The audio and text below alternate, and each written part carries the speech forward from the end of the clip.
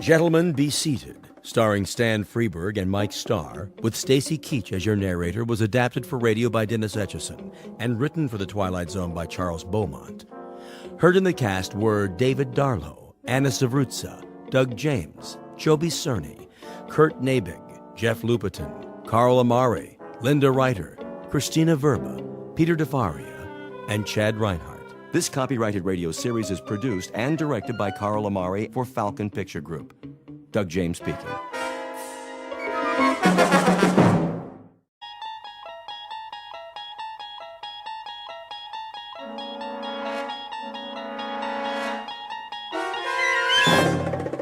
You unlock this door with the key of imagination. Beyond it is another dimension, a dimension of sound, a dimension of sight, a dimension of mind. You're moving into a land of both shadow and substance, of things and ideas. You've just crossed over into the Twilight Zone.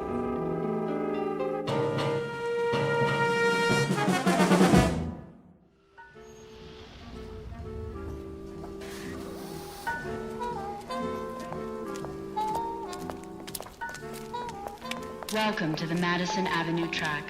Step onto the moving sidewalk. Single file, please. No pushing or shoving. The time is 8:37 a.m. Excuse me. Certainly. I'm in line here. Yes, of course. I was next. I don't believe... I have to get to work. Do you? We all do. If you don't mind... Make room, please. I'm late. The line starts back there. Are you being rude? Why, no, I don't think I am. But if we all enter the pedwalk at the same time... You stepped on my toe. That wasn't me. I believe it was. I believe that's the imprint of your heel on my shoe. If it were, you'd have even worse fallen arches. I don't appreciate that attitude. I have a suggestion. If we all go barefoot, there'd be more room. You know, more foot space per square inch. Squeeze in heel to toe, so to speak. Why, I never. Of course, if someone fat comes down too hard, those little piggies would suffer, crying, wee, wee, wee, all the way home. Would work, as it were. Your remarks are most distasteful. Not making a joke, is he? No, I assure you. He was. Completely inappropriate. Yes, indeed. This is a serious world we live in. No place for that sort of thing. None at all. I've a good mind to report him. I give you my word. I would never make a joke about anything. That's better. Unless someone weighs over, say, 250 pounds. It'd be hard to take that lightly. Did you say something? Me? You. Not at all. We'll see that you don't. Absolutely. I should hope so. You have my word. Some people. Not another syllable. You gave your word. Positively. These are serious times. For serious people. It's a necessity. With all that's going on in the world? I couldn't agree more. Well then, see that you do. My lips are sealed. Madison Avenue, next corner. Step off the moving sidewalk. Single file, please. No pushing or shoving. The time is 8:39 a.m. Excuse me. I have to get to work. Wee.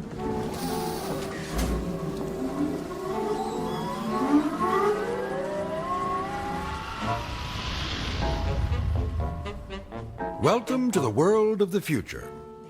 The time, a mere 20 years from now, give or take a few.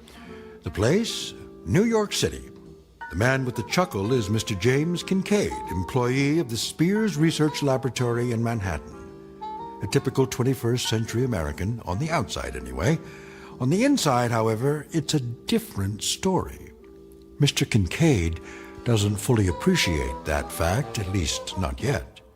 He doesn't dream that one involuntary sound, one little chuckle, has already set him apart from his fellow workers. For this is a serious world for serious people. but by allowing a single utterance to pass his lips, he is about to be transported out of this world and into the Twilight Zone. And now, The Twilight Zone and our story, Gentlemen, Be Seated, starring Stan Freberg and Mike Starr, with Stacy Keach as your narrator.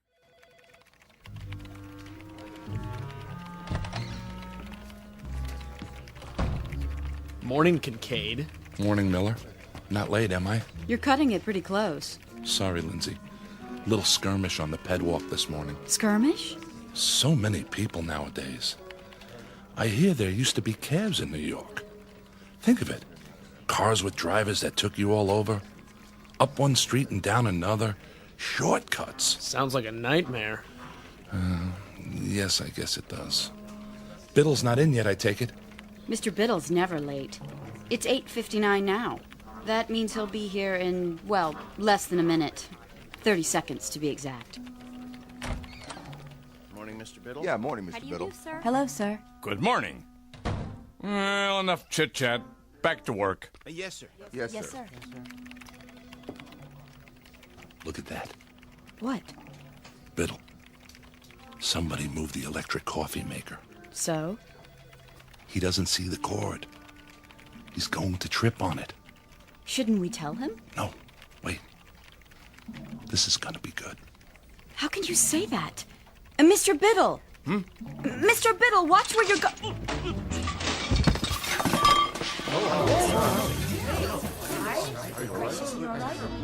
Oops.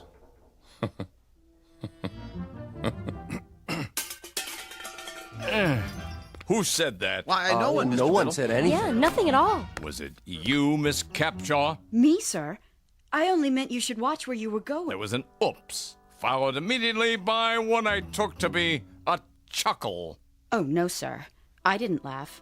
No one laughed. Was it you, then, Kincaid? None at all, sir. I didn't say a word.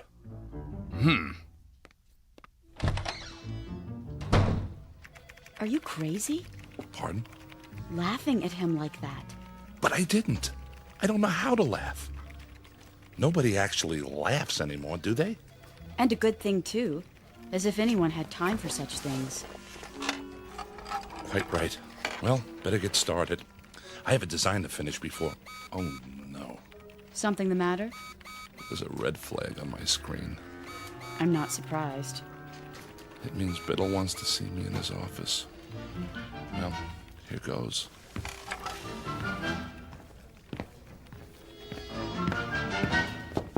Yes. Kincaid here. Come in. You wanted to see me, sir? Sit down. I could come back later if you That want... chair right there. Yes, sir, Mr. Biddle.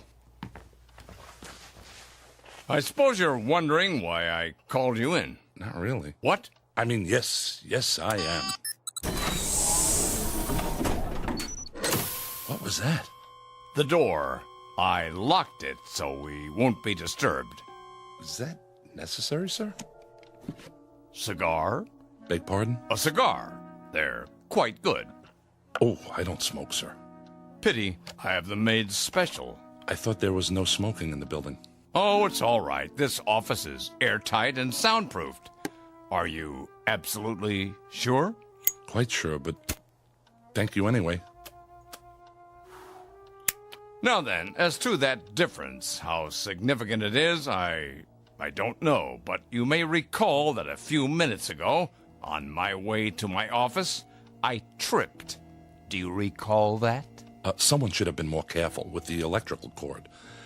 I should have. I hope you weren't. What was your reaction? Why, regret, sir.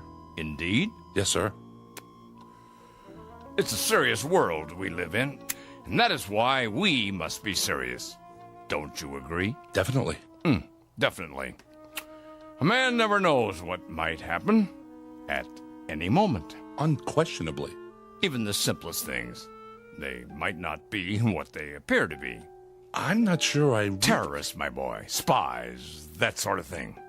They're everywhere. What if there were an explosive charge, say, hidden in this very office? It could go off at any time. Surely not. Oh, there's no telling when it might happen. Any time at all. I sit here at my desk, puffing away. Well, we talk about serious things, and the seconds tick by. Until it goes off. It was right under my nose, in the cigar, you see? What do you say to that? Aha! I knew it. Excuse me, are you all right? Of course. Oh, a little worse for wear. By the way, is my face blackened? Eyebrows singed? A bit. Here, take my handkerchief. Nonsense. It was only an exploding cigar. Tell me something, my boy, and be honest. Do you find yourself chuckling often? Well, How did it feel? I'm afraid I don't understand. Did it feel strange? Yes. But not unpleasant, right? Not as such. We could describe it then as a strange but not unpleasant sensation? If you say so, sir. Good. Splendid. Oh, splendid. Will that be all, sir? I should get back to work. Yes. I'll unlock the door.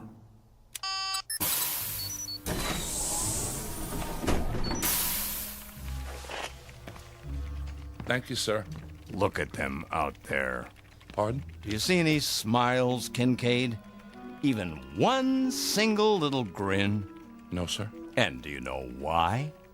Because they've forgotten how, that's why. Note the emptiness in their eyes, the deadness, the utter nothingness. Like machines, Kincaid. Machines!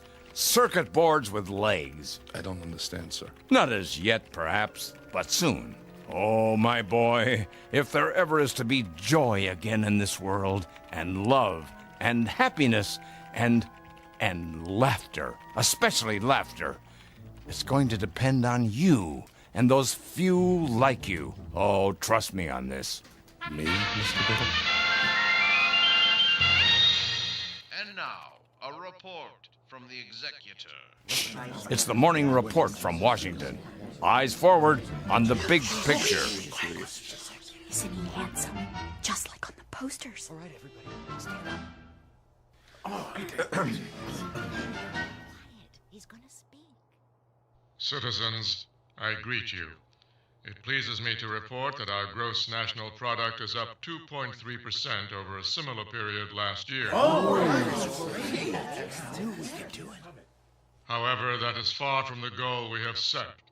The goal we promised ourselves. Kincaid, bigger, better I have country. one more question World for you. Council shows a decrease in hydroponic Why do production. firemen wear We red can only point to suspenders? inefficient use of available time. sir.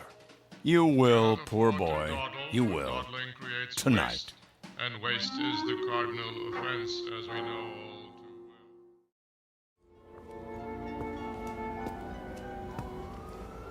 well. What in the... Here I am, my boy. Oh, Mr. Biddle. Just as we said, 7:30. Right on time. Yes, sir. I almost didn't make it. Oh? Trouble? The directions you gave me were fine. It's just that I've never been to this part of the city before. The pet walk doesn't run this far. Oh, well, first time for everything. Glad you could make it. You've had dinner, I trust? I ate something. The usual synthetics? Of course. Well, they're all right, but I'll tell you something. There's a great deal of difference between a steak and something that only tastes like steak. Just as there's a difference between a human being and something that only looks human. I see. Do you? I hope so. I really do. I'm afraid I don't see much at the moment. That's because most of the streetlights are out. They don't bother to fix them since no one comes here anymore. Something the matter? It's just the smell. They don't spray out here either, but you'll get used to it. May I ask, where are we going? Why, we're almost there. We are? Yeah, they call this no man's land. The last of the old world, right here in the city. Beautiful, isn't it? I suppose. You don't think so. You think it's non-functional. A lot of ugly, wasted space. I know. Well, not to worry. They'll have it torn down in a few years, swept away, forgotten. Evening, gents. Why, good evening to you, sir. Could you spare a smoke? Sorry. Hold on, my good man. I have here a cigar of the finest leaf, hand-rolled to my specifications. You're not really going to... Have no fear, my boy. This one's real. You sure? Indubitably. How about some spare change for a cup of Cava Java? Don't press your luck. Thank you. Thank you kindly. Blessings to you, mister. To the both of you. Plenty of unhappiness here, James, but plenty of happiness, too. Stand here a moment. Come on, close your eyes. Can't you almost hear the crying and the laughter? Don't move your head, please. What are you doing? Just a handkerchief. A simple blindfold. What? Nothing to be alarmed about. Just a precaution. There. Can you see? No. Good. Now turn around 5 times. But why? It's necessary the first time, in case you're rejected. Now take hold of my arm. I'll lead you to the entrance. Very, very private, you know. That's it. And away we go.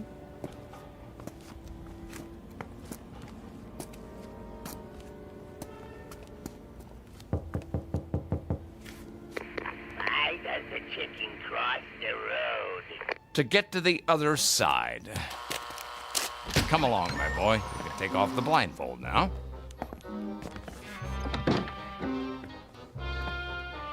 Mr. Biddle? What is this place? The foyer, of course. Those 2 chairs, they look like thrones. What else? But, Mr. Biddle... What can I do you for? Good evening. Is he in? Let me see. Maybe yes, maybe no. Tell him number 709 is here with the recruit. Alrighty then. Try not to miss me while I'm gone. In the meantime, gentlemen, be seated. Who is that? What does it look like? A clown, of course. Well, you heard him. Sit down. I recommend the chair on the left. If you say so. There. Feel better? I suppose. My turn now.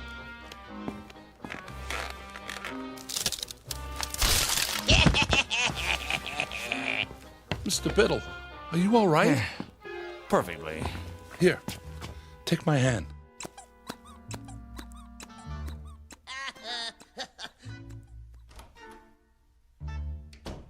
I'm disappointed in you, Kincaid. You are? Didn't you find that the least bit funny? Just now when I went sprawling? No, sir. You could have been hurt. Oh, James, please. Try. Don't tell me you've forgotten how to laugh. Not you. I was so sure. Sir, if you'd only explain to me... No, there's too much explaining in the world and not enough laughing. We're all turning into a race of machines. Cold, efficient, heartless machines. Ta-da! Who are you? Feast your eyes. Ever seen the smug before, huh? The executor. He does wonders with makeup. For a court jester, that is. The face doesn't quite go with that 3-pointed hat. What's the matter? You don't like it? I didn't say that. Then I guess the yoke's on me. Well, don't just stand there with egg on your face. What goes up the chimney down but not down the chimney up, huh? Quickly. I don't understand the question. Would you repeat it? Too late. Timing is everything. Go on, tell him. An umbrella.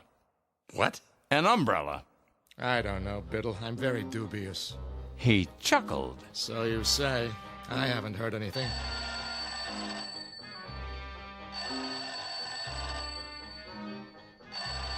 What's that? Sounds like the phone to me.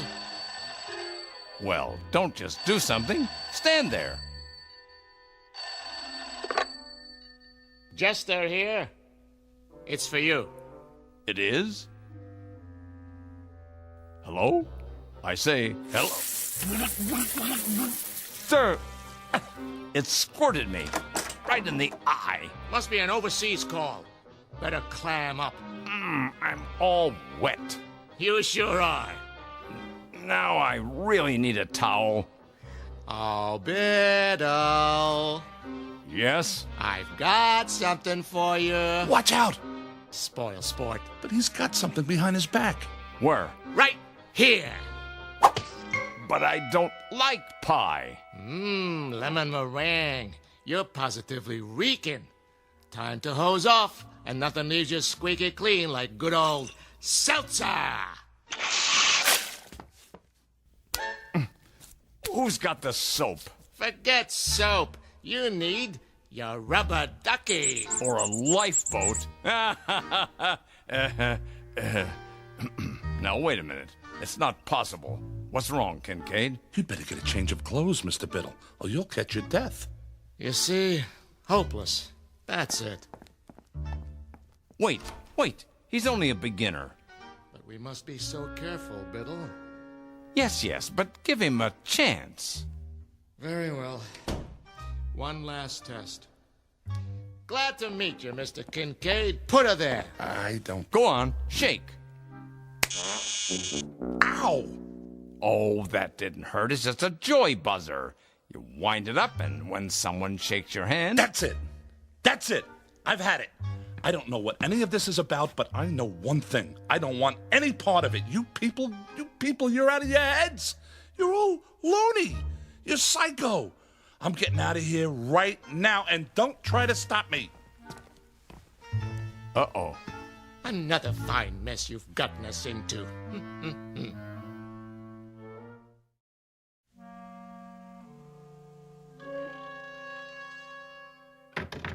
Let me out of here.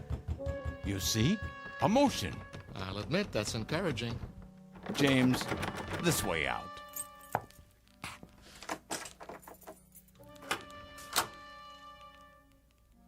If you please, it's just through here. No tricks this time? No tricks. Wait, this is a library. A small reading room for our members. Members? Mr. Biddle told you nothing? He asked me to meet him. I thought it was about work. What is this building? Used to be offices. Now it's abandoned, so we made it our headquarters. Headquarters of what? The SPOL. The Society for the Preservation of Laughter. Have a seat. Oh, no. Now, this one's a real chair, I promise. Well, just for a minute. Oops. Hey, that was not me. You sure, my boy? Sorry, I must have left an old whoopee cushion under the seat. Collector's item now, you know? Here, let me get it. Go on, make yourself comfortable while I explain.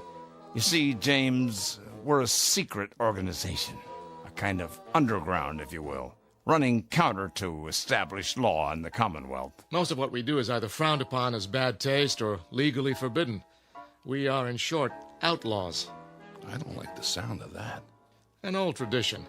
Ever hear of something called speakeasies? They were secret clubs that sold liquor during Prohibition. Well, this is a laugh easy. All these books, the posters on the walls, Laurel and Hardy, the Three Stooges. Who are they? All great clowns from the past. There's Perot, Punch and Judy, Bozo. We try to keep the tradition alive. What tradition? You see, Mr. Kincaid, the world has forgotten how to laugh. There are some of us who regret that fact. Unlike those in power, we feel that laughter is important enough to be preserved, at any cost.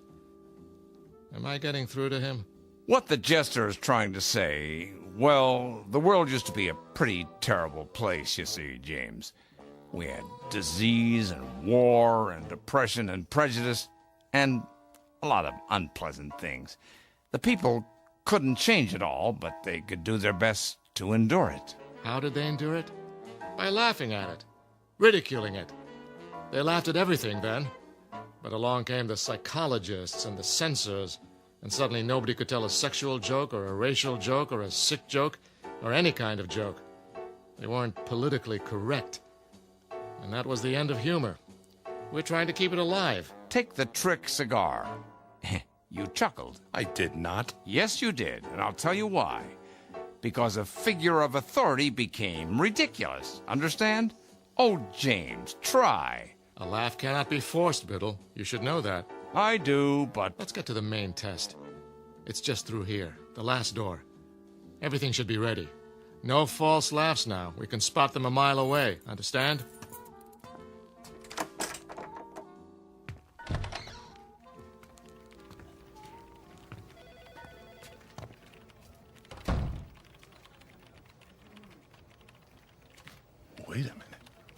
Wait a minute. This looks like... Spears Research. Where you work, Kincaid. Where I work. A perfect replica, down to the smallest detail. But how? It's nothing, really. We have art directors, carpenters, just a matter of painting a set, some props. And now, The music. a report And the screen. The executor. Is he giving an address? You'll see. Okay, everybody stand up. Citizens, I greet you. It pleases me to report that our gross national product, however, that is far from the goal we have set.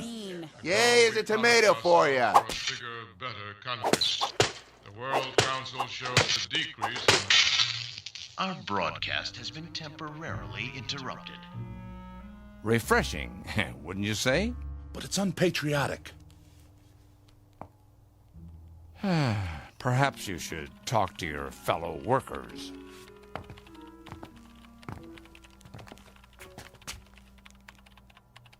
Miller? Is that you? Who wants to know? It's me. Kincaid. But how... A rubber mask.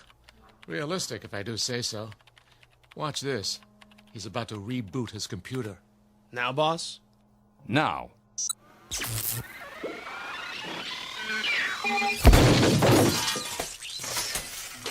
Well, Kincaid? Well, what? His computer, man. It blew up in his face. What do you say to that? Computers are awfully expensive. The World Stock Exchange Terminal. It's just come online. But Wall Street's closed for the night. They're open in Tokyo. Watch.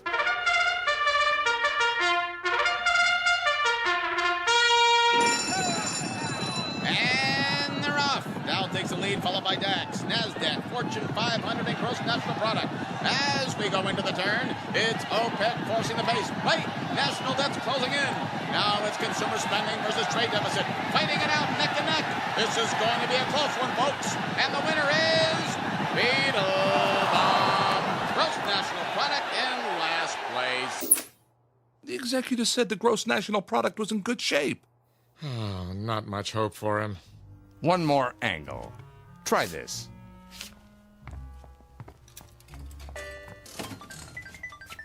Lindsay? Hi, Jim. But this isn't your computer. I traded it for a video poker machine. Got a quarter? A quarter? Come on, I'm on a roll. One more win and I'll buy lunch. What do you say? All right.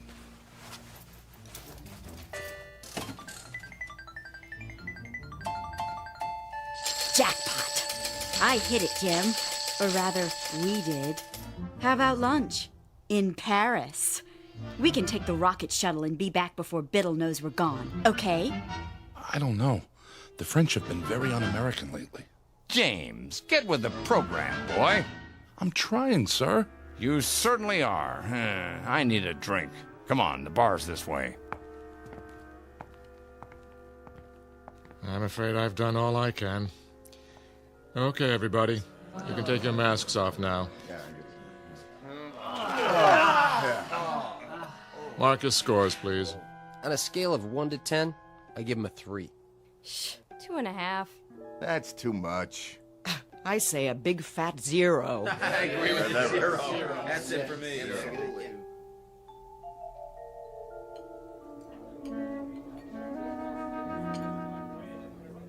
What'll it be, germs? I mean, gents? Martini, double. And one for my friend here. Make it special. Coming right at you. those my judges? Don't worry about it. I haven't given up on you yet. How about a game of darts? But, sir, the target's there.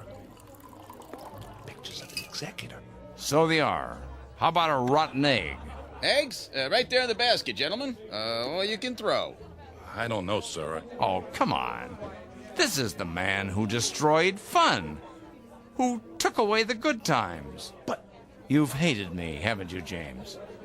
As a boss. No, you have. I know. And with good reason. I've been a stern, pompous ass. But I'm competent at my job. The company can trust me. I know my role. But I'm not at work now. Oh, good one. Yeah, good one. Right in the old schnozola. Try one? Well, okay. Good boy. Got him right in the eye. Another? If you say so. He took it on the chin. Now try the neck. That's always funny. 2 martinis. Wait, drinks first. This one's yours. Well, through the teeth and over the gums. Look out, stomach, here it comes. My glass is leaking. Of course it is. That's what's called a dribble glass. See the little slits in the side? When you tip it to drink, voila! Doesn't that tickle your funny bone? It's a start. 2 more. No problem. Here's your drinks. Thank you, my good man. Cheers. I think I'm starting to like these. Keep 'em coming. My pleasure, sir.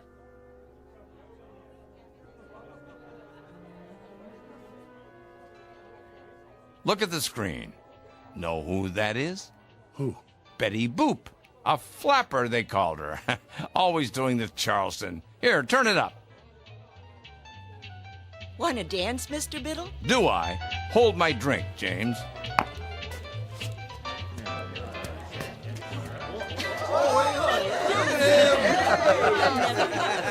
You ain't seen nothing yet. Biddle,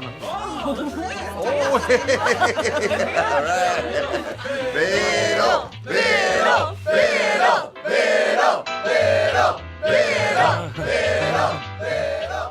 I'm laughing. Biddle, Biddle, Biddle, Biddle, Biddle,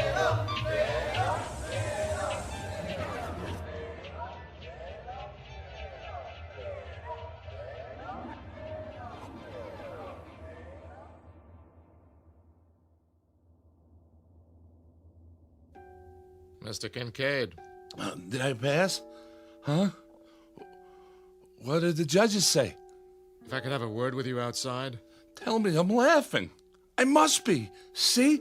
I've never felt this way before. Sorry, Mr. Kincaid. Time's up.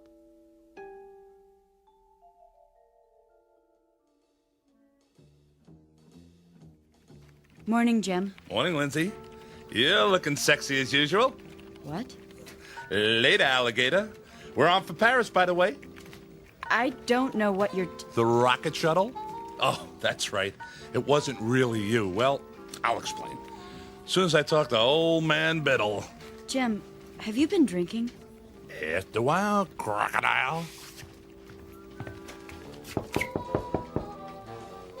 Come in. Hi. You are 17 minutes late. I know. Those martinis, whatever they were, they really got to me. Martinis? I hadn't even tasted this stuff before last night. Sorry. I was pretty plastered. Who took me home? I don't know what you're talking about. About last night. SPOL. Hey, why does the fireman wear red suspenders? What? To keep his pants up! Are you sick, Kincaid? Oh, come on, Mr. Biddle. I know I was a disappointment to you, but it was also new. They're not going to hold it against me because I didn't laugh, are they? I didn't know how. But I do now. Listen.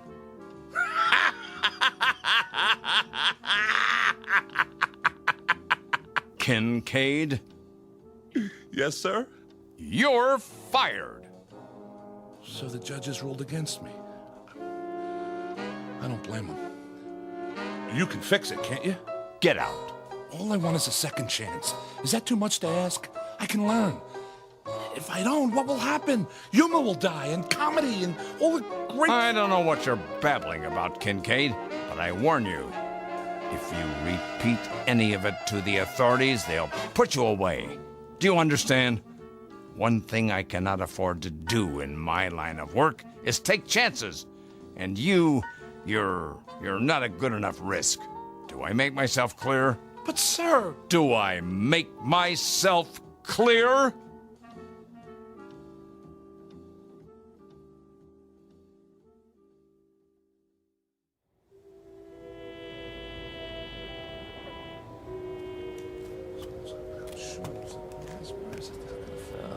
Evening to you.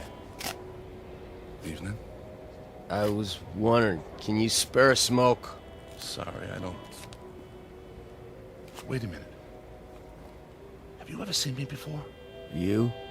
Well, no, Did you smoke a cigar last night? Oh, yeah. I think I did. Here. Get yourself a cup of Cava Java. Hey, thanks. Can I ask you a question? Yeah? Would you happen to know where it is? Where what is? The place where they laugh. That's a good one. No laughing around here. It ain't allowed, you know. I know. Well, evening to you. Yeah. See you in the funny papers. A section of the city known as No Man's Land. Mr. James Kincaid, once 39, but a lot older now.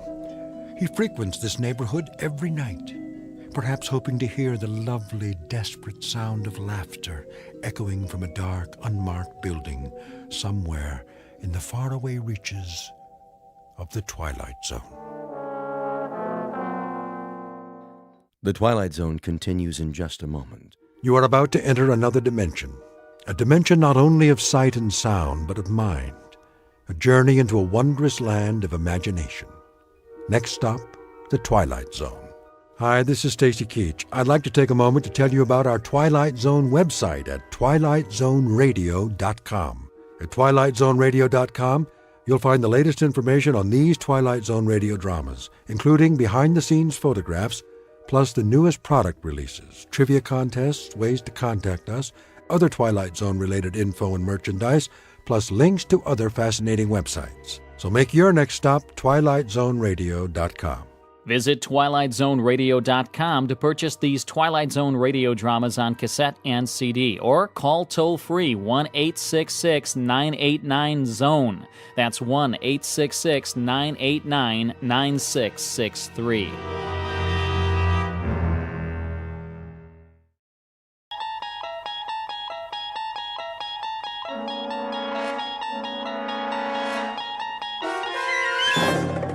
You unlock this door with the key of imagination.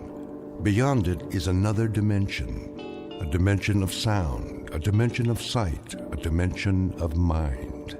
You're moving into a land of both shadow and substance, of things and ideas. You've just crossed over into the Twilight Zone.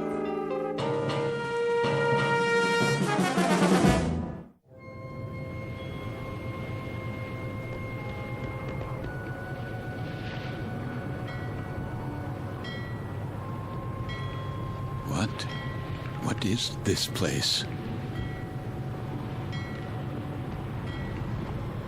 The time. It must be late. Very late. Light in the salon. Let's black out down there. Who?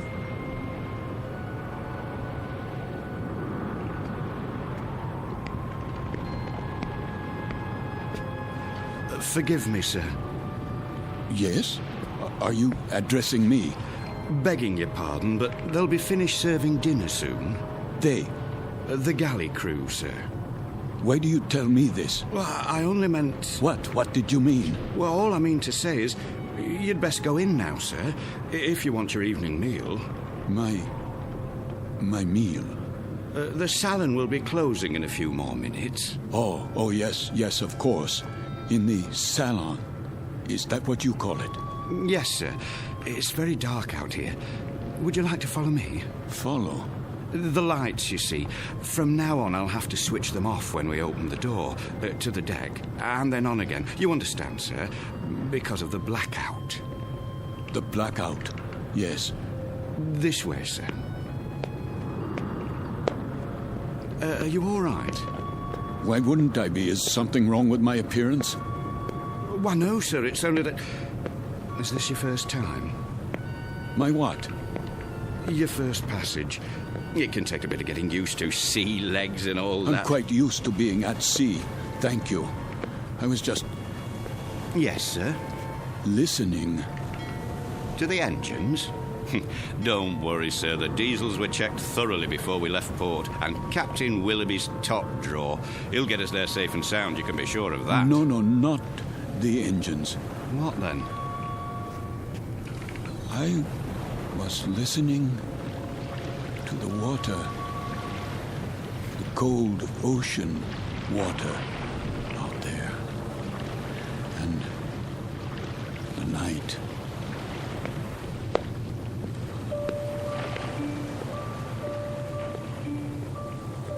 This is the deck of a small freighter, the SS Queen of Glasgow, located somewhere in the North Atlantic. Her registry, British. Gross tonnage, 5,000. Age, indeterminate. At this moment, she is 1 day out of Liverpool. Her destination, New York. Duly recorded in this ship's log is the sailing time, course to destination, weather conditions, temperature, longitude, and latitude. But what is never recorded in such a log is the fear that washes over a deck like fog and ocean spray.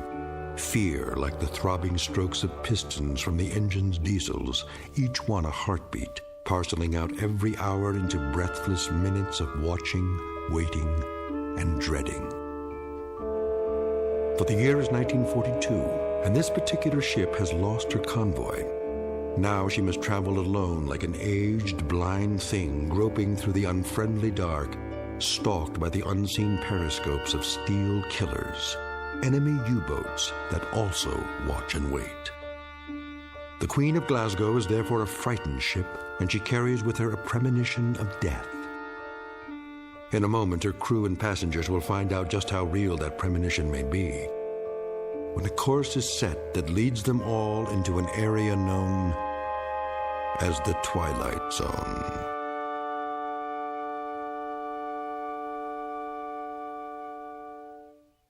And now, The Twilight Zone and our story, Judgment Night, starring Chelsea Ross, with Stacy Keach as your narrator.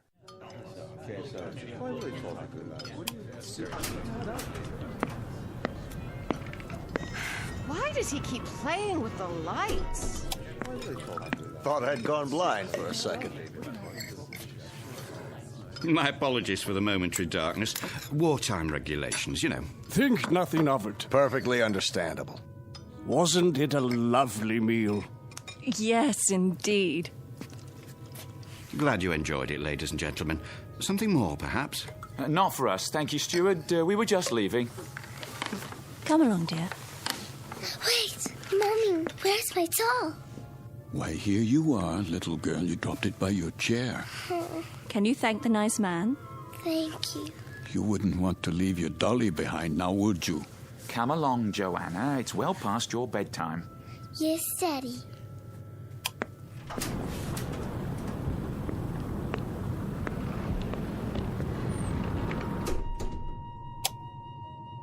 Who's this? Mr... Oh, I'm afraid I didn't get the gentleman's name. You are... Forgive me, I'm... Lancer. What's that? Aren't you Lancer? Oh, yes. I'm Jerry Potter. We looked for you at dinner. I was detained. I... Saw your name on the purser's list. We were wondering where you were. You were?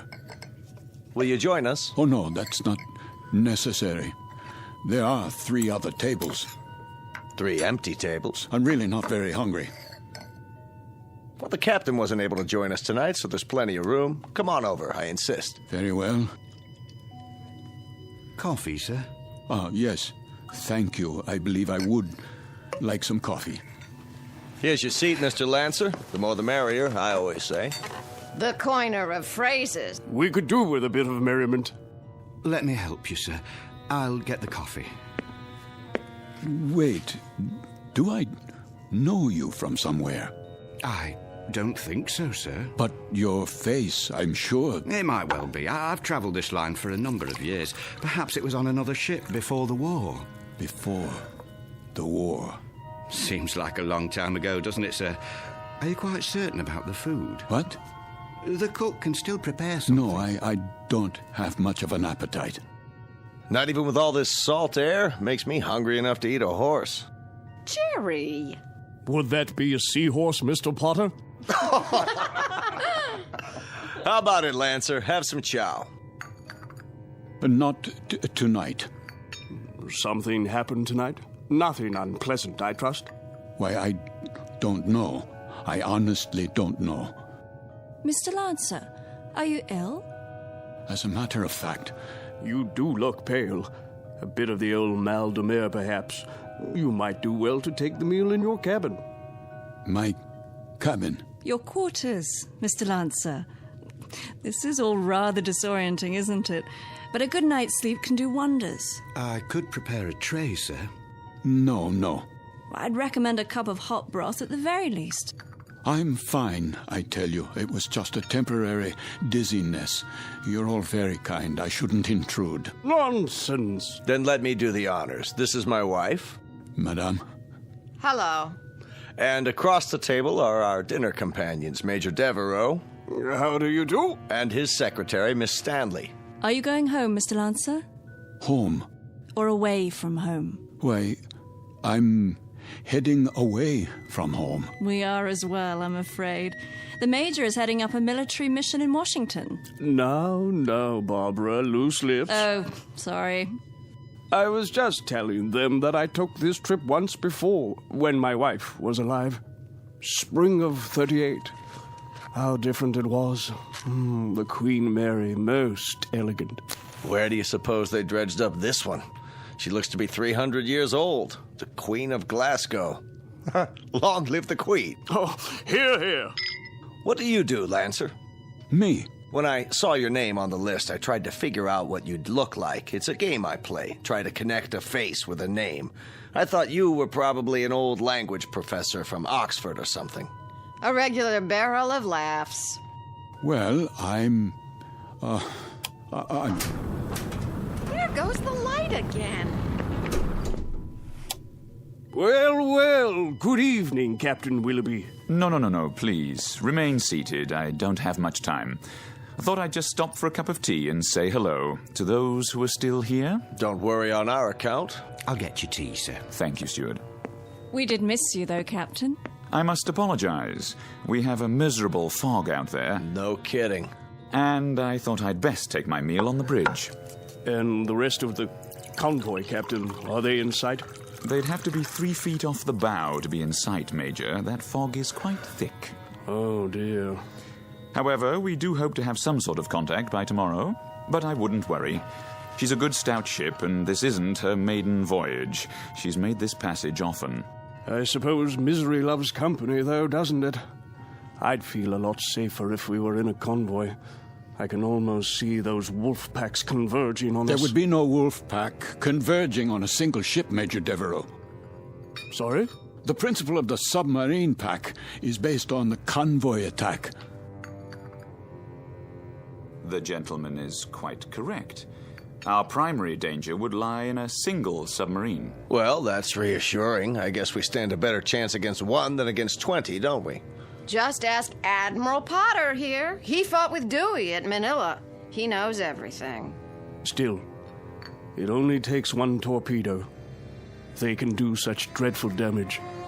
And I must tell you, I've had a miserably uncomfortable feeling ever since we've left. What kind of feeling? Of being followed. Isn't that something? I've had the same feeling. I'll tell you, I'd rather they go after us with a pocket battleship. That you can see, not a skulking, crummy tin fish a couple of miles underwater. If we're being followed, you will see the sub, Mr. Potter. It will surface. They won't waste all their torpedoes on us. Not when they can sit back 1,000 yards and shell us with impunity and sink us at will. You forgive me. This is Mr. Lancer, Captain. Mr. Lancer? But you sound like a U-boat commander. My apologies. That was clumsy of me. Oh, please, sit down. Let me clean it up, sir. I hope I didn't spill any coffee on you, Miss Stanley. No, but you did quite a job on yourself. That's quite all right. I'll get you a towel. I said it was all right. Yes, of course. Sit down, Mr. Lancer, please. Another cup of coffee, sir? No. Thank you. That won't be necessary. I think we might start by getting better acquainted. First of all, I trust everyone's comfortable. Oh, yes, quite. This ship, you know, wasn't designed to carry passengers. I hope you'll bear with some of the inconveniences. I suppose they're worth living with to get to the States, aren't they? You can say that again. Mr. Potter, I understand you're with the American government. War Production Board. And where is your home, Mrs. Potter? Good old Chicago. Windy City. Oh, how interesting. I do hope to travel farther west one day. I tell you, I'll be mighty glad to see it again, wind or no wind. And you, Mr. Lancer? Yes? Where's home for you? Home? I was born in Frankfurt. Frankfurt? Like in Germany? Yes, Germany. Well, how long had you been in England, Mr. Lancer? How long? Not very long, not long at all. Please accept my apologies. I think I'll go to my quarters now. Too bad. I was hoping we'd get a poker game going. Whoop-de-doo. Perhaps another time. Good night. There goes an odd one, huh? I had him pegged as a German the minute he came in. What do you suppose he's traveling on this ship for? You don't think he's a spy, do you? I rather doubt it, Mr. Potter. All the passengers are well screened. I am a bit concerned about him, however. He doesn't look at all well. Actually, I'm feeling a bit tired myself. I think I'll be off to bed. Good night, everyone. Sleep well. Watch your step, Barbara. I will. It's very dark out there. Would you like a torch? Oh, don't worry about me. I can have the steward escort you. I wouldn't think of it. See you all at breakfast. I'll get the light switch. Thank you, Captain. Good night.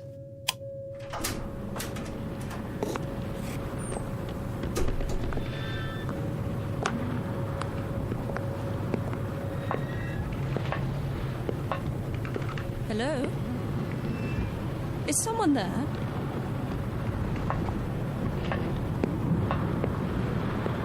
I say, is anyone...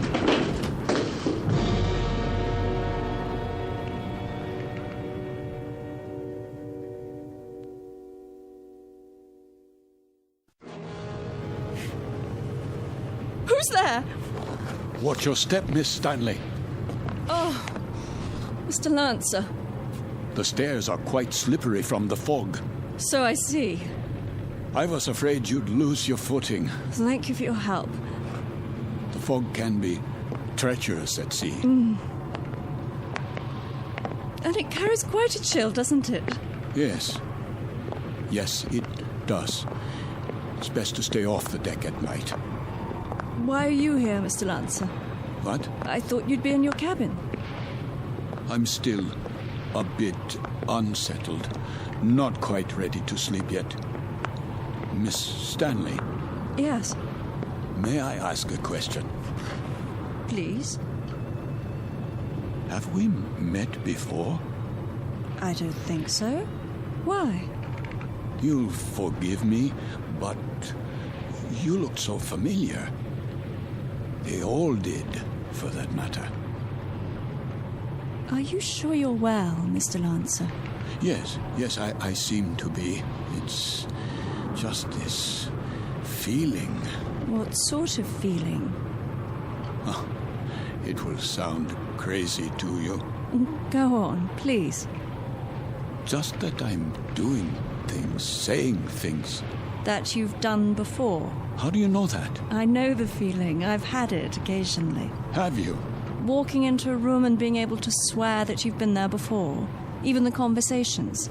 They seem identical to ones you've had at some other time. Yes, but what other time and where? That's always the question, isn't it? And the people? Yes, and the people, too. Yes. That's extraordinary. What is? I don't recall. I don't seem to recall boarding this ship. Don't you? Or anything else, for that matter. How I got here, or why I'm here.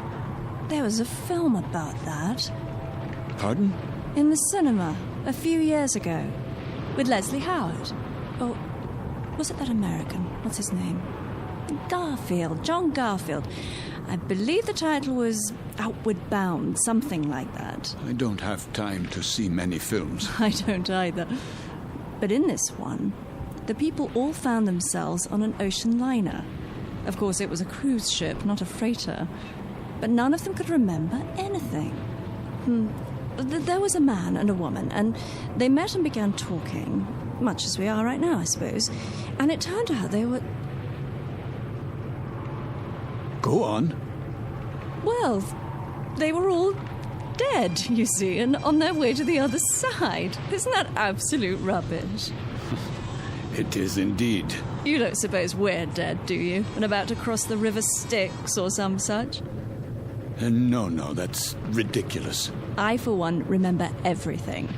A cab to the docks, and carrying my bags, my passport, the security clearance. My passport? Of course. It must be in my cabin.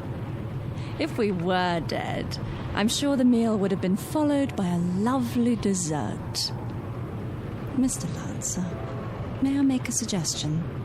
Why don't you see the ship's doctor? I'm sure they must have one, even on a freighter. For what purpose? It has to be some form of temporary disorientation.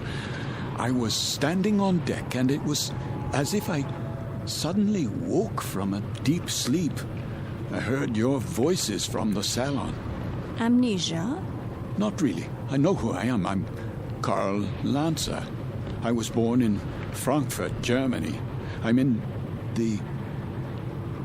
In the what? In the... You were going to tell me. You were in the something or other. Was I? I don't remember now.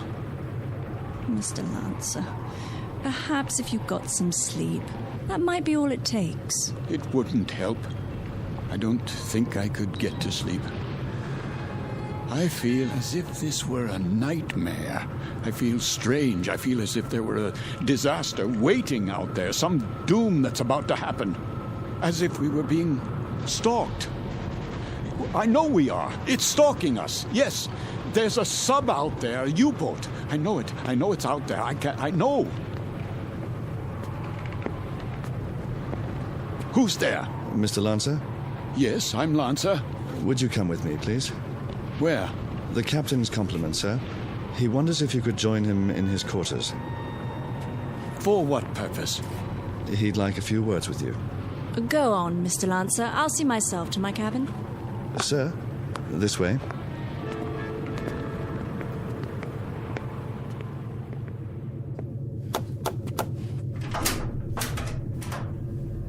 Mr. Lancer, sir. You wish to see me, Captain? Thank you for coming, Mr. Lancer. You've met my first officer, Mr. Danbury. Yes. What is this about? I wonder if you'd mind answering a few questions. No, not at all. First, would you mind showing us your passport? My passport? If you don't mind. Just routine, Mr. Lancer. On our passenger manifest, it seems that your passport number was somehow not included. Yes, of course.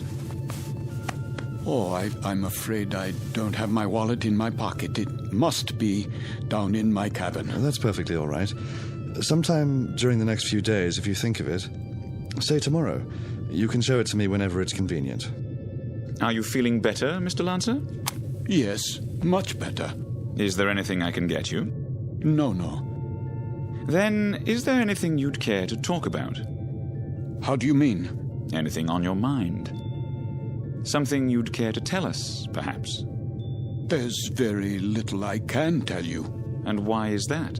Because I don't remember very much. No? Actually, to tell the truth, I don't know how I got here. I don't recall anything about it. Is that right? I seem to remember only a few odd, disjointed things. I know, for example, that my name is Karl Lancer. I know I was born in Frankfurt. So you said. Please continue. Continue where? That's it. At this moment, that's all I know. Mr. Lancer. Yes?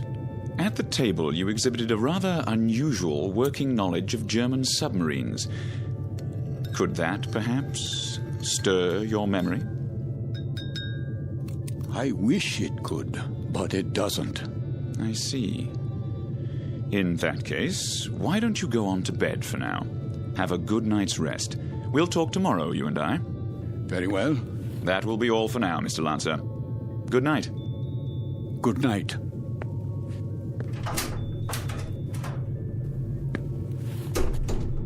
Most peculiar. I'd agree, sir.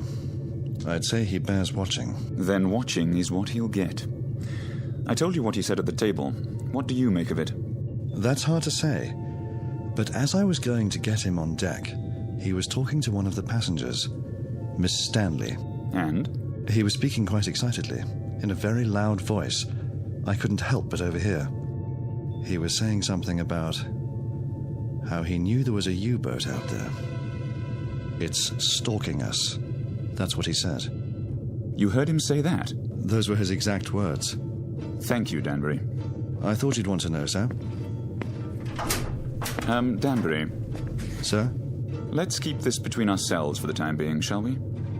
Yes, sir. And see that a steward is sent down to his room. I want to have a look at that passport as soon as possible. Right away, sir.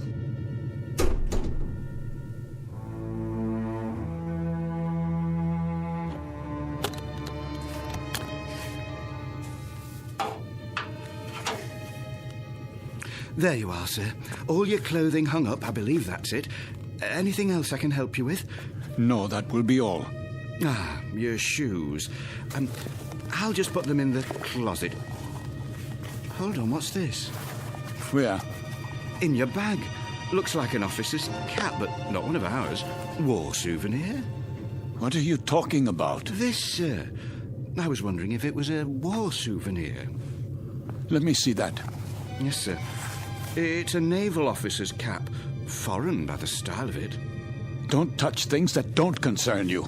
I only thought I'd put it away for you. That won't be necessary. I'll put it away myself. Yes, sir. That will be all.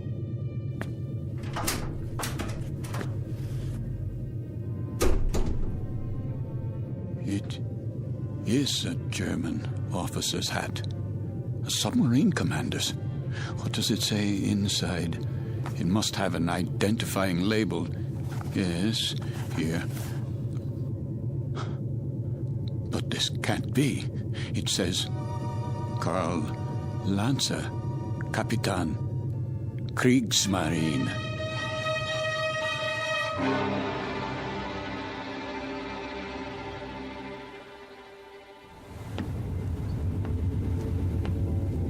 Mr. Danbury? Yes, sir?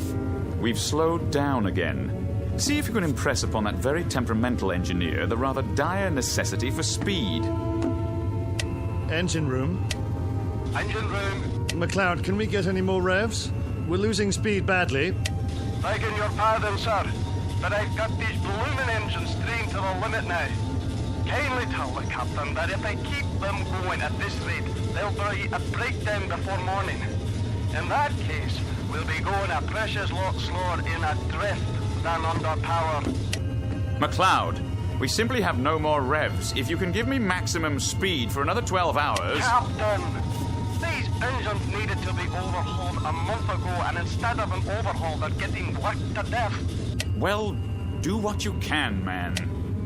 Aye, aye, sir.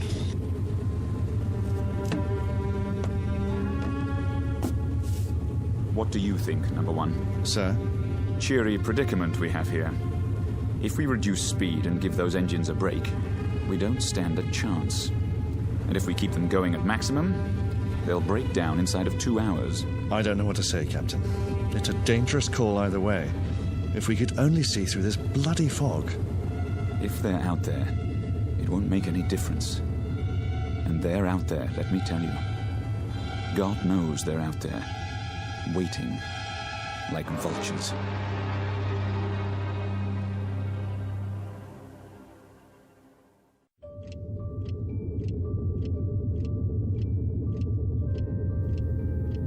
Another drink, please. Begging your pardon, sir, but it's very late. Don't beg my pardon. Just put the bottle on the bar. Go to bed if you're tired, but leave the bottle.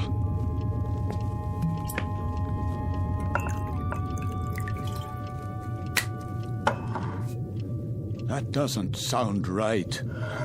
Sir? The bearings. Bearings, sir? Yes, on the engines. They always sound like that, sir. You get used to it. You should hear McLeod on the subject. He's the engineer. Says the engines on this tab were originally designed for Lord Nelson. Is that clock accurate? Why, yes, sir. She's a real antique, that one. Captain Willoughby had her on the old Harcourt Bay. Keeps perfect time, she does.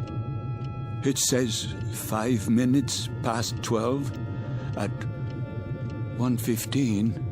Not for a while yet. No, but at 1:15, something will happen at 1:15. Something, sir? What might that be? I don't know. I really don't know, except the hour and the minute, 1:15. It sticks in my mind. The tray for the bridge, please. Just being made up, sir. The cook will be done in a minute. Have a seat at the end of the bar. Been here long, has he? Sitting like that for 3 hours. One drink after another.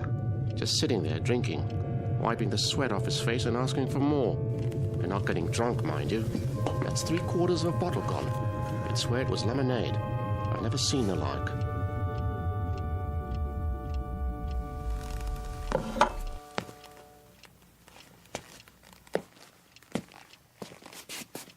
Why have the engines stopped? Probably just routine maintenance, sir. Don't give me that. They've broken down. I don't think it's serious, sir. You don't think it's serious? Adrift in waters like these without any power, you don't think that's serious? We're defenseless here. Now we are absolutely defenseless. They'll be repaired, Mr. Lancer. We'll be underway again soon. No, we won't be underway soon. We'll drift until 1:15. That's what he's been saying all night long. You know, of course, how easy it would be for a submarine to... You're a nervous man, Mr. Lancer. I'd suggest you call it a night. Oh, I'm a nervous man. I can assure you that I am suffering from something a little more serious than nerves. I'm suffering from knowledge. I'm suffering from knowing what's going to happen. Really? Now? My affliction comes from waiting and knowing that inside of an hour, a U-boat will surface off our bow with searchlights and a deck gun. We'll be attacked and we won't be able to run away. Here, sir. Sit down, man. How does it feel to you people just standing still and waiting for a shell or a torpedo to smash into you, waiting for the ship to blow apart so that you can find yourself in the water, closing in on you, filling your lungs so you can't scream? I said sit down, man. Mr. Lancer, this kind of talk won't do you or anyone else any good.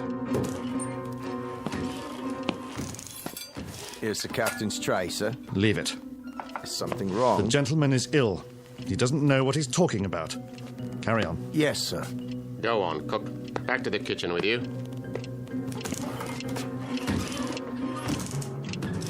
The U-boat's coming. We must get the engine started or abandon ship. That's what we must do. Yes, we must abandon ship. Do you hear me? Why has the clock stopped? Where did you go? Where have you all gone? Why have you left me alone like this? Where is everyone?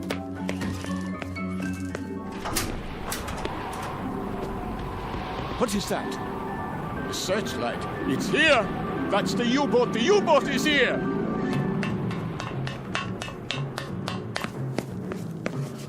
We've got to get out. Off the ship, everybody. There you are. All you passengers, out of your rooms. Listen to me. There's a U-boat. I just saw it. She's going to sink us. Can't you hear me? Why don't you move? Are you all out of your minds? What do I have to do? Do I have to grab you and carry you up on deck? Do I have to throw you bodily into the lifeboats? Do I have to knock you unconscious? They're gone. But where? Is the entire ship empty? Or have I gone mad? A life preserver, yes. SS Queen of Glasgow. Wait. I remember that name. Queen of Glasgow. Queen of Glasgow. Potter? Major Devereaux! Miss Stanley, where are you? Captain, steward, we must abandon ship.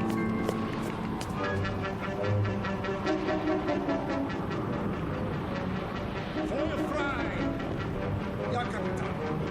Fire!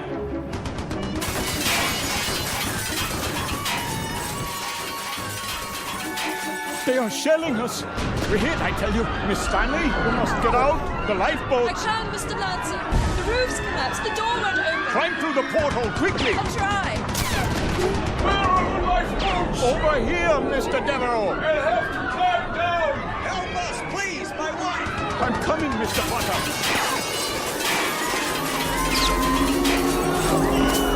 Watch out! The rail is collapsing.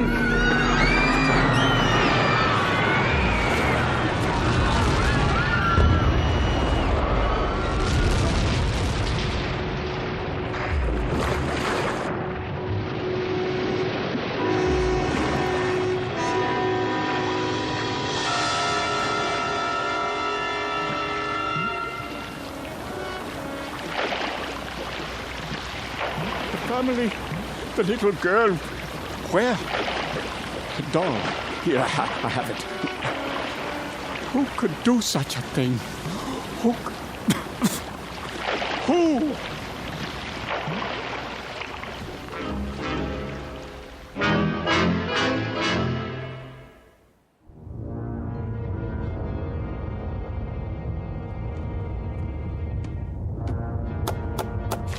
Ja?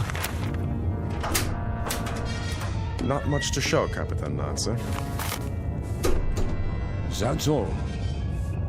Very little wreckage floated to the surface. Only this life preserver. There were no survivors. Then I'd say that's a good catch tonight, wouldn't you?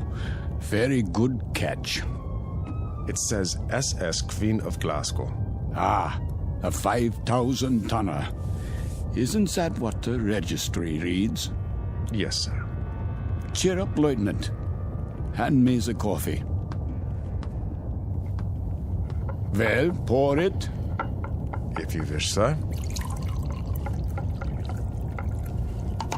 You have nerves, Mueller. Not really, sir. A little shaky, perhaps. Oh, why? Nothing, sir. I asked you a question. Why? There were women and children on that ship. So? We gave them no warning. You'd have us give them warning, eh? So their radio man can send out their position, which quite incidentally is our position. You have sentiment, but no brains. You're an old woman, Mueller. You know that? I just find it difficult. To do what? To reconcile killing those people. Without warning. It makes me It makes me wonder if we're not damned now. In the eyes of the British Admiralty, we most certainly are. I mean in the eyes of God. You're not just a fool, Lieutenant. You're also a religious fool. Perhaps a mystic, too. And if we are damned, what will happen? I've had dreams about it. Maybe people like us have a special kind of hell waiting. Maybe to be damned is to have a fate like the people on that ship. To have to suffer as they suffered and die as they died. You are a mystic, Lieutenant. We'd ride the ghost of that ship every night for eternity. Every night, Herr Capitan. For eternity. What are you talking about? They could die only once. Just once. But we can die 100 million times. Every night. Ride the ghost of that ship. Every night. Every night.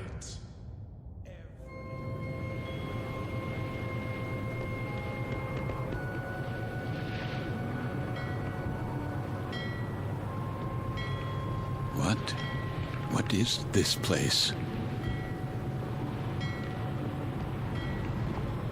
The time. It must be late. Very late. Light in the salon. Let's black out down here. Who?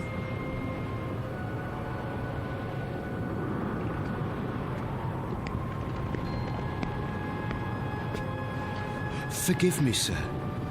Yes? Are you addressing me? Begging your pardon, but they'll be finished serving dinner soon. They? The galley crew, sir. Why do you tell me this? I only meant... What? What did you mean? All I mean to say is, you'd best go in now, sir, if you want your evening meal. My meal? The salon will be closing in a few more minutes. Oh, yes, of course. In the salon. Is that what you call it? Yes, sir. It's very dark out here. Would you like to follow me? Follow? The lights, you see. From now on, I'll have to switch them off when we open the door, to the deck, and then on again. You understand, sir? Because of the blackout. The blackout? Yes. This way, sir. Are you all right?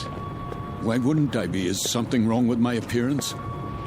Why, no, sir. It's only that... Is this your first time? My what? Your first passage.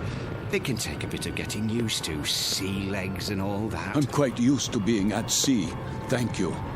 I was just... A special kind of hell waiting.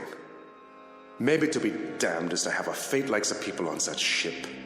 To have to suffer as they suffered and die as they died. We'd ride the ghost of that ship every night for eternity. For eternity. For eternity. For eternity. Yes, sir? Just listening. To the engines? No, not the engines. I was listening to the water. The cold ocean water out there. And the night.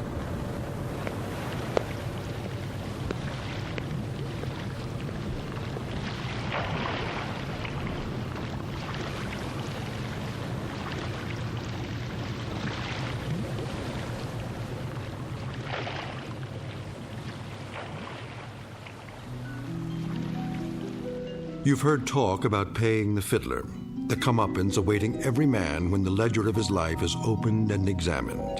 The credits and debits added up, a tally made, and then the reward or the penalty paid. In the case of Karl Lancer, former Capitan and U-boat commander, Navy of the Third Reich, this is the penalty. This is the justice meted out. This is Judgment Night in the Twilight Zone. More from the Twilight Zone after this. You are about to enter another dimension. A dimension not only of sight and sound, but of mind. A journey into a wondrous land of imagination. Next stop, the Twilight Zone. Hi, this is Stacy Keach. I'd like to take a moment to tell you about our Twilight Zone website at twilightzoneradio.com. At twilightzoneradio.com, you'll find the latest information on these Twilight Zone radio dramas, including behind-the-scenes photographs, plus the newest product releases, trivia contests, ways to contact us, other Twilight Zone-related info and merchandise, plus links to other fascinating websites. So make your next stop twilightzoneradio.com. Visit twilightzoneradio.com to purchase these Twilight Zone radio dramas on cassette and CD, or call toll-free 1-866-989-ZONE. That's 1-866-989-9663.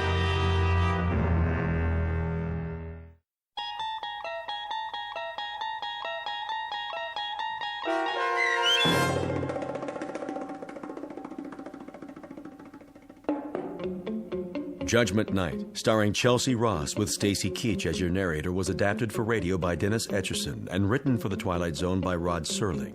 Heard in the cast were Nick Sands, Damian Arnold, Richard Shafson, James Houghton, Sarah Wellington, Christian Stolte, Fernette Lebo, Doug James, Martin Astrop, Anna Rose Benson, and David Darlow.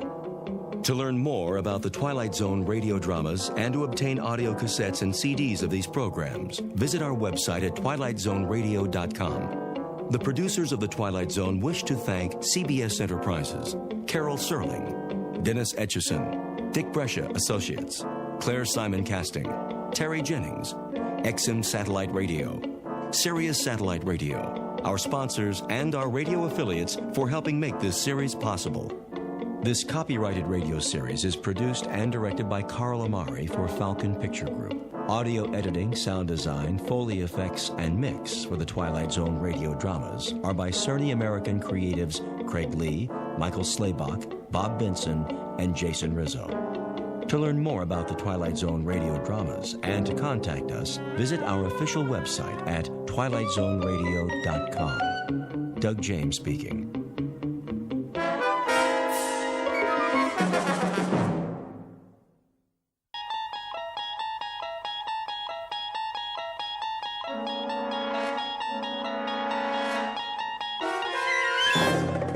You unlock this door with the key of imagination. Beyond it is another dimension, a dimension of sound, a dimension of sight, a dimension of mind. You're moving into a land of both shadow and substance, of things and ideas. You've just crossed over into the Twilight Zone.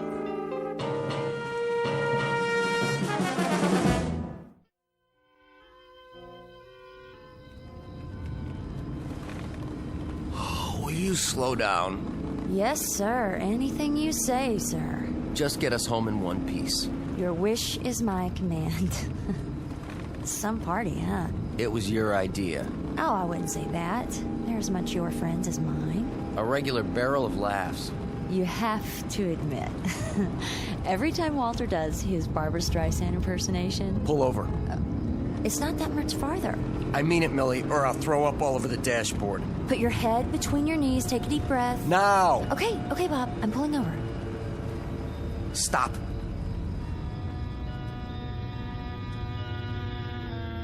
Hey, where are we? Oh, let me out.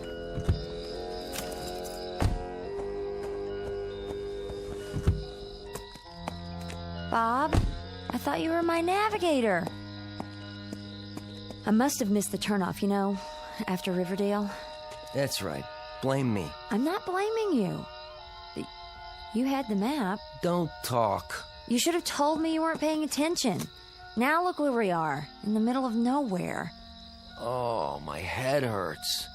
Want me to put the top down? Some fresh air? I just want to go to sleep. All right, get in. Hurry up. Will you look at that? All those stars. I never knew there were so many. We don't see stars like that in Manhattan.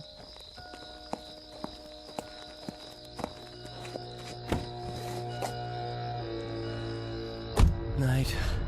Wait a minute. Let me sleep. What happened to all the stars? Sleep tight. Don't let the bed bugs bite. Did you see that? Where's the blanket? One minute there were a million of them, and then something blacked them out. Oh, they're back again. Oh, must be my eyes. Hurry up, Mel. Come to bed. Sure, Bob.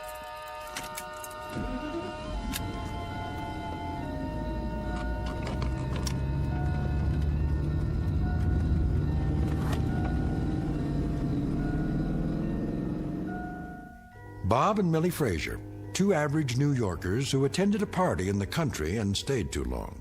They also drank too much and on the way home took an unexpected detour. But they aren't worried. In a few hours, it will be morning and they'll be home in their bed, safe and sound.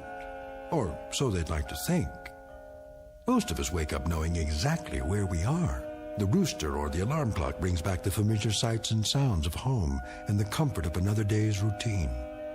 But our young friends are in for a surprise. Tomorrow is going to be a day like none other, as they spend it in the Twilight Zone.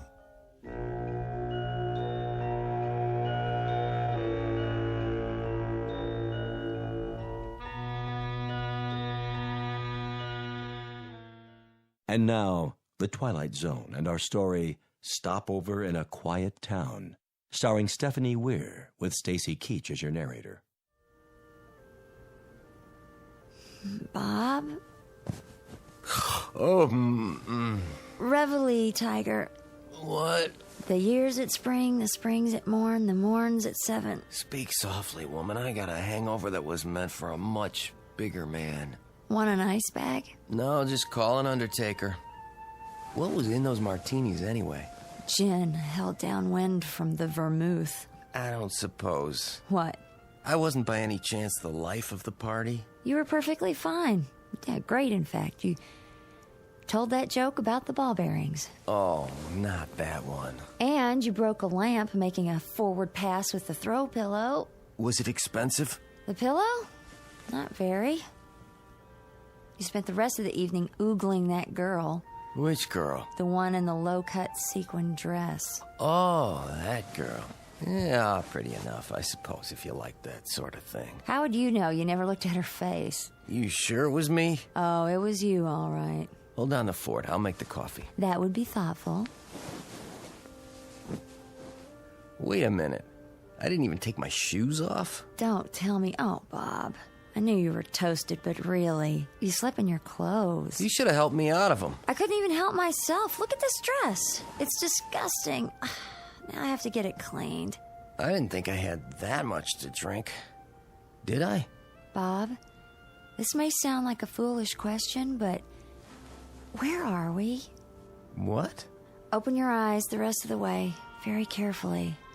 Now, take a look around. I hope we are in an apartment on West 12th Street in New York City. Open them the rest of the way. Oh, no. Tell me I'm still asleep. I wish I could. Millie, answer me honestly. Have you ever seen this bedroom before in your life? Not even in my dreams. We went to sleep at home, didn't we? Sure we did. Remember? Not exactly. We left the party up at Bedford Village. And I was driving. No, I was. I had to because you were... sleepy. That's a nice way of putting it. Let's just say unable to keep the car on the road. I put the top down. I thought I did that. It was supposed to revive you. Then somewhere about Riverdale... Somewhere? You missed the turn? Wait a minute. Something came down on the car from overhead. A shadow. And then... Then? That's all I remember. You probably plowed into another car. I most certainly did not. Well, another car plowed into us. We probably got knocked out. You were already out. Please, I am trying to contact my brain. Somebody brought us here, put us to bed, leaving us fully clothed. That was respectful, don't you think? And now, there's probably bacon sizzling and a plate of scrambled eggs waiting in the kitchen. I could use some of that. Yeah, me too. But I doubt there's room service.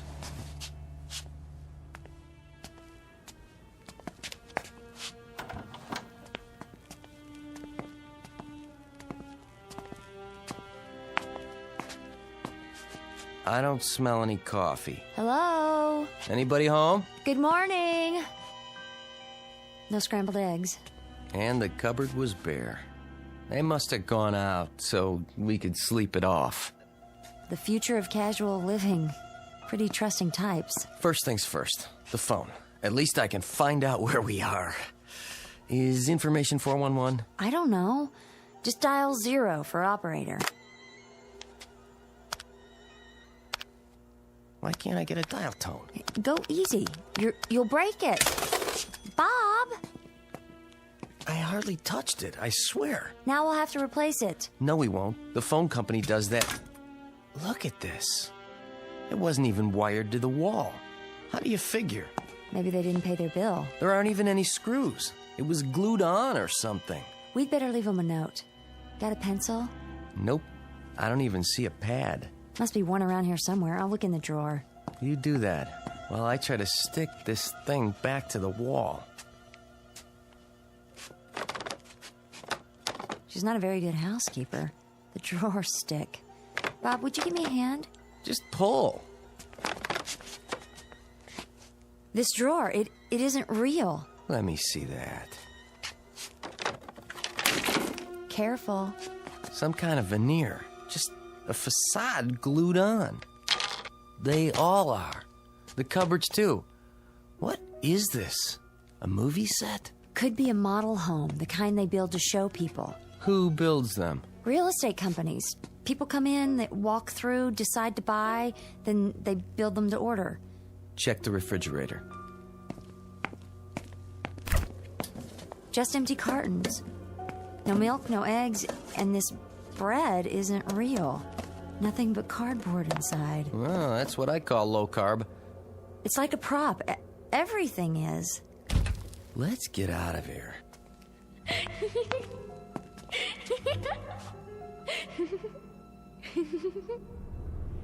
Do you believe in ghosts? No, but let's go anyway.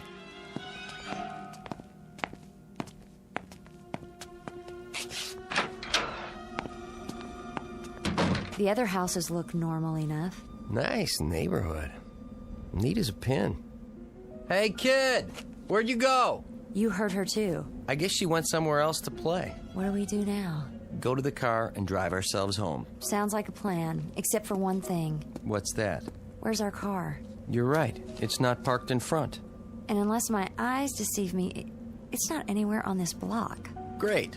We got helped by a good Samaritan who helped himself to our car. Maybe they needed it to go somewhere? Sure. They went to pick up a couple breakfasts to go. If we're lucky, they'll fill up the tank while they're at it. But meanwhile, whoever put us up for the night isn't here. Hey, we'll try the neighbors. Which one? Take your pick. One of those across the street with the trees in front. They look lived in. Lead on. I wish I could remember how we got here. Yeah, you and me both. It's all blank. This isn't like me. I'm not given to blackouts myself, and I never heard of a case where two people blacked out simultaneously. Does this remind you at all of the Coney Island spook house? Too quiet. It is. No traffic, no people. Not even any birds singing. Now that is strange, wouldn't you say? Yeah, it is. No sign of life. Maybe they're all at work. Or they're being considerate of your hangover. Lay off. If you'd been sober enough to drive, we'd be home now, instead of wherever this is. Hicksville. It's bigger than that little town you were born in. I at least had the sense to move to New York. How these yokels stand all this peace and quiet, I'll never know. Do you mean all the yokels who are gawking at us right now? Where? My point exactly. Not a soul. Well, what do you expect? That's the way it is in small towns. They peep from behind curtains, over the backyard fence, through the keyhole if they have a chance. I'll take the big city any day. At least you know when you're being stared at. There's one citizen who's not afraid to stare. What? There in the tree. Is it a squirrel or a chipmunk? Squirrel. You can tell by the bushy tail. Isn't he cute? Well, hi there, little fella. Honey, come on. I think he's tame. Big deal. Come look. Isn't he sweet? Yeah, a real doll. Careful, he might have a disease or something. Oh, such big eyes. He doesn't even blink. Oh, nice baby. Come here. You don't have to pet it. Bob! Now what have you done? Nothing. I touched it and it fell over dead. Well, You didn't kill it, if that's what you're thinking. This thing's been dead for years. How can you tell? It's stuffed. Why would anyone own a stuffed squirrel in their front yard? Might have been a pet once upon a time. Well, that's no way to treat a pet, even a stuffed one.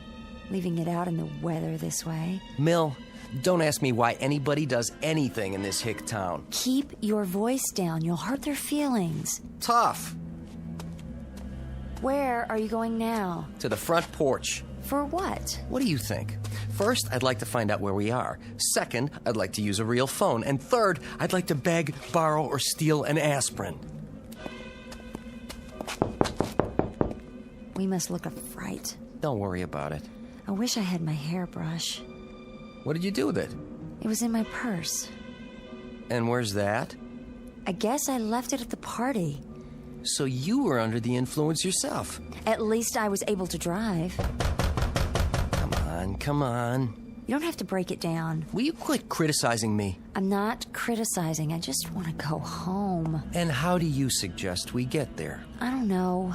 But I don't like this place, and I don't remember how we got here, and no one will answer the door, and I'm frightened, Bob. Don't get all female and fluttery on me.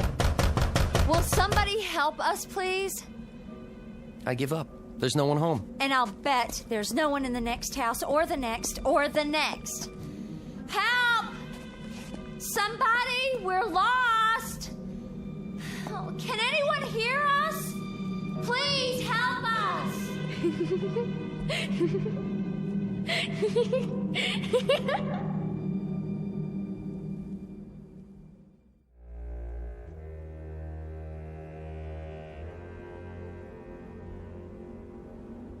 What was that? Someone laughing. The child we heard before. Where did she go? Maybe she's shy.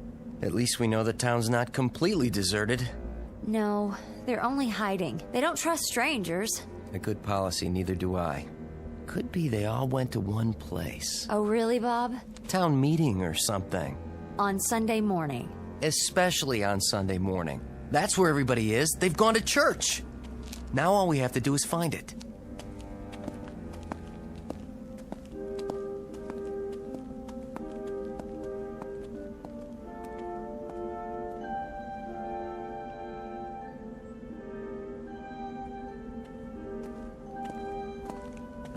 This is the place, all right. I've seen 100 churches just like it. Painted white with one big steeple, a couple trees, flower beds along the sides. Do you think they're inside? One way to find out. We can't just walk in. Watch me. What do you tell them? I'll tell him I'm tired of their creepy little town. And I'll pay anybody anything he asks to get us to a train or a bus station that'll take us back to civilization.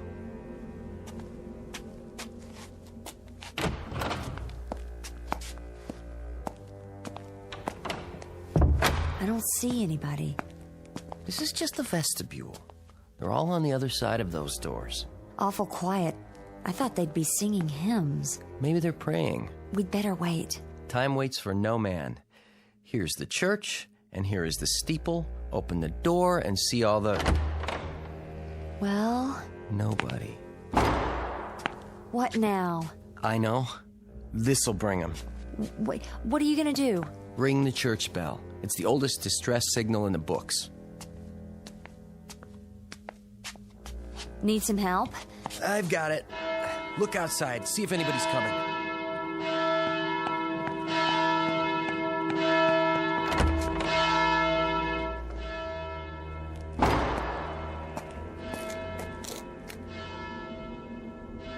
Oh, no.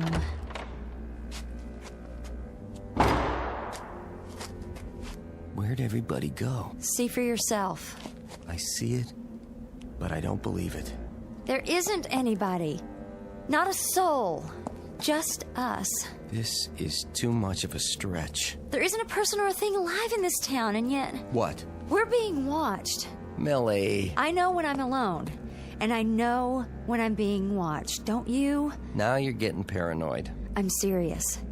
The hair on the back of my neck stands up, and right now I feel like a porcupine. Not to mention delusional. Is that a delusion? I've got to find that kid. Good luck.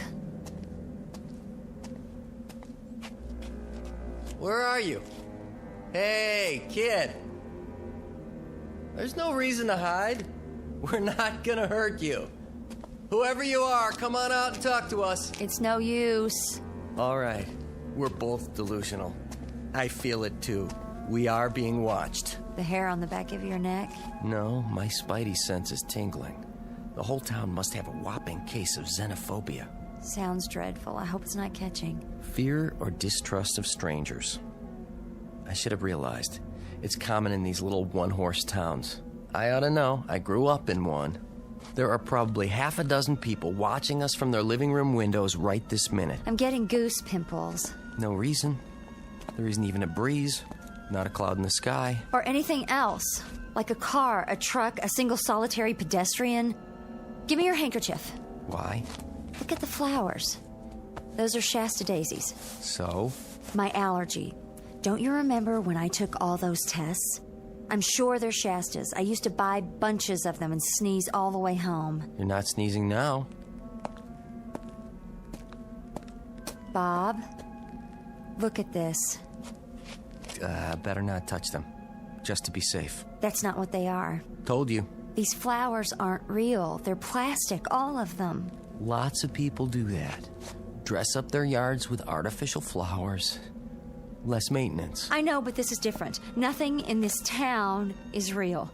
The house we slept in, the child we can't find, a squirrel stuffed with sawdust. Show me one thing in this place that's real. That tree is real.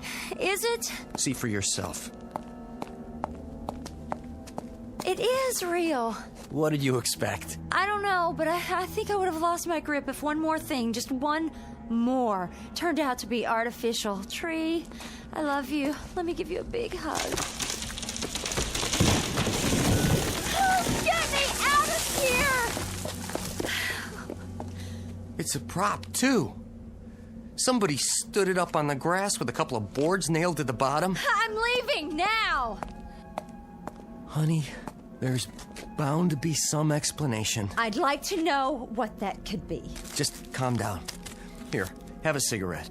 I thought you quit. I did. I carry a couple in case of emergencies. Well, this fits the definition. Oh, how old are these? I'll bet there's gonna be a wedding here today. They've just dressed up the lawn so it'll look pretty. You remember how when we got married? Bob! I was just saying how... The grass is on fire. Stand back! Oh, be careful.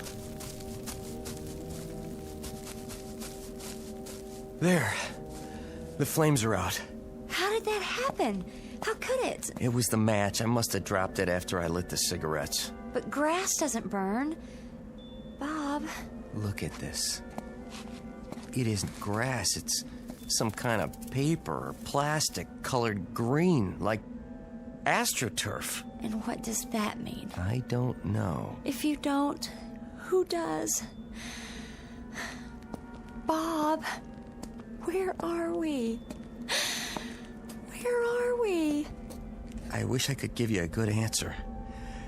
But I can swear one thing. I'm gonna find out.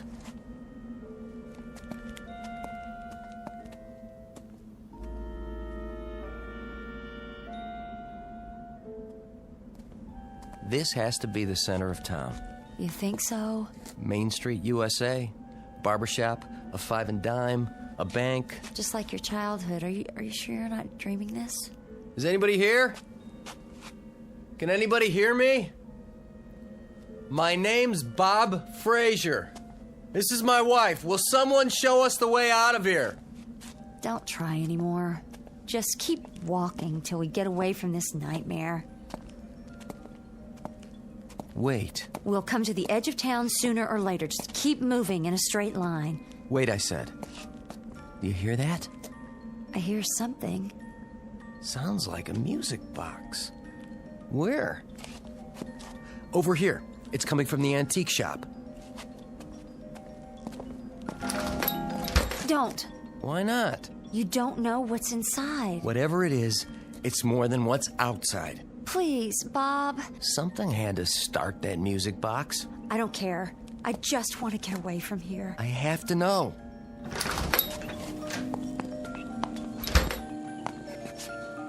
The store isn't real either. There's nothing behind the door. It doesn't have a roof or 4 walls. Hello? Anybody? There's only a display for the window, and that's it.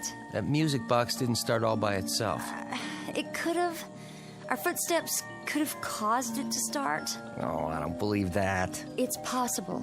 The spring was tightly wound. We came along outside, and the vibration jarred it, and now it's running down again. But somebody had to wind it. There's nothing. Nothing but these stage props. I'm not staying. Say that again? What? Stage props. That's where we are. On a stage? No, an old movie lot. There are 2 or 3 of them up in the Bronx. It's the only explanation. We're probably 10 minutes from the heart of New York City. We're on the set of The Sopranos. Then I'll race you home. You're on.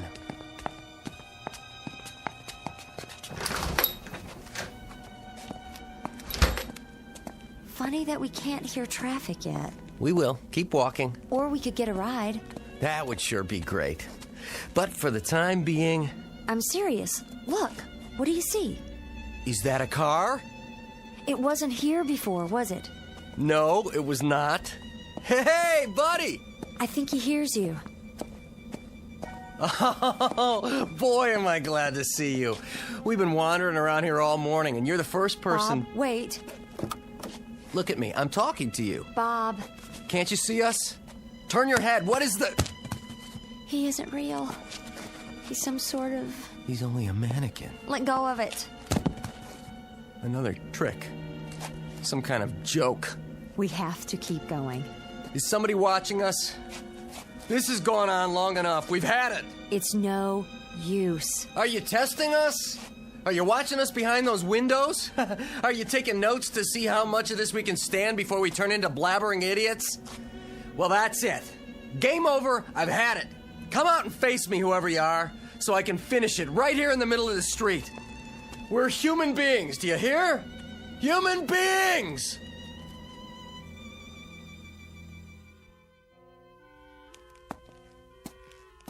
Bob, look. I've reached my limit. I don't know what to do anymore. I honestly don't. In the car. Look at the dashboard. What do you see? I don't care. Millie, I'm out of ideas. There's nothing more to... Look! The keys are in the ignition. Let me see that. Yes! Oh, honey, climb in. We are gonna get out of here after all. Right now. Oh, do you think it runs? How else did it get here? Hurry up. So long, Spookville.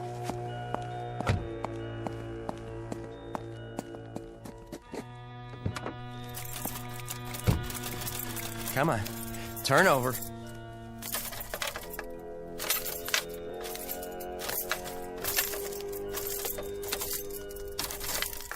You're going to flood it. You want to drive? You're the one who got us into this nut house in the first place. All right. All right. You handle it.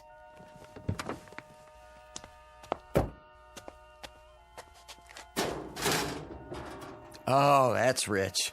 That's really, really rich. No motor. There's nothing under the hood. No wires. Nothing.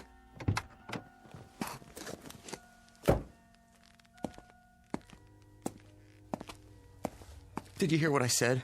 There's no motor. Isn't that hilarious? I'm not the one who drove us here. I'm sorry I said that. It doesn't matter. It's my fault. I shouldn't have drunk so much. I know you shouldn't have. But I didn't drive us here.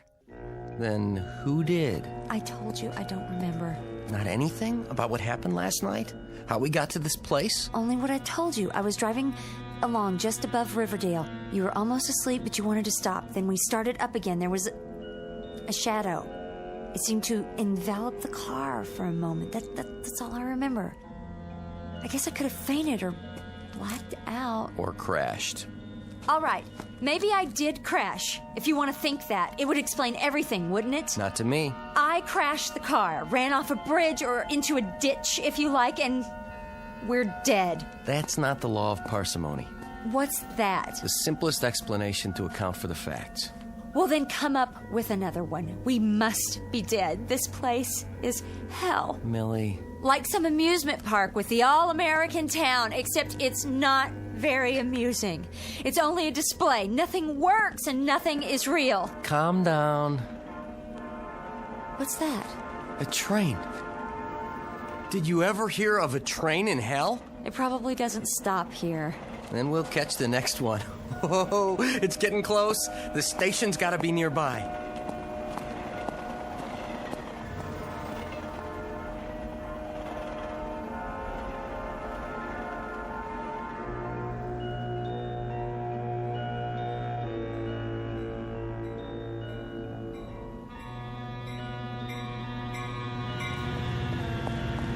Here she comes. Is it real? Sure is. It's slowing down. Honey, we're going home. I can't believe it. Hello? Where have you been, you great big beautiful train? Oh, isn't it a beautiful train? The most beautiful train I ever saw.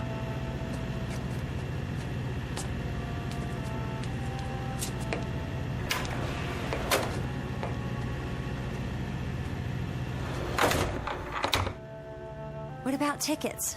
Don't worry about it. We'll pay the conductor. Where should we sit? Anywhere. Looks like we got the whole car to ourselves. Here, you can have the window seat. Thank you, sir. Don't mind if I do. Must be a commuter train. So that proves this place is real. There's a sign outside on the platform. The name of this town is Centerville. Never heard of it. I hope we never do again. Good riddance, Centerville. Oh, it's been fun, but I can't say I'll miss it. A side trip, that's all. Centerville, you are history. Ancient history. What a nutty little town. All form, no function. Maybe it was a housing development, the ideal community. I must say, I wouldn't want to live there. Some places are too quiet, too perfect. A nice place to visit if you're passing through. I still don't know how we got there. I guess it'll be one of those unsolved mysteries. We've got a story to tell our friends, at least. Oh, they'll never believe us. It just it doesn't make any sense. Why don't you admit it? You did have a few drinks at the party, didn't you? One or two. And somewhere along the way they caught up with you and you got lost and ended up in Centerville. If you say so.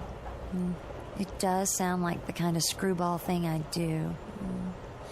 How do you put up with me? Well, I guess I got a soft spot for screwballs. Well, you sure got one.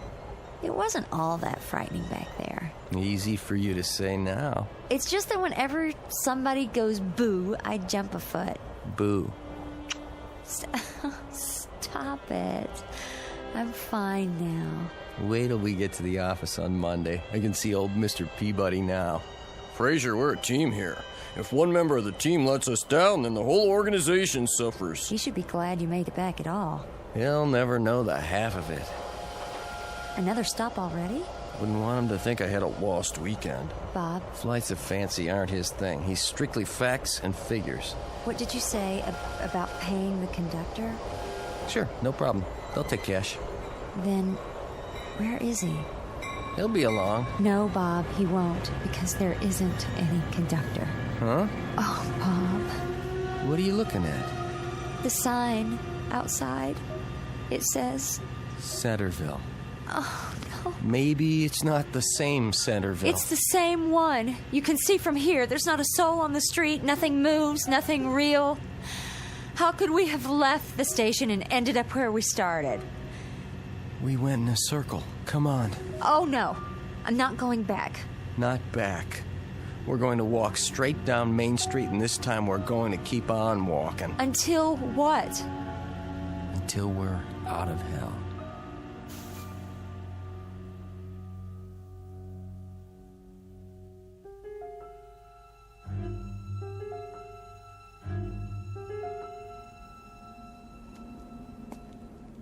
I never realized till now. Go ahead. Say it. You're hungry. And thirsty. But that's not what I was thinking.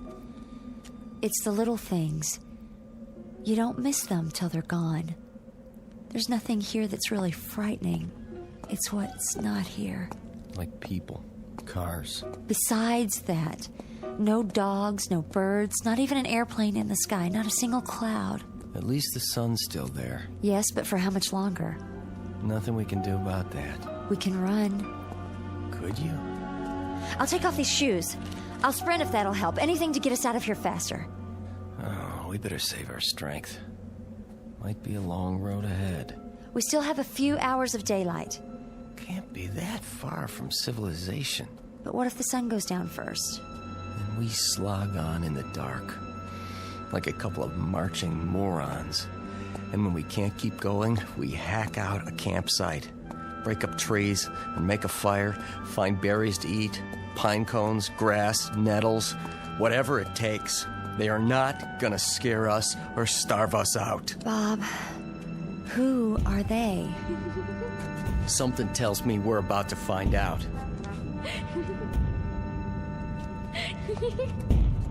Come on, I've had enough of this. Wanna play? Let's play. Bring it on.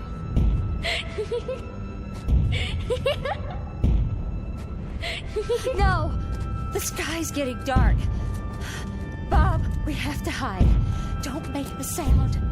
Don't move. They'll see us. She'll see us. She? Yes! Her hand, Bob! It's huge! Oh, my... What are you... Hey! Put us down! Hold my hand, honey. What are you doing, dear? Playing. The model town again. You never get tired of that, do you? No. And your little pets. Be careful with them now. Daddy brought them all the way from Earth. Can't I play with them, Mommy? Oh, please? After lunch, dear. Put them away, then wash your hands. All right.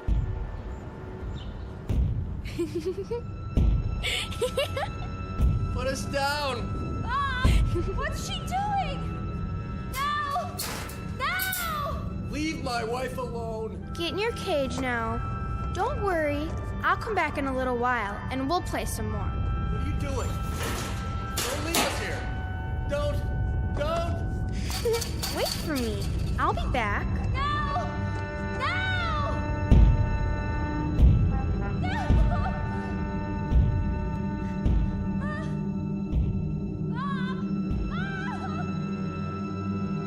The moral of what you've just heard is clear. If you drink, don't drive. And if your wife has had a couple, she shouldn't drive either. The night is dark, and the road home can be a long one. If you're not careful, you might just wake up with a whale of a headache and a king-size hangover at a deserted train stop in the Twilight Zone. More from the Twilight Zone after this. You are about to enter another dimension. A dimension not only of sight and sound, but of mind. A journey into a wondrous land of imagination. Next stop, the Twilight Zone.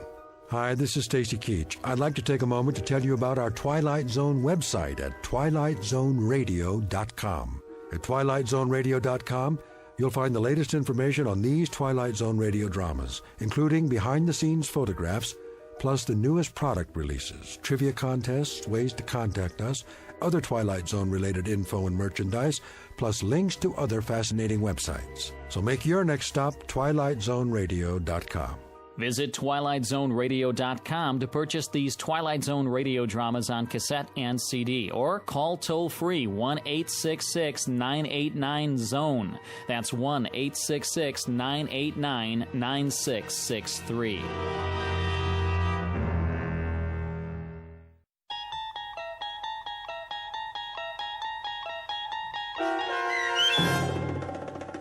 Stopover in a Quiet Town, starring Stephanie Weir, with Stacy Keach as your narrator, was adapted for radio by Dennis Etchison and written for The Twilight Zone by Earl Hamner Jr. Heard in the cast were Kurt Nabig, Frenette Lebo, and Haley Nabig. To learn more about the Twilight Zone radio dramas and to obtain audio cassettes and CDs of these programs, visit our website at twilightzoneradio.com. The producers of The Twilight Zone wish to thank CBS Enterprises, Carol Serling, Dennis Etchison, Dick Brescia Associates, Claire Simon Casting, Terry Jennings, XM Satellite Radio, Sirius Satellite Radio, our sponsors and our radio affiliates for helping make this series possible. This copyrighted radio series is produced and directed by Carl Amari for Falcon Picture Group. Audio editing, sound design, Foley effects, and mix for the Twilight Zone radio dramas are by Cerny American creatives Craig Lee, Michael Slaybach, Bob Benson, and Jason Rizzo. To learn more about the Twilight Zone radio dramas and to contact us, visit our official website at twilightzoneradio.com. Doug James speaking.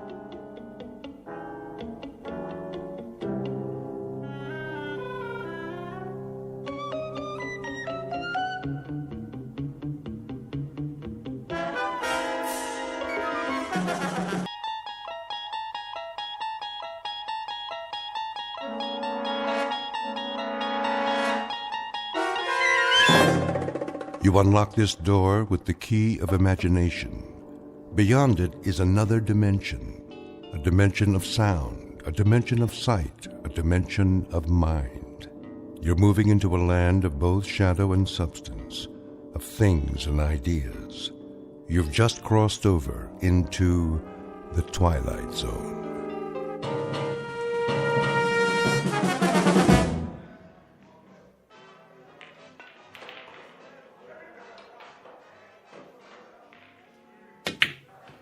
Oh, tough luck, mister. Yeah, I thought I could make that one easy. Yeah, I thought so, too. Well, at least it didn't leave you much. Well, let's see. Face it, you don't have a shot. It looks like you're going to snooker yourself. Well, you never can tell. 8-ball, corner pocket. Lots of luck. Like I said, 8-ball, in the corner. Hey, how'd you do that? Ah, just lucky, I guess. Luck, nothing. That was some shot. Been practicing. Guess it finally paid off. Yeah. You win. Here's your $5. One more game? Double or nothing? Hey, you wouldn't be hustling me, would you? Do I look like a hustler? I'm not sure. Oh, come on. Me? See, I just play on my lunch hour, whatever town I'm in. Relaxation. Me too. Strictly for laughs. So how about it? I don't know. Flip to see who breaks? That's all right. You go ahead. Yeah? Sure. Well, okay. Double or nothing. Go on. Sink as many as you can. Make it hard for me. No money on the table. Oh, yeah. Okay, Pops. You know I don't allow gambling in here. We're just having a friendly little game. Jesse, why don't you give it a rest? He do this a lot? Every day. It's all he lives for, this one. So he is a hustler. What are you talking about? Tell him, Pops. I never hustled anybody. Not for money, for pride. Go outside, Jesse. Get some sun on your face. You'll feel better. I already feel better. Forget the money. We'll play for the fun of it. No stakes? Not a dime. That case, let's see how good you really are.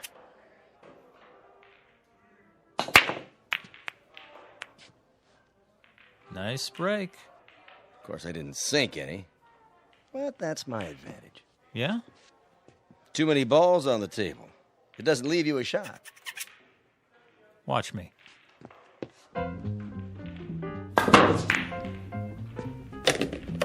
What in the... Bank shot, 3 cushion.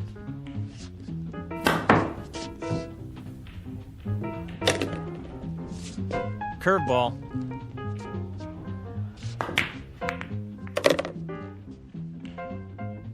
Top spin. Little English.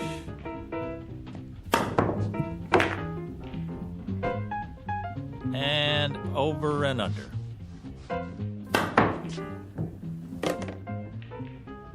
Now, my favorite shot. Took me years to learn this one. You're not going to believe it till you see it with your own eyes. This is the way it's done.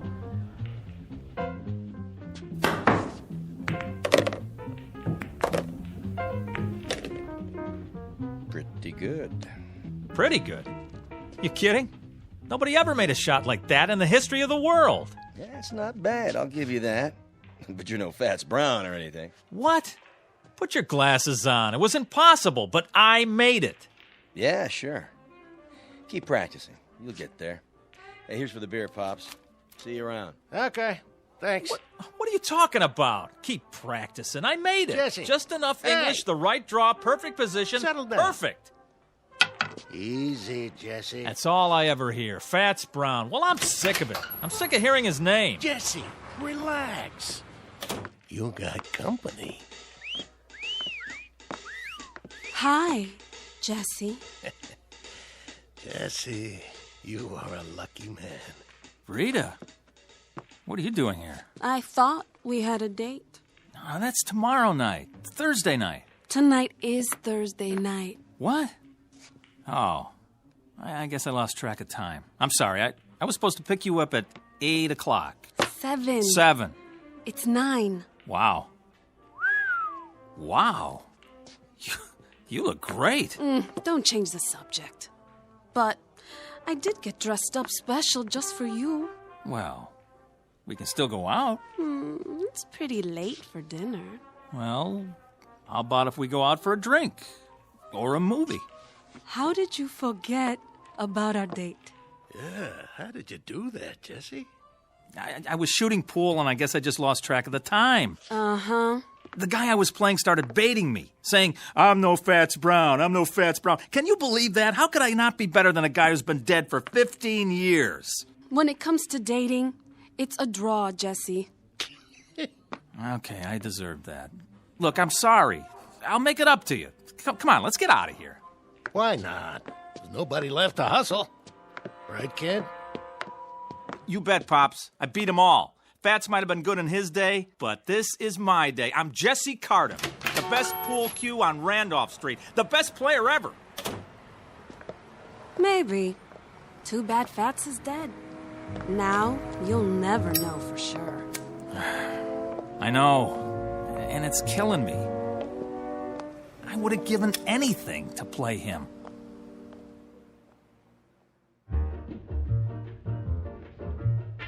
Jesse Cardiff, Pool Shark. The best there is, the best there was, and the best there ever will be on Randolph Street. He has spent every free minute honing his skill for pride and for love of the game. But he's about to learn that there's more to a man's reputation than skill or talent or even fame, and that being the best at anything carries its own special problems, in or out of the Twilight Zone. And now, The Twilight Zone and our story, A Game of Pool, starring Wade Williams with Stacy Keach as your narrator. So, what's the big deal about this dead Fats guy? Don't you know nothing? Fats Brown is a legend. Where you been?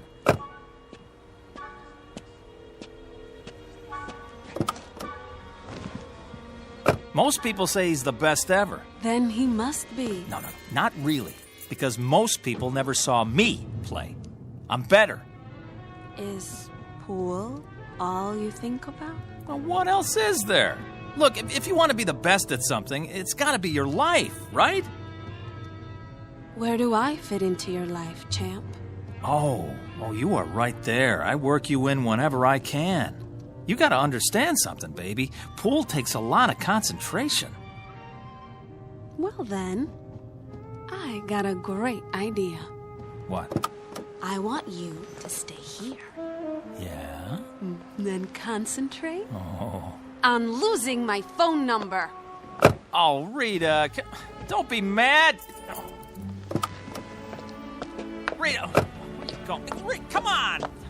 Look, Rita, please stop. Get lost. Let me explain. What?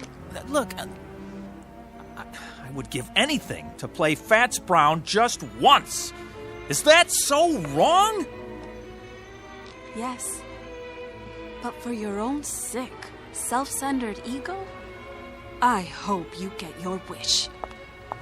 Rita, come on, give me a break. I just want to beat the best. What's wrong with that? Fats.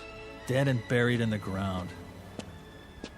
I'd give anything to play him one time. I could beat him cold. I know it. I'd show him who's the best.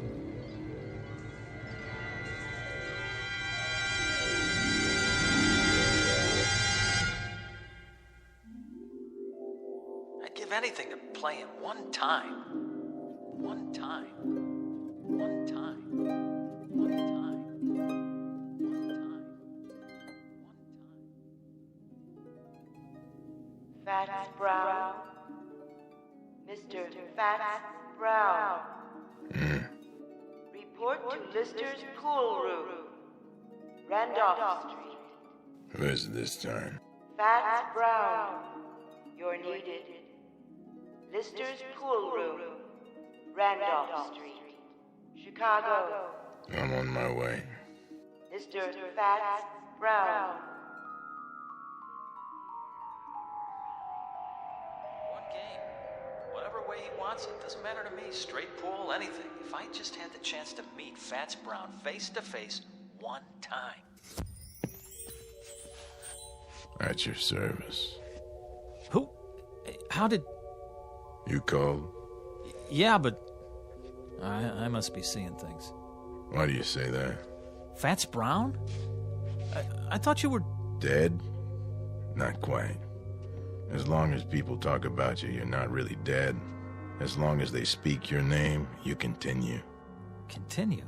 The game goes on, you might say. A legend doesn't die just because the man does. No. I know that, but... But what? This is impossible. Nothing's impossible. Some things are less likely than others, that's all. Wait a minute. There's a picture of the real Fats on the wall. You look like him, but... Not many people do. Yeah, there, standing by a table, holding his custom-made pool cue.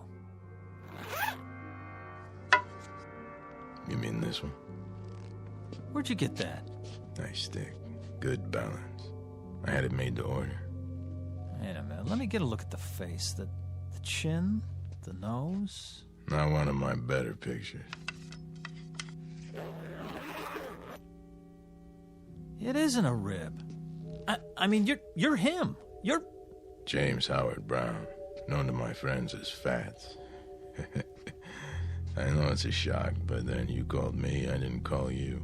Oh, well, I didn't mean to... I mean, that is, I was just trying to... To what? I don't know. I was just saying if I could prove... It was big talk. Is that it? Well, no, not exactly. Talk is cheap. I know the type. You like to play with fire, but you don't like to cook. You're not really as good as you claim to be, and you know it. Hey. Deep down, you know you're second rate. Now, hold on. Are you afraid? Now, why would I be? Look, I've come a long way, boy. I don't like to be fooled with. I've met your kind before. A little skill, a little knack, some style. But when the heat's on, you fold. That isn't fair. You've never seen me play. Maybe not, but I've seen plenty like you. You have, huh? How do you know I can't beat you? How does anyone know anything? We learn to read the signs. Well, take another look. It's possible, isn't it? That's not the point. It's a matter of what's likely. But it is possible. Sure, it's possible. Things change. Records get higher. Once upon a time, nobody could run the 4-minute mile. But people get better. Then you admit it. Yes, it's possible you could beat me. But the only way you'll do it is with a pool cue. You'll never get the job done with your mouth. All right, fat boy. Dead or alive, I'll tell you something. Maybe you are some kind of a legend, a tin god, but you know what you are to me? A big balloon, just waiting for someone to stick a needle in you. Well, I'm the someone, and here's the needle. Where? My pool cue. Oh, it'll get the job done, don't you worry. You're like all the other legends. You get by on your reputation. One time I heard a man in this very room swear he saw you make a 9-cushion bank. And you don't believe it? Now, you hit a ball that hard, it won't stay on the table. The guy had more imagination than brains. Is that so? Well, let me tell you. That's not what counts. The question is, can I back it up? Oh, how right you are. I know how good I am, but you... Then you'll play me? Rack the balls. Are you sure? Sure, I'm sure. What about the stakes? The stakes? A little something to make the game more interesting. Oh, here's what I got. I'll shoot it all, my whole bankroll. Any or all of it. Put it back in your pocket. Why? My money not good enough for you? Come on, use your wits, boy. What good is money to me? Then what? Something to make the long journey worth my while. Name it. You said you'd give anything for a game with me. Anything? What are you getting at, mister? Just what kind of stakes you talking about? Life or death. What? You beat me, you live. You lose, you die. You're pulling my leg. The proposition is simple enough. You're crazy. Interesting. What is? To see how much faith you have in your ability. Or should I say how little? Go chase yourself. You know something? For my money, you don't want it bad enough to be the best. Why, when I was your age, I would have jumped at the chance. But then I was better than second rate. Watch it. You wouldn't know about that. It takes more than skill to be a champion. It takes equal parts talent, work, luck, and nerve. A quality you sadly lack. Nerve? You mean insanity? How so? You want me to risk my life on a game? Insanity, then, if you prefer. Listen, I'm just a pool player. There's probably no less important thing on the face of the earth. Pushing balls around with a stick on a felt-top table. But mark this in your book. I'm the best. It's a proud thing to be the best at anything. But then you wouldn't know about that either. Hey, hold on. Where you going? I'm going back, of course. Back where? You wouldn't understand. You're wrong. About what? You say I don't want to be the best bad enough. That's not true. Oh, boy, is it not true. Do you know how many hours, how many years, how much of my blood and sweat I put into this game? I'm listening. How many nights I slept right here on this table? Yeah, I did that. I made a deal with the owner so I could practice after the place was closed. I haven't been to the movies in years. I know what you're talking about, but it's still talk and nothing else. I'm good, mister. Real good. But am I that good? You'll never know until you're ready to risk everything. Will you stop pushing me? Sure I will. I was just thinking. Where I come from, there's a race driver. Go to the track and whisper his name. Say Tazio Nuvolari and watch their heads nod up and down. Or go to the bull ring and hear them talk of Manolete. Both men face death daily, and both are legends. They learned something important early on. You'll never make the grade by playing it safe. This is nuts. So long, kid. Wait. What for? Oh, boy, what am I doing? Something you want to tell me? Well, You accept the terms? Life or death? Rack 'em.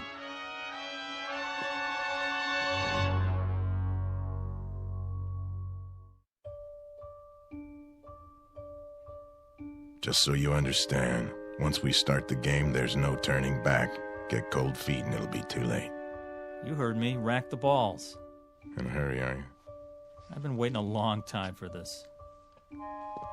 Have you? Yes, I guess you have. First, the tools of my trade. Now, what's so special about that stick, anyway? It's the man that counts. You're right. But this one suits me. You know how it is, the big game hunter has his elephant gun, specially bored with a custom grip. The fencing master uses a blade from Lima. This cue, it was made for me in St. Louis. It cost $600 back then, and I made a living from it for 35 years. It never let me down. Well, there's a first time for everything. Yes, I guess there is. The question is, what's the most likely outcome? Look, if you're not going to rack 'em, I will.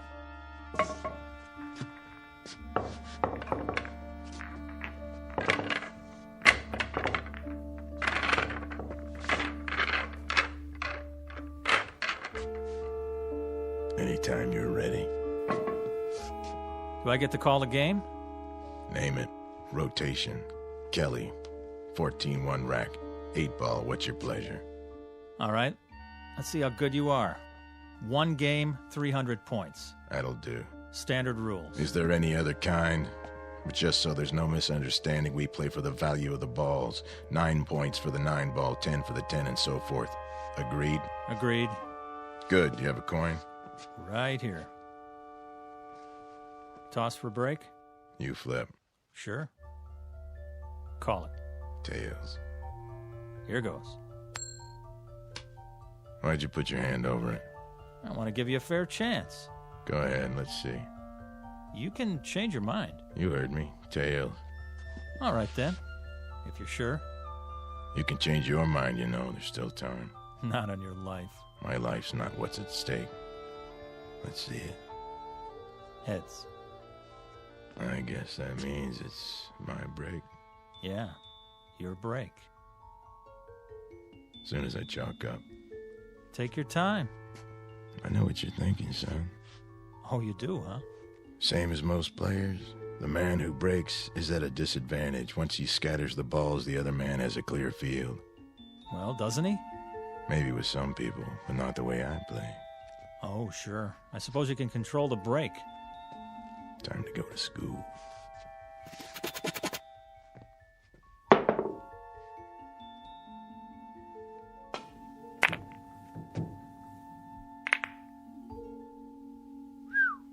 Wow.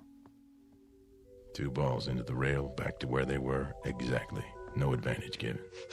That's a perfect break, all right. Mm-hmm. I bet it took you years to learn that. Oh, it did, but not the way you think. What do you mean? Takes more than practice.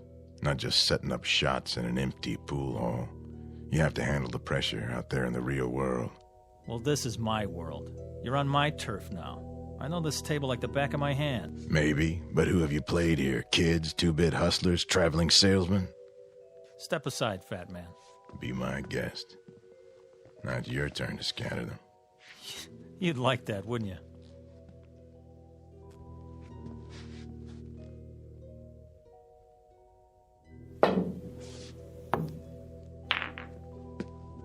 Safety. Playing it close to the vest, aren't you? That's what you call strategy. What are you going to do now? I'll try to think of something. There's always a power break. Yeah. But if nothing falls, you leave me wide open. And if I sink one, you're really in trouble. With luck, I can run the whole table. Prove it.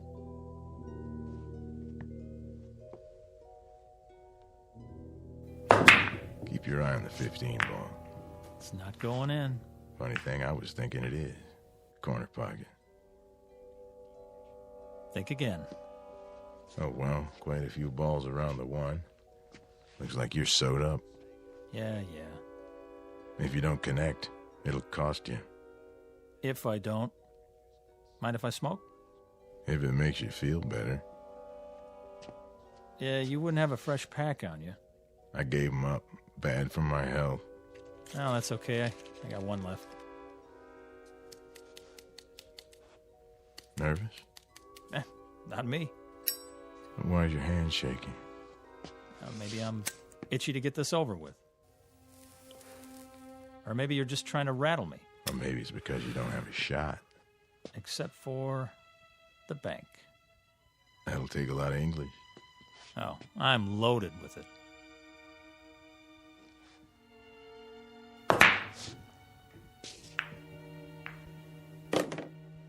So you are.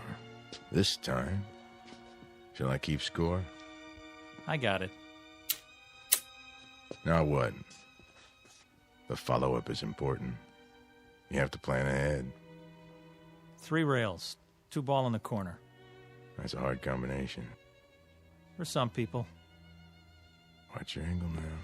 You watch it. Oh, I am.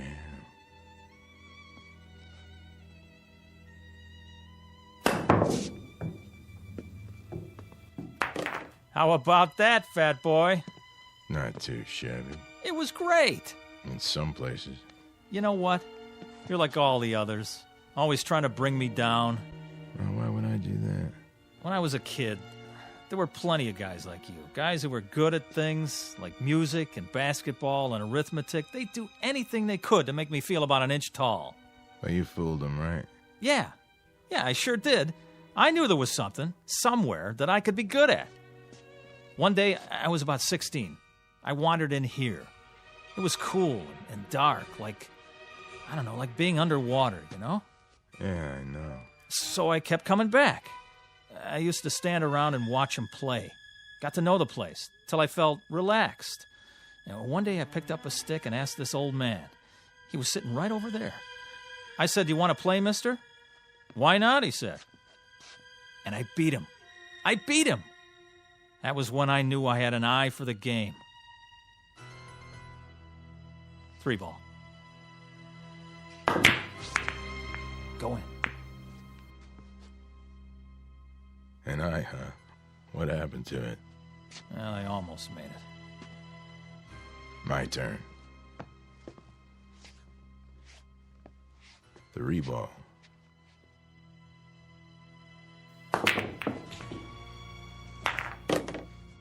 You know, almost works a lot of the time, but not in geometry.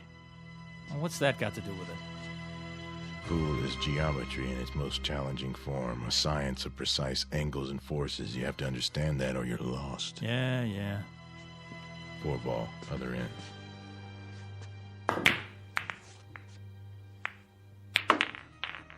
Lucky shot. Luck had nothing to do with it. 5 in the side. Angles, forces, big deal. Now who's sewed up, huh? I'll admit, it doesn't look good. You can say that again. If you don't hit the 5 first, you scratch. And that'll cost you points. Mm-hmm.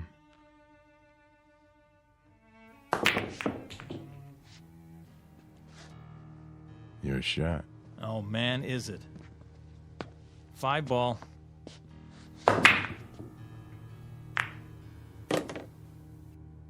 Six.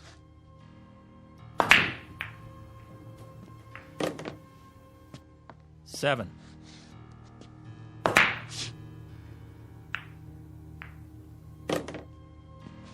Now the 8.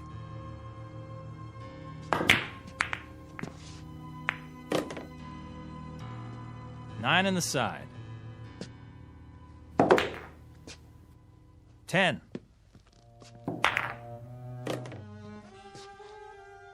Eleven ball, corner.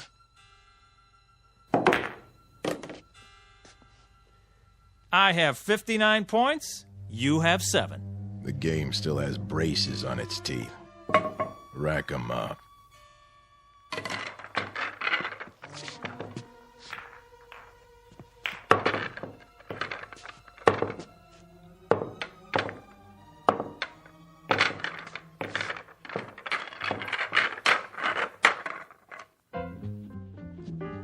Ball.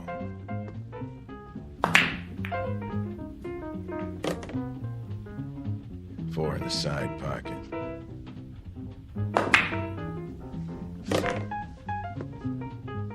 Five, corner pocket.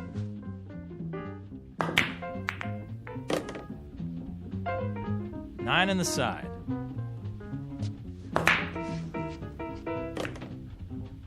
$10 in the corner.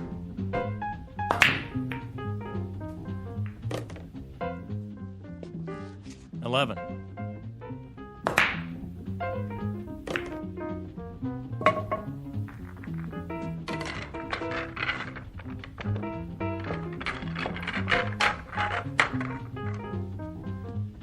$5. 6. 10. 15 ball. Ha! Your shot. No kidding. Just in case you lost track. Tell you what I'm gonna do, fat boy. Let me make it easy on you. No thanks. Hey, I'm trying to do you a favor. For what reason? 'Cause I got feelings. Come on, admit it. This must be humiliating. Oh, I wouldn't say so. Well, let me say it for you then. The game's as good as over. Is that what you think? You want to throw in the towel and walk away? I'll let you. You will, huh? Sure. That way it won't hurt so much. It's not over till it's over, son. Be serious. Look at the score. I got $2.99. So I see. Well, what does that tell you? I need any ball to win. That right? Time to face facts. There's no way. You might as well throw in the towel. I've been in tougher situations than this. When? There's more to winning than scoring points. Oh, yeah? Like what? Something you can't learn in here. Then why don't you teach me? Go on, I'm all ears. Takes time. So? That's something you got plenty of, right? Talk is cheap. The big things you have to learn for yourself. Quit stalling, it's my shot. In an awful big hurry, aren't you? To be the best? Oh, you better believe it. I've been waiting years for this. One more shot and you are history, fat boy. There's a new shooter now and his name is Jesse Cardiff. Back off and give me room. This is something I'm going to remember for the rest of my life.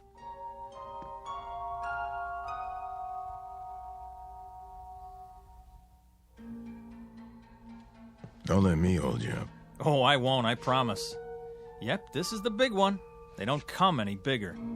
Me and Fats Brown, and I need one to win. Feast your eyes on this. Number 5 in the corner. Funny. Something you want to say? I was just thinking. You do a lot of that.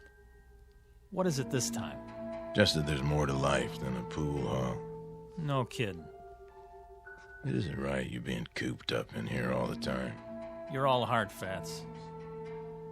You ought to get out a little, see what's going on. I've heard that before. From Pops. Now, what about you? What about me?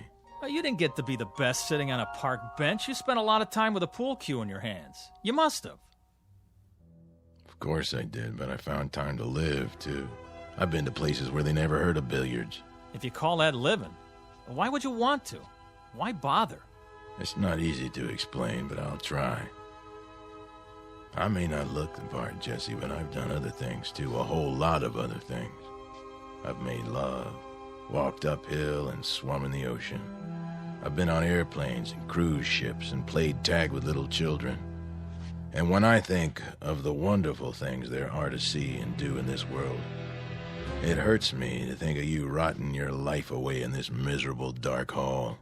What? Oh, I get it. Nice try. What's this, you don't believe me? Doesn't matter whether I do or not. You're trying to distract me, so I won't make my shot. Am I? That's a lousy thing to do. But it won't work. 5, corner pocket. Hey, what are you doing? Doing? Oh, you mean the coin. Sorry, it's an old habit of mine. Take your hand out of your pocket. Sure, if you like. Now don't say another word, just for a minute. This is the easiest shot I ever saw. There's no way I can mess it up. Nobody could. I'm in no hurry. Good. Take your time. I will. All right, I'll stand over here and just give you all the room you want. You do that. Enough with the chalk already. What? Oh, sorry. You're not even going to get to shoot again. I'm making this shot and there's nothing you can do to stop me. No doubt.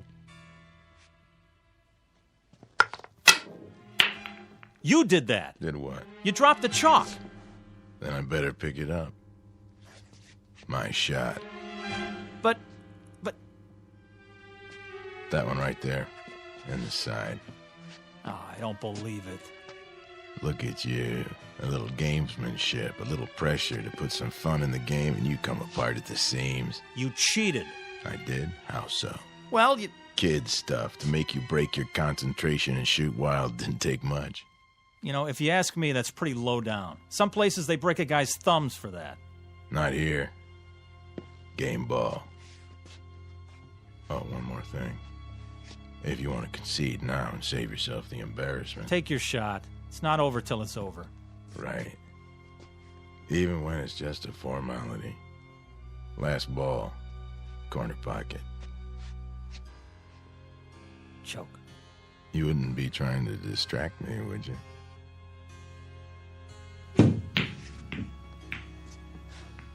Ha! Almost. Almost doesn't make it. There it is, the game ball again, right in front of me. All my life. So you said. Okay, you had your fun. This ball has my name written all over it. Perfect angle, clear table. I was made for this. Give it some thought, Jesse. Think about this. I sink it. I become the greatest. You're not gonna make it. It's simple enough straight in, but you won't make it. You're sweating, fat man. Now, why are you so nervous? Not why you think. You wouldn't understand the reasons. No. I understand, all right. It means a lot to you, doesn't it? Even as a dead man, to have your name up there as the unbeatable champ of all time? It carries certain satisfactions, yes. I'll give you a chance at my crown, Jesse, but only if you're willing to stake your life on the game, Jesse. Couldn't be just a nice, friendly little game, huh? I take it as it comes.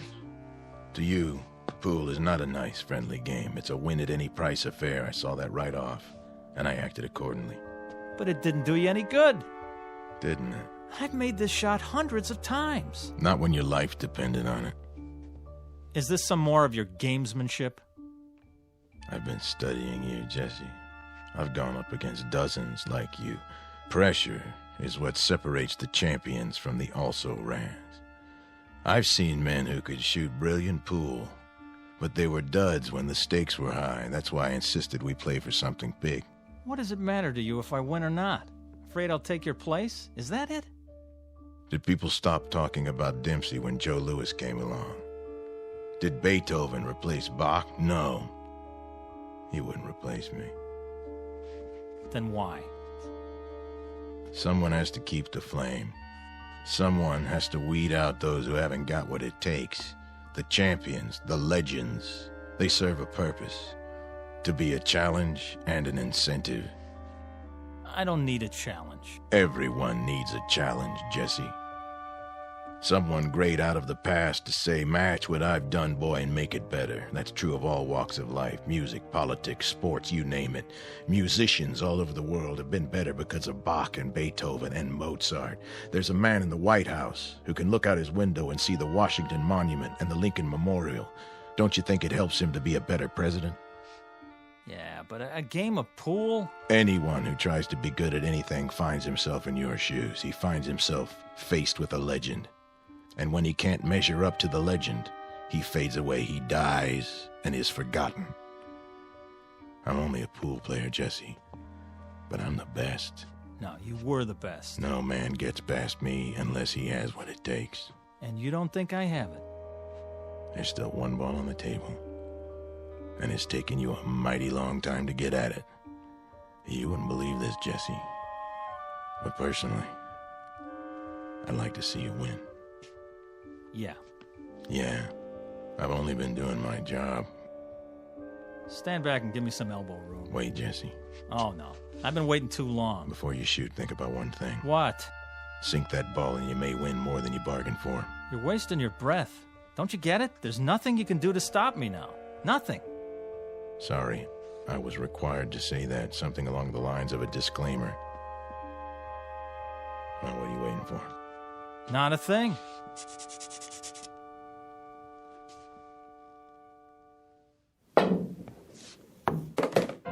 Ha! Win more than I bargained for, huh? Is that what you said? Well, it's over. I beat you. Looks like you did. Now I'm the best. I'm the best at something. So you are. You had to prove yourself under pressure, and you passed the test. Well, aren't you going to congratulate me? I'm not sure that's in order. Thanks. What do you mean, thanks? I beat you. I'm going to live. Of course you are. Those were the stakes. You'll live forever. Then why thank me, fat boy? You'll find out when the time comes for you to leave Randolph Street. You're a sore loser, that's all. I beat you fair and square. Yeah. You saw it. I beat the king of the hill, Fats Brown himself.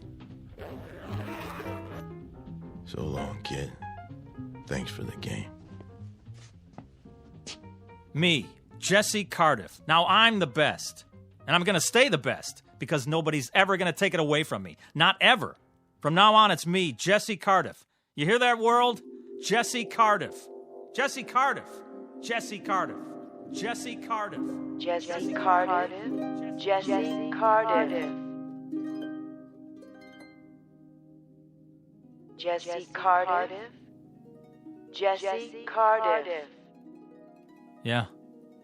Report at once to Mason's Pool Hall, Sandusky, Ohio. Mr. Jesse Cardiff. You're needed. Yeah, I'm on my way.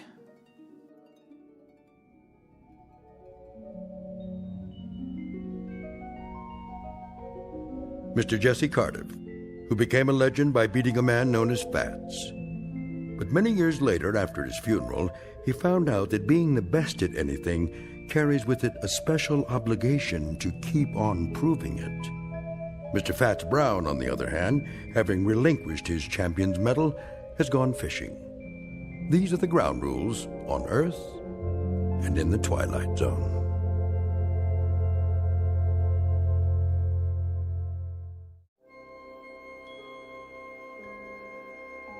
Hi, this is Carl Amari, producer of the Twilight Zone Radio Dramas. I'd like to take a moment to tell you about our official website at twilightzoneradio.com, where you'll get the latest news and information on these Twilight Zone Radio dramas. Plus, at twilightzoneradio.com, you can digitally download 3 free episodes or any of our episodes for only $1.95 each. In this age of ever-changing technology, we've decided to make these episodes instantly available to you by making the Twilight Zone Radio Dramas a digital download-only series. This means that this series will no longer be offered on CD. The CD collections at our website are now being offered, while supplies last, at buy one, get one free. So be sure to get your favorites before they're sold out. Be sure to visit us often, and I'll see you in the zone.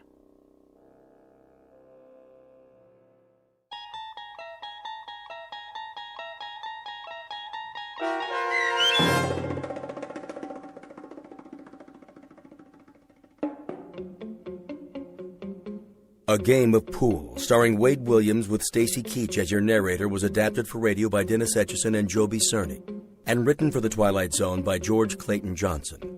Heard in the cast were Craig Brawley, Doug James, Roderick Peoples, Sandra Delgado, and Linda Ryder. This copyrighted radio series is produced and directed by Carl Amari for Falcon Picture Group. Sound design and custom Foley effects for The Twilight Zone by Cerny American creatives Bob Benson, Craig Lee, Michael Slaybach, and Matt Sorrow. To learn more about the Twilight Zone radio dramas and to contact us, visit our official website at twilightzoneradio.com.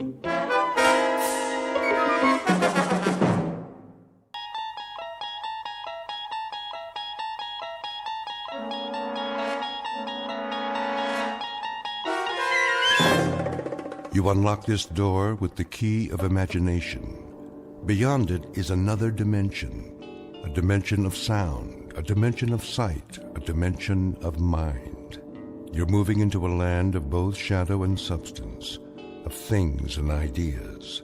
You've just crossed over into the Twilight Zone.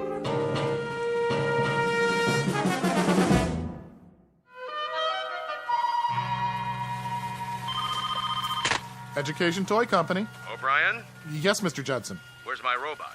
Your robot, sir? The Space Invader robot for the Christmas catalog? I was just going over the blueprints. Well, I need it. Yes, sir. How does it look? The blueprints or the prototype? Both. All finished, are they?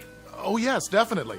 It walks, it talks, it shoots death rays, just like Mr. Ford said it would. Then bring them to my office by the end of the day. We need to start production.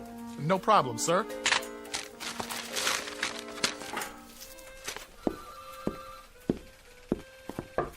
Horus? Horus, Mr. Judson wants to see the robot. Horus?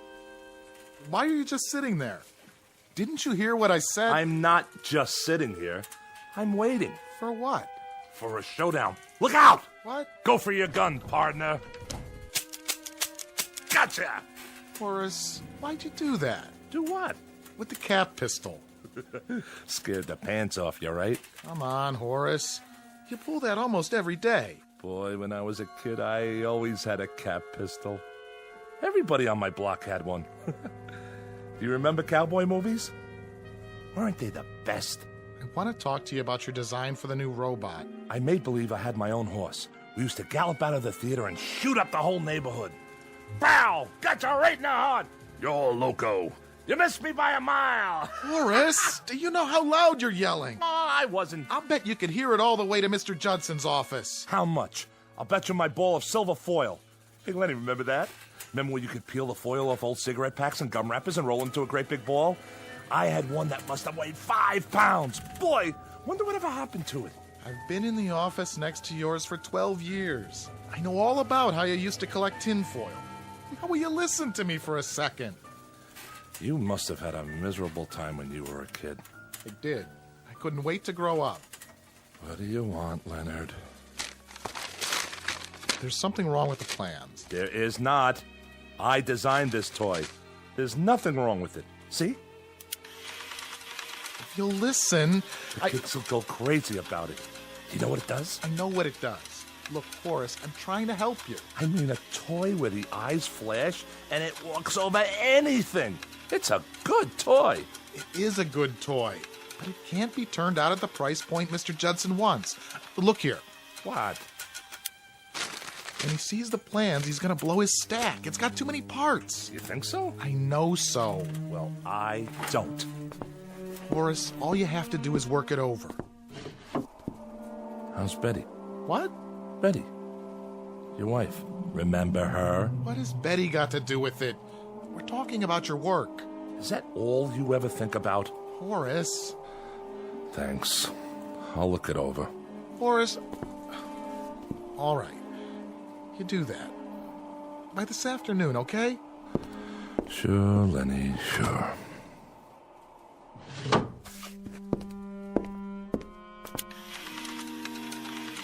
great little toy, if you ask me.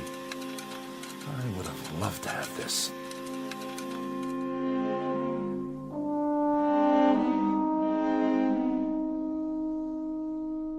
Meet Horace Maxwell Ford, age 38 but already growing a bit paunchy. He's a man whose clothes never quite seem to fit and whose shirt is forever coming untucked from his trousers. His socks are usually down around his ankles, his horn-rimmed glasses are always about to fall off his face, and he can't keep his hair combed at all. A mild man, an apologetic man, except when talking about his favorite subject, his beloved childhood memories. He's the type who quite naturally becomes the butt of endless jokes, at least when the jokers don't feel instinctively sorry for him. But were they wise enough, they would notice that there is a tragic quality about him as well. In just a moment, Horace Ford will come to understand what's tragic is not the fact that he's an inadequate man, but really an inadequate grown-up boy, a life-changing discovery, and one that could happen only in the Twilight Zone. And now the Twilight Zone and our story, The Incredible World of Horace Ford, starring Mike Starr, with Stacy Keach as your narrator. Leonard? Laura, come in. What's the matter? Here. I don't want Horace to see this. It's his birthday present. Len, would you take it with you so he doesn't see it lying around? Check. I'll bring it along Friday night. Thanks. So how are you? Oh, I'm exhausted. It is not easy to shop for that man. What'd you get him? A smoking jacket. I guess that means he's growing up. Betty and I got him a new gold chain for that pocket watch of his. Oh, and we got him a yo-yo, too, as a gag. Oh, that'll probably be his favorite present. You mind if I sit down? My feet are killing me. Please. So, the surprise party's all set for Friday? All set. What's the plan? Well, everybody's coming over to the place at 8. Horace thinks the two of us are going to a movie. I'll make him answer the door and sing happy birthday or something. He'll go right through the floor. Probably. Oh, what time is it? Late. Is he busy? Yeah. Well, I think he's worked late enough. Ford? Oh. Hi, Mr. Judson. What are you doing at the window? Nothing. Just thinking. Thinking? About what? I don't know. Toys. Whose toys? You don't seem to have done much thinking about ours. Look at this. I'm getting him out of there. Good night, Len. Laura.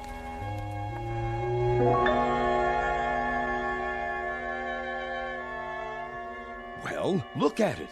I know what it is. The blueprint for the robot. What happened? If we put this into production the way it is, do you know how much money we'll lose? But it's a good toy. That has nothing to do with it. See here, Ford, you've been with us a long time. You must know that we're in business to make a profit. This design just isn't cost-effective. I want it simplified. What do you want to simplify? For one thing, the eyes don't have to flash on and off. Sure they do. You want to ruin it? The flashing eyes? That's the beauty part. It's terrific. You could play for hours with a toy like that. Why are you raising your voice? I'm not. But you're talking about... Look, Ford, I don't want to argue about it. Just do the design over. Don't you remember when we used to play soldiers? With a mechanical man like this, you could... Oh, is this the office? Oh, there you are, Horus. Laura? Mr. Judson, you remember my wife? Mr. Judson. Oh, how nice to see you. A pleasure. Remember, Ford, I'll need it first thing in the morning, no later. Yes, sir. Good evening. Hello, Laura. Aren't you surprised that I'm here? Yes, yes, I am. What time is it?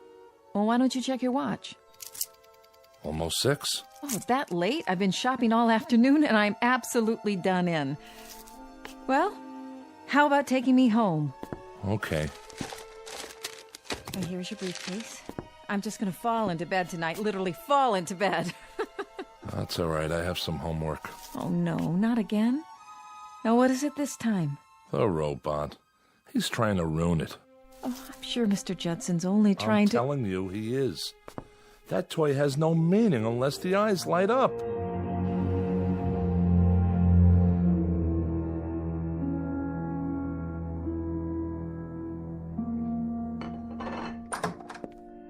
Hello, children. Mama.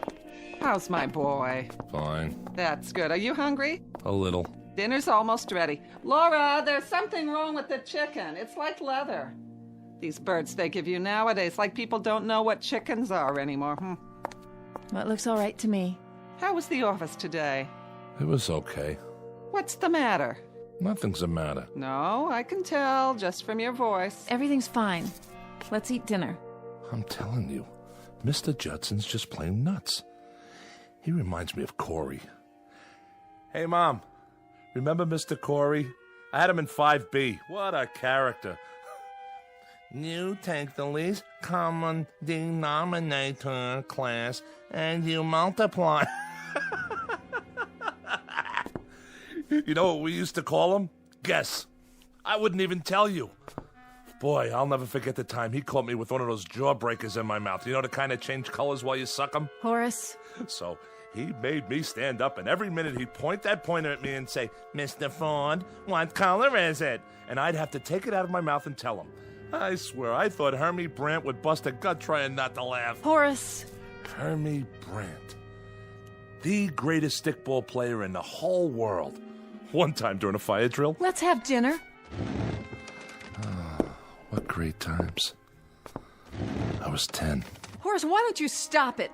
Nobody cares about when you were 10 anymore. I care. You're almost 38. So? So you don't act 38 sometimes. So what? So that's what I mean. So what? What kind of answer is so what? Laura. I'm telling you, this chicken's dry, no matter how much I basted it. Why do you have to keep talking about when you were a kid? People get tired of it. Oh, be quiet for once, will you? Horus. Let him go.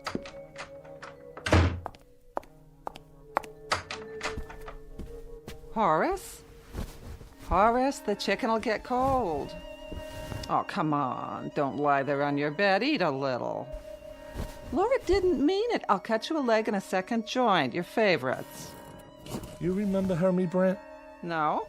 How come you never remember anything about Randolph Street? Oh, it was a terrible place. We're in a good neighborhood now, in a nice apartment. Why do you have to always... What was terrible? Listen, I had the best times there. Like, remember when Pop used to give me an Indian rope burn? I mean, he didn't, but he pretended like he was going to... When you were a kid. Why don't you have kids of your own? Talk about them.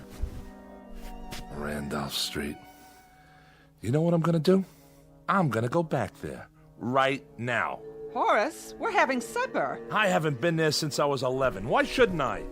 Horace, it's a dirty old street. What are you gonna see? Stay home. Where are you going? So long. Horace, listen.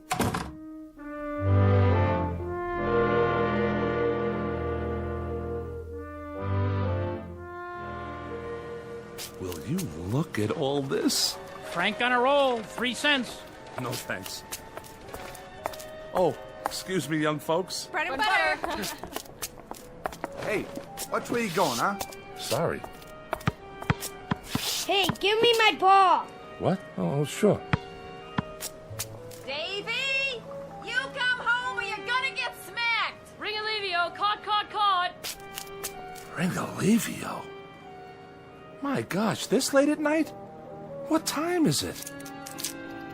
Bins, I yelled bins. Did not. I didn't hear him. Me neither. I did too. What do you want from me? Wait. Boys. Don't I know you? Hurry up, Hermie. Hey, Hermie Brant, come on. All right already, I'm coming. Hermie? Did he say Hermie?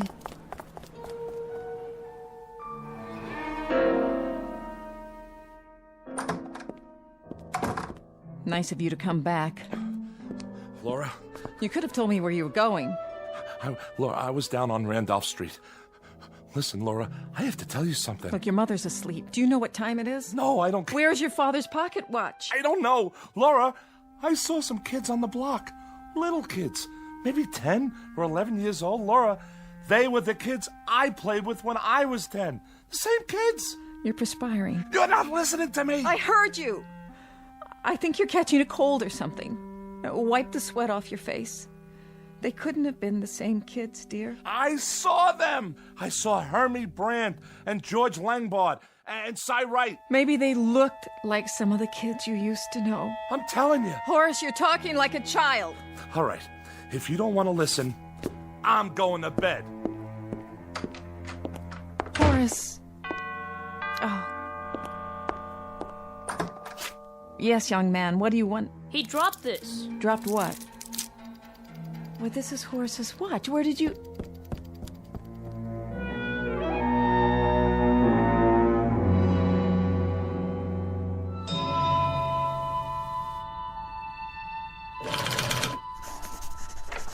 Mail, Mr. Ford.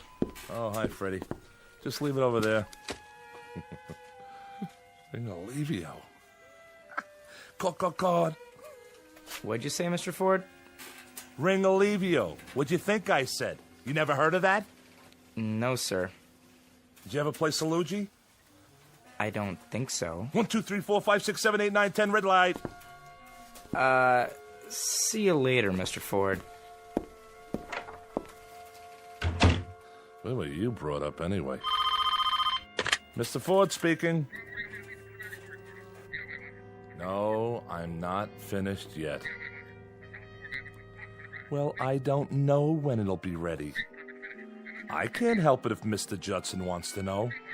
Listen, you can't turn these things out like donuts. Horace? Hi, Lenny. You tell him I am rushing it. Well, what does he think I am? Then let him do it. Sure, you can tell him that. Judson's office. What does he want from me? They want to get that toy into production for Christmas. He's got 6 more months. Take it easy, Horace. Look, he's an okay guy, but he's in business. You gotta remember that. It's nothing personal. How's it coming? Now, don't you start on me. What's wrong? I'm not sure. I saw a kid last night. Were you ever on Randolph Street? I don't think so. Why? Randolph was my old street when I was a kid. He wore the same kind of clothes we used to wear, this kid I saw. Same shirt, same pants, same shoes. Kids don't dress that way anymore. So, you're not going to believe this, but I was walking on the street, and all of a sudden, I hear a kid yell, "Ringalivio!" That's a game we used to play. You know how it made me feel hearing that? I was a very good Ringalivio player. You have to be fast, and you need a lot of stamina. Boy, the running you have to do. First, we choose up sides. 1 potato, 2 potato, 3 potato, 4. Remember that? Then one side has to hide. Once I was hiding behind a grocery in the back where they keep all the cartons and all. Horace. So I fell asleep back there, and when I woke up, I took one look at my Mickey Mouse watch, and Mickey Mouse watch? My God, I haven't thought of that in 20 years. Remember when you had a Mickey Mouse watch? What a big deal that was? Anyway, I was telling you about last night.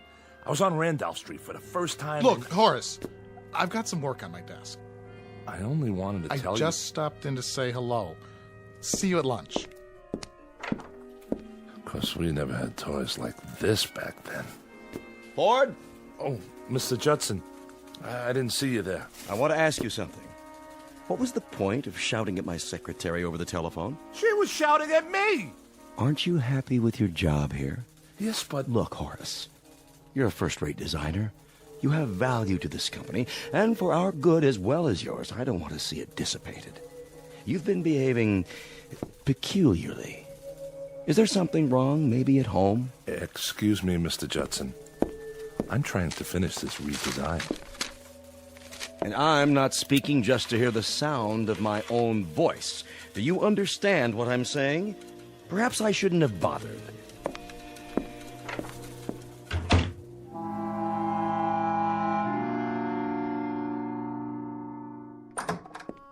Hello? Sorry I'm late. Subway was tied up for about 20 minutes. Somebody jumped? Nobody jumped. Why do you always think that? Well, it happens if you read the papers. Something broke down. You can't kiss your mother hello anymore?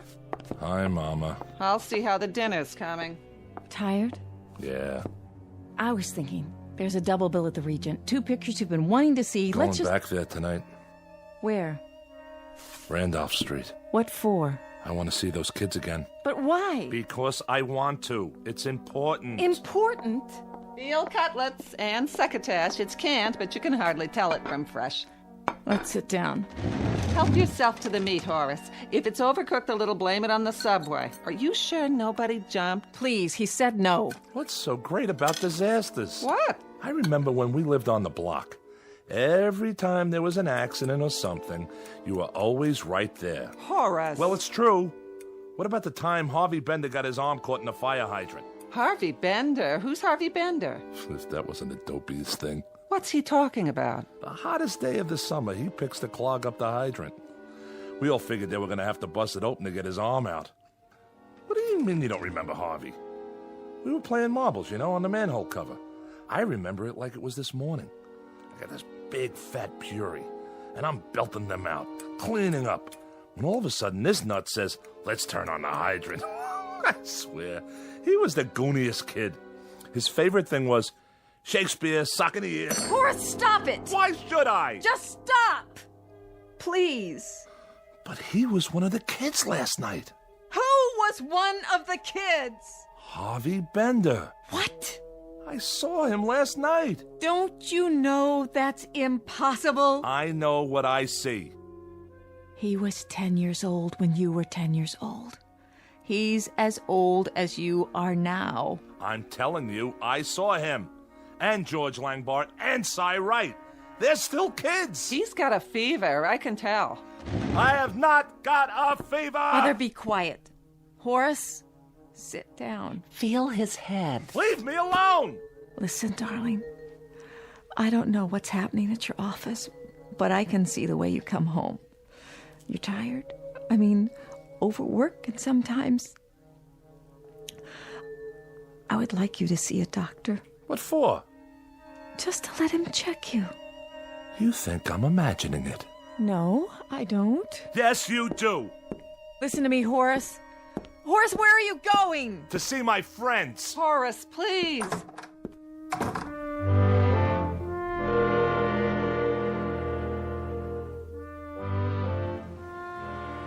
Will you look at all this? Frank on a roll, 3 cents. No, thanks. Oh, excuse me, young folks. Bread and butter. Hey, watch where you going, huh? Sorry. Hey, give me my ball. What? Oh, sure.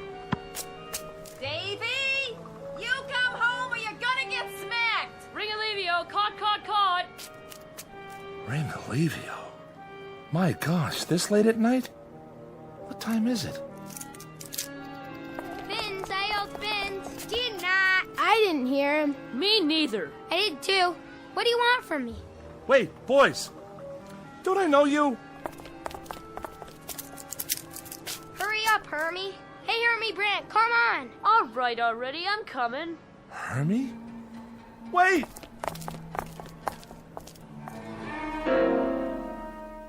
Hey, let's swipe some apples from the fruit stand. Hey, Nitsy. We each grab one. Next to Larry. Next to Larry. Okay, I'll go first. Boys, please.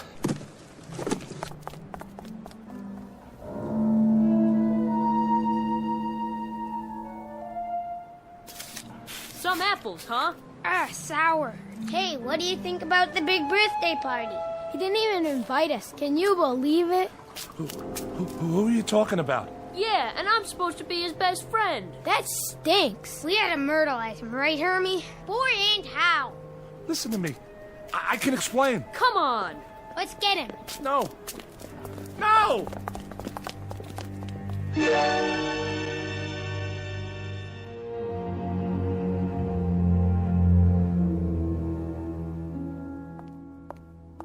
Do you think I got enough ice cream? Huh? There's 1 quart of chocolate, 1 vanilla, and 1 butter pecan. Where should I put the cake so Horus won't see it? I don't know. In the kitchen. Where is he? What time is it? 20 to 8. I'm getting worried. He should have been home an hour ago. Oh, he probably just got stuck at the office. I'm gonna call. Horus, you're so late. I didn't know what time it was. Something's wrong with your watch? I lost it again. But how? Hello, dear. I'm fired. You're what? What are you talking about? I went and had a hamburger. That's why I'm late. I'm asking you something. You're fired from your job? Would you stop? Well, what are you yelling at me for? I want to know from Horus. He's trying to be funny, huh? No. Why were you fired? I was inadequate in my work. Who said that? What does it matter? It doesn't matter, Horus. A man loses his job he's had for 15 years and it doesn't matter? What do they mean, inadequate? Don't they know what they've got? I tell you, gold. They've got pure gold. Would you please stop it? Your life's blood is in that place. I want you to call Mr. Johnson or whatever his name is. You get him on the wire and you let him know what's what. I'm not calling anybody. A weekly paycheck. You think you can find that on the street? What's going to happen to us? All of a sudden, my whole life is going before me. Up, down, up, down. I'm 61 years old. It's time I didn't have to be afraid anymore. Why don't you look at me when I'm talking to you? What's going to happen to me? Shut up! I'm going to talk to Horus alone. What did I do wrong? Ever in my whole life? Somebody tell me. I couldn't help it. It's only a job. Like there are other jobs. You were stagnating there. I never had another job. Why did she have to cry? She's an old woman, Horus. That's always her first reaction to trouble. She's scared to death. Step on a crack, break your mother's back. She'll be all right. Did you get any severance pay? I don't know what I got. I walked out of there. Well, let's forget about it for now. We've got the weekend. Monday you can start looking. We'll make a list. I've got to support her. And you. And myself. You think that's easy? You know what Mr. Corey said? He said that I would never... Mr. Corey was your teacher in 5B. Mr. Judson. He said that I was having a nervous breakdown. He's out of his mind. Listen, I'm telling you, I saw those kids and I know who they are. Horus! They were running up and down the street, swiping apples and having fun. That's all they were doing, having fun. They yell fins. Did you ever yell fins? It's not the subject we're talking about. That is the subject. Me making a living for 3 people while they're swiping apples and running in the street. Well, you're a grown-up man. What do you think you're supposed to do? They were sore because they weren't invited to some kid's birthday party. That's the biggest problem they've got. Horus, you have got to stop this! That's what I'm gonna do! When I went back the second time, the same things happened all over again.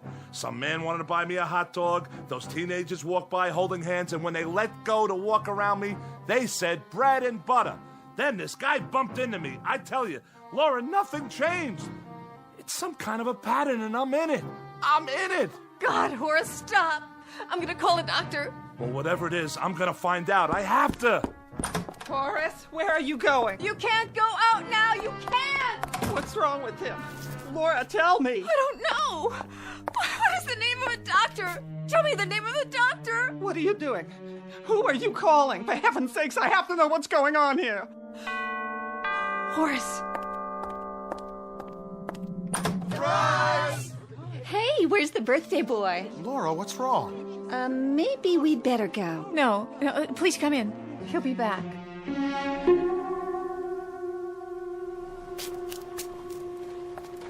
Frank on a roll, 3 cents. No thanks.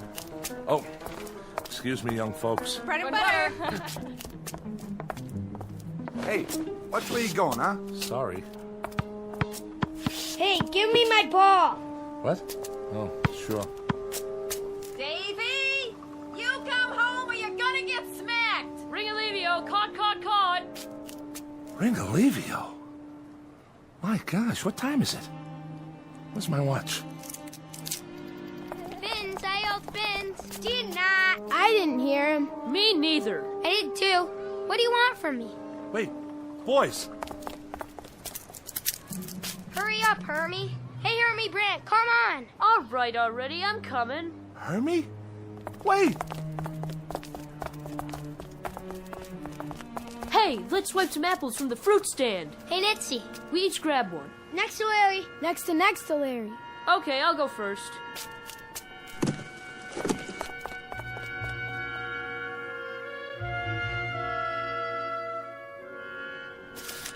Some apples, huh?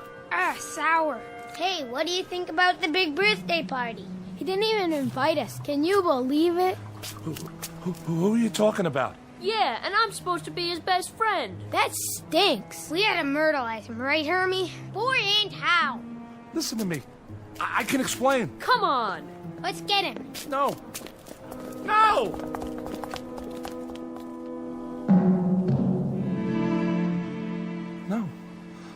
No. Why don't we bust in on the party? Fellas. What for? He'd probably start crying like a baby. Listen, fellas. Can't you hear me? Can't you see me? I gotta tell you something. Step on a line and you bust your father's spine. Cut it out. You've got to listen to me. So are we going to the party? What do we do when we get there? Who cares? They probably got ice cream. Who needs ice cream? It's better than standing around here. Please, look at me. I'm standing right here. Hermie, are you my buddy? Fellas, please. I gotta tell you something. I know I got some apologizing to do. Georgie, Cy, come on. What are you giving me the treatment for? Will you listen? I couldn't help it. Hermie, I'm your best friend. You have to give me a chance. Well, if it ain't little Horace Maxwell Ford. The birthday boy. Why didn't you invite us to your party? We're gonna myrtleize you. No, please. Please, don't. Don't. Laura, honey, I'm sorry about his job, but he'll have another one in no time. He's a wonderful designer. Thank you for saying that. Oh, this party'll perk him up. Best thing in the world for him right now. We even got him a yo-yo. The kind that lights up. I know. All right, everybody. Ready? Somebody get the lights. Laura? Don't make a sound till I open the door. Come in, darling. He dropped this. What? Where did you get that? Oh, Laura. Laura, what's happening? He dropped this. What does that mean? It looks like a Mickey Mouse watch. That's exactly what it is. Horus? Horus, where are you? Horus? Somebody. Horus, is that you? Laura? I'm here. It's all right, Horus, I'm here. Laura, help me up. Of course. Don't ask me what happened. I won't. Because I really don't. Oh, your face. You're all cut up. It doesn't matter. Where are my glasses? Here. At least they're not broken. Can we go home now? That's a good idea. A very good idea. I have no idea what happened, Laura. But for 1 minute, 1 second, I don't know. I saw things that made some of the memories I had a lie. Because when I was a kid, a lot of it was an ugly, sad nightmare. And I saw that. I know what it was. I remember it now. All of it. I don't know what happened either, Horus. But I think we all do that. We remember what was good and we black out what was bad. Maybe if we didn't, we couldn't live at all. Come on, let's go home. Wait. What's this? It looks like your father's watch. Yeah. I must have dropped it. Come on, Horus. There's a party waiting. A party? It was a surprise. Everybody's there. Lenny? Yes, and Betty. They got you something. Well, I'm not supposed to tell you, but I think...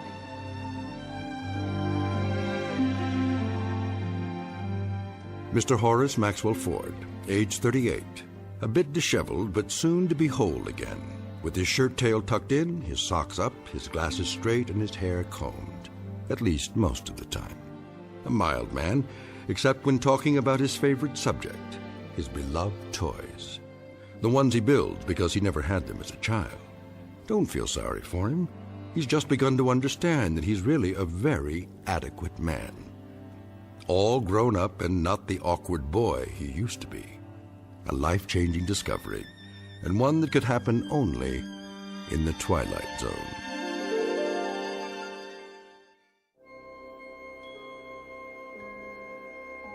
Hi, this is Carl Amari, producer of the Twilight Zone Radio Dramas. I'd like to take a moment to tell you about our official website at twilightzoneradio.com, where you'll get the latest news and information on these Twilight Zone Radio dramas. Plus, at twilightzoneradio.com, you can digitally download 3 free episodes or any of our episodes for only $1.95 each. In this age of ever-changing technology, we've decided to make these episodes instantly available to you by making the Twilight Zone Radio Dramas a digital download-only series. This means that this series will no longer be offered on CD. The CD collections at our website are now being offered while supplies last at buy one, get one free. So be sure to get your favorites before they're sold out. Be sure to visit us often, and I'll see you in the zone.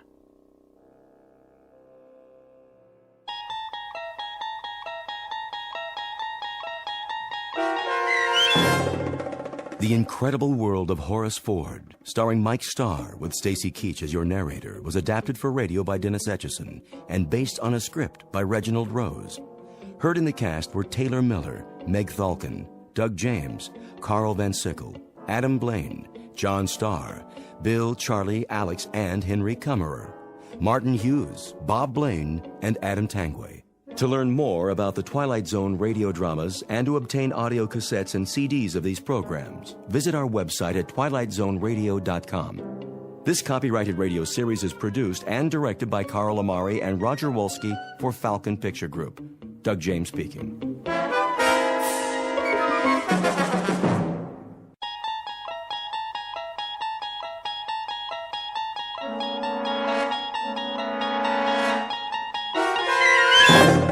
You're traveling through another dimension. A dimension not only of sight and sound, but of mind. A journey into a wondrous land whose boundaries are that of imagination. Your next stop, the Twilight Zone.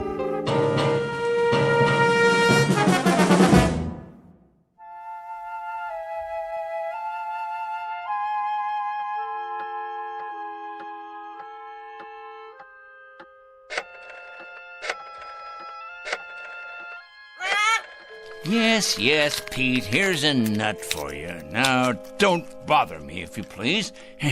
I have work to do.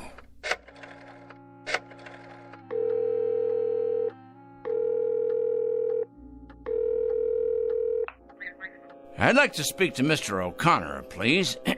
That's right. I'd rather not say. It's rather personal. That's it, Pete. Stay on your perch like a good bird. It's a boy. Is this Mr. O'Connor? Mr. O'Connor, I'll get right to the point. You have a young gentleman working for you in personnel. His name is Brewster. Alfred Brewster. Been with your firm about 1.5 years? Well, I'll tell you what about it. The man is a communist. That's correct, a communist, with certain terrorist affiliations as well.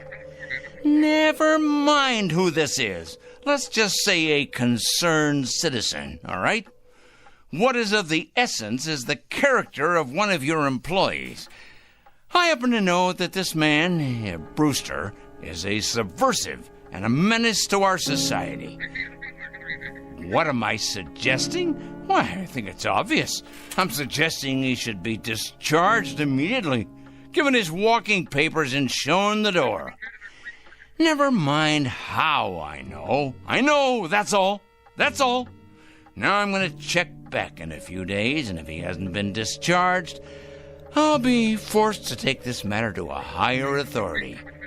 That's right, to the corporate office. Correct? Goodbye, Mr. O'Connor. Rather a full day, Pete, wouldn't you say? 11 so far. 11 names on this list. I better sharpen my pencil. And scratch off one more. Of course, it's questionable what concrete results we can expect, but at least the seeds have been planted. Oh, yes, the opening guns fired. The first salvo, so to speak.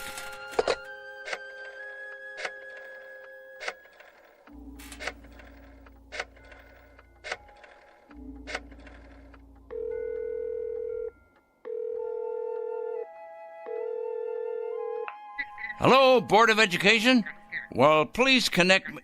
Yes, I'd like to speak with the Superintendent of Schools, please. It's a personal call. No, I'm not at liberty to give my name. That's right, it's urgent. Is this the superintendent? This is a concerned citizen. I'm calling about a teacher and your employee. That's correct. His name is Farwell. William J. Farwell. He teaches at your North End High School. That is correct. The man is morally objectionable. He's a drinker, a carouser, and I have it on good authority that his relationships with students are questionable at best. The man should be investigated immediately. Oh, yes. Never mind who this is. I happen to be giving you facts, and that is what is at issue here. Well, you best check on him. You most certainly should, and without delay. Quite right. Here you are, Pete. There you go. That's a good bird. You know, I'm rather tired. It's been quite a full day. You don't realize just how tired you can get during a campaign. But a dedicated man isn't concerned with physical discomfort or fatigue or anything else for that matter. No, a truly dedicated person is interested only in victory, in the conquest of morality over the forces of immorality.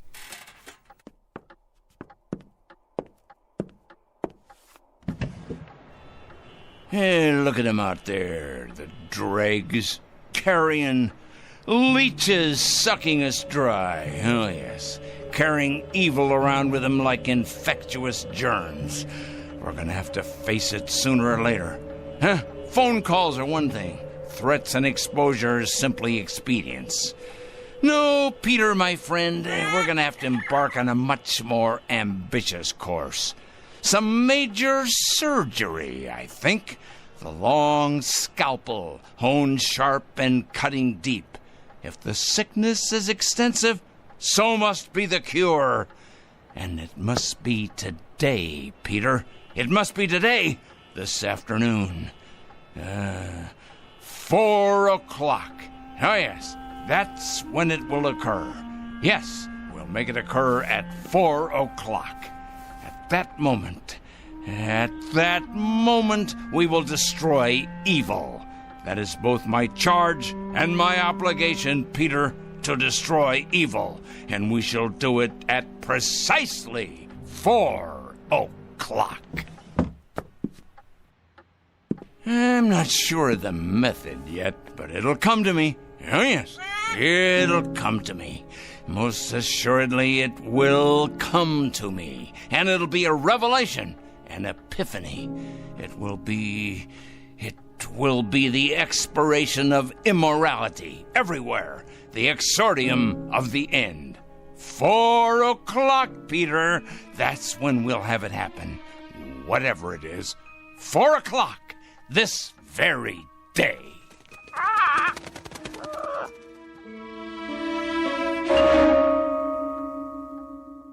This is Mr. Oliver Krangle, a dealer in petulance and poison, a self-appointed, self-designated, self-ordained vigilante, whose jaundiced eyes peer out at an unholy world and find it undeserving of anything but judgment and punishment.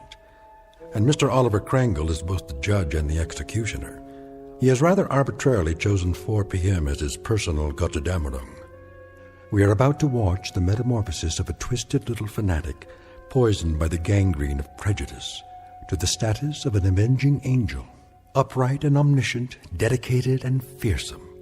Whatever your clocks say, it's almost 4 o'clock.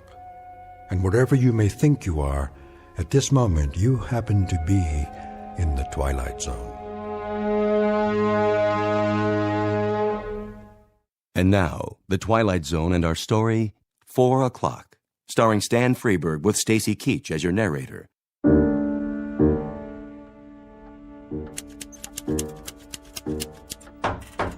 Yes?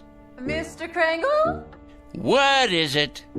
Well, there's a special delivery for you. Just a minute.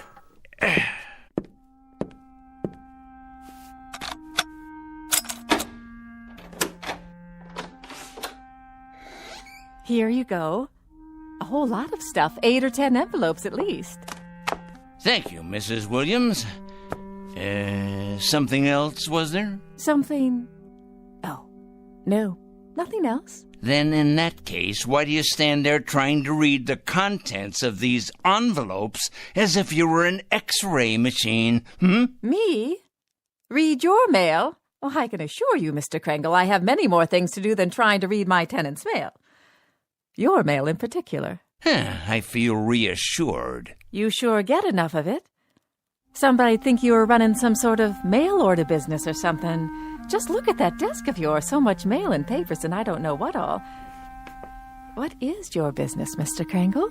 What I do is none of your concern. I pay my rent on time, and I keep to myself. A respect for privacy you should learn, Mrs. Williams. Well, I never... You never? That's good to know. Now, have you any more comments to air? Because if not, I would greatly appreciate your leaving me alone. I have a great deal of work to do. I believe that. The question is, what kind of work? You should believe it.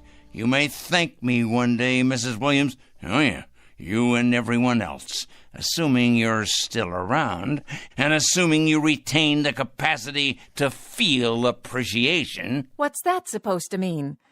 Assuming I'll be around. Are you threatening me or something, Mr. Krangle? Threatening you, Mrs. Williams? I don't threaten people, my dear lady. I compile files on them.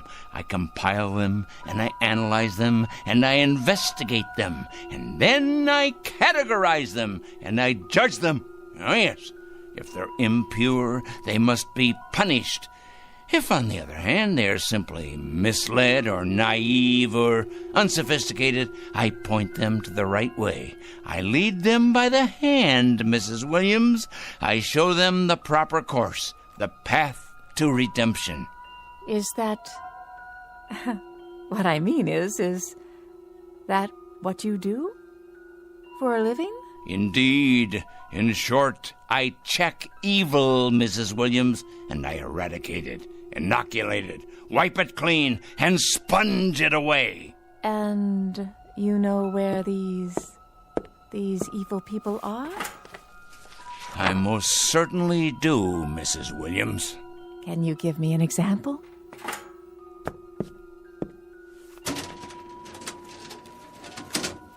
How about this one? Mrs. Claire Williams, age 54, widow. Formerly married to John Alastair Williams. Political affiliation, none. Husband's political affiliation, none. Evidence of subversion, none. Negative personality traits, curiosity, and ignorance. Of course, that's just a preliminary report, Mrs. Williams. The in-depth research is in the master file cabinet right over there. Well, aren't you the strange one? You ain't nothing if you're not a strange one. I'll be going now, Mr. Krangle. Had your nap, Pete? All rested up, are we? Well, that's a good young parrot. It's going to be an exciting afternoon, Pete. Big things are going to happen at 4 o'clock. Yes, they are indeed. 4 o'clock? What's going to happen at 4 o'clock? Interesting question, Mrs. Williams. A very interesting question. Very much to the point. What's going to happen indeed? At 4 o'clock, we're going to expose evil, strip it bare, push it out into the light, dissect it, pinpoint it, and eliminate it. You are? Exorcise it, denude it, confute it, destroy it. Oh, now careful, Mr. Krangle. You're gone and broken your lamp. What? Oh, the lamp. I see. Sorry. Well, no matter. Would you like me to clean that up for you? No, I'm quite capable of cleaning up after myself, madam. That's one thing I'm very good at, cleaning. Something else, was there, Mrs. Williams? No, I don't believe so. If it's all the same to you, I'll be on my way.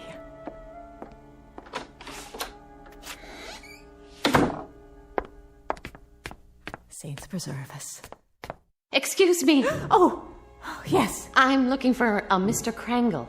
I can't imagine why. I was told he lives in this building. Oh, he lives here, all right. There ain't no doubt about that. With a vengeance, he lives here right there at the top of the next landing. But if you ask me, young woman, you won't be going in there without police protection. Is that right? If you ask me, the man has a leak in his attic a mile wide. I ain't sure anymore that he's safe to have around.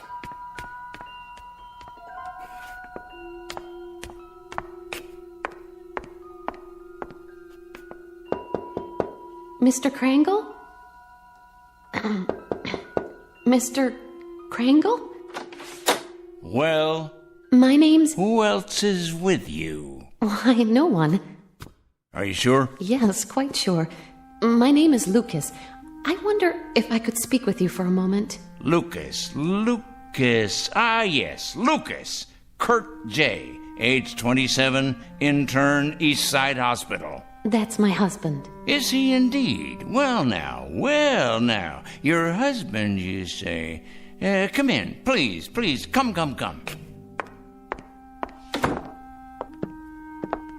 Have a seat, by all means. Thank you.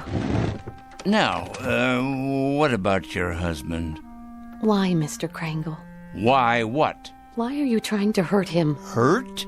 My dear lady. What has he ever done to you? To me? Why, nothing to me. That is, nothing personally.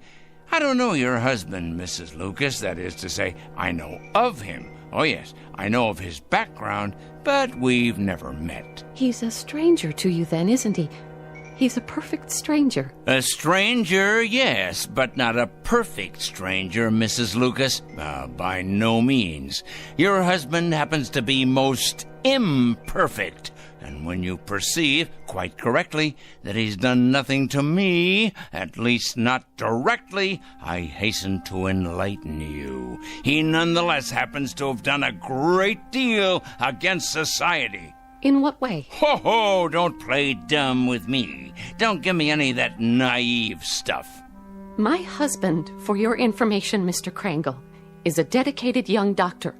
A gentle, decent, fine human being. He has only one abiding interest in life, and that is to cure, to heal, to stop pain. And to kill. How can you say such a thing? That's his other abiding interest, the one you've conveniently skipped. L-L-L-U-C Lucas. Here we go. I know his file well. Lucas Kurt J., M.D., second-year intern, Eastside Hospital.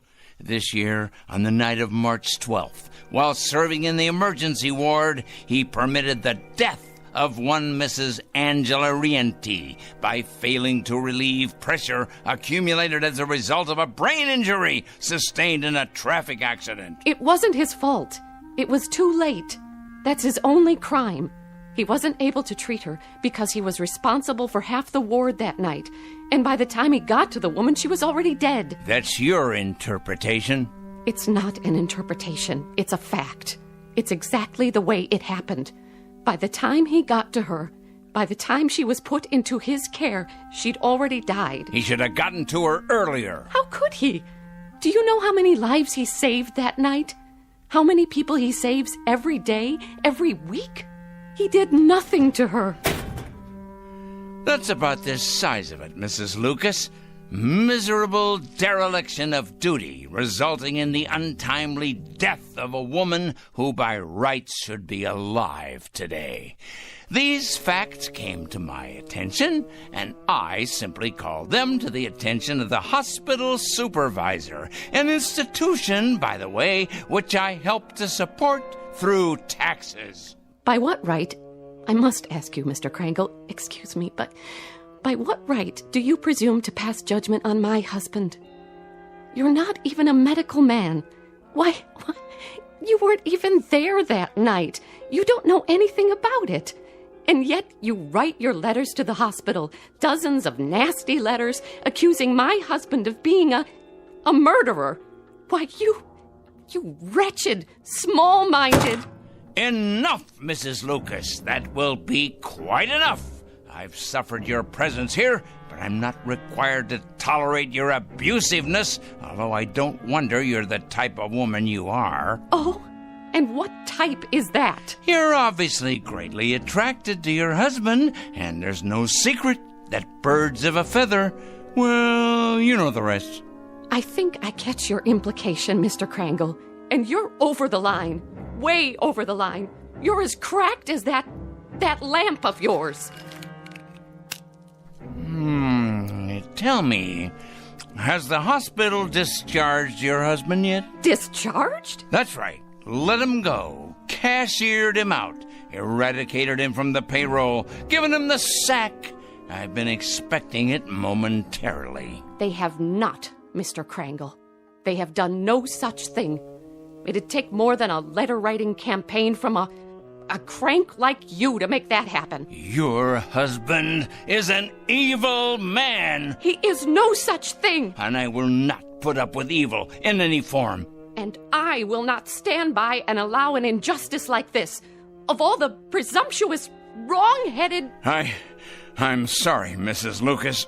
I haven't any more time. Why, look at the hour. It's 3:00 already. I got things to do. Many more important things to do, thank you. Today's mail, for instance. You'd probably be interested in these. They're cases not unlike your husband's. Communists, subversives, thieves, harlots, but all made out of the same metal. Evil, Mrs. Lucas. All of them evil. And I will not countenance evil. I am absolutely incapable of countenancing it. You're probably unaware of it, Mr. Krangle, but my husband is a very sensitive man. Oh, please, spare me. Your letters have had an effect on him, if on no one else so far. The people at the hospital tell him to ignore the letters, forget about them, but they're tearing him up inside. They're killing him. His confidence in himself, his ability to concentrate and work. You see, he's like a lot of doctors, Mr. Krangle. He cares. He cares very deeply. So, you see, you really have been quite successful after all. I imagine you've been equally successful with other people, too. Mm-hmm. There's too much sanity still left out there for you to have succeeded in having them all fired. Mm-hmm. But you must be hurting them. Those men and women, hurting them desperately, as you've hurt my husband. So you've really accomplished a great deal. Yep.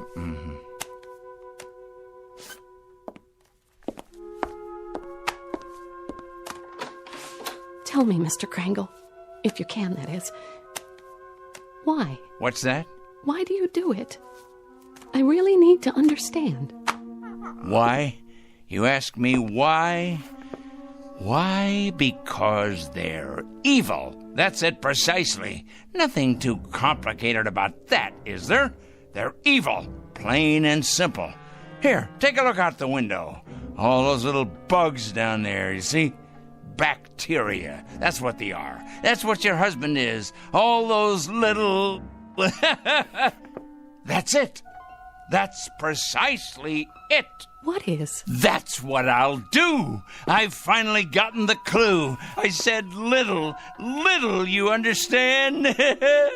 That's what I'll do. I'll turn all the evil people into little ones, understand? I'll make all the evil people, let's see, 3 feet. No, 2 feet. 2 feet tall. That's it. At 4 o'clock this afternoon, at precisely 4 o'clock, every evil man and woman will become a mere 2 feet tall. A revelation, an absolute revelation. Peter, my lad, did you hear what I come up with? Did you? That's it. Do you see the beauty of it, Pete? That's it.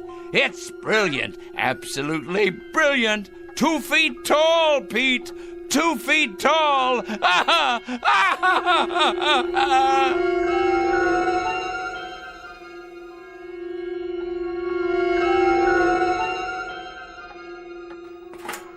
At 4 o'clock this afternoon, I'm going to turn all the evil people, the wicked, morally stunted troublemakers everywhere, into tiny little freaks for all the world to see. I'll make them all 2 feet tall. 2 feet tall, I say. Yes, it'll be better than if they wore badges on their clothing. Impossible for them to hide the purest form of poetic justice. Evil will be made an object of universal scorn, laughter, humiliation. Yes, you're not. You're hungry, aren't you, Pete? Here you go, boy. I won myself. We must be strong, the two of us. Strong for what's about to happen.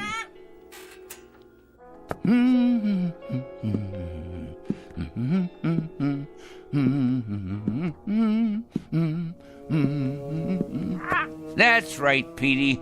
10 minutes past 3. It won't be long now. Yes, a peanut. Here you are. That's a good, strong boy. I'll bet you could crack open just about anything with that great big beak of yours, couldn't you? Yes, you could. I'm sure you could.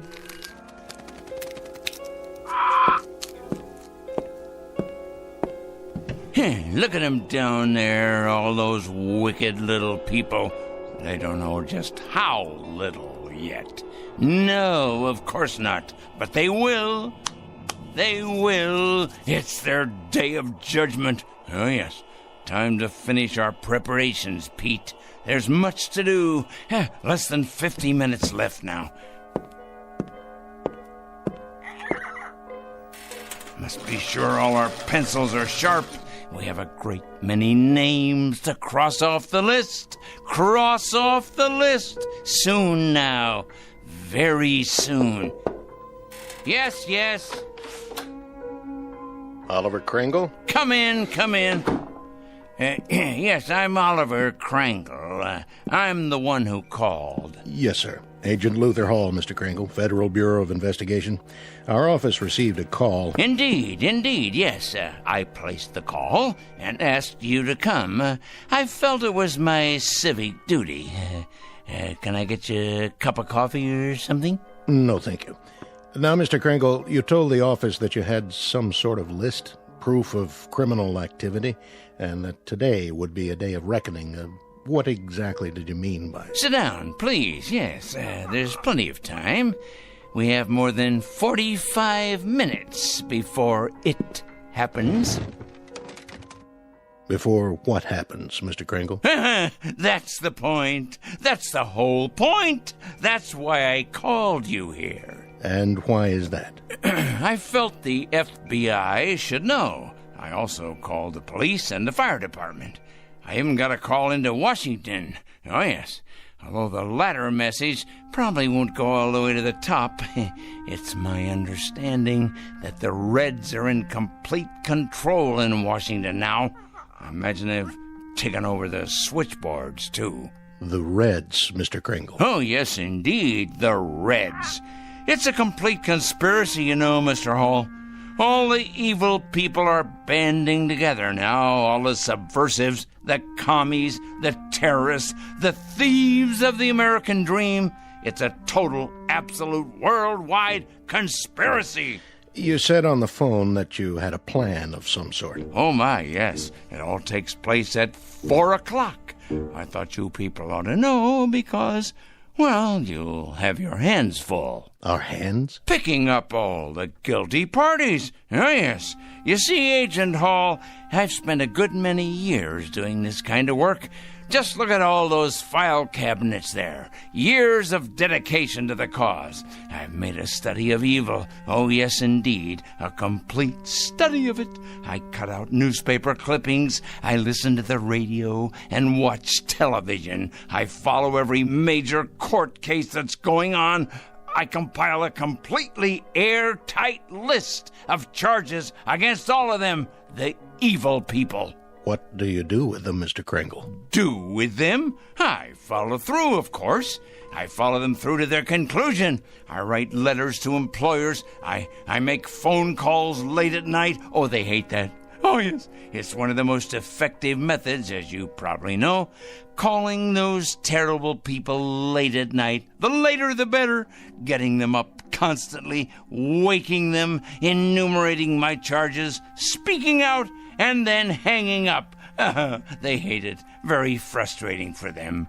I'll bet. Oh, yes, indeed. They go out of their minds with fury. They don't like to be awakened late at night, I can assure you. Who does? Yeah, but with these people, it's absolutely necessary. The evil people, you understand. The destabilizers. The enemies of order. But to get to the point, Mr. Hall... The point... And what is the point? The clock on the shelf there tells the story. The entire and complete story. It's 3:20 now. In exactly 40 minutes, all the evil people in the world will be reduced to half. No, a third of their present size. Oh, it'll be glorious. All the unpunished murderers and the tyrants, the proud and the sinful, the schoolyard bullies, the cruel teachers and faithless friends, the wrongdoers, blackmailers, and the nicotine fiends, too, and the thieves, and the harlots, and the transgressors, all of them, every one. How does that sound, Mr. Hall? How do you propose to go about doing this? I mean, shrinking people. I merely will it, that's all. I will it. I've been giving it a great deal of thought. Now, in the past, various other plans have crossed my mind. Other plans? Well, for example, I didn't approve of our entering any of the wars, you see, and I had it in mind I might take the stiffness out of airplane propellers. Do you understand? I'm not sure I do. Well, when the crews came out in the morning, bundled up like children against the cold, and then went into their planes, they'd find the props hanging limp like great empty banana skins. Then the war ended and, well, it seemed like a waste of effort at that point. After that, jets became the order of the day, and so I thought, what would jam up the intakes on those jet engines? Huh? What better than a flock of birds? Oh, not you, Petey. Not the beautiful, brave, loyal parrots of the world. Oh, no. Just your low-class country cousins. You read about it from time to time. Seagulls that get sucked into jets, cause them to fail. So, naturally, I thought, chickens. chickens. Ignorant. Can't speak. An army of them bred to sacrifice themselves for the greater good. Release them on runways just at the moment of takeoff. That would ground those bombers and cargo planes, but fast. Of course, there'd still be trucks and overland supply routes. And then I read in the paper a year or so ago about an accident, a bad traffic accident. 3 people were killed. So I decided I would change all the wheels in the world from round to square, or maybe even triangular, so they'd stub in the asphalt and stop in their tracks. You mean sabotage interstate commerce? I devised another method later on. Terribly interesting, I thought. Mark all the evil people on the forehead. Or better yet, turn them all one color. Say, purple. But then it came to me that they'd simply be able to recognize each other more readily and band together in their collective wickedness. I see. Well, Mr. Hall, this is hard to believe, but I hit upon this latest idea about the change in size just this afternoon. Some benighted woman was in here, and she quite inadvertently gave me the clue I needed. Make them all 2 feet tall. Now, what could be simpler? Think of it, Mr. Hall. Think how ineffectual this will render them. They can't handle delicate scientific instruments, or typewriters, or computers, or telephones, because they can't reach them. They won't even be able to open a window or turn a doorknob to escape once we know where they are. Why, pretty soon they'll be as extinct as dinosaurs. Here's a peanut for you, Petey. I think, Mr. Hall, that the most interesting place will be, let's say, a murder trial, where nobody knows whether the accused is guilty or not. And then at 4 o'clock, if he's guilty, or watching the drunkards in a saloon, or, there's so many places to be. Mr. Kringle? Yes? I'd like to ask you a question, sir, and I hope you don't take offense at it. Go on. Have you ever had any psychiatric help, sir? What? Psychiatric help. I don't think you're rational. I think you've developed some kind of obsession here, and I think you need some help. Help? Me? I need help? Why should I need help? I'm not evil. You obviously don't understand any of this, do you? I'm not the evil one. It's them. It's all of them out there on the street. Just take a look out the window. See? They're the evil ones. They're the ones who are going to be 2 feet tall. In just 30 minutes. That's when it's going to happen. In just 30 minutes. Well, I'm sorry, Mr. Kringle, but there doesn't seem to be very much we can do about all this. What do you mean? Why, the law enforcement agencies are going to have round-the-clock schedules from now on. Do you realize how many evil people you're going to be able to find? Why, they'll be all over the sidewalks, all over the streets. You'll have to build more jails. You have to build more electric chairs, gas chambers, gallows, penitentiaries. Well, what about it? What are you going to do? Nothing, Mr. Kringle. Not a thing. And if you'll forgive a suggestion, that's what I think you should do, too. Nothing. These letters you write, these phone calls, there happens to be something in this country that precludes all that, makes it unnecessary. And what's that? Law, Mr. Kringle. There happens to be law. We like support from citizens. Support, help, cooperation.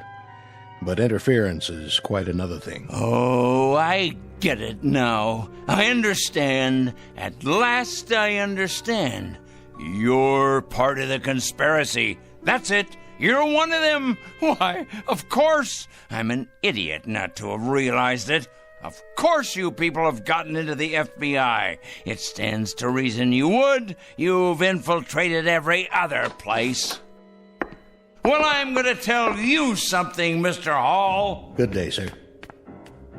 You'd better enjoy yourself for the next 20 or 30 minutes. You hear me? You'd better enjoy yourself to the utmost, because you're going to be 24 inches tall. You and everybody like you.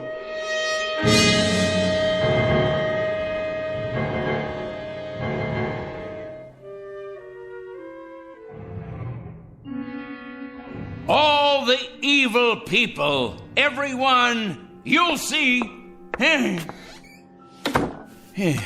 Good riddance to bad rubbish, eh, Pete? To all their kind, the righteous will rise up, and the weak will fall before their terrible wrath. It's as right as rain.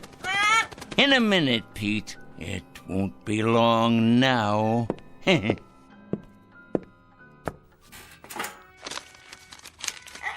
Yes, here's your nut. It won't be long now at all.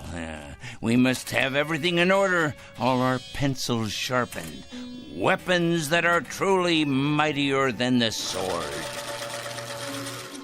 In our desk, we must have lots and lots of clean paper to make another list of the newly exposed. Their corruption on display for all the world to see. I wonder what they'll look like down there on the streets, on all the streets everywhere. Oh, what a glorious sight it's going to be. So many people. Think of it. Fat ones, thin ones, the young and the old, suddenly grown too small for their clothing, which of course will no longer fit them. It simply won't fit them at all. Like the toads and the cretins they are. Someone should follow along behind and collect it in trucks, boil it in hot water, decontaminate it, and then redistribute it to the rest of us. Think of that, Pete. New suits, trousers, neckties, formal wear, tuxedos, this and casual wear of every style. Oh, yes, it shouldn't go to waste. Think of how much money could be made in resale centers across the land. Money to finance a whole new campaign. Why, Pete, we could open a chain of clothing stores. Aha! All we need is a fleet of trucks to gather it up. Ours for the taking. But alas, it's too late to organize any of that now. Oh, if only I'd planned ahead. Well, the least I can do is alert the media. Yes, that's the responsible thing to do. I wonder if they have any idea at all about what's to take place. And at this hour, the Dow Jones is down 14 points. Raging fire now under control in upstate. The White House press secretary announced a peace plan today. 4-car pileup on the bridge. Motorists are advised to use alternate routes. Come on down to Crazy Joey's Fashion Warehouse. We've got sportswear, clothes for the workplace, back-to-school duds, all at out-of-this-world prices. You'll think you've died and gone to heaven because my name's Joey and I'm crazy. Another lost opportunity, Pete. But that man doesn't know how soon he'll be out of business. He has no idea, does he? No idea at all. We better check the television news while we're at it. We'll have the weather for you coming right up after this. The very vegger slices, it dices, it turns out finger-licking julienne potatoes. Okay, now tell us about your new book, 101 Ways to Profit from Armageddon. Amateurs. Pete, what to do? What to do? Of course I can send out press releases taking credit for all that I've done after the fact. If only I had more time. More time! Still, we'll have to alert them as best we can.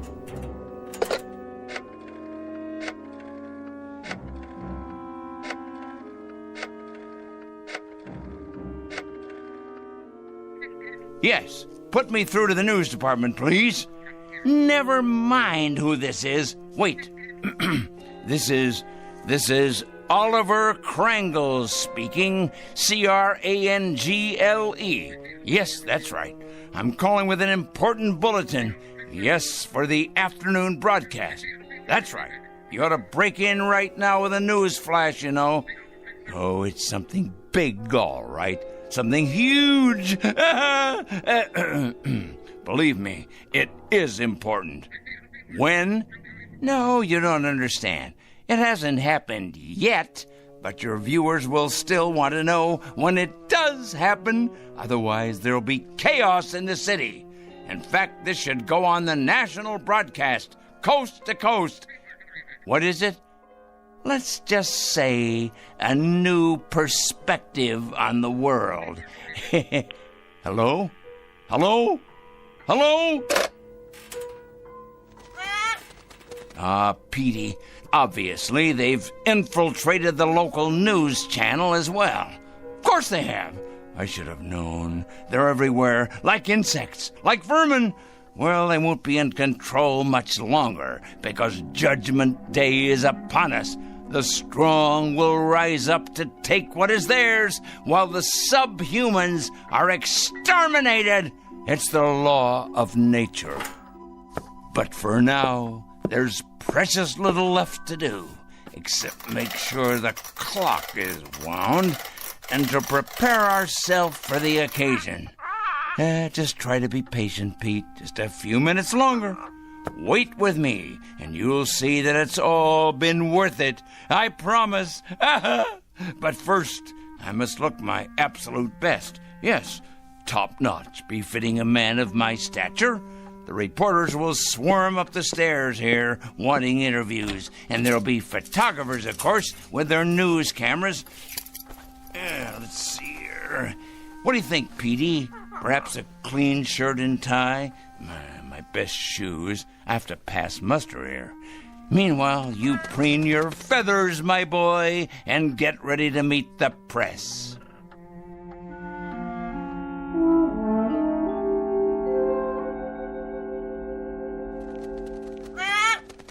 There! It's happened, Pete. It's happening right now. This very second. Can you feel it? Something in the air. The next phase of evolution for the human race. Oh, nothing will be the same after this. Nothing! The new order has come at last. Yes, but first, I can't wait to see them all down there, turning into tiny little gnomes. Just 1 second, Pete, as soon as I take a look out the window. Certainly, Peter. You may have a nut, as many as you like. You must be hungry. I'll have something, too. We'll make it a celebration. This is our day. Of course, but you must be patient. I can't wait to look outside. I can't wait. But for some reason, I can't see over the windowsill. How can that be? I can't even reach the bowl of peanuts. I know you're hungry, but somehow it's just out of my reach. What? Unless someone has moved it, put it in a very high place. But that would have to be someone very tall. Someone very, very tall.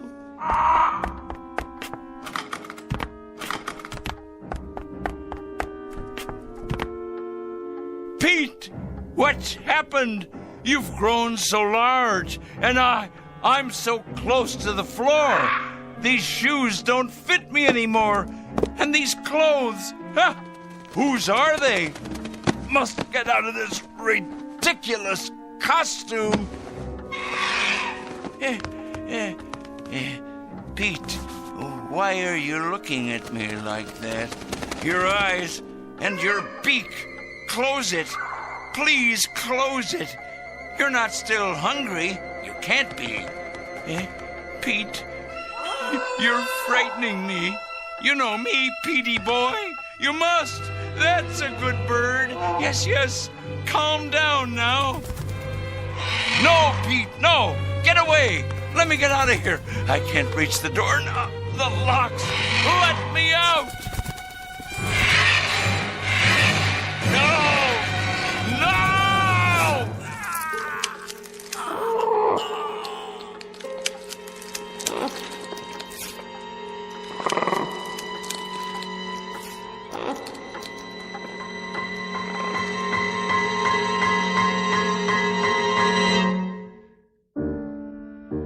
At 4 o'clock, an evil man made his bed and lay in it. A pot called a kettle black, and a stone thrower broke the windows of its glass house. Not a pretty picture, perhaps, but for this poor, misguided fellow, quite unavoidable. A simple matter of supply and demand. He was right about one thing, though. In a world where the strong get stronger and the mighty feed upon the weak, you can run, but you can't hide. Look for this one under F for Fanatic and J for Justice in the Twilight Zone.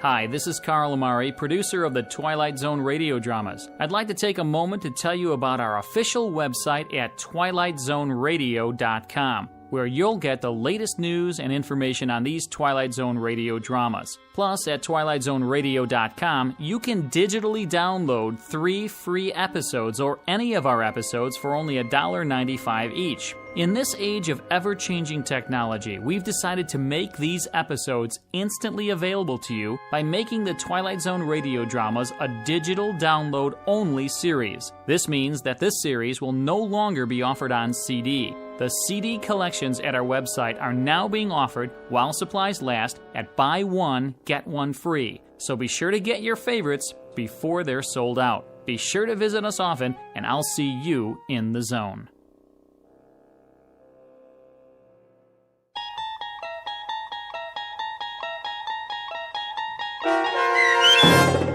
4 o'clock, starring Stan Freberg with Stacy Keach as your narrator, was adapted for radio by Dennis Etchison and based on a script by Rod Serling. Heard in the cast were Taylor Miller, Maggie Carney, Rick Peoples, Doug James, Paul Patch, and Carl Amari. To learn more about the Twilight Zone radio dramas and to obtain audio cassettes and CDs of these programs, visit our website at twilightzoneradio.com.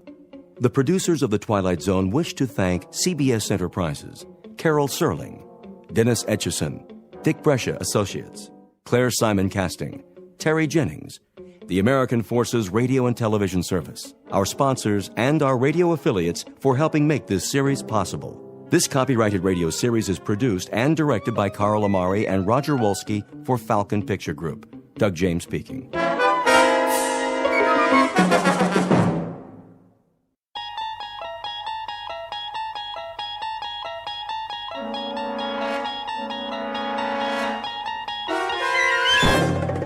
There is a fifth dimension beyond that which is known to man. It is a dimension as vast as space and as timeless as infinity.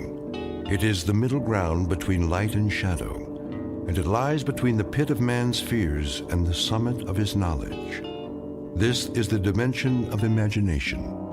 It is an area which we call the Twilight Zone.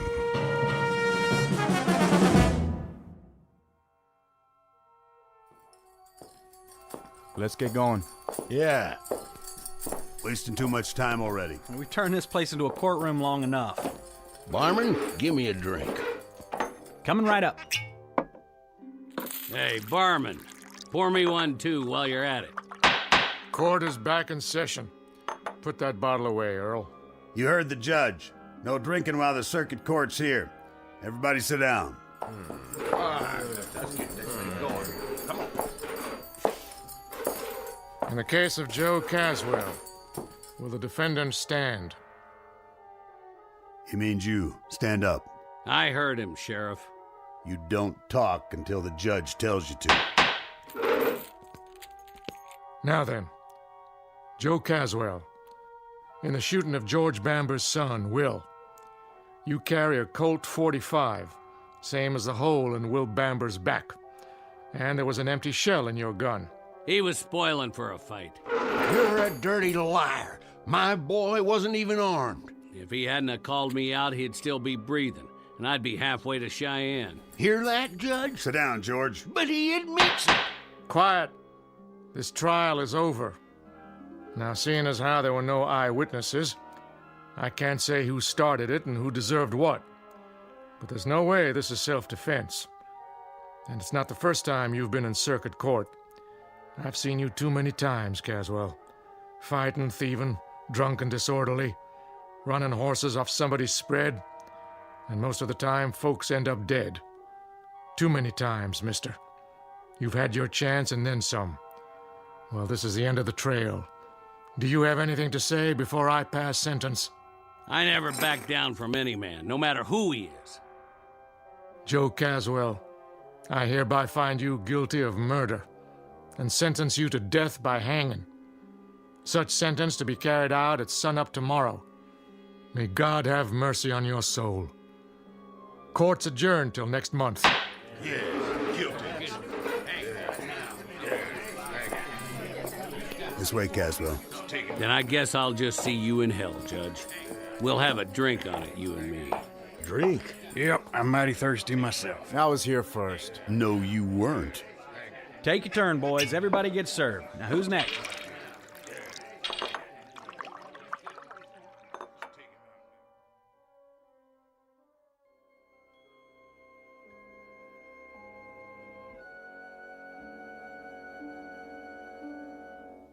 Prelude to a commonplace, if somewhat grim, unsocial event known as a necktie party.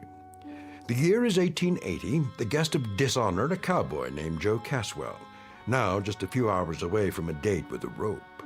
He's headed for a short dance, to be performed several feet off the ground, before moving on to the dark eternity that awaits evil men. Mr. Joe Caswell, who, when the good Lord passed out a conscience, a heart, and a regard for others, must have gone off for a beer and missed his. Mr. Joe Caswell, whose time is about to run out in the Twilight Zone.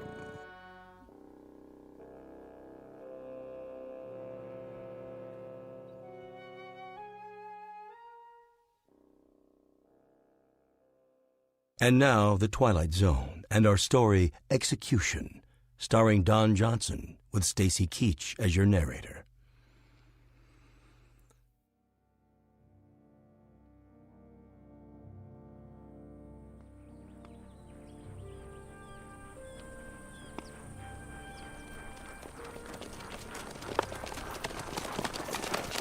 This'll do right here. That tree hold him, Sheriff? Sure it will. It ain't that much. Give me the rope, boys. Right here.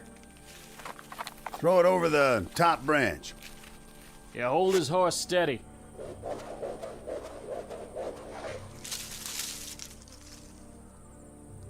I made the knot real good. Yeah, he did. It's a big one, too. You did fine, boys. Though I walk through the valley of the shadow of death. Reverend. Shut up, Caswell. I shall fear no evil. No need, Reverend. I ain't interested in any prayers. And your immortal soul, are you interested in that? It's my immortal neck I'm concerned about now. It's your pleasure to see that it gets stretched a couple of feet. And since that book of yours ain't gonna stop it from happening, I'd as lief make this short and get it over with. Go ahead, then. I'm finished. Judge? You got any last words, Caswell? What would you like to hear? It's up to you. Then I'd like to say something about the young man I put a hole in. Yes? He had too much mouth and not enough brains. Why, you... And I'd invite him out again this morning if I had to do it all over again. You shot my son in the back, Caswell, which is a long country mile from an invitation to a showdown. If that's all you got to say, I got this to add. I'd like it to take a while. I'd like you to feel it, Caswell. The more you kick, the more justice I figure there is in the world. I'll do a jig for you, Papa. Just like a puppet. With my hands tied behind my back. How's that? Now, can we get it over with? All right, put the noose around his neck.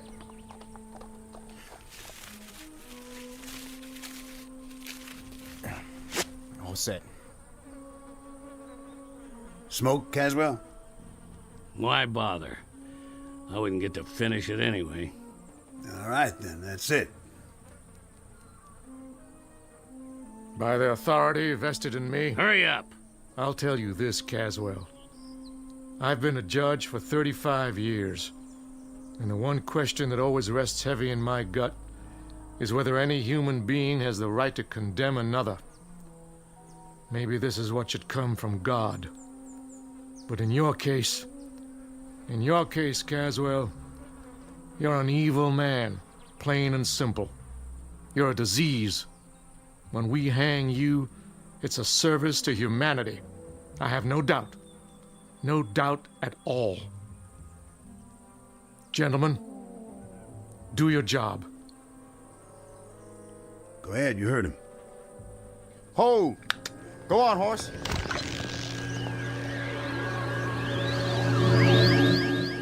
What in the... Where'd he go? He was here, and then, just like that, he... Oh, my dear God. I tied the rope around his neck. It was tight, I swear. I know you did. I saw it. Then where is he? That's a good question. What happened to him?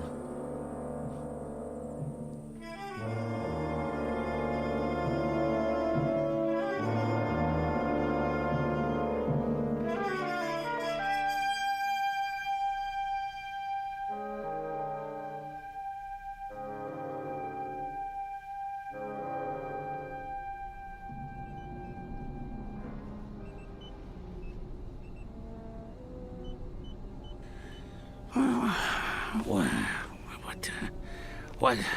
Stay down. Who are you? Just try to relax. You're going to be all right. Where am I? A long way from home, old friend. A very long way. I ain't outdoors no more. No, you sure aren't. My name's Dr. Mannion. You're in my lab in New York. How'd I get here? That, I'm afraid, will take some explaining. Is it day or night? That hardly matters. The truth is, it's more than a full century after your last moment of consciousness. But how? By this, an invention of mine. I wasn't sure it would work, but now I have the proof. I gotta get out of here. I suggest you stay where you are. You're in no condition to go anywhere just yet. Can I get you anything? A drink of water?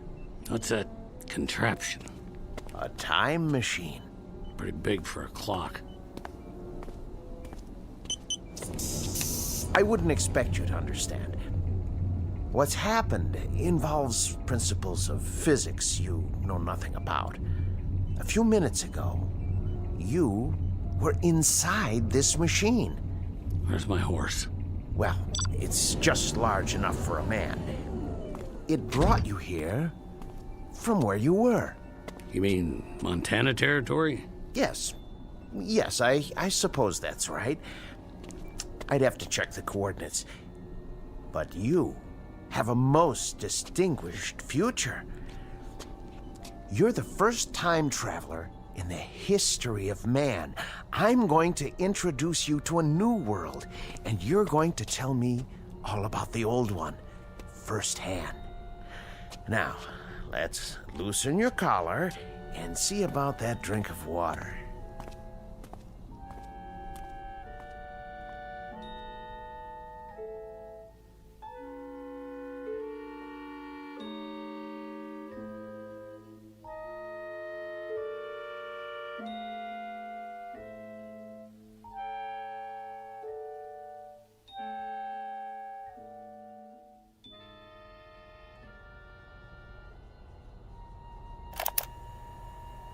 Continuation of the previous entry. I offered the subject food and water, especially the latter. He seems quite parched. His clothing appears to be authentic in every detail, including the leather chaps and cowboy boots. After several attempts at conversation, he appeared desperately tired, and I showed him to the bed in my inner office. But I managed to learn the following. His name is Joseph Caswell. He claims to be a trail boss on a cattle ranch in the territory of Montana. His last moment of consciousness was on November 14th, 1888.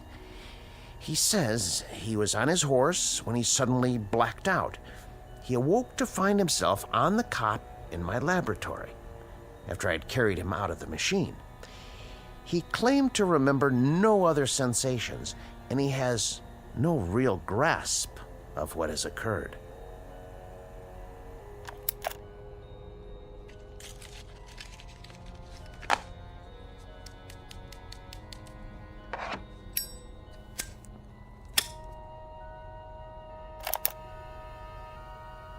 There's one disturbing point. The marks of a rope are etched deeply into his neck. He offers no explanation for this. And I have one other observation, hardly scientific.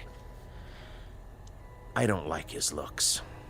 I don't like the face, or the eyes, or the expression. The overall appearance is disquieting, even disturbing. I can't escape the feeling that I've taken a 19th century primitive and transported him to a modern-day jungle. Heaven help whoever gets in his way. That's all for now.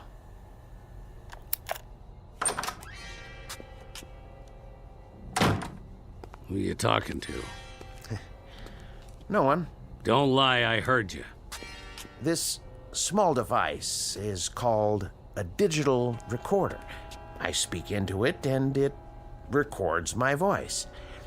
A way to make notes, you might say, without pen and paper. Yeah? Here, I'll show you. There's one disturbing point. The marks of a rope are etched deeply into his neck. He offers no explanation for this. See? That's my voice, stored in the machine. Ain't that something? What else you got in here? You should rest. Huh? Oh, yeah. Bed's might soft, though. Yeah, it would be better if you don't touch anything. Sure, Doc. I smelt smoke. Spare some tobacco? What? Oh, of course.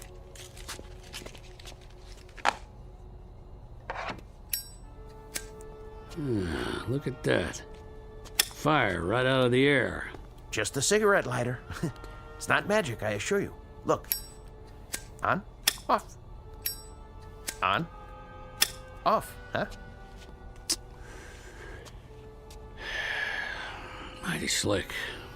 Here, take it. Go on. What else? I thought you were tired. Yeah, plenty of time to sleep, plenty. I want to take a look at the world out there, see things like you showed me in those picture books. Carriages without horses and buildings that go up in the sky. Oh, they're out there, Caswell. Things you've never seen before. Then let's get to it. No hurry.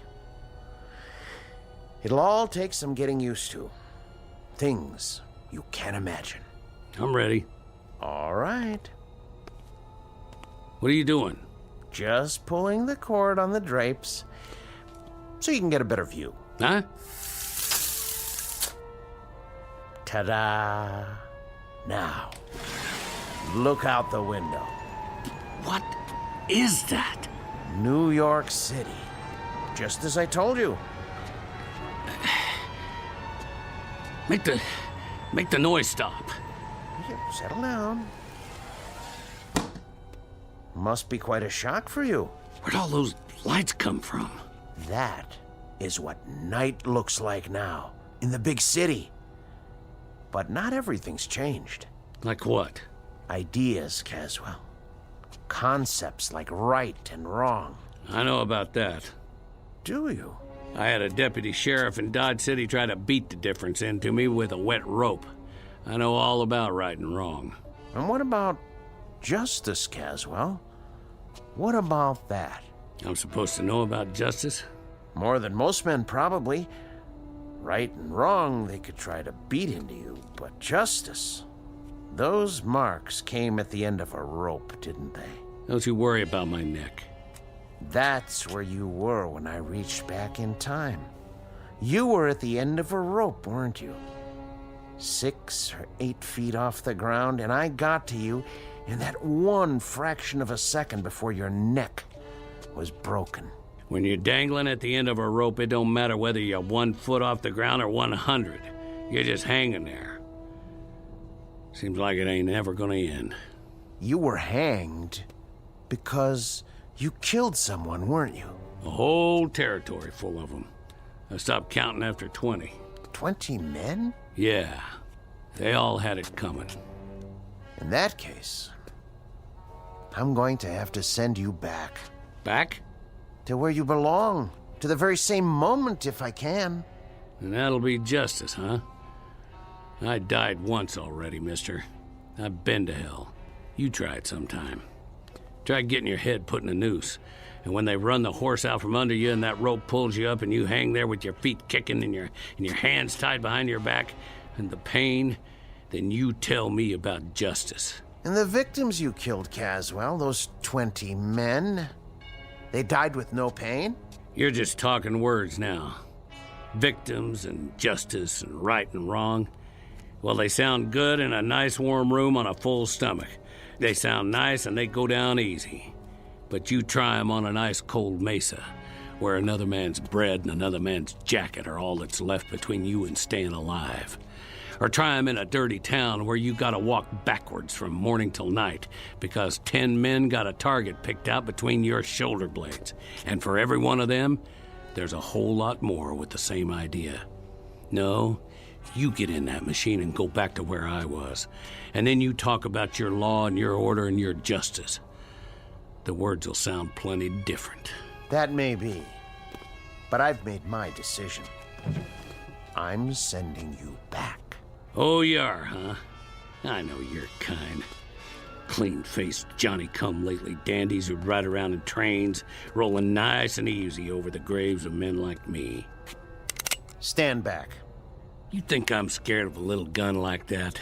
I had me a Colt 45 with a whole lot of notches on the grip. Get in that machine now. You don't tell me what to do. I hate your kind. I'm warning you. Yeah? Well, I'll do more than that. I'll take that pop gun clean away from you, because you don't have the guts to use it. Let go!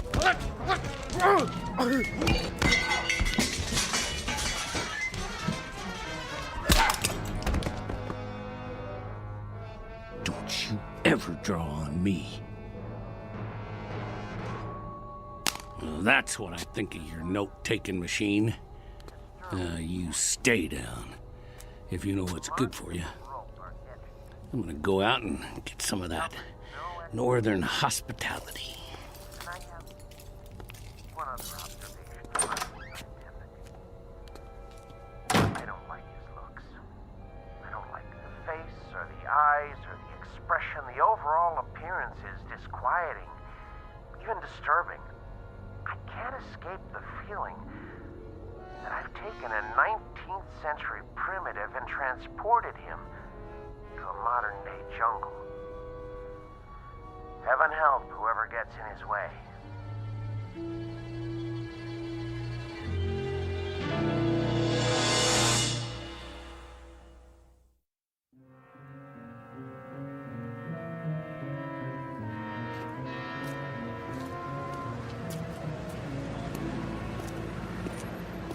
Paper! Evening paper!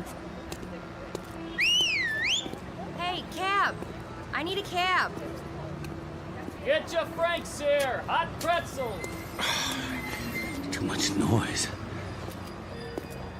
Look at that guy. Who does he think he is? Hey, man. Nice costume. Get out of my way. Who are you, a drugstore cowboy? Hey, move it, pal. Look at his eyes. What's wrong with him? Another crazy. I gotta get away.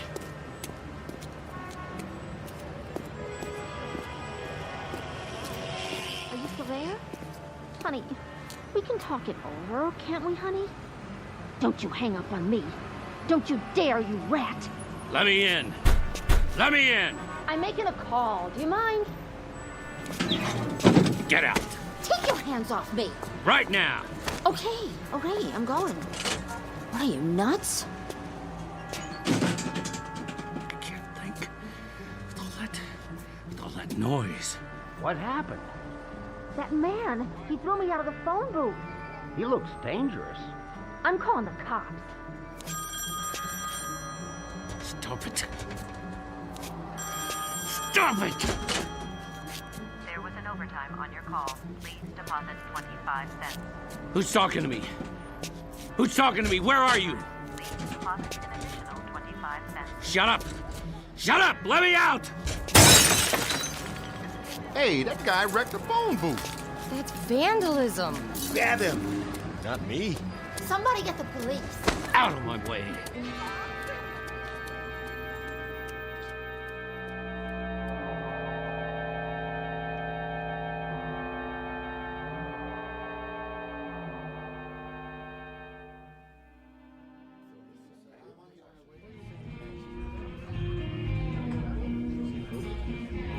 Hey, Artie, another draft over here? Coming right up.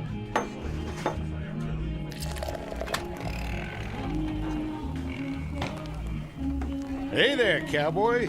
You from the Village People? What'll it be, pal? Make it stop. Something wrong? Too much noise. Too much noise. You mean the music? Whoa, now. Hey, what are you doing? Put the gun away. I said, make it stop! Something tells me we better get going. Excuse me, Artie. We need some fresh air. Yeah, that's it. Gonna be an expensive evening, pal. What? That'll cost, plenty. It was too loud. Hey, look, buddy, I don't want any trouble. But if you don't pay for it, I'm gonna have to. It's worth a bundle, too, so... Whatever cash you got on you, a credit card. No checks, though. Give me a drink. Hey, easy, pal. Right now. Sure. You want the bottle? Here you go. Something wrong? No, nothing, pal, not a thing. Good. With that gun sitting there, you could tell me it was high noon on the 4th of July, and we were fishing for whales off a canoe, and I'd say you was right as rain. How's the whiskey? I can give you the good stuff if you want. What is that thing? That thing? In the corner. Where'd the music come from? It's a jukebox. Just a plain old jukebox. You been in Stir, buddy? Stir? Up the river? What river? The big house. Jail? Yeah, I've been in jail lots of times. Matter of fact. But I got out. You sure did. This last time, though. I'm trying to remember. Well, you take your time now. There's no pressure. Matter of fact, why don't you just mosey on out? Have yourself a nice hot bath. You got baths? Not here, but you can get one almost anywhere. Try the Carlton Arms. Rooms don't cost much. I just need sleep. That's what I need. There you go. Some quiet and some shut-eye. Sure, I understand. It's crazy out there. That it is. All those things running around. Which things is that now? With the wheels, the carriages with no horses. You mean cars? They make all that noise. Worse than a herd of cattle. There's too many of them nowadays, that's for sure. It's like thunder all the time, and lights everywhere you look, going on and off, and... Well, that's life in a big city. You know what you ought to do.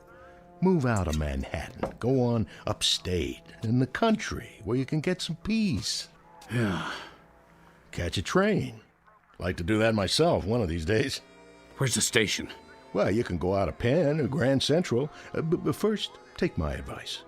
Get some sack time. Have yourself a good night's sleep. Things will look better in the morning. I already tried that. Take a bottle with you. On the house. Take 2. It'll help you sleep. Go on now. Carry these home and... What's that? Where? On the wall. Just a flat-screen TV. You know what that is, don't you?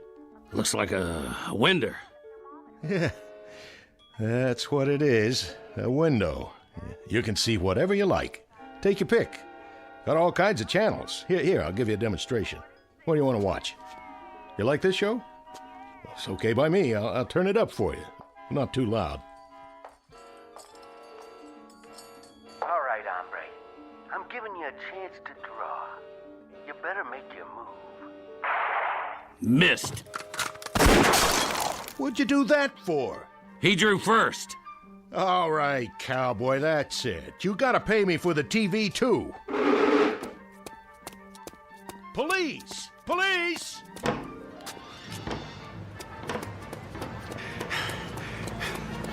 Stop that man! He's got a gun! Hey, get out of the street! Aren't you drunk? Keep away! Did you see that? That guy shot the taxi cab. Wait, here comes the mounted police. He'll stop him. You! Hold it right there! He's going in the park, officer! I said hold! Leave me be. Hold up. Put your hands in the air. I was just trying to get him. You're not going anywhere. Hands where I can see him. This is Hendricks. I need backup. Central Park West. You the sheriff? Yeah, that's right, partner. Spread them. You ain't taking me in. Your hands behind your back. Not this time. Put your hands behind your back. Put it away. Stop. Don't resist arrest. Easy, horse. This place is worse than Montana territory. Let's go. Get up.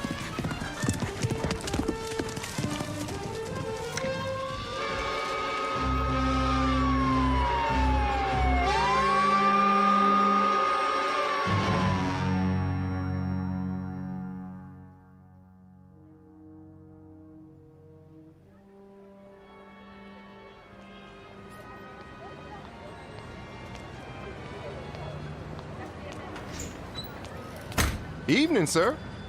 Evening. I'll get the door for you. Thanks. Sir? Yeah. Are you a tenant? Me? I haven't seen you before. I just have to drop something off. Which floor? What? Most of the offices are closed now. Oh, yeah, I know that. Except for Dr. Mannion. Right. He likes to work late. Stays all night sometimes. Mannion? Yeah, that's it. I have to drop something off for Dr. Mannion. He's still here? Maybe. Maybe not. What does that mean? Never can tell. He could have gone down the back stairs. Worth a try. How's that? I say I'll see if he's still here. 3rd floor. You can't miss it.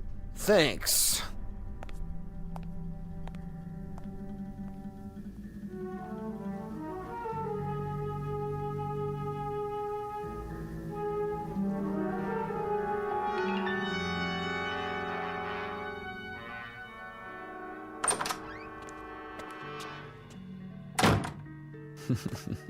Yeah, worth a try, all right. Didn't even lock his door.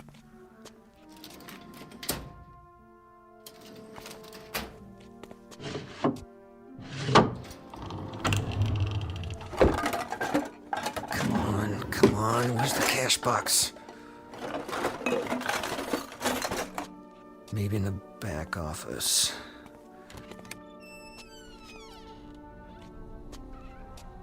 Gotta be a wall safe somewhere. What in the... Ah, jeez. Somebody else had the same idea. This guy's been beat up good.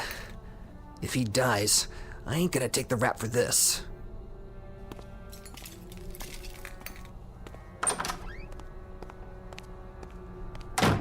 Doc. Hey, Doc. Doc, wake up. You gotta help me. I can't make it here. Just move away from the body, cowboy. Who are you? Me? Who are you? Buffalo Bill? Help me lift him up so we can bring him around. Forget it. He's all right. We just had a little scuffle is all. Well, he's stone cold now. Doc, hey, Doc. I told you, forget it.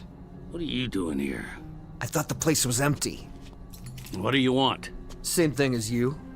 I'm gonna help myself to whatever I can. But it looks like you got here before me. With the place being dark, I figured I'd be all alone. You checked the desk, did you? Get out. My, what big muscles you have. I'm shivering in my boots. Get out, I said. Not so fast. What's that? What's it look like? You'd pull on me? If I feel like it. What are you gonna do about it? Well, how about this? I'm waiting. What you got there? Cat pistol? No more shells. Now, as I was saying, I don't expect he keeps much cash in here, but he must have a safe. You know where it is? I asked you a question, cowboy. So, what's all this on the wall? Some kind of electrical stuff. He's a doctor. Oh yeah? That means he's rolling in dough. I told you to get out. All right, you asked for it. Missed. Shouldn't draw a gun unless you know how to use it.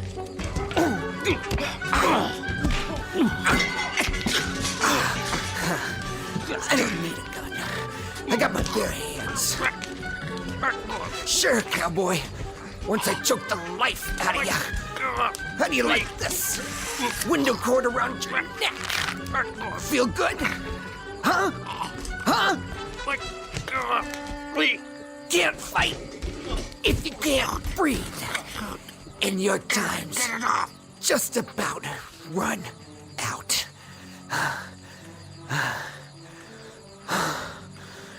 Sweet dreams, cowboy. Now, get my gun. Go down the back stairs. Wait a minute. Didn't see that. What's in there?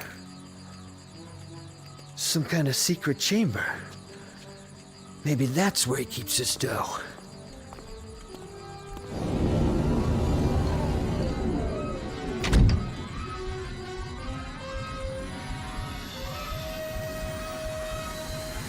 Hey. Hey. Open the door.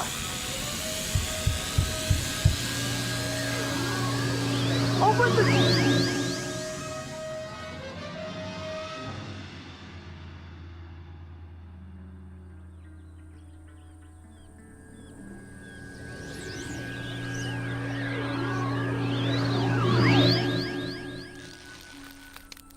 Hold it. He's back. What? How? That's not him. No, it's not. Then who? Cut him down. Hurry up, cut him down. I got it, Sheriff. Help him. Yes, sir. Here, use my knife. Let him down easy. It don't matter now, his neck's broke. But that ain't Joe Caswell. No, sir. Sure ain't the man we hanged. Then, who is it? Look at his clothes. What kind of clothes are they? I don't know. Some kind of city get-up. Fancy shoes and all. Then who is he? It's not Caswell, Reverend. It's a stranger. Someone I've never seen before. Me neither. I put the noose around his neck myself. Around Caswell's neck. I don't know who this is. What kind of devil's work is this? I don't know if it is the devil's work. Did we hang an innocent man, then? I hope not. I pray to God not. Amen.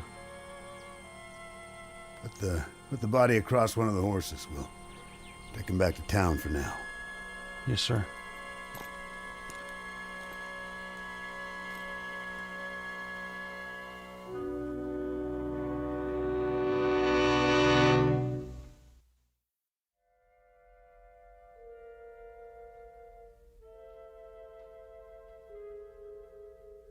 This is November 14th, in the year of our Lord, 1880, the aftermath of a Montana necktie party. The victim's name? Paul Johnson, a minor league criminal from the city of New York and the taker of another human life. No comment on his peculiar death save this: Justice can span years, and there's no statute of limitations on retribution. It can happen in an instant or across centuries, which is really the same thing in the Twilight Zone.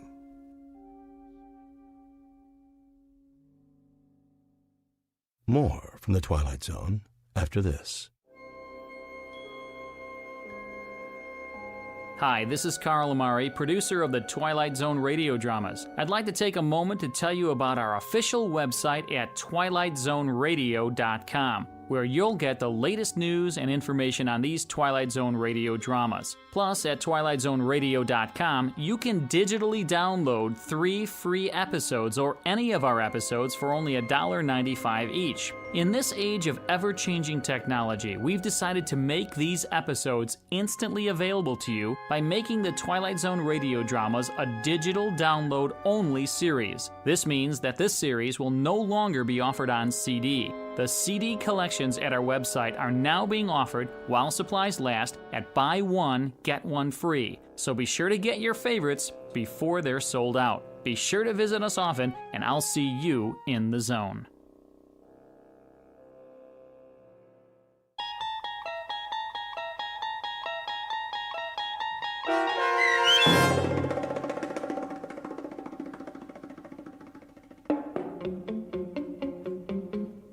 Execution, starring Don Johnson with Stacy Keach as your narrator, was adapted for radio by Dennis Etchison and written for The Twilight Zone by Rod Serling, based on a story by George Clayton Johnson.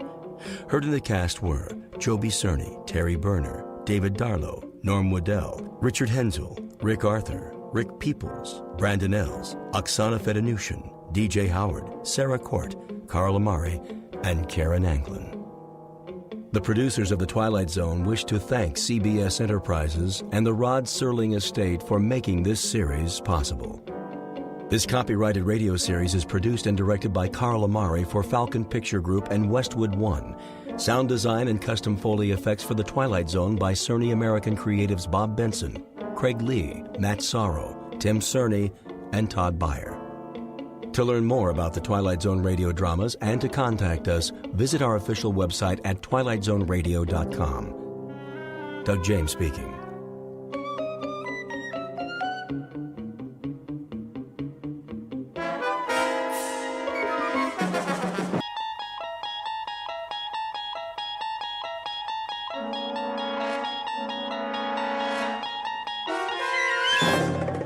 You unlock this door with the key of imagination. Beyond it is another dimension, a dimension of sound, a dimension of sight, a dimension of mind. You're moving into a land of both shadow and substance, of things and ideas. You've just crossed over into the Twilight Zone.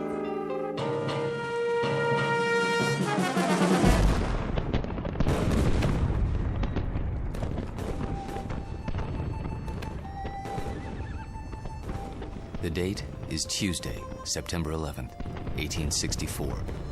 We are encamped outside Atlanta, and the destruction goes on. I know not what history will make of this conflagration, but I have witnessed it at close range. I feel it my duty to set down these observations before the prism of time colors them in a different light. As to the present battle, then my words may seem harsh, but I assure you, this is how it was. We charged the enemy's works and carried them with the bayonet.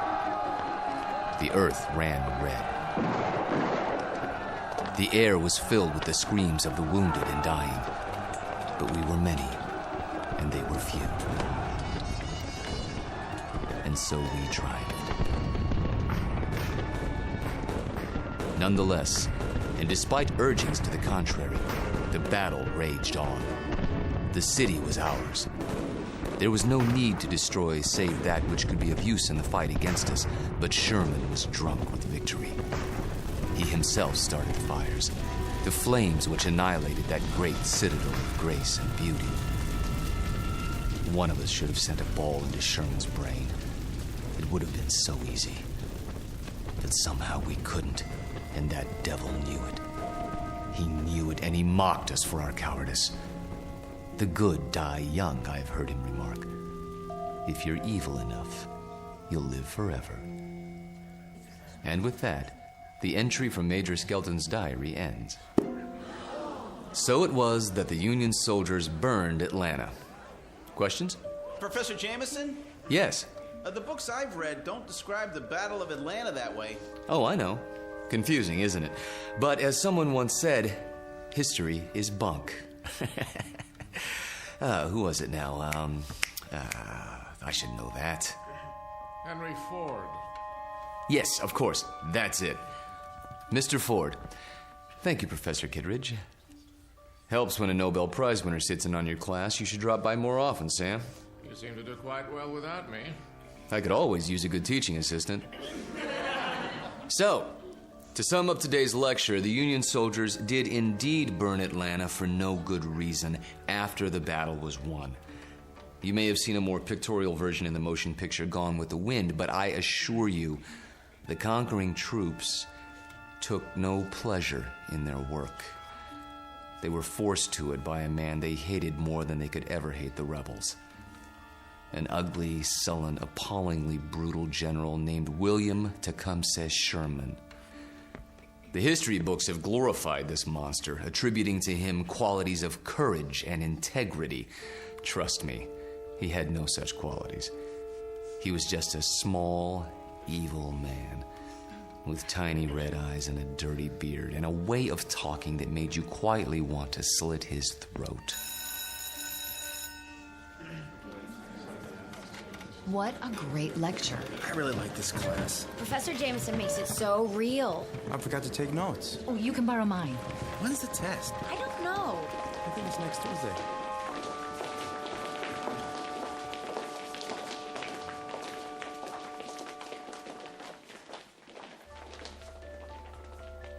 It has been said that universities are worlds unto themselves, inhabited by the young. These are the inhabitants of Collins University, a very small world indeed, young people hungering for knowledge, which can be imparted only by age. You have just met Walter Jameson, for 12 years the college's most popular and respected history professor. Students crowd his lecture hall and listen in fascination as he brings the dead past to life for them. It doesn't seem to matter what period of history he's discussing. He makes that period as real as this morning's headlines. Some explain this ability simply as the mark of a consummate actor. However, there are those who don't agree, like Professor Samuel Kittredge, Nobel Prize winner in chemistry, who has another, more disturbing theory about Walter Jameson, and that theory is about to be put to the test. Very soon we will find out whether our star professor received his degree from a major university or from the Twilight Zone. And now, The Twilight Zone and our story, Long Live Walter Jameson, starring Lou Diamond Phillips, with Stacy Keach as your narrator.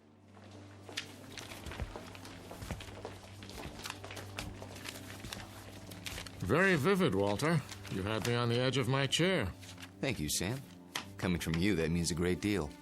Now I see why these lectures of yours are so popular. Is that why you sat in today? Partially. Tell me something, if you have a moment. Certainly. Who was this Major Skelton? Oh, no one important. Just a lawyer who happened to enlist. And you acquired his diary? Yeah, lucky break. As I recall, an auction of Civil War memorabilia a few years back. What regiment? 123rd Illinois Infantry. Remarkable. American history is a hobby of mine, but I must say I've never heard of him. His diary's never been published. A fascinating document. May I see it? Surely.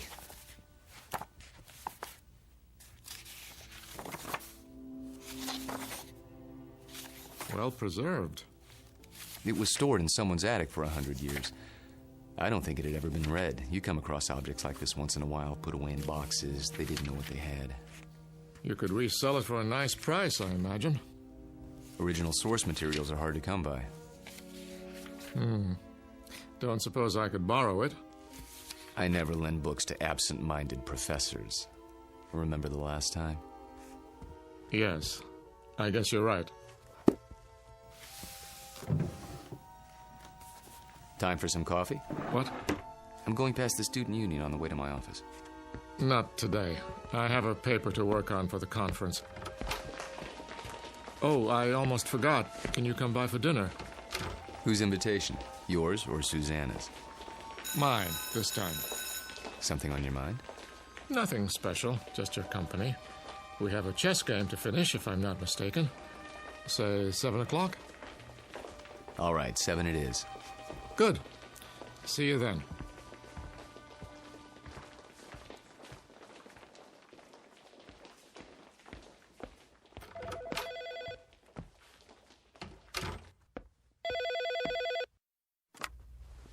Hello?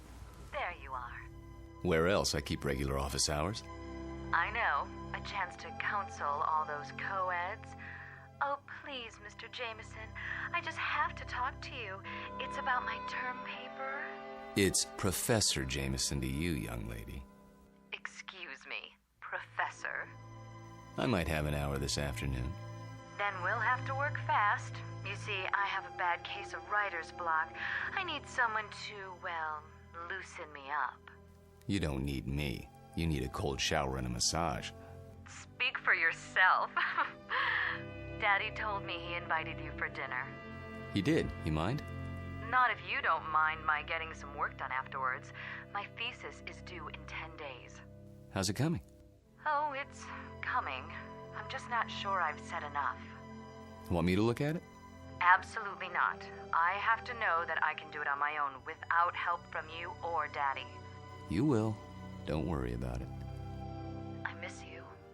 Me too. Only a few more days. Then we can spend more time together. We'll paint the town red. Oh, there's my 2 o'clock. I gotta go. Let me guess. Female, age 19, about 5'2", with eyes for her handsome professor.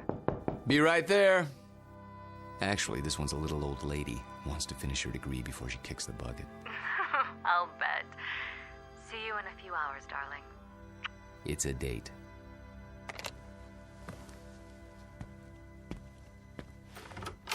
Oh, there you are.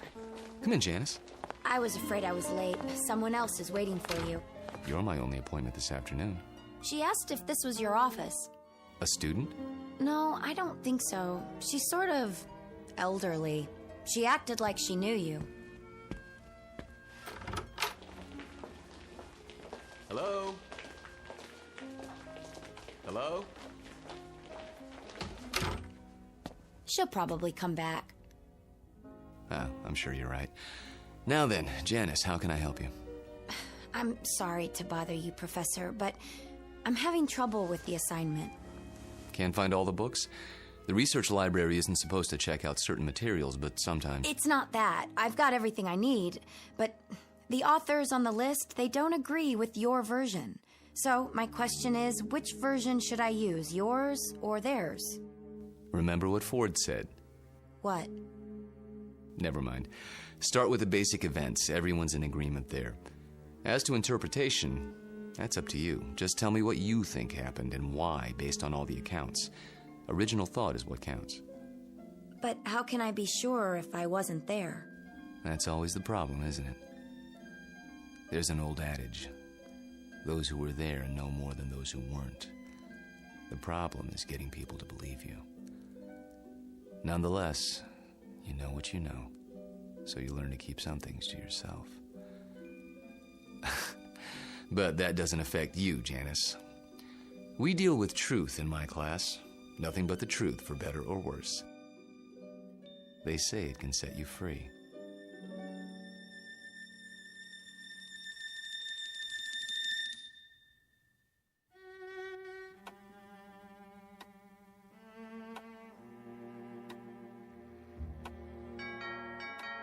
I'll get it, Father.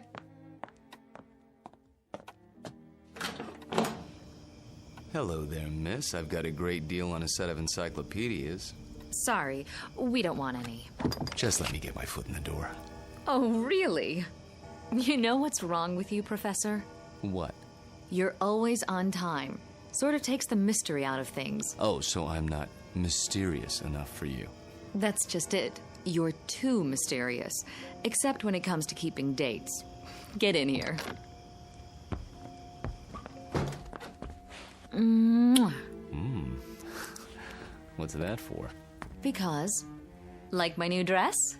Awful. Get rid of it right away. You mean here and now?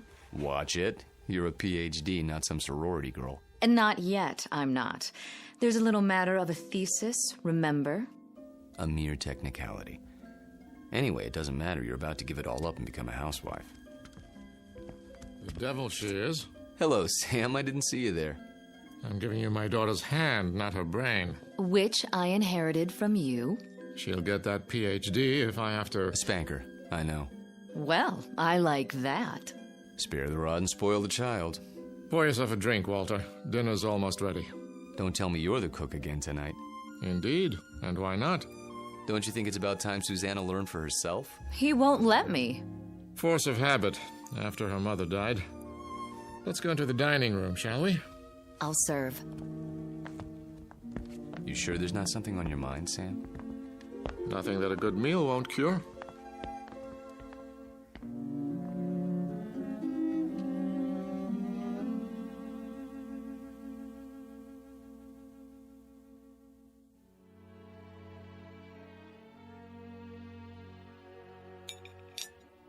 Had enough to eat? I take it all back, Sam. She'll never be the cook you are. I wouldn't even try. Oh, you could try. Who knows? Maybe you've inherited your father's talents. What do you think you're doing in here? I'll do the dishes later, unless this is the men's hour. Cigars and brandy and all that. Not a cigar, a pipe. It's not the dishes I'm worried about. It's a little matter of a doctoral thesis. Upstairs with you. Walter and I have some talking to do. I don't believe this. It is the gentleman's club, right here in my own house. Just for a while, Susie. Then you can have Walter to yourself. You're not going to treat me this way, are you? Worse, you might have to support me. Then the wedding's off. Good night, Daddy. See you before you go? It's a requirement.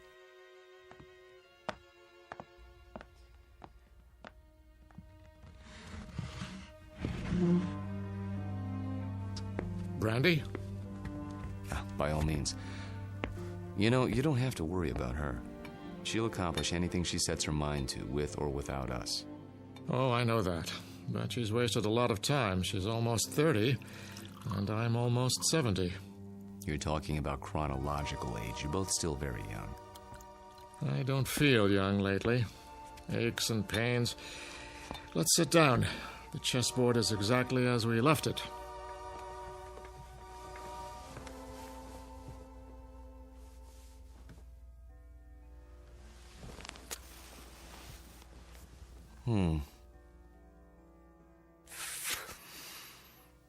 My move, isn't it?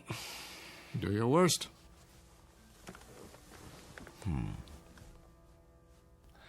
How about pawn to king's bishop 4?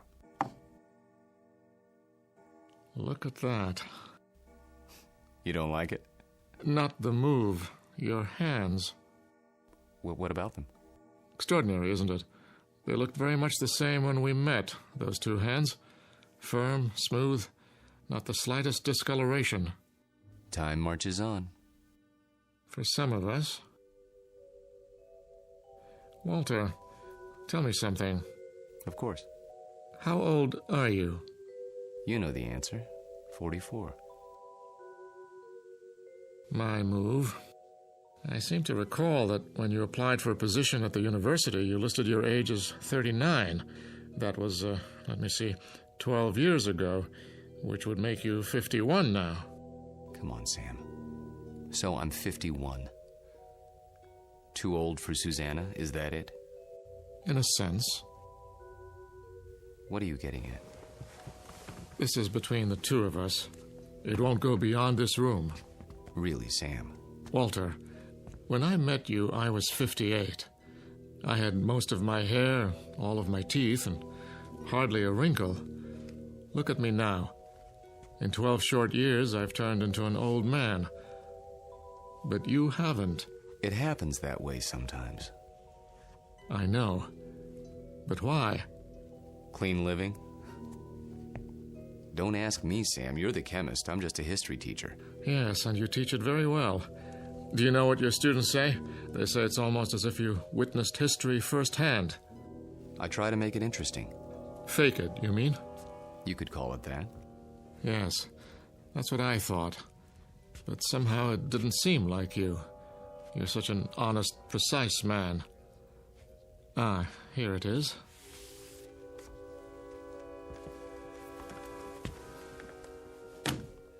What have you got there? A book, a first edition. Photographs, mostly. Taken by a fellow named Matthew Brady during the time of the Civil War. Well, what is it? You look as if you'd seen a ghost. Perhaps I have. Hand me that magnifying glass, will you? I don't see... Was your grandfather in the war by any chance? No. In that case, I'd say we have something of a mystery on our hands. How so? You got me interested in your Major Skelton today. Oh, that. I was curious to see what he looked like. So I went through the Brady pictures, not really expecting to find anything. Here, this is a shot of Sherman and 3 staff officers. Yes, typical of Brady's work. Moody, grim, not a smile between them. Look closely. The one with a pistol in his belt is identified as Major Hugh Skelton.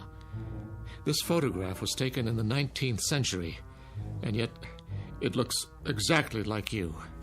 I'd know those eyes anywhere. In fact, Walter, I'd have to say, it is you.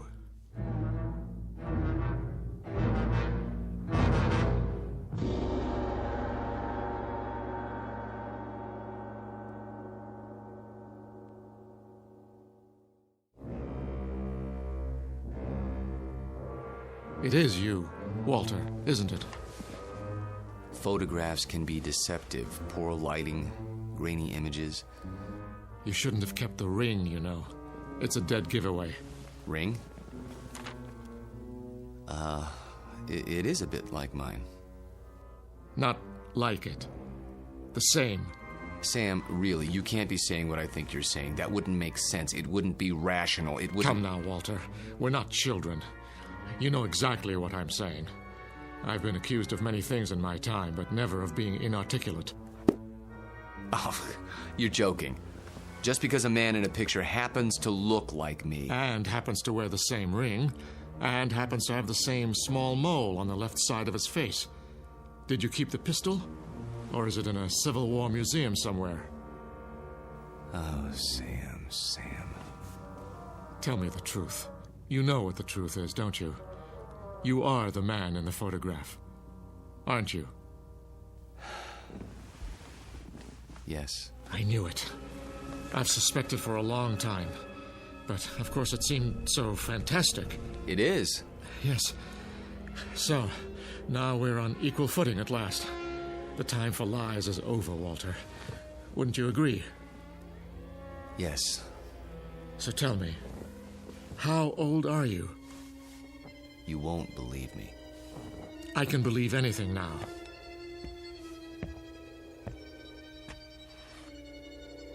This bust on your mantelpiece? What about it? It's after a Greek statue, as I recall. The head of Cato the Elder. That's right. Let's just say, I'm old enough to have known this gentleman personally.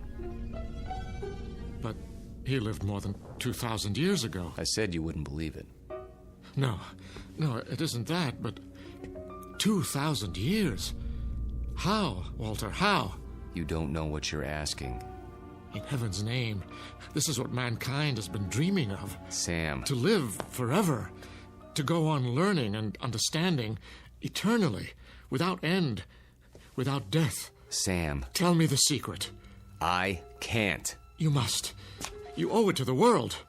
I owe the world nothing but contempt and pity. Then tell me, any part of it. I'm almost 70 years old. I have a heart condition. I'm going to die, but I don't want to until I finish my life's work. Walter, listen to me. Do you understand? I'm not ready to die. I can't tell you the secret because I don't know what it is myself. What? I was like you, Sam. Afraid of death. Too afraid to face the concept head on. When I thought of all the things there were to know and the pitifully few years man had to know them, I went cold with fear. And with anger, too, at the impossibility of it all. The combination was paralyzing. Every night I dreamed, as you dream, of more time, of immortality. Only if man lived forever, I thought, could there be any point to living at all.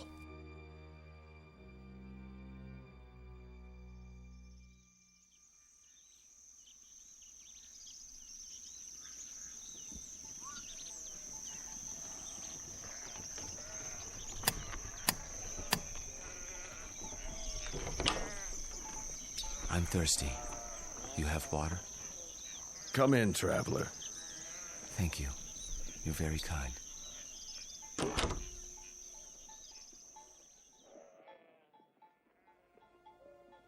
One day, on the road, I met a man. An alchemist. I told him these things and more as I rested with him. He said that he could grant my wish. Only it would cost money. A great deal of money. So I sold everything I had and paid him his money and submitted to his experiments. Drink this, young man. You may remain here until you recover.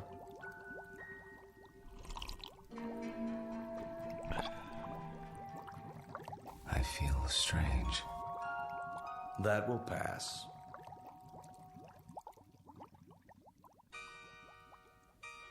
I remember very little of what followed, except that I was in a coma for many weeks. When I revived, I learned that the alchemist had been burned for blasphemy. You're not serious? An alchemist? The only legitimate one that I've ever known. You're asking me to believe something that goes against everything I know. Not without proof. But an alchemist? I'm a man of science. They knew nothing of chemistry. Lead into gold. Just as I thought. You won't believe it. Smoke and mirrors. Their methods were based on superstition, magic. What did he use? Bat's blood and eye of toad? And once upon a time, germs were unknown, and blood cells, and pasteurization, and human growth hormone, and... Sam, all those things and more would have been called magic once. It's a matter of knowing what to measure and how. Do you realize that most of today's medicines come from plants? Witch doctors discovered a long time ago that they worked, even if they couldn't explain the reason. Don't lecture me. All right. But you'll grant that certain phenomena exist before we know why. Science is like history in that respect. A detective story, working backwards from known facts until we understand the cause. And I'm the most undeniable of facts. Unless you can come up with another explanation. Go on. There isn't much more to tell, really. I thought the experiment had failed, of course, because I didn't feel any different. But then, when I saw my wife and my children and my friends aging and growing old, this was a problem I hadn't considered, you see. But surely there's a way to get around that paradox. Such as? There must be. Is there? Think about it. If I tell you that somehow I can stop you from aging, where do you want to be stopped? At 30? Then you watch everyone around you turning old. At 70? Would you want to live forever the way you are now? Sick and weak? It's better than dying. No, Sam. You're wrong.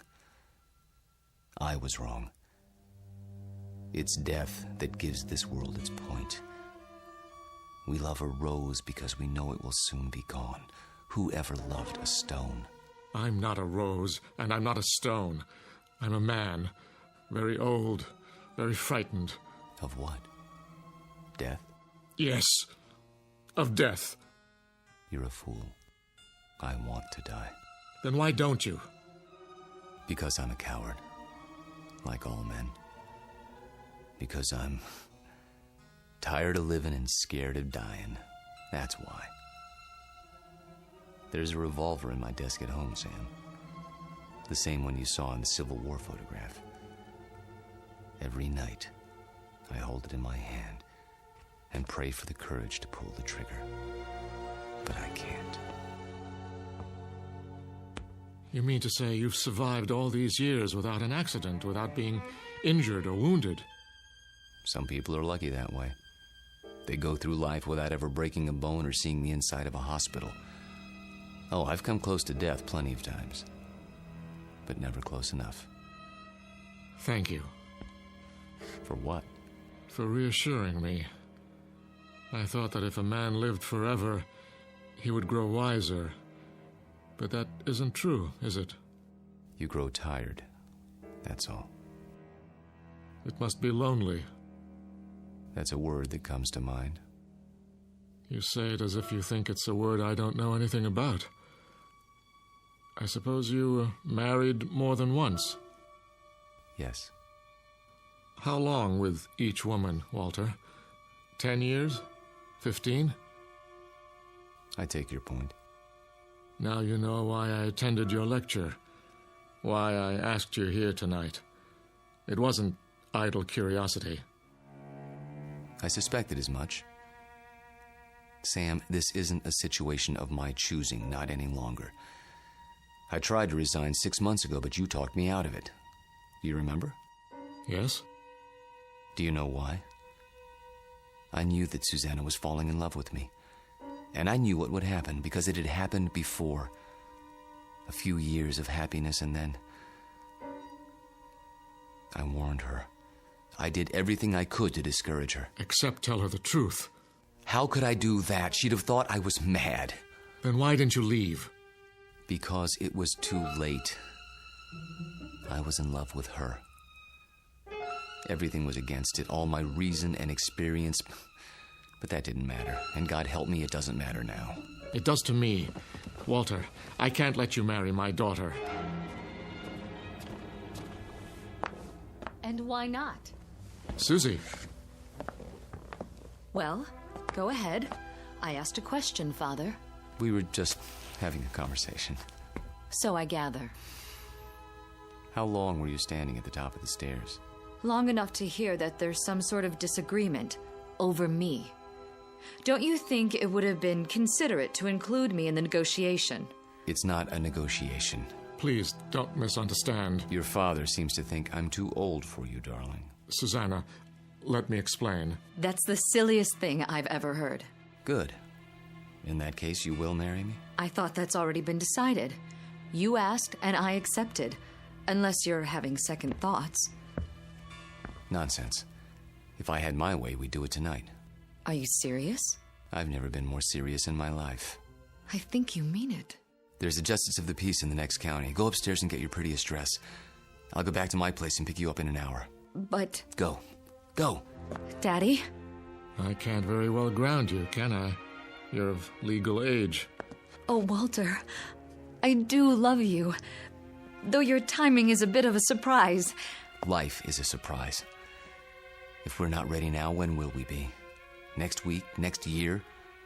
We have to seize happiness when it comes, and it's here now. 1 hour, darling.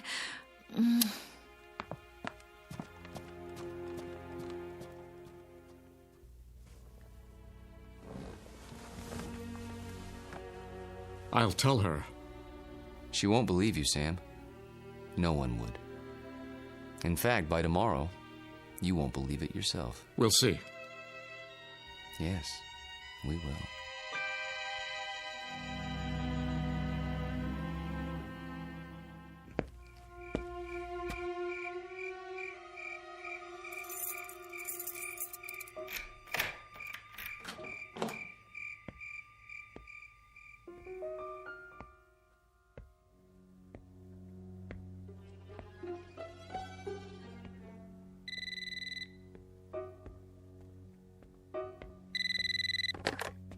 Yes?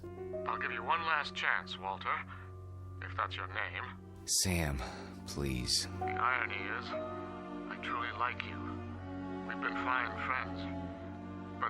comes to my daughter... You deny her happiness? Is that what you call it? People who love each other don't have secrets. They share their lives. They grow old together. Susanna's entitled to the same thing. Not a mockery of it. You don't think this is easy for me. There's nothing ahead for her but a broken heart, as she sees herself age while you don't. How long do you think you can keep it from her? And if I go away, will that make her happy? She'll suffer, but she'll get over it. You don't belong here, any more than that antique pistol in the photograph. It's still here, in my desk drawer. And so am I. That's reality, Sam, for better or worse. She's upstairs now, packing. If you come back, I'll expose you. Not just to her, but to the university and the world, starting tonight. You mean it, don't you? You don't leave me much choice. Give me a few minutes. I need to think it through. Good. If you love her, you know what to do. Yes. I know what to do. Only... I don't know if I have the courage.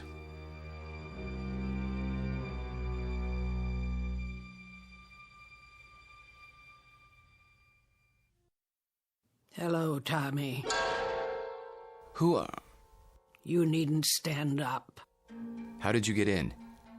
You left the front door open. Who are you? Don't you recognize me, Tommy? No, I don't think I... Look hard into my eyes. You called them the most beautiful you'd ever seen once. A long time ago. I think you've made a mistake. No.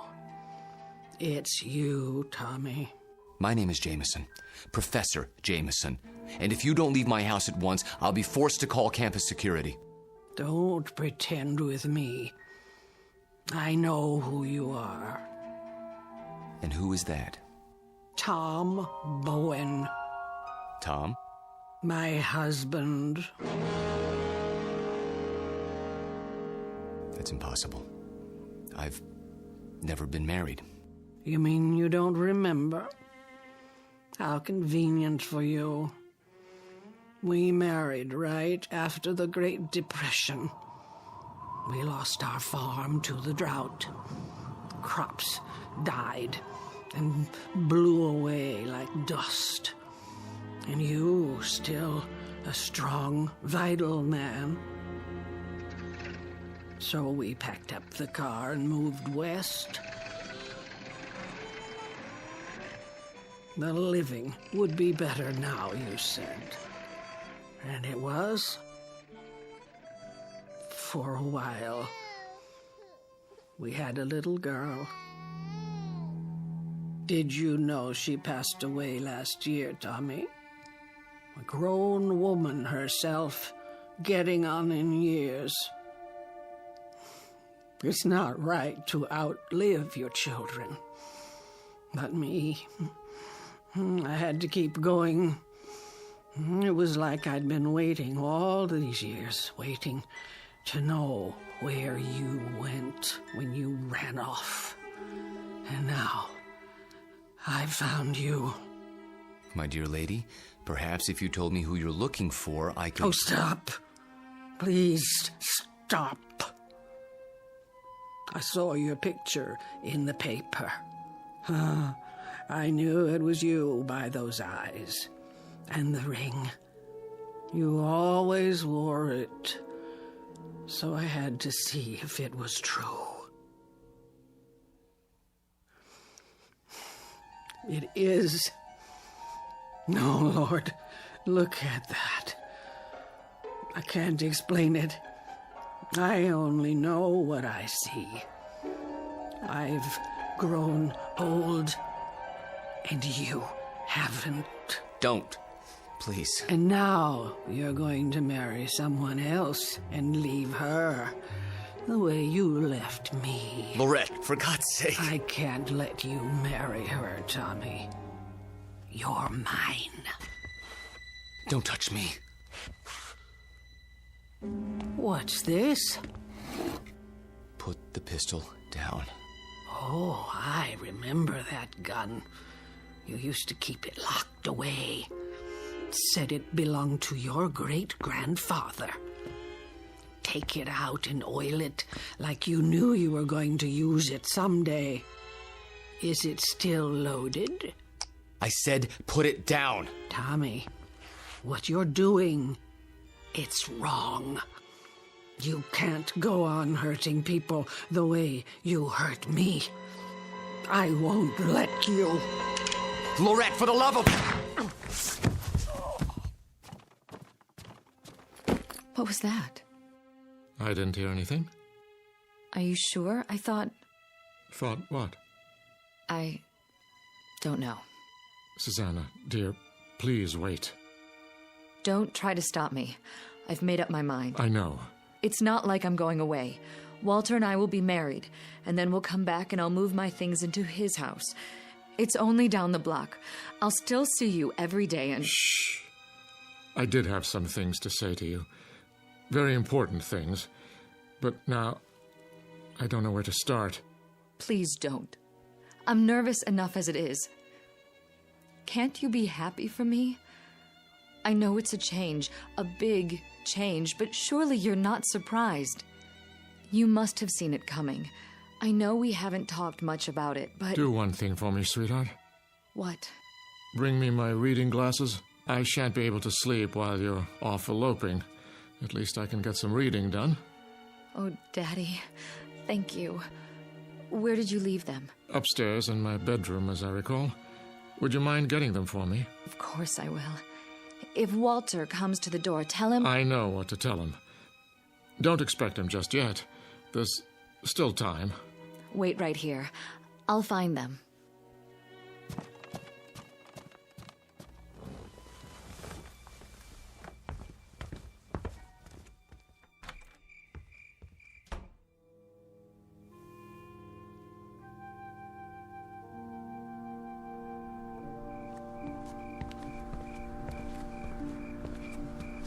Oh. Excuse me, I didn't see you there. I saw my Tommy. He's resting now. Good evening to you, madam.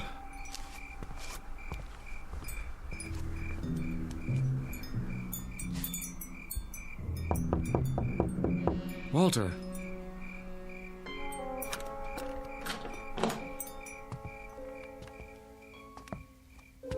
Walter, where the devil are you? Hello, Sam. Why are all the lights off? I was just, thinking. The window's open. I know. I'll close it. No. What's the matter? It's a strange feeling after all this time. What do you mean? I mean, I've come to my senses.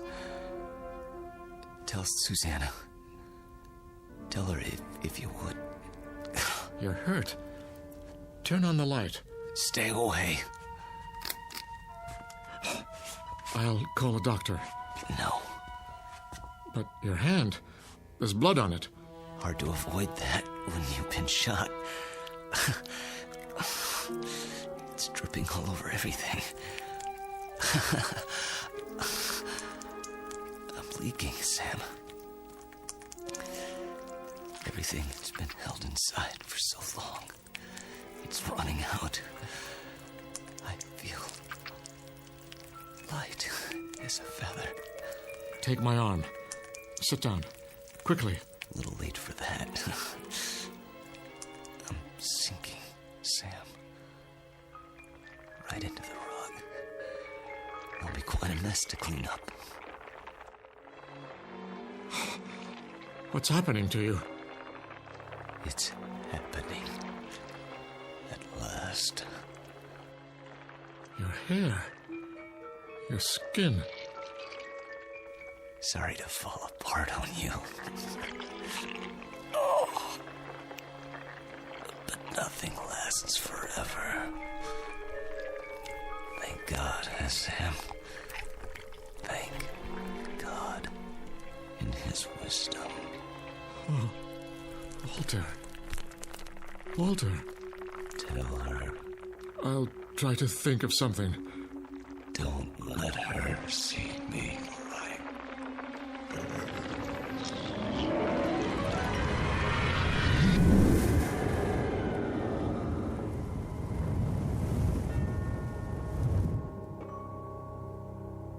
Dad? Walter? No, Susanna, stay back. Daddy! Go home. Where's Walter? Susanna, please, go home, now. Walter? He's gone. Gone where? I wish I could tell you. But there are his clothes, his shoes. Daddy! Daddy, what else is on the floor? Dust, my dear. Only dust.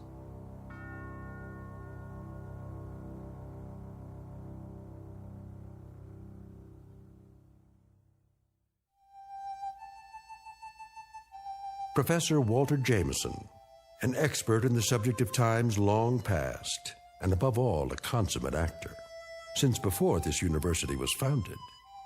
He's finally completed his life's work, a history of the world that begins in the cradle of civilization and ends in our time, because the future was not his specialty.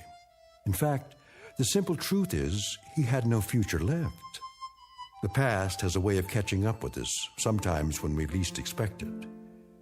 They say that time heals all wounds, but it also wounds all heals. Rest in peace, Professor. You've just passed the ultimate final examination in the Twilight Zone.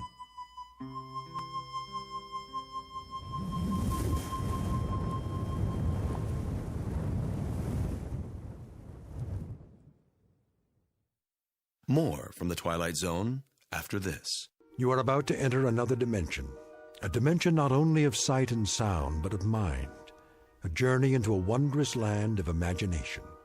Next stop, the Twilight Zone. Hi, this is Stacy Keach. I'd like to take a moment to tell you about our Twilight Zone website at twilightzoneradio.com. At twilightzoneradio.com, you'll find the latest information on these Twilight Zone radio dramas, including behind-the-scenes photographs, plus the newest product releases, trivia contests, ways to contact us, other Twilight Zone-related info and merchandise, plus links to other fascinating websites. So make your next stop twilightzoneradio.com. Visit twilightzoneradio.com to purchase these Twilight Zone radio dramas on cassette and CD, or call toll-free 1-866-989-ZONE. That's 1-866-989-9663.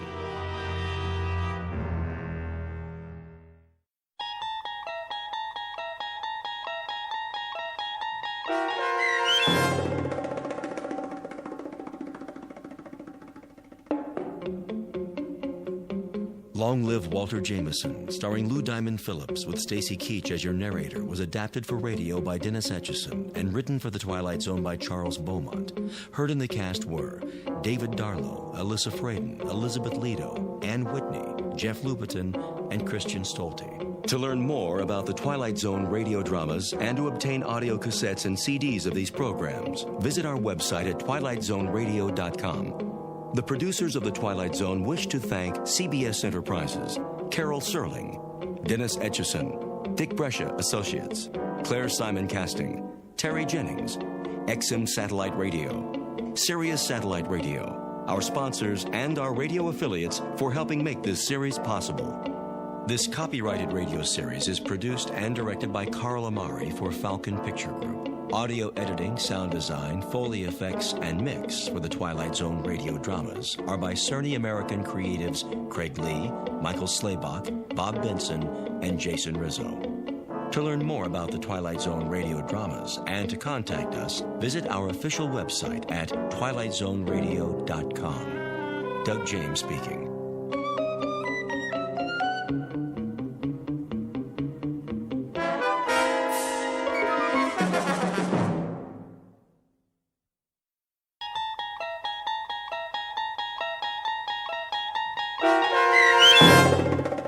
What's in the Box, starring Mike Starr with Stacy Keach as your narrator, was adapted for radio by Dennis Etchison and based on a script by Martin Goldsmith. Heard in the cast were Meg Thalken, Jeff Lupetin, Christian Stolte, Franette Lebo, Doug James, Carl Amari, Paul Patch, and Roger Wolski. To learn more about the Twilight Zone radio dramas and to obtain audio cassettes and CDs of these programs, visit our website at twilightzoneradio.com. The producers of The Twilight Zone wish to thank CBS Enterprises, Carol Serling, Dennis Etchison, Dick Brescia Associates, Claire Simon Casting, Terry Jennings, XM Satellite Radio, Sirius Satellite Radio, our sponsors, and our radio affiliates for helping make this series possible. This copyrighted radio series is produced and directed by Carl Amari and Jason Mallow for Falcon Picture Group. Doug James speaking.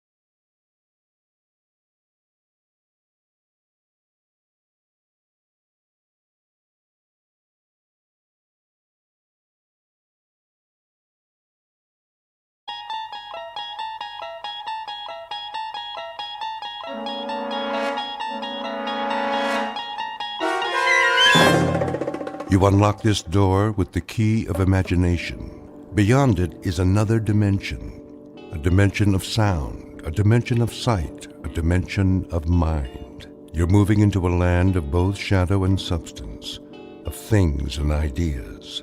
You've just crossed over into the Twilight Zone.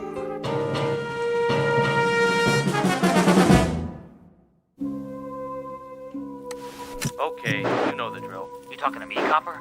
Well, I don't see anyone else here. Spread them so I can read you your rights. Set it and forget it.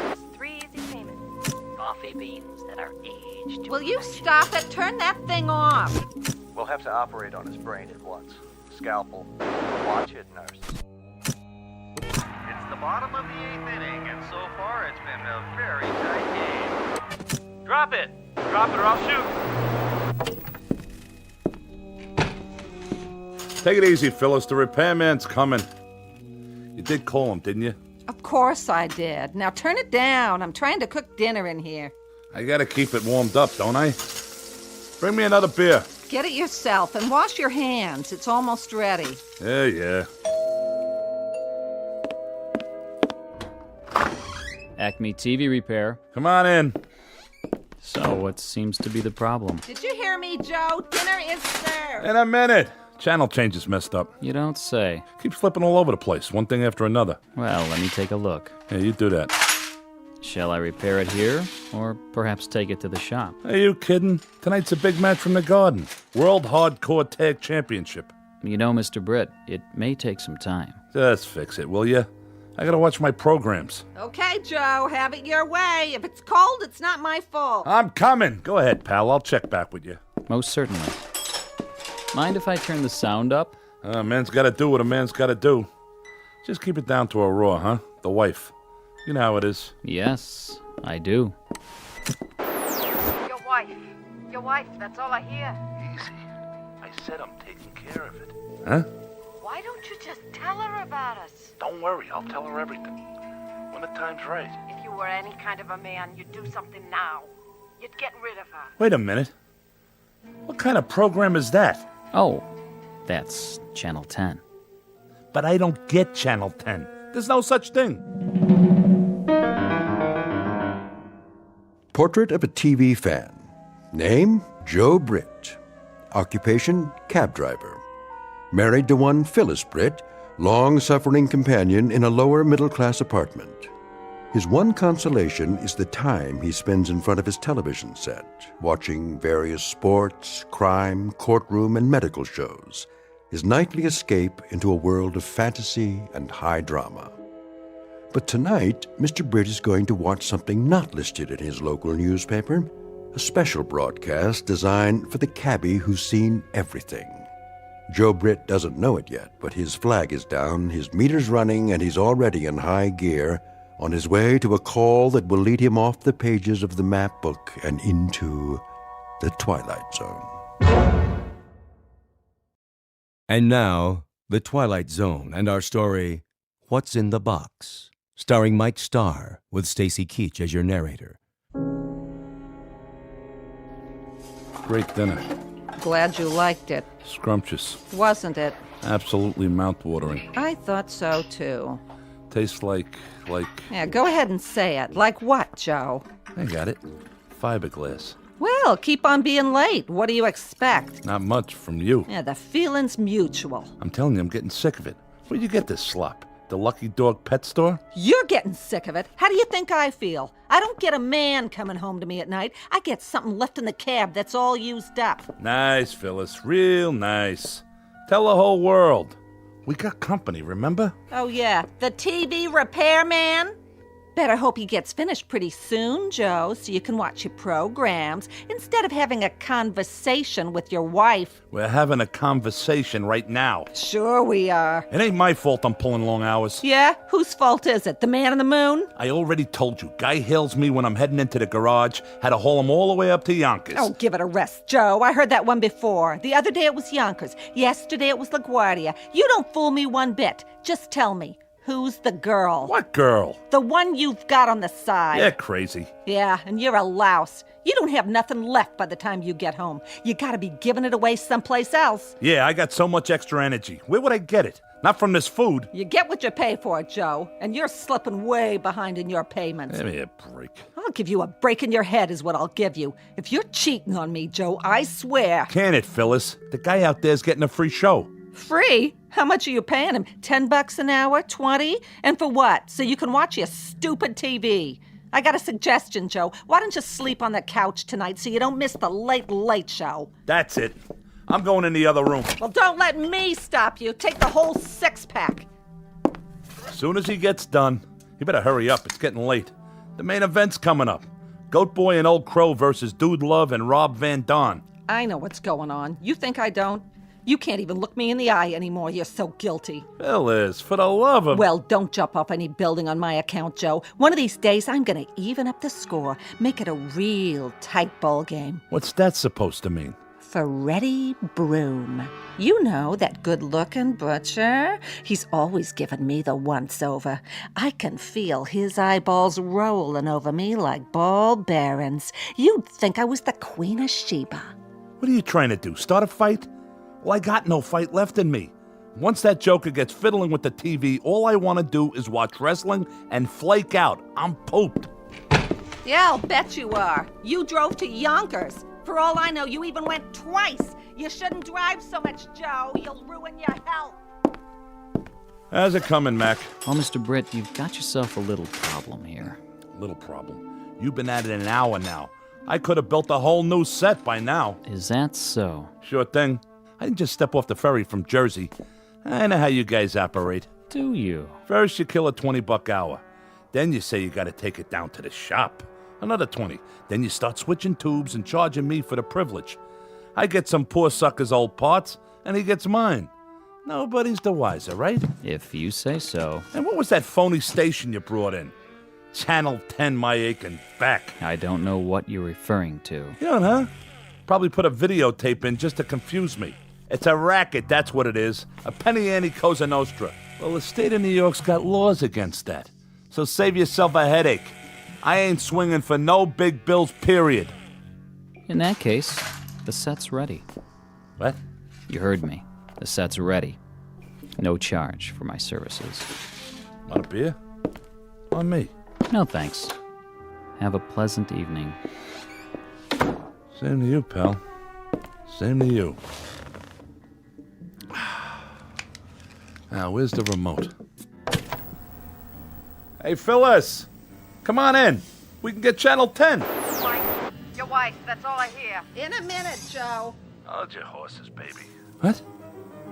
That guy looks just like... Why don't you do something about her? I trusted you. I didn't hold anything back. I waited and waited. Wait a minute. You drove me all the way out to the park in your taxi, and now you won't even speak to me. matter? I'm talking to you. What's the matter, Joe? How did they know? There wasn't no camera around. What do you want from me? Marry me. Marry you? What are you, crazy? If you don't, I'll tell her everything. Like what? I'm a bigamist? Look, baby, we're talking about two different things. Love is flowers and wine with dinner. Marriage is a floor mop and 2 pounds of hamburger. I'm serious, Joe. So, how's the picture? The picture? Look at you, you slob. You spilled your beer. It'll dry out. It's a good thing your mother gave us this rug. I hate it anyway. Even beer stains is an improvement. Take it easy. You say we can see Channel 10, so where is it? I turned it off. Well, turn it on again. Maybe later. Later, I've got the stove to clean. Turn it off, Phyllis. Quit clowning. Give me that thing. What are you, nuts or something? Never mind. You yelled to come in and look at Channel 10, and then when I drop everything... What's the matter? Is the set still on the blink? Yeah, I mean, no. Well, there must be something screwy. You know there's no Channel 10 around here. Did you try the other channels? Let me see that remote again. Get your hands off that! Listen, Phyllis. Are you by any chance trying to pull a fast one? I don't know what you mean. That guy. Who was he? What guy? Don't give me that. The guy, the repair guy. Oh, him? How do I know? I never saw him before. No? You're the one who called him. I told you to call a repairman. I didn't say which one. You picked him out. Oh, you're suspicious. Well, Casanova, you can relax. When I even up the score, it'll be with that butcher, Freddie Broom. He's got the most expressive hands. Oh, I've watched him cut meat. You should see what he can do to tenderize it. He sends me right to Yonkers. Yeah, sure, that must be it. He did something to the TV. They can do all kinds of cockamamie things with electronics. You're acting like a lunatic. Okay, who was he? Before I crack you one in the mouth. Like I told you, I don't know. The regular repair guy, he's on vacation. So you were yelling to get the set fixed tonight so you can see every drop of blood on Goat Boy's forehead. Excuse me, I mean forehead. All right, knock it off. You don't have to read my horoscope. Where did you get this, Fink? Let go of me.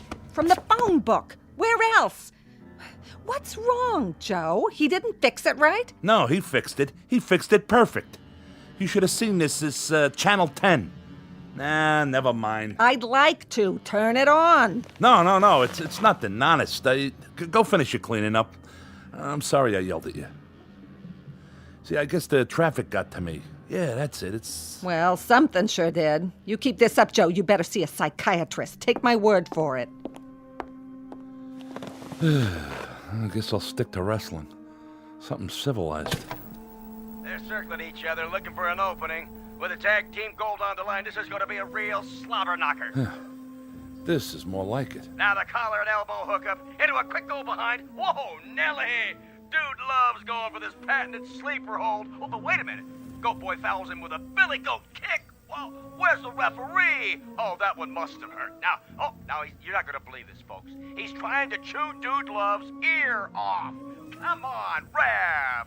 This is a Pier 6 brawl. Now all 4 men are outside the ring on that hard concrete floor.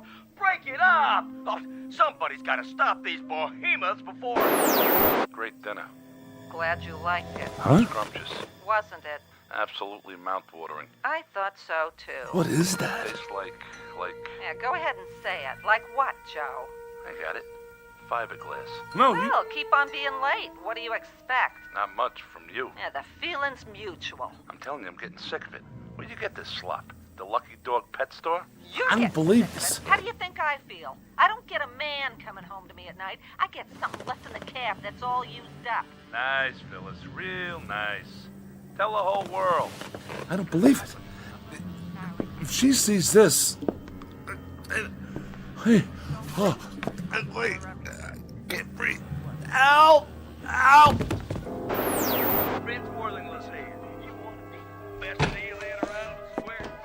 Joe, I'm all finished.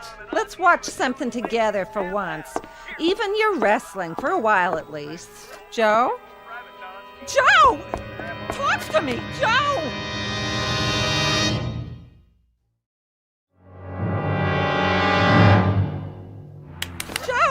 Joe, wake up. Are you all right? What happened? I don't know. Here, get up on the couch. I must have fainted or something. Are you okay? Yeah, sure. What happened? Maybe something I ate. Yeah, that's it. It tasted kind of funny. Well, why wouldn't it? I had to heat it up 3 times. Twice would have been enough. Now listen to me, Joe. Huh? It may be your heart. Oh, come on. I'm serious. All that overtime, it's not good for you. You ain't kidding. You'd better go to bed while I call the doctor. No. There's nothing wrong with me. Sure, Joe. You just keeled over for no reason. It's the television. What? There's something screwy with the TV. Are we on that again? Phyllis, I got something to ask you. I'm listening. Here, put your feet up. You want some hot chocolate? This is important. Are you sure you never saw that repair guy before? I'm going to call the doctor. Come here. Sit down. I told you I got something important to talk about. All right. What is it? Phyllis, what would you say if I told you that I saw myself? Oh, Joe, please. I'm serious. Wearing my regular clothes, just like I look right now. I'd say you looked in the mirror. I do that all the time, and I don't like what I see either, but it's nothing to faint about. Like Frank Sinatra said, that's life. Nobody's getting any younger. But what are we going to do about it? The moving finger writes and haven't written... I said, listen, I'm talking here. Phyllis, I saw myself on TV. Really? Was it that candid camera? I hope you were smiling. You always had a real nice smile. No, it wasn't the candid camera. What would you say if I told you I saw you on TV too? When? Just now. I'd say you're cracked, Joe. I haven't been out of the apartment all day. Then somebody's spying on us. If you really think that, you must be losing your marbles. Why would anyone want to spy on us? It's not like we ever do anything anymore. Nothing to write home about. Enough! Okay, forget it. Either you really are a bird brain or you're in on it. Ain't there something you want to tell me, Phyllis? Look me in the eye. I'm giving you a chance to come clean. Joey, you know better than that. Never mind that Joey stuff. I'm on to you.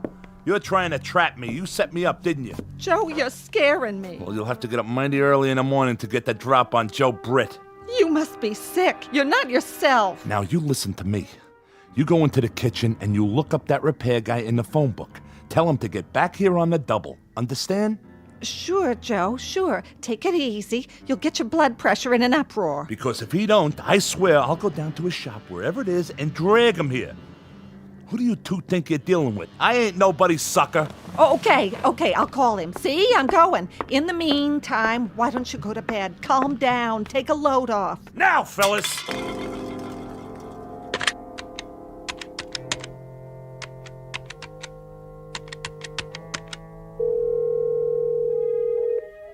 Hello? This is Mrs. Britt. Yes, I think you'd better get over here right away. Calm down, she says.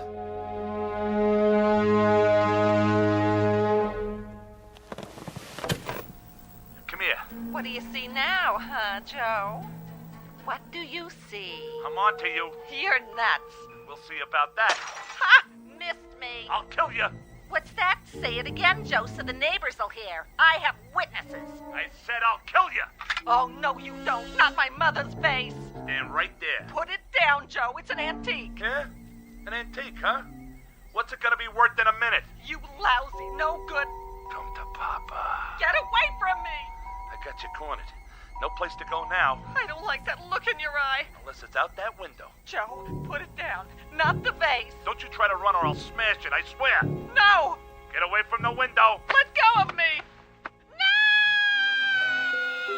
No! Phyllis! Phyllis, honey! Oh. Phyllis. Phyllis! Yeah? What's the matter now, Joe? Joe? What's the matter? Can't you hear? Can't you see? Look! Look at what? The TV! What about it? On the screen! There's nothing on the screen. See for yourself. But I saw it, I tell you. You and me right here in this room. What are you talking about? Channel 10 again? I told you, Joe, we don't get Channel 10. It's a trick. It's gotta be. Somebody's playing a trick on me. Why? Why?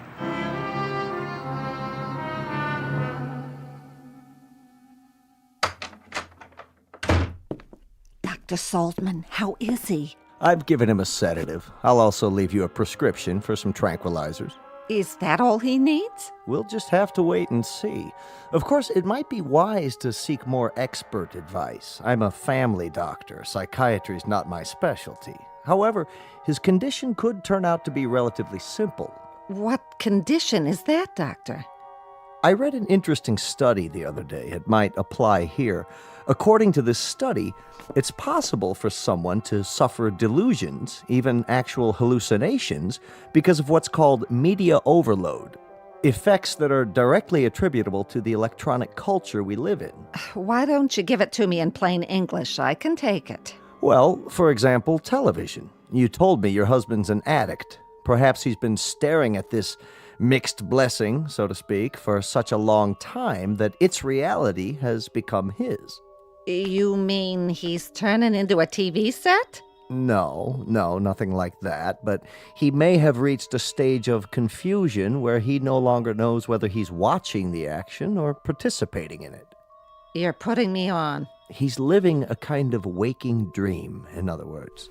Mind you, that sort of thing isn't limited to the mentally ill. It can come in flashes for anyone who's exposed to large enough doses.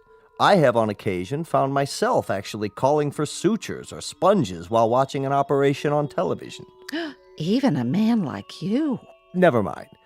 Is that what's wrong with my Joey? He thinks he's one of those doctors on TV? In your husband's case, I gather he believes that he has, in some sense, already murdered you. What? Or rather, that he will. He no longer seems capable of differentiating between past, present, and future, between reality and fantasy. Yeah, like with his wrestling. In any event, we don't want this situation to develop further.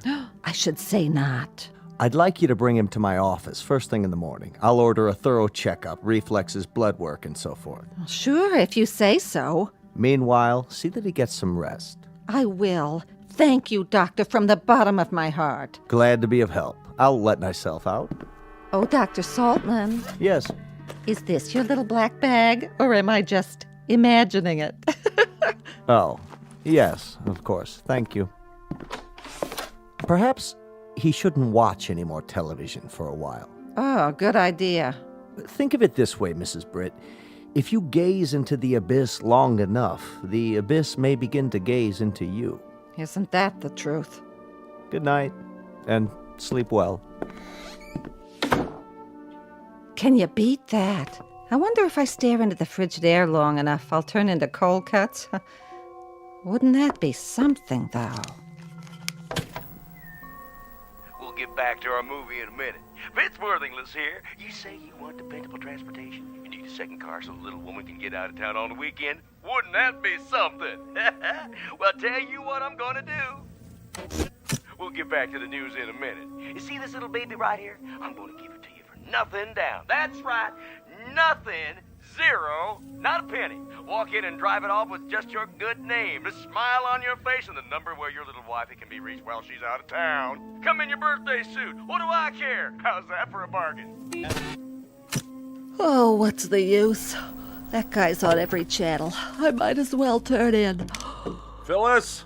Hold your horses, Joe. Phyllis! I said keep your pants on. I'm just turning out the lights. Phyllis, where are you? Phyllis, where are you? Help! Hold on, Joe. I'm coming.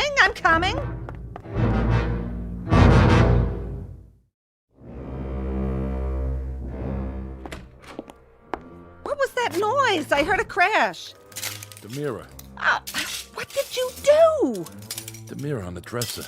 I looked in it, and I saw this room. And in this room, I saw you, Phyllis. You were arguing with someone, and I didn't want to see that. So I drew the water glass and broke it. I'll clean it up. Now lie back down. The doctor wants you to sleep. I can't sleep. You wouldn't be able to either if you'd seen what I saw. So, okay, stay awake. Only let's make a deal. What you saw, I don't want to hear about it. He told you? Yes, and what you saw on the TV before. But he said not to worry, just go to sleep, and tomorrow you'll be fine. Can I fix you something? It's okay. Phyllis. Yes? Phyllis, lean closer. I have to talk to you. Oh, no, you don't. What's the matter? Every time you start off like that, we wind up in a fight. And tonight, if you don't mind, I'm passing. Don't you worry about it. I got nothing to fight with you about. That's a relief. If anyone's to blame for us not getting along, it's me. Well, what do you know? The doctor shot some sense into you. Do you think so? Now, go to sleep. You're not well, Joe. You can't be. If you were right in the noodle, you'd never be talking like this in the first place. No, I mean it. I really mean it. Oh, Joe. You know, Phyllis, driving a cab is pretty lonely work. You're all by yourself for hours and hours, and in between times, people are yelling at you to slow down, hurry up, take Madison Avenue, don't take Madison Avenue, turn right, left, stop, go. And on top of all of that, they think I'm cheating them. Would you believe it? No, they don't. Who says that? So when someone finally comes along and smiles at you, calls you mister, well, maybe you go all to pieces and think the moon and the stars are your own private property, at least for the night. It feels like spring.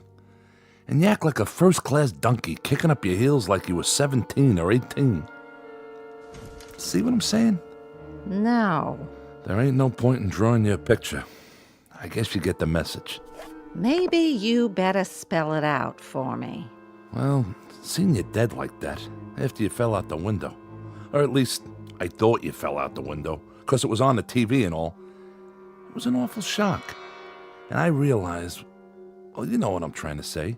Then say it. Okay, I'll give it a try. It took a shock like that to make me realize it's you, and not some... Sounds like you're trying to confess something. I just mean, it's you I love. You're the one. I'm touched.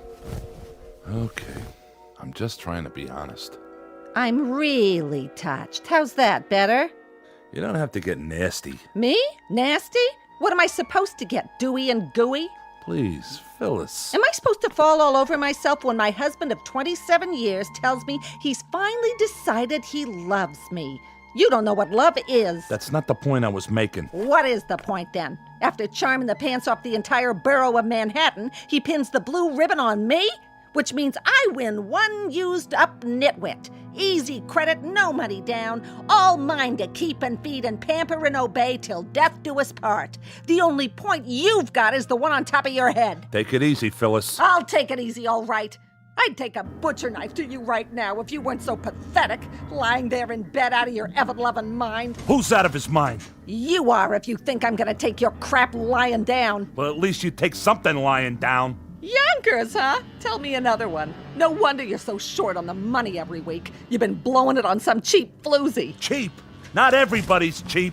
Some people are expensive. You admit it. I didn't admit nothing. That's where our money's been going. You get out of here before I... You bet I will. This is one time I'll be glad to obey. To think of the years I gave you. Well, never mind that now. What are you doing? What does it look like? I'm packing my bags and moving on. You can't do that. Oh, you just watch me, Buster. I'm gonna drag you into court, Mr. Britt. You and your fancy woman, whoever she is. This is the thanks I get for trying to turn over a new leaf. So long, Joe. Thanks for the memories. I don't know what I ever saw in her. Will somebody please tell me? That woman wouldn't know sympathy if it jumped up and bit her on the behind.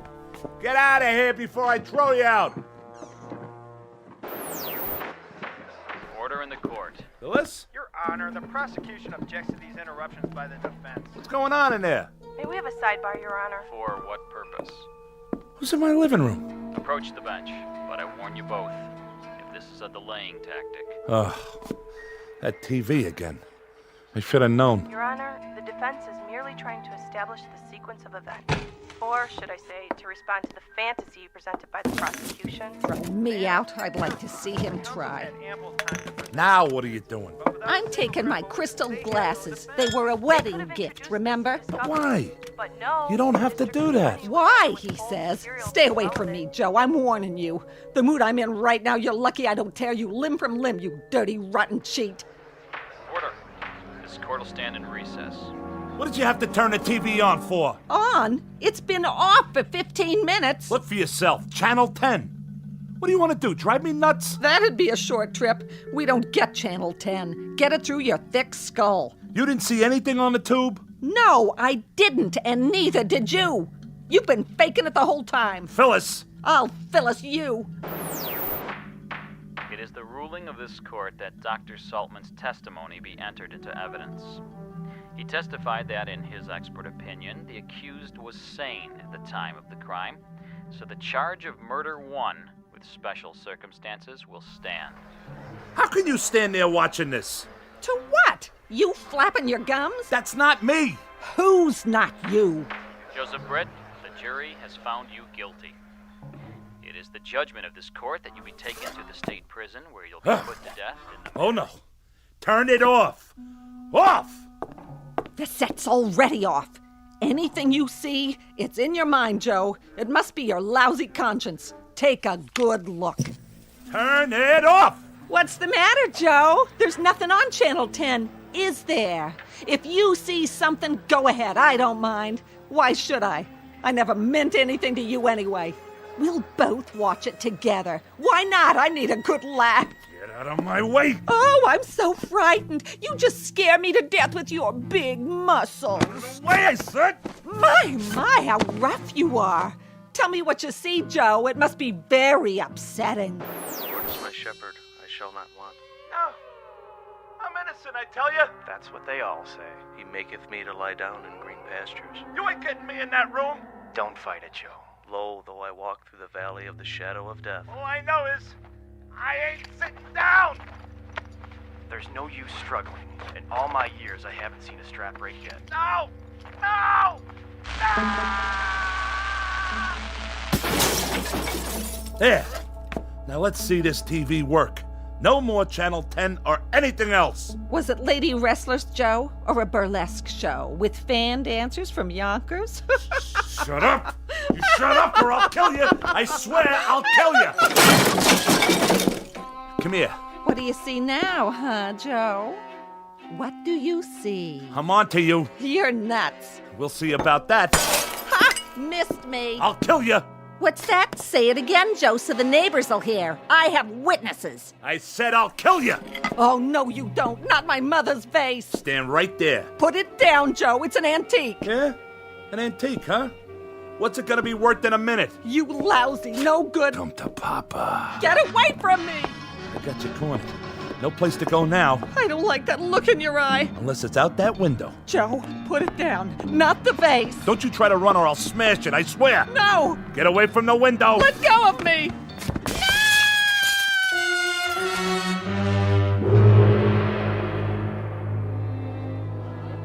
You have the right to remain silent. Anything you say can and will be used against you in a court of law. You can't afford an attorney. What happened? My wife and I were having an argument and then... Keep walking. Get in the squad car. You ain't gonna give us any trouble now, are you? That's him. That's the man. I saw him push her. They were fighting.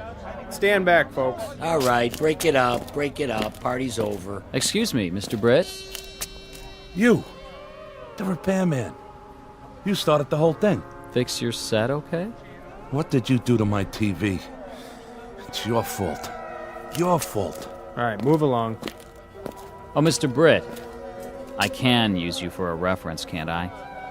You will recommend my services if anyone else should need their set repaired, Mr. Britt?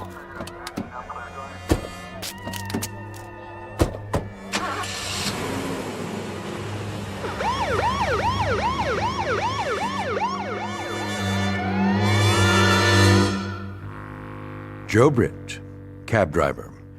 Also a two-bit Romeo and star of Channel 10, who made his television debut just in time for the new season. But the series was cut short. His final show was only a few months later, broadcast live from the prison at Ossining in the Twilight Zone.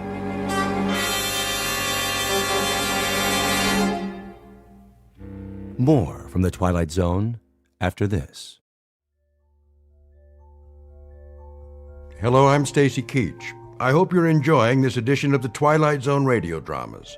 To learn more about this series, be sure to log on to our official website at twilightzoneradio.com.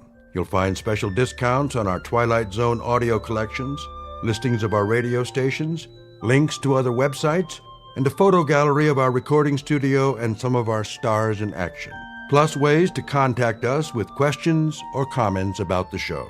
And for a limited time, when you log on to twilightzoneradio.com, you can send in for a free CD of the show. So be sure to visit us at twilightzoneradio.com.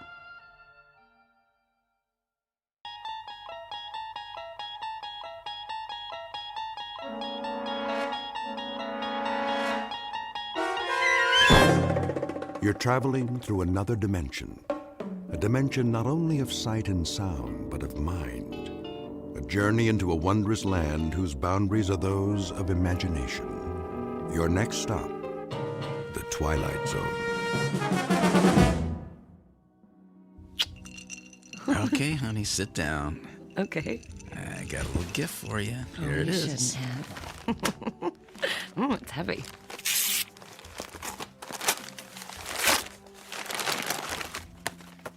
You like it? Well, it's a cookbook. Happy birthday, Susan. It's a cookbook. Well, I thought your cooking could stand some improvement, you know. Oh, that's real nice. Well, come on, aren't you going to look inside? Oh, now that's more like it. Well, I'm not good at buying jewelry on my own. I had to guess the size of the ring. Think it'll fit? It's a little snug. I can get it resized. Do you have the receipt? Is that important? Kind of. Think of it as Exhibit A, Officer Sternwood. Right. I'll try to remember what I did with it. In the meantime, I gotta go. Crime's not gonna fight itself. Oh, Paul. Do you have to go?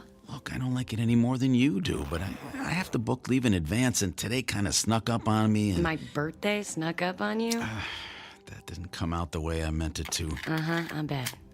Can't you call in sick? Yeah, they would definitely never suspect that. Look, keep yourself occupied for a few hours. I kept the pages I cut out of that cookbook. Maybe you could read through them. I will be back tonight. And then we will celebrate properly. You better, officer. Okay, I'm coming in. Putting the gun away. No gun. Everything's gonna be okay.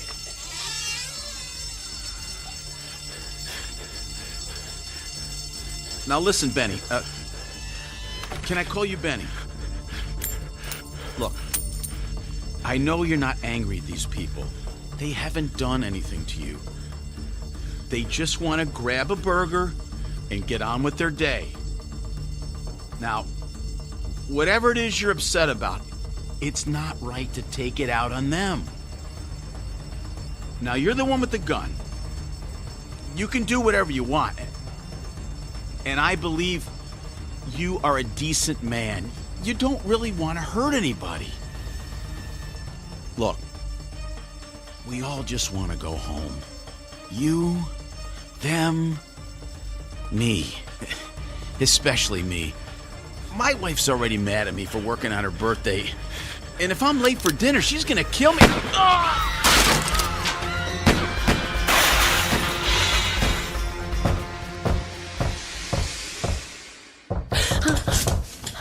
Susan! Susan! Hey, Susan, are you in there?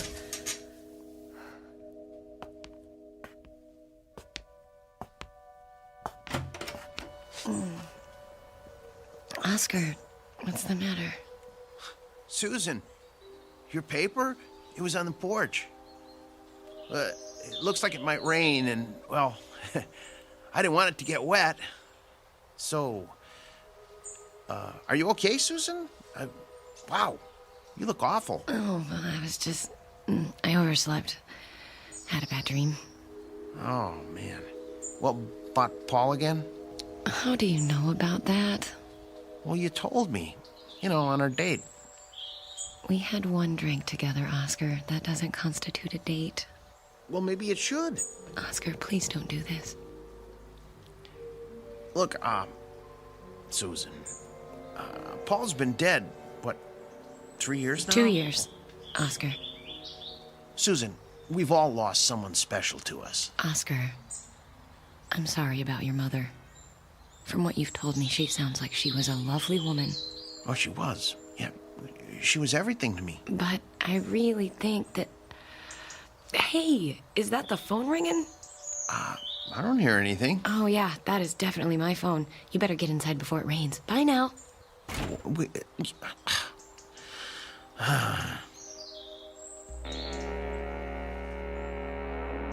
Into everyone's lives, opportunity in one form or another is apt to come knocking. But opportunity is about to present itself to Mrs. Susan Sternwood, widow, in the form of one Hal Scratchman, traveling salesman. And through this rather improbable gentleman, she will learn that the road less traveled is often so for a reason, because in this instance, that road leads directly into the Twilight Zone.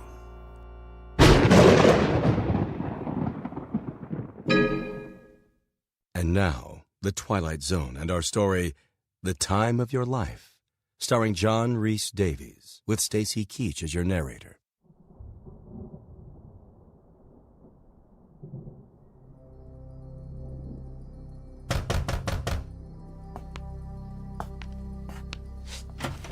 Oscar, look, Not who you were expecting.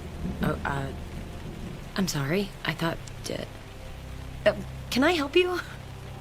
Well, I'm supposed to sell you what's in here. I'm afraid I don't buy from door-to-door salesmen. I'll settle for coming in out in the rain. I'm sorry. I'd like to help you, but... Lady, I'm begging you. I'm drowning here. Okay. Just for a minute. But I'm not buying anything. Understood.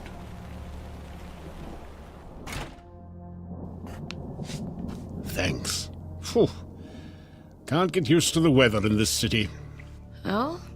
Not from around here? No, I come from some place warmer. Can I sit down for a few minutes? Well, actually... Oh, I won't ruin your furniture. I'll just sit on this newspaper. Thanks. You're welcome, Mr... Scratchman. You can call me Hal. Like the Paul Simon song. Hal. Hal. Hal. Look, I know you said you're not going to buy anything. I'm not. And I respect that. I really do. But do you mind if I at least show you my merchandise? That way I can scratch you off my list, maybe go home a little early tonight. I guess. But I want you to understand that I'm... Oh, it's clear. I would never force anybody into anything they don't want to do. So what do you have in there? Watches? Clocks? Not clocks. A clock. Here, take a look. Horrible, isn't it? Ooh, it looks like something out of a horror movie. Black with a red dial. I think the man who designed it had issues. But it's so much more than just a clock. It's one ugly clock, and I'm not buying it, Hal. This is no ordinary clock. You see, it doesn't just record the passage of time. It is time. Look, Mr... No interruptions, please. This is a very delicate operation. I'll just set the dial back 5 minutes. Aren't you going to get it? Yes? Mrs. Sternwood, glad to see you again. Okay if I come in? It's raining pretty bad. But you were just over there. You sat in that chair. Yes, and in 5 minutes' time I will be again. Pretty cute, eh? It's impossible. Admit it. You're impressed. And I bet you're wondering... Take me back in time? Yes.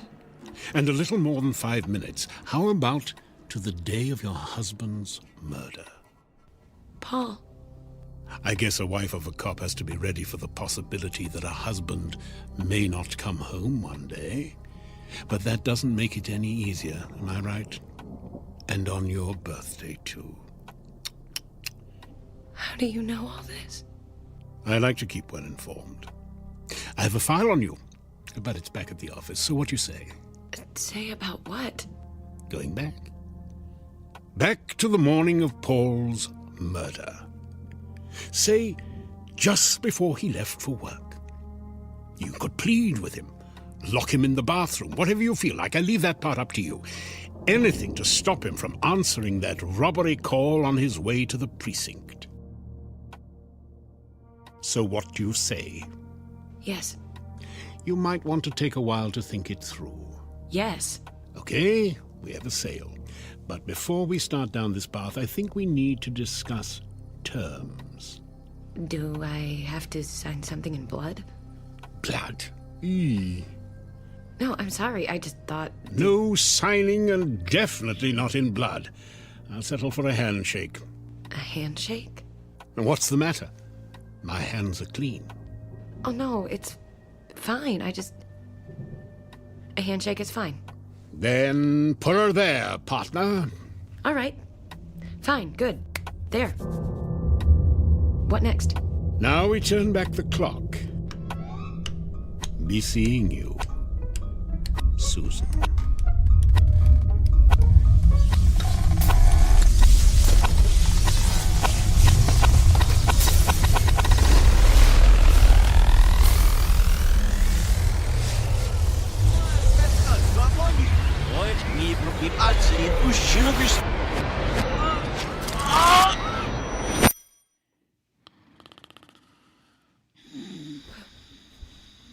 Paul?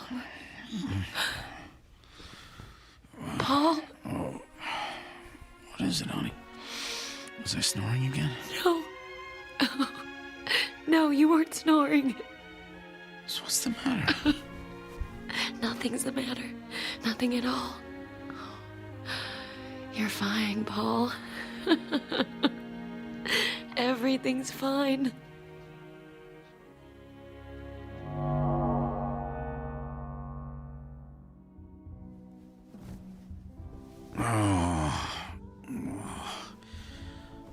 What time is it, honey? Honey? Whoa! Honey, whose birthday is it? Seriously, there's some pretty strict rules about misuse of handcuffs. Come on, let me out. I gotta get to work. Honey? Susan? Honey? Mm-hmm. Susan? Yeah, well, hopefully it's just a 24-hour virus. Paul was throwing up all night. I really don't think he's fit for duty today. Susan? Okay, I'll tell him. Oh, and if you could pass the word on to Captain Roberts. Oh, thanks, Mike.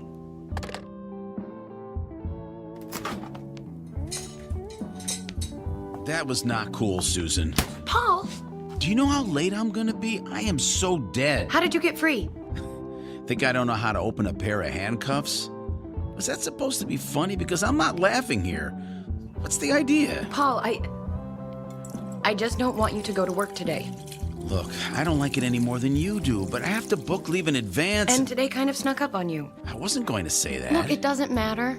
You're not going to work today, and that's final. Honey, crime doesn't fight itself. Stop saying that. What? I just thought of it. You always say that. I hear it every time I sleep. Man, I don't know what's up with you today. I didn't forget your birthday, but it's too late to give you your present. I gotta go. We'll pick this up tonight. Too late, Paul. I already called and said you were sick. You did what?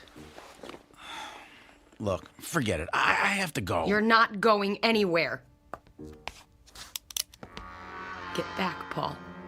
I mean it. Susan, what the hell? You're staying right Are you here. insane? If you go out of this house today, you are going to get yourself killed. Oh, Okay, so you're gonna shoot me to stop me from being killed. Do you know how nuts that sounds? Paul, I am begging you. Don't go. Hey, honey, look, it's okay. I'll call in sick. No, come on. Put that down. And we can open your birthday present. Oh, Paul. Oh, thank you. Thank you. All right, now, I have to explain. The present is kind of a joke, so don't get mad.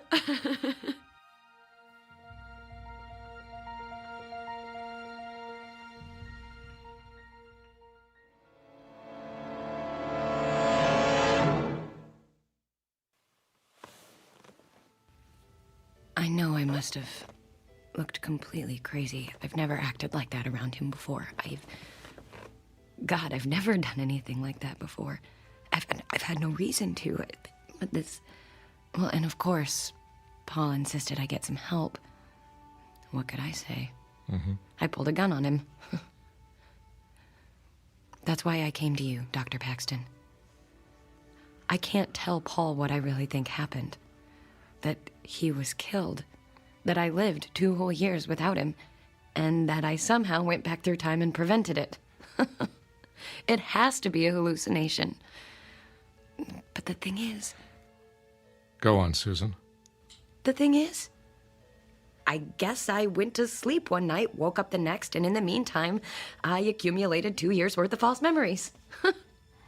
Like when Victoria Principal got up and found Bobby in her shower. Oh, but why did I hallucinate that my husband was murdered? Why, Doctor? Uh-huh. It's certainly a delusion of an extremely lucid sort. And what about this salesman, this, Al Scratchman? Hal Scratchman. Uh-huh. It really doesn't matter, right? I just made him up too, I guess. But what part of my imagination he came from, I have no idea. I thought my memories of him would grow fainter each day, but I remember everything, down to the smallest detail. Every time I pick up a magazine, I feel like I've seen it before. Every time I turn on the news, I think I've already heard it. Fascinating. And that's the most frightening thing about it. How so? Because if I really do think that, the delusion isn't over yet. I must still be crazy. Paul thinks I'm crazy. Do you think I'm crazy, Doctor? I don't think that, Susan. I mean, if I didn't believe you, who would? It's you. Believe it, baby. It talks. So, how have you been? Where's Dr. Paxton? Out visiting one of his more expensive patients. No offense. I came in here, saw you lying on the couch, couldn't resist taking his place, finding out what's been going on with you. Oh, this is a great office. Look at that view. That is $1 million view right there. And air conditioning. I love air conditioning. I can never turn it up high enough. Oh my God, oh my God, oh my God, this isn't happening. Oh, you've got to love psychiatry. Everyone has so many problems and nobody gets any better.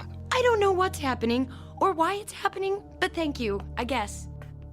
I'm leaving now. Goodbye, Hal. You are not going anywhere, Susan.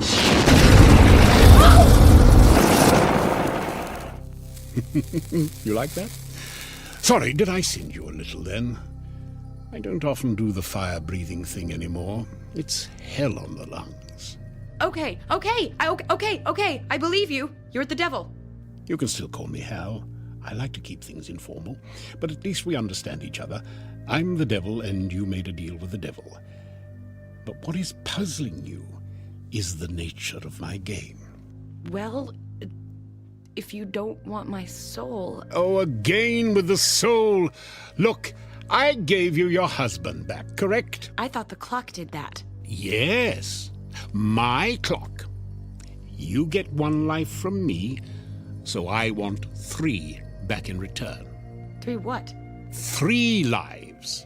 Weren't you listening?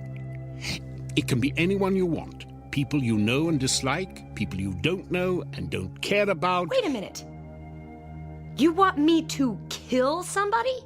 3 somebodies. 3. I can't kill anyone. Now, how can you say that? I bet you haven't even tried. I'm not going to do that for you or for anybody. Well, I hate to bring this up, Susan, but we had an agreement. We shook on it. Remember? I'm begging you. If there's anything else I can do for you, anything at all. I'm sorry, Susan. It looks like our time is up.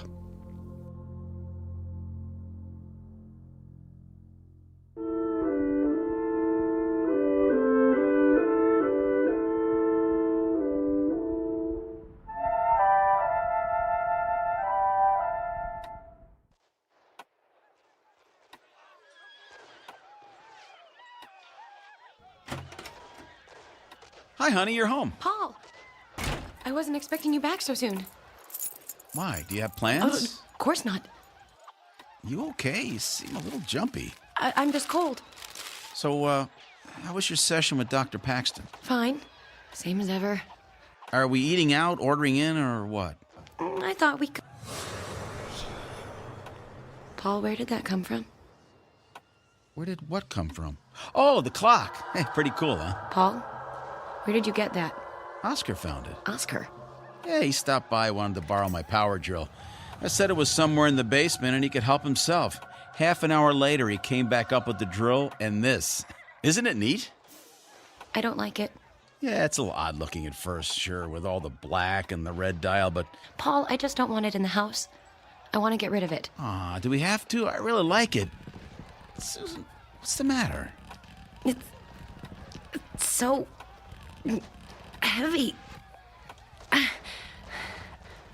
I can't budge it. Oh, come on. Here, let me try.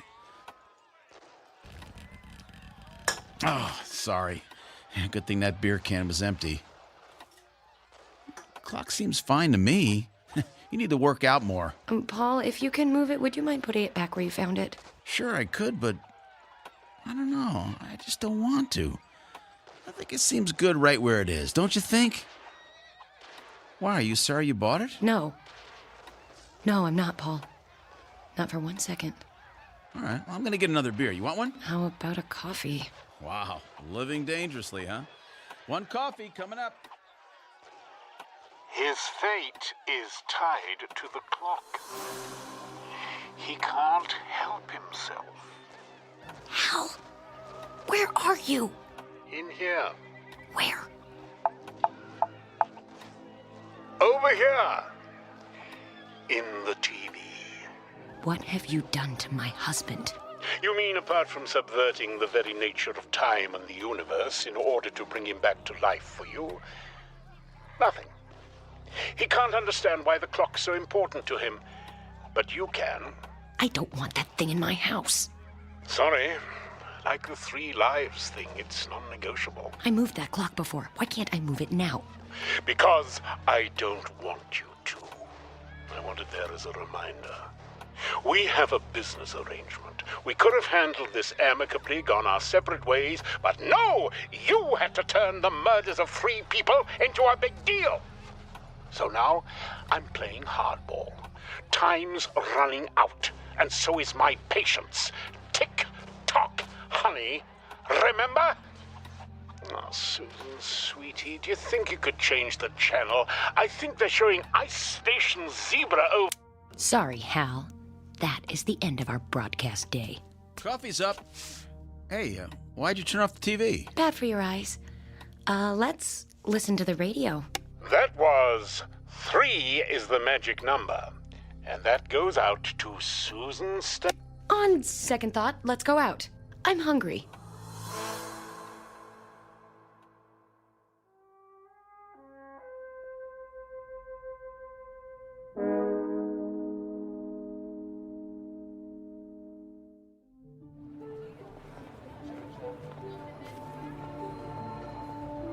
Hi, Susan. How was dinner last night? Did you go with the Italian in the end? You know, Hal, I'm not even surprised when you show up anymore. Pretty neat trick with the TV yesterday, huh? You see me on that late-night rerun of Northern Exposure? I don't watch late-night TV. Really? Well, that was a waste of time. Wait a second. If it wasn't you, who was that? Ah, who cares? Look, I think maybe we got off on the wrong foot. Don't you mean the wrong hoof? Oh, that's good. I like that. Just because your entire world could fall to pieces like that doesn't mean that you can't face up to things with a, what's the saying? A devil-may-care attitude? Act a girl! Act a girl. Now you're getting it. Listen, Hal, I was just on my way to get some lunch, but one of my girlfriends bailed out on me. I hate to eat alone, so... Care to join me? So you're telling me you want to dine with the devil? Well, it's just lunch. But why not?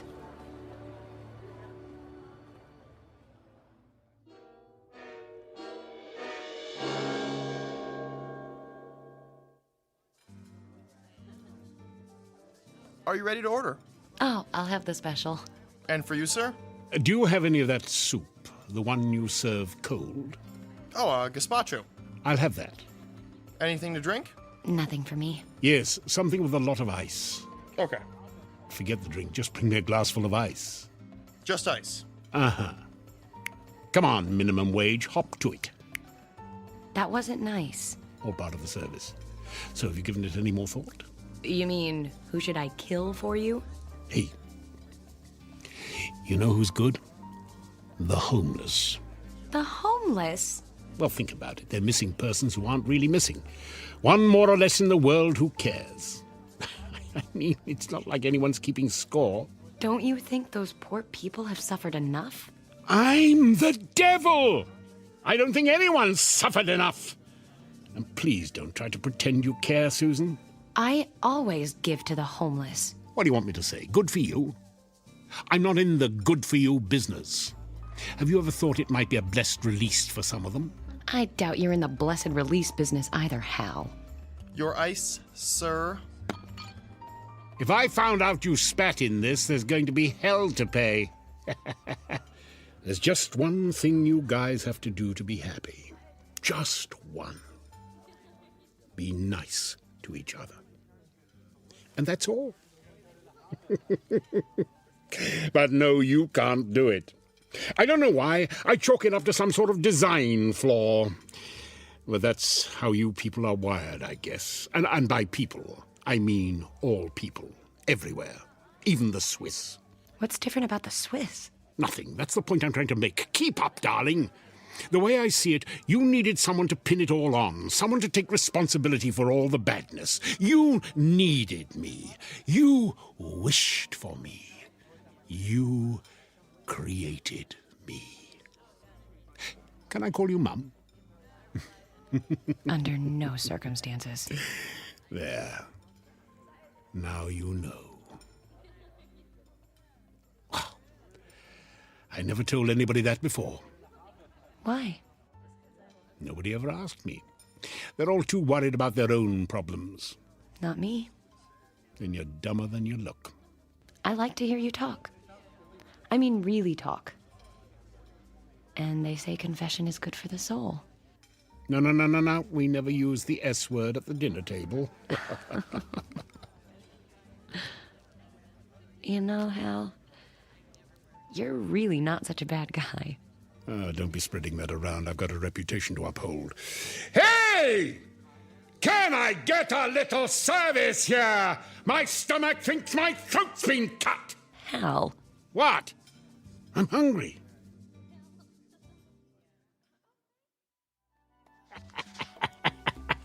It's funny because it's true. Oh, that's a great story. I got 1,000,000 of them. Literally 1,000,000. With you, it'll be 1,000,001. 1,000,000 sounds like a better number. What do you mean? Hal, I think we made a real connection here today. I think we could even be friends. And friends don't spoil things by letting business get in the way. You mean you want me to... Forget about the deal, Hal. Let Paul live. Give me a break. What do you say? Friends? I say... time's up, Princess. What? 3 dead. You have 1 hour. Just 1. Or I take the clock, your husband, and your future. But... I told you I couldn't be conned, Susan. I'm not conning you. I really like you. Yeah, sure you do. The one time I let down my guard. The one time. You know how hard it is for me to open up to people? Hal, I'm sorry. I didn't mean to upset you. I'm going now. I hope you'll understand if I don't pick up the check. And if there is a shred of decency in you, you won't touch my lemon sorbet when it arrives. Hal, are you crying? No.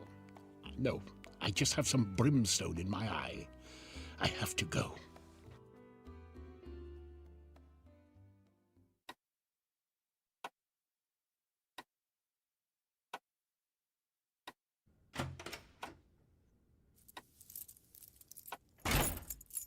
Hello, Susan. Paul. Do you even go to work anymore? Who is he, Susan? Who is who? Paul, what are you talking about? Don't pretend you don't know what I'm talking about, okay? Just don't do it. I'm not pretending. I honestly have no idea what you're talking about. I know about the other man, Susan. Are you crazy? There is no other man. Oscar told me all about him. Oh. He's seen the two of you together. He's heard you talking. And you believe him, Oscar? Come on, Paul, I thought you were smarter than that. All right, deny you had lunch with him today. Yeah. Look, it's nothing, okay? It's nothing. Then who is he? I can't tell you that. Why not? It's complicated. How complicated can it be? You have no idea. Then why don't you uncomplicate it for him, Susie? What the hell? Hal, what are you doing here? You never called. And after I gave you my number. You're out of ice cream, by the way. Is this him? Are you him? I'm him. Or do I mean I am he? Grammar. Paul, it's not what you think. This man, Mr. Scratchman Hal, he's a traveling salesman. He came to my door one day. It was raining, so I let him in. Oh, so you're kidding me, right? No, he was selling clocks. Or a clock. The clock over there. I bought it, and that's all. Do you think that's all, Paul? If that's all, why is he here now? How did he let himself in? Did you give him a key? No! See? Always thinking. Natural-born cop. Suspicious, too. I like that about him. We could do business sometime. Go to hell. Not until I'm done here. And you, Susan, you're a real disappointment to me. What is he talking about? Is he crazy? He's the devil, Paul. The Are you crazy? Now, don't make me do the fire breath thing twice in 1 week. It's a real killer. Paul, I know how this sounds, but hell really is the devil. And I made a deal with the devil. For you. Huh? Have you lost your mind? This isn't happening. It shouldn't be happening. You should be dead. For what it's worth, Paul, your wife really does love you, but not enough. She'd be happy to die for you, but not to kill for you. So today, I'm the repo man. I don't believe in the devil, and I don't believe... Paul, shut up! What did you do to him? I stopped the clock, which stopped him. He was boring me. Paul? Can you hear me, Paul? He can't hear you. As far as he's concerned, there's nothing to hear. We're in a gap between seconds. Hal, we need to talk. I need you to understand. It's too late, Susan. You're out of time. I'm out of patience. We both know that you'll never give me those 3 lives. You're right. There's nothing I can say to you, is there? Anything that you could say that I'd want to hear would just be a lie, wouldn't it? I guess so. Just take the clock and go, Hal. Will I ever see you again? Probably not. Good. Now do what you have to do. I can't take this anymore. Do you just turn the hands forward again, or...? Something a little more final. Bye, Susan. Bye, Hal. Be good. Fat chance.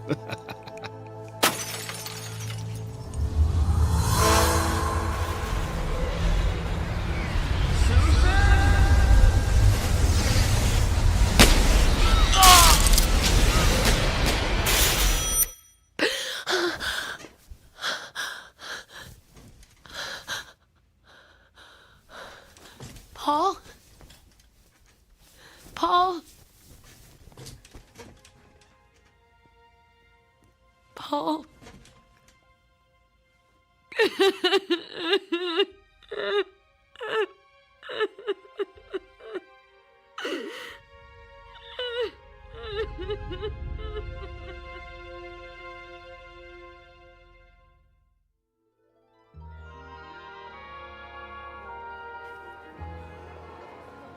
So, how have you been? I've been away for a while, Jan. Well, I mean, maybe not away, but not really here. Susan, honey, you're not making any sense. Oh, I know, sorry about that. Let's just say I've been on a journey of personal discovery. Ah, trying to get your groove back. Uh-huh.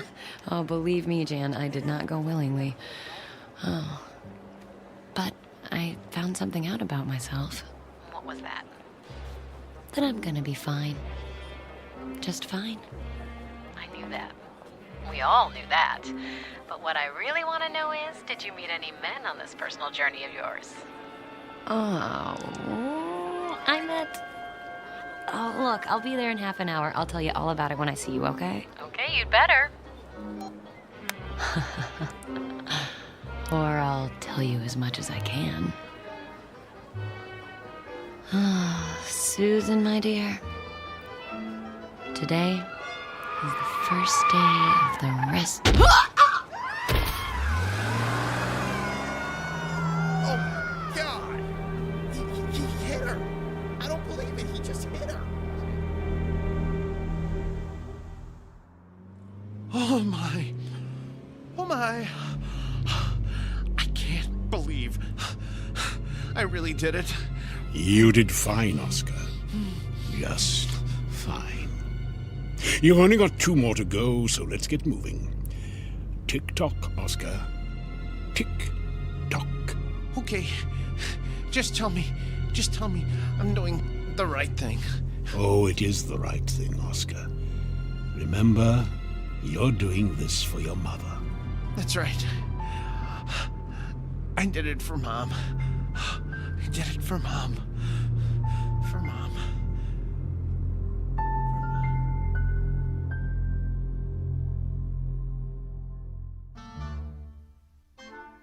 A word to the wary. If you should happen to receive a visit from a man who makes you an offer that seems too good to be true, don't even think twice. Lock your doors, bolt your windows, and check your clocks, because the time of your life might just be the end of someone else's in the Twilight Zone.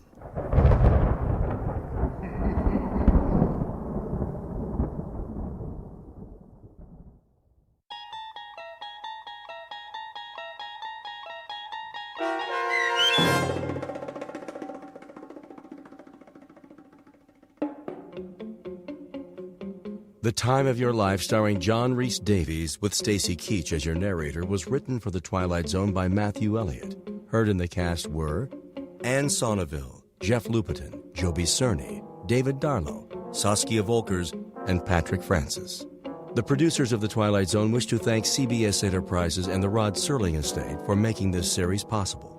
This copyrighted radio series is produced by Carl Amari and directed by Joby Cerny for Falcon Picture Group.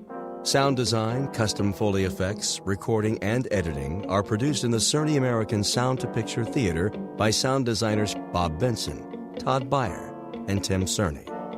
Music for The Twilight Zone is provided by CBS and American Music Company Incorporated, New York. To learn more about the Twilight Zone radio dramas and to download episodes, including 6 free episodes on our homepage, visit our official website at twilightzoneradio.com. Doug James speaking.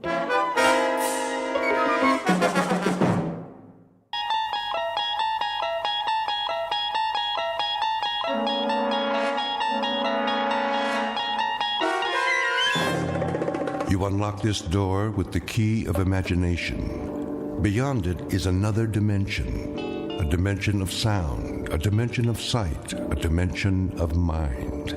You're moving into a land of both shadow and substance, of things and ideas. You've just crossed over into the Twilight Zone.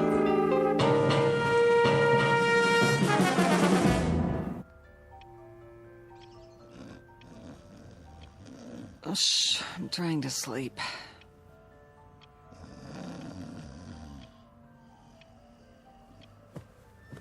I said I'm sleeping. What? Oh, what time is it? Wilma. Ow. Wilma. Oh, leave me alone. What does the clock say? Huh? 9:17. It can't be. Oh, didn't you set the alarm? Wilma!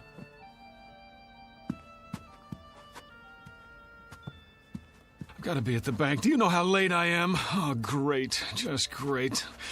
I'll even take my clothes off. No more parties. Never again. Oh, be quiet about it. Sure, go on. Get your beauty sleep. You feel lousy. Never mind how I feel. So I'm late for work. So what? No skin off your nose, right?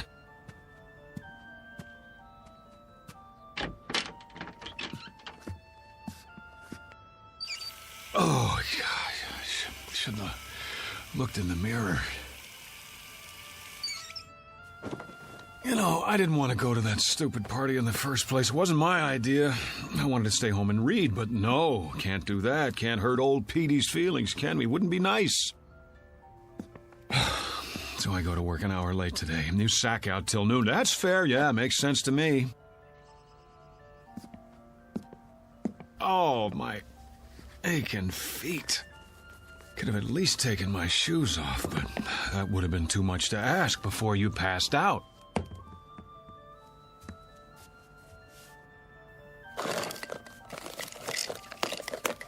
Oh, boy.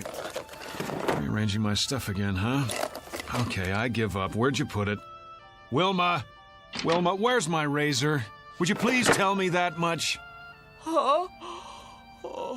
Hey, wake up! Leave me alone!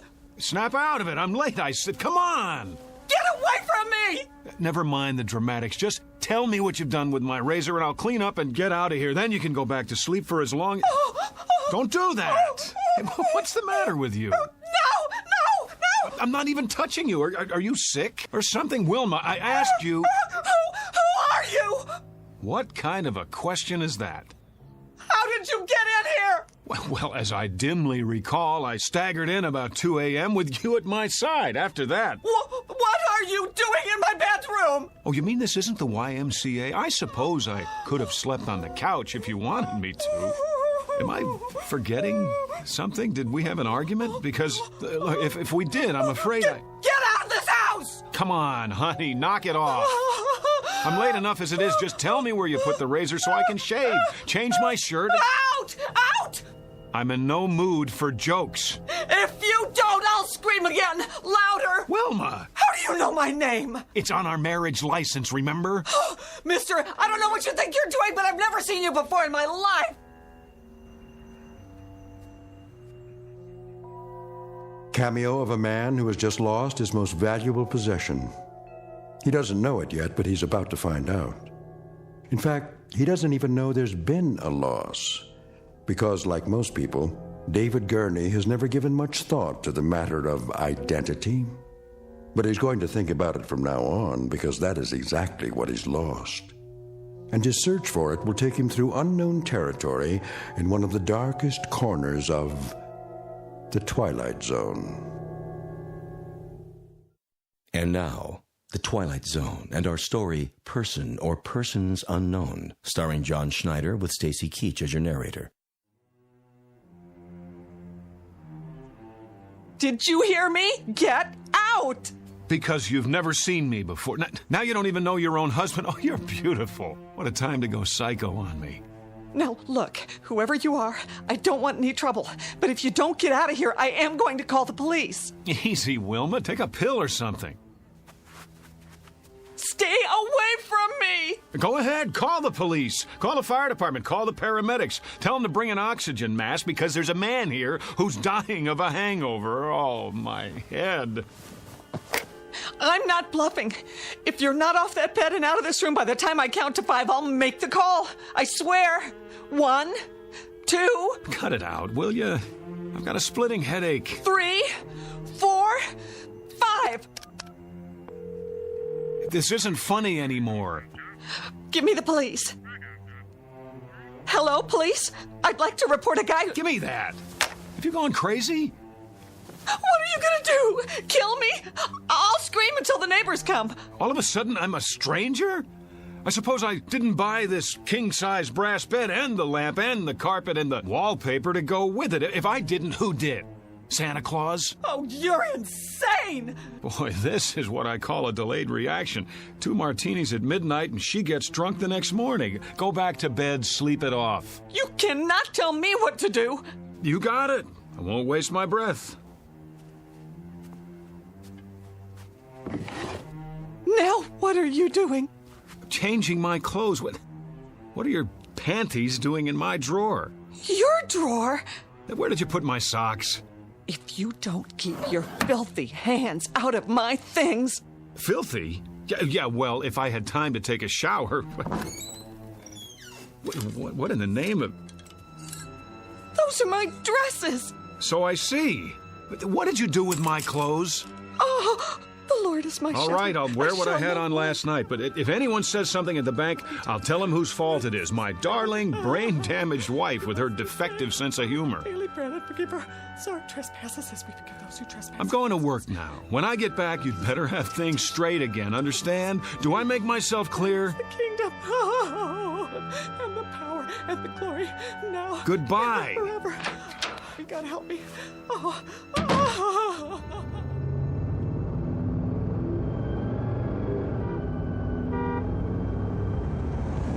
Oh, great. No gas, which means I get to work even later. Mr. Miller's gonna love that.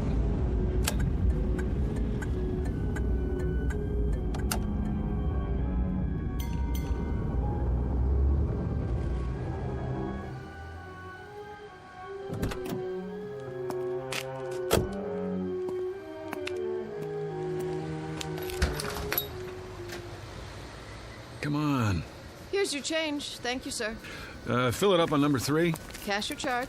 Put it on the card. Here. You have ID? Yes, I have ID. Every kind you want. Here, look, I'm in a hurry. Would you run the card while I pump the gas?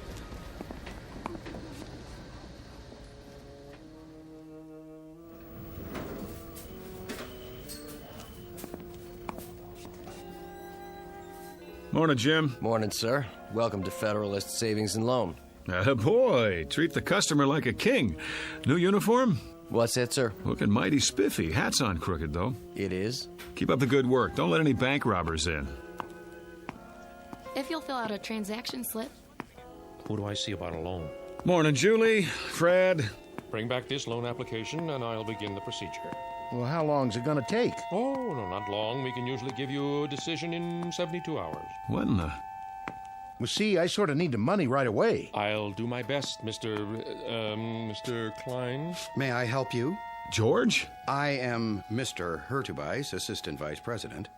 Of course you are. Who's that? Sir? At the desk by the window. Why, that's Mr. Cooper, our Vice President. What? Would you mind telling me what Mr. Cooper is doing at my desk? Beg pardon? What is he, some trainee of all the... If you'll wait your turn, sir, Mr. Cooper's busy. Yeah, sure he is. What is this, George? April Fool's Day? I don't see why I have to fill this out. I already gave you all the information. I'm sorry, Mr. Klein, but without verifying your collateral, I'm afraid there's nothing we can do. You know how long I've had an account here? And you giving me the runaround? Well, maybe I'll just take my business somewhere else. What do you think of that? Well, thank you for stopping by, Mr. Klein. If you'd care to reconsider... Thank you for nothing.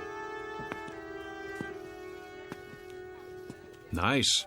I beg your pardon? You just lost a customer. I could have processed his application in 24 hours. And you are...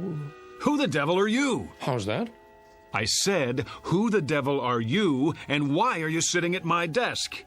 Your desk? Yes, my desk. I've had about enough of this today. Get out of that chair. I'll do nothing of the kind. Friend, you'll get out of that chair, or I'll throw you out. Yes, I need security over here. Move. No need to get upset, friend.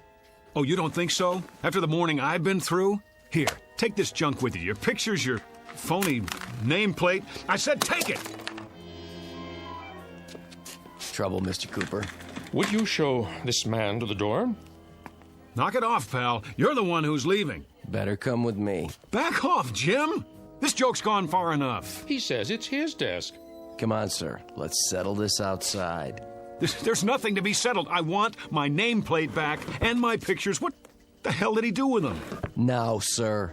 Outside, I have to insist. Go ahead, insist. I'm not budging. Yes, you are. You're putting your hands on me? This is too much, Jim. I like you. You're a good security guard. But if you don't let go of my arm, you're out of a job. Outside. I said, let go of my arm. There! Now you are fired.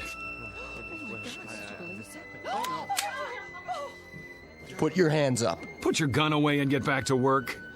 What's the matter with you people? Has everyone gone crazy? Up, over your head.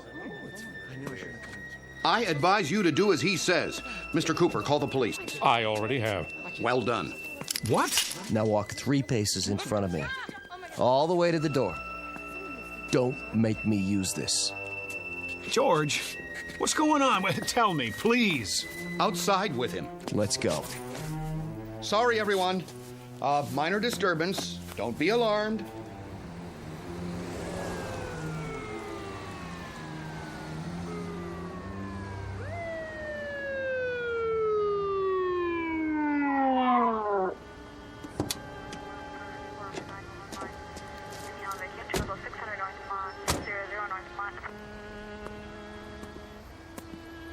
This the man? That's him. Hands behind your back. Oh, for God's sake. Hold still, fella. Ah, get in the car, nice and easy. Wilma, is that you? That the same guy? Yes. What's your name? Why don't you ask her? We did. She doesn't know. Doesn't know? After 11 years of marriage, she doesn't know. He's a complete stranger to me, officer. I can't tell you how frightened I was. Let's go. Wait, Mrs. Gurney, let me introduce myself. I'm David Gurney, your husband. Well, what's everybody staring at me for? That's who I am. Tell him, Jim. I've worked with this man for 4 years. Tell him. Never saw him before. He just walked in and started a ruckus. Slide in the back seat. Come on. Wait, you don't believe I'm David Gurney? I can prove it. Look in my wallet. Go ahead. Take it out of my back pocket. Then we'll see. No wallet? Sure there is. Check the other pocket. Nope. Nothing. But I had it. Oh, hold on. The gas station. I must have left it on the counter. Everything. Driver's license, credit cards. Watch your head.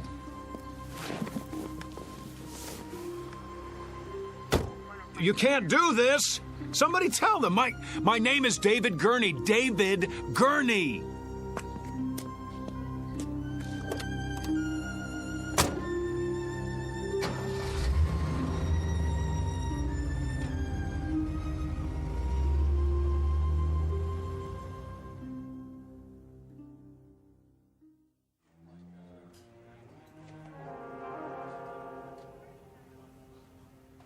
On your feet. Where's the doctor? Right here, my boy. Sorry to keep you waiting. Thank God. You don't know what it's like sitting here listening to those lunatics. Well, I think I do. If you'd like to come with me? Let's move it. I see you people have finally come to your senses. Now you can sign the papers and I can go home. You're not going anywhere. Not just yet. What is this, a jail? No. I thought you understood that. It's not part of the penal system. What would you call it then? An isolation wing at the state hospital. I thought that was explained when you were brought here. Then if it's not a jail, I'm leaving. Very probable, eventually. But for now, there's a 72-hour hold. I thought we'd talk a bit first, Mr. Gurney. David Andrew Gurney. So you've said. Well, let's go down the hall, shall we? We'll be more comfortable in my office. You heard him. You don't have to manhandle me. It's all right. He's not dangerous. If you say so. Please, follow me. Got a regular loony bin in here. Oh, let's say a few people who are confused. I think of it as a kind of hotel for the weary mind. Yeah, only they can't check out. Actually, most of them will be released. A few are violent, but you're not like those, are you? Well, I should hope not. Come in, Mr. I suppose I must call you Mr. X for now. I told the officers who I am. I've told everyone. Please have a seat. Where's the couch? I'm afraid you've seen too many movies. Of course, if the chair is not comfortable. It'll do. I just want to get this over with and go home. And where is that? I've been through this before. You still insist that you live in Miss Berenson's condominium and that you are her husband. Yet she's unmarried. We've checked. How do you account for that? I don't care what she says. I know who I am. No need to get upset. Everybody's telling me I'm not who I think I am. But what do you expect me to do? Relax? It must be a challenge to your belief system. But if I'm to help you, then you've got to come to terms with the facts. And what are the facts? Couldn't say just yet. The police are running your fingerprints, and then we'll have something to work with. But for now, this person you think you are, we know that he doesn't exist, except in your mind. Oh, we know that, do we? It seems that you've invented him, whether out of whole cloth or people you've known. You're lying. And why would I do that? I don't know, but you are. You've got to be. A man can't live for 40 years and all of a sudden... Is that how old you are, 40? Yes. And then, just because he loses his driver's license... We're checking the place where you say you left it. But it wasn't just that. Everyone at the bank agrees that... You put a lot of stock in everyone else's opinions. How about mine? Well, we must begin somewhere. Consensus matters, doesn't it? Surely you can see... I see that they're all lying. That's what I see. How can you be sure they're not telling the truth? At least as they see it. That's what I'm doing. So you believe they live in a different world, a world with different rules, a different history. I don't have any idea, but I know what I know. Ah, there's the conflict, you see. We have to resolve it somehow before you can move on. What chaos we'd have if each of us believed in a separate reality. What about my reality? Doesn't that count for anything? Epistemology rears its head. You're obviously an educated man. Perhaps if you'd provide a list of the schools you've attended, we can contact them. Unless you believe their files have all been corrupted somehow. All right, let's go over it again. I live at 2457 Lime Rock Avenue, Los Angeles, California. But we've established that Miss Berenson lives there. Her name is not Berenson, it's Gurney, and she's married to me. In fact, she is not married to anyone.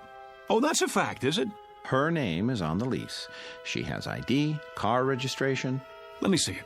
Well, that can be arranged. But for the time being, I'm afraid the burden of proof is on you. Oh, that's reasonable. How can I prove anything while I'm in here? Could you prove who you are? Could anyone? But I'm surrounded by a staff who know me. The people in those rooms down the hall, their voices in the wilderness. Eventually, they're going to have to come around, acknowledge the commonly agreed upon reality, or they'll be sent somewhere for long-term treatment. You don't want that, do you? What choice do I have? There's always a choice. It's up to you. There's a man here who says his name is Winston Churchill. I've shown him pictures of the real Churchill, but he's sticking to his story. So he won't be going home anytime soon. The same with his neighbor, Florence Nightingale, and her buddy, Jack the Ripper. He thought he was Jesus of Nazareth yesterday. Maybe he'll come around. I hope so, because the sanitariums are full of Jesus Christs. It's a real strain on the budget. So please, don't make it hard on yourself. The choice is yours. Pretty cut and dried. Either I prove who I am, or I give up my identity in order to get out of here. You don't have an identity at the moment. That's the issue in a nutshell. Let me use the phone. All right. It's about time. I'll turn on the speakerphone so we can both hear. Agreed? Agreed.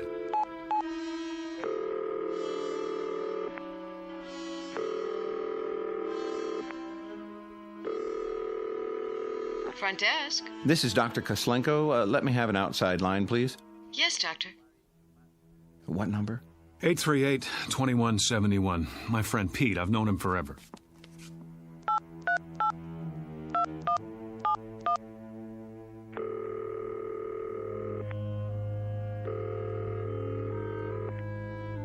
Hello? Hello, Pete.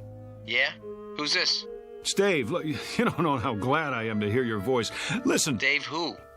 Pete, for God's sake, Dave Gurney. Wilma and I were at your place last night. Don't kid around. I think you have the wrong number, fella. But we went to school together. He's my best friend. Care to try someone else? Let's just cut through all this. Call 272-3478. Ask for Mrs. Gurney. Very well.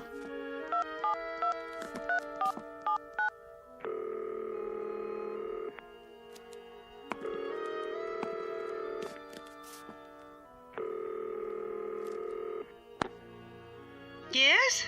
Who is it? I'd like to speak to Mrs. Gurney, please. This is Mrs. Gurney. Really? Hello, Mom. Hello? Oh, I'm so glad I got you. Hello? Who is this? Who's on the line? It's David. Mom, don't you recognize my voice? David, your son. You see here, whoever you are, I don't have a son. And I don't like practical jokes. Mom, stop it. Don't do this to me. Don't, please. That's enough. Ma'am, please excuse the call. It was a mistake. Well, you see that it doesn't happen again, or I'll report you. I don't understand. You're sure your name is David Andrew Gurney? Yes. And you have a telephone? Of course I do. Unlisted? No. Then it's likely you'd be in the telephone directory, isn't it? In fact, there's no doubt. What do you... Yes. Where's the phone book? Right here.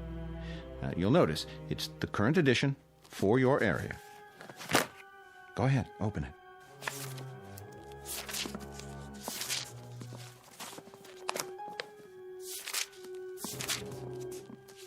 Gurney, Bertram J, 26837 Broadview, no. Elizabeth Y, 6578 Logan Street, Van Nuys. Well? It's not here. I believe that's called evidence. Now, are you ready to consider an alternative? But if I'm not David Gurney, then who am I? That's what we're going to find out. Now the real work begins. In other words, I'm crazy, just like the guy who thinks he's Jack the Ripper? That's what you're telling me? Well, let's say temporarily disoriented. It's not uncommon when one is under stress. I know it must be difficult to accept, but looking at it logically, could there be any other explanation? Sometime last night, you suffered a break, became confused, entered Miss Berenson's apartment. No, for some reason that's what you want me to believe, but it isn't true. Because in spite of everything, I know who I am. If I don't know that, I don't know anything. Oh, I was afraid of that. You know, I've been through this a great many times. Too many. And it's what I was trained to do, and I'm very good at it. Always ends up the same way. with the patient either returning to a normal productive life or entering into a lifetime of treatment. Why? Because they won't break? Hear me out. We're not playing around in here. I can give you a prescription for drugs, set up a schedule of visits, but it's maintenance, that's all. The bottom line is it's up to you.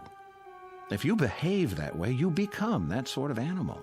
My name is David Gurney. I live at 2457 Lime Rock Avenue. Look out the window. You see all those people on the grounds walking back and forth? Some of them look normal enough, some of them look like zombies. But all of them are here for the long haul. It's such a waste of time, money, human lives. Don't do this. You're an intelligent, educated man. The system is what it is. You can't beat it. Take my advice. Learn to play ball right now, before it's too late. Or else... Not this way. What other way is there? I have to know. Do you understand? Either I am crazy, or somebody's gone to a lot of trouble to blot me out. Use your brain. Why would anyone want to blot you out? How should I know? What, the CIA? This is not a spy novel. Whoever or whatever it is, they can rig all the phone books in the world and they can pay off everybody who ever knew me, but there's one thing they can't do. They can't get inside my mind, and they can't think of everything. What do you mean? Something even Wilma doesn't know about. I just realized there's still one way to prove who I am. Well, I'll be happy to take it under consideration. Sure you will. Stand back. I'm going to make sure I get there first. Get away from the window. No, out of my way!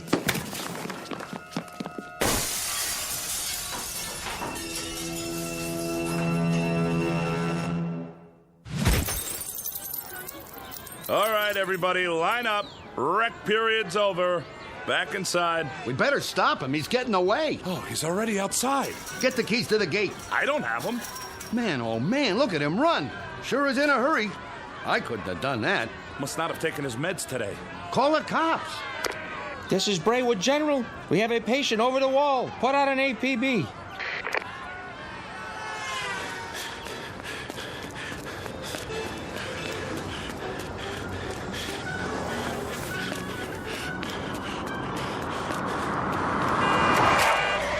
Hey, buddy, get out of the way.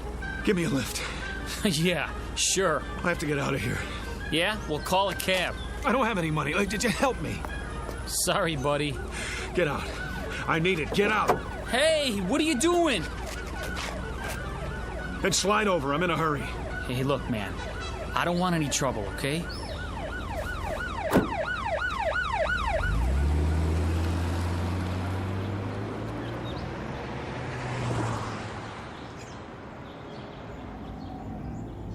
Just keep your mouth shut. I won't hurt you. Hey, who's after you? The cops? Huh? What'd you do? Nothing. That's just it. Nothing. And what are they chasing you for? Because I don't believe their lies. Oh, I get it. You're on the run, right? Is that it? Something like that. It's okay, man. I'll play ball. Just stay calm, okay? Turn right there. There's an alley. Oh, thanks, kid. Look, where do you want to go? Downtown L.A. You know how to get there from here? Sure, but don't take the freeway. Go the back streets. I'll show you.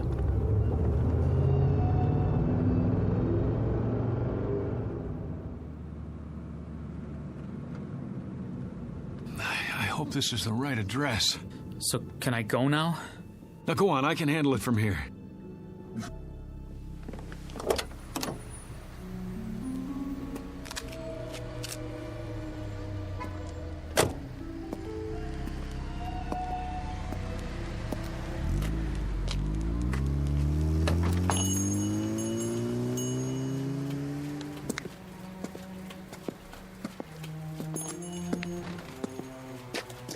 Can I help you? Oh, I sure hope so. This is the place where people pick up photos, right? Sure is. Good. I thought I got it right. You have a receipt? What? The receipt for the photo. Did someone take your picture? That's right. And he told you to come here? It was in Griffith Park with my wife. We were walking past the merry-go-round. It was last Sunday. A man came by with one of those big cameras. Dave, that man just took our picture. Beautiful shot, too. What are you doing? Here you go, folks. I didn't say you could do that. Oh, there's no obligation. Take this ticket to Photos R Us. Address is right on it. If you like the picture, it won't cost you an arm and a leg.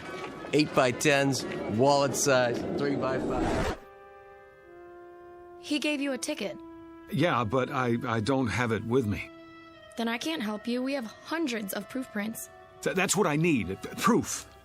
Hold on. I can almost see the number in my mind. 670. Yeah. That's it. 6708777. I remember because of the 4 sevens. Maybe your wife's got the ticket. No, she's forgotten about it. I was going to surprise her. Sunday, that would be the 14th. I'll check the files. You found it? This must be the one. Hey, let me have it. Wait, was that 4 sevens at the end or 3? There's only one way to find out. Yes! Is that it? Yes! Yes, that's it! Oh, you don't know how important this is to me. You okay, mister? Oh, I am now. That'll be $4.75 for the enlargement if you want extra prints. Hey, mister, you have to pay first. You. Hello, Mr. X. What are you doing here? I might ask you the same question. We've been following you since the hospital. I wanted to see where you'd go. What is this? All right, hands behind your back. Wait! You have any knives or weapons in your pocket? I said hold on! It's all right, officers. I'll take responsibility. The guy owes me money. Oh? $4.75 to be exact, plus sales tax. And do you know what for? I'm sure you're going to tell me. Proof that I'm not crazy. Really? And what kind of proof might that be? I told you they couldn't think of everything. Well, I was right. I suppose you found a signature or some such? That wouldn't be enough, would it? I could have signed it at any time. Correct. Or if it's something else, I could have printed it up or bought it like a fake driver's license. I doubt that you've had time. What about a photograph, Doctor? A picture of me, hand in hand with the woman who says she never laid eyes on me before this morning. Is there some way to explain that? What do you have there?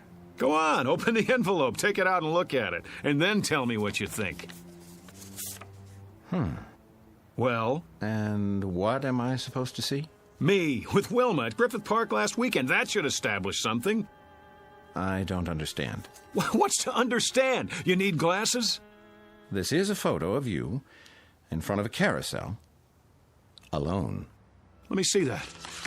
No, it was different a minute ago. A picture of 2 people, 2. You saw her. Tell him I showed you the picture. You didn't show me nothing, mister. Just looked at it yourself, then you tried to run off without paying. But I tell you, she was there. We were there, together. Come along now. We'll go back and talk this over. No, we were there together. Together. Together. Together. We were... Dave? Together, I tell you. Dave, honey, wake up. What? Oh, where am I? In bed, you were dreaming. Oh, Wilma, it seems so real. That's why they call them nightmares. You want me to get you something? No, that's all right. What time is it? 4 in the morning. Go back to sleep. You have to be at work in a few hours. Whew, I must have had the nightmare, the granddaddy of them all. That'll teach you to mix scotch and martinis. Well, that'll teach me. Sorry I didn't put you in your pajamas, but I was a little out of it myself. Forgive me? Oh, sure I do. Don't blame yourself. You're in a rare mood. You don't know how happy I am just to be here. I love you, too. Oh, you better check the alarm. I'm not sure if I set it. I can't see. Now turn on the lamp.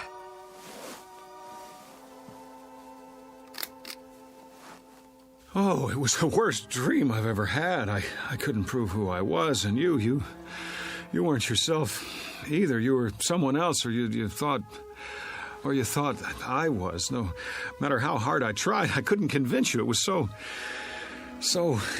Well, you're okay now, aren't you? Set the alarm and turn the light off. It's hurting my eyes. Dave? Dave, honey, is something the matter? Why are you looking at me like that? Who are you? What do you mean? It's me. Who did you think I was? Dave? Dave, darling, You get out of this bed. Go on. Get away from me. Whoever you are, I swear, I've never seen you before in my life. Dave? Dave, don't act like this. You're scaring me. You're so pale. Are you sick? Dave? Dave? Dave! A case of mistaken identity? Or a nightmare turned inside out? A simple loss of memory or the end of the world for someone named David Andrew Gurney? At least he thinks that's his name. He doesn't know much of anything anymore, and he may never find what he's seeking because the truth is he's lost his way. But you can be sure he'll continue looking for it night after night in the Twilight Zone. We'll return to the Twilight Zone in just a moment. You are about to enter another dimension, a dimension not only of sight and sound, but of mind, a journey into a wondrous land of imagination. Next stop, the Twilight Zone. Hi, this is Stacy Keach. I'd like to take a moment to tell you about our Twilight Zone website at twilightzoneradio.com. At twilightzoneradio.com, you'll find the latest information on these Twilight Zone radio dramas, including behind-the-scenes photographs, plus the newest product releases, trivia contests, ways to contact us, other Twilight Zone-related info and merchandise, plus links to other fascinating websites. So make your next stop twilightzoneradio.com. Visit twilightzoneradio.com to purchase these Twilight Zone radio dramas on cassette and CD, or call toll-free 1-866-989-ZONE. That's 1-866-989-9663.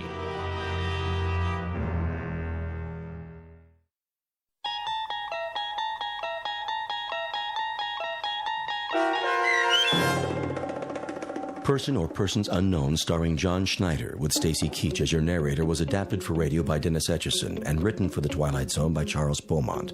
Heard in the cast were Meg Falcon, Tom McElroy, Roger Mueller, Richard Hensel, Roderick Peoples, Kurt Nabig, Carl Amari, Fernette Lebo, Doug James, Ann Whitney, and Jen Patterson. The producers of The Twilight Zone wish to thank CBS Enterprises and the Rod Serling Estate for making this series possible. This copyrighted radio series is produced and directed by Carl Amari for Falcon Picture Group. Sound design and custom Foley effects for The Twilight Zone by Cerny American Creatives Bob Benson, Craig Lee, Michael Slaybach, and Matt Sorrow. To learn more about the Twilight Zone radio dramas and to contact us, visit our official website at twilightzoneradio.com. Doug James speaking.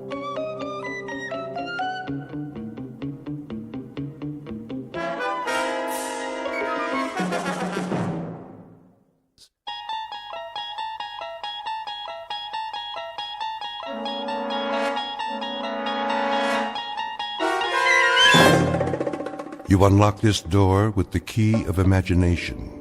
Beyond it is another dimension, a dimension of sound, a dimension of sight, a dimension of mind.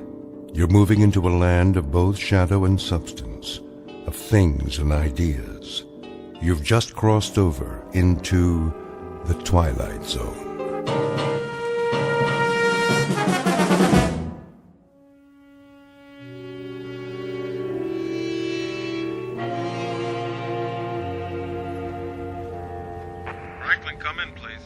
Roger, dispatch, this is Franklin. There you are, Bobby boy. Hey, Smitty. What's your present location? I'm out on Arrowhead Road. Say again, Franklin, where are you? Old Arrowhead Road, just past the fork. What are you doing there? Following up on those lights. What lights? Last night, the captain told me about it. Thought you were off duty. I am. It's time for one last stop, then I'll bring the car in. Roger that. See you back here at... Say 1700? 10-4.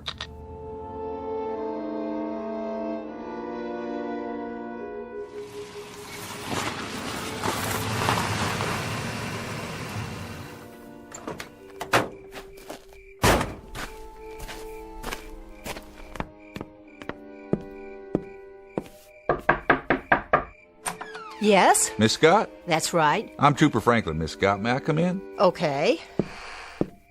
Nice place you have here. Oh, gracious of you to say so. I see you got a fire going. Smoke from the chimney. I don't have much choice. You know how cold it gets up here? Matter of fact, I do. I don't know whatever possessed me to take a cabin in the mountains. Excuse me while I put another log on the fire. Yes? Were you in town this morning? Guilty as charged. It's an unhappy pilgrimage I'm forced to make once a week. Unfortunately, no one will deliver my supplies, so I have to go down and get them. Set for a few more days. Was there something else, Trooper Franklin?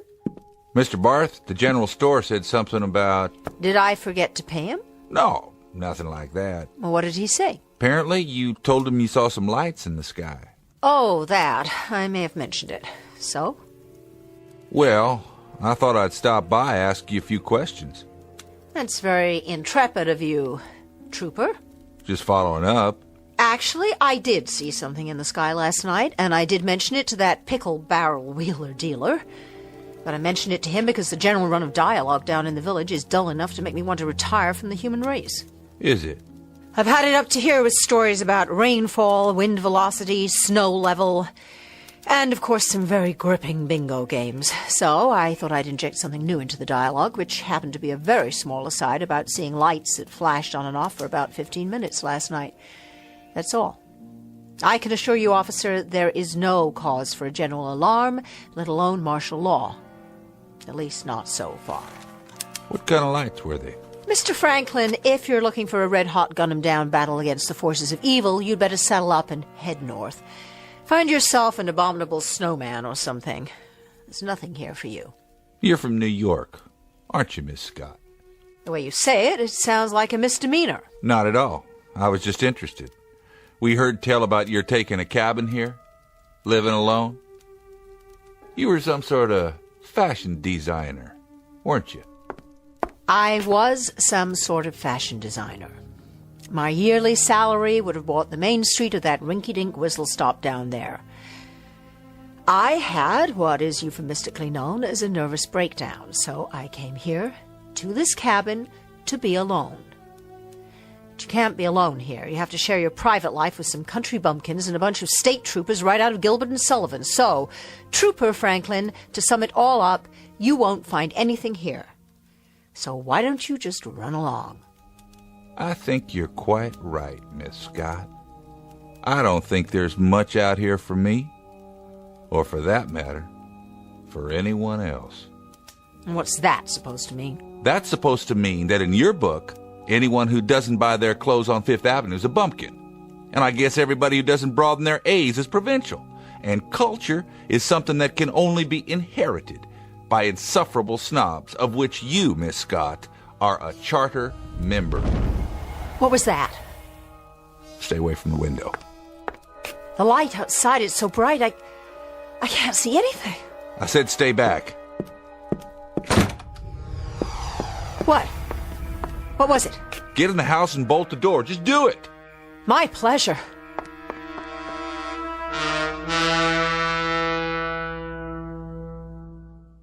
The major ingredient of any recipe for fear is the unknown. And here are two characters about to partake of that particular meal. Miss Charlotte Scott, a fashion editor recovering from a nervous breakdown, and Mr. Robert Franklin, a state trooper, a gentleman of average imagination who up to now has dealt only in unimaginative realities. And the third member of the dinner party? The unknown that has just landed a few hundred yards away. This person, or thing, is soon to be introduced. For this may be a mountain cabin near Lake Arrowhead, California, but it is also a clearing in that shadowy realm known as the Twilight Zone.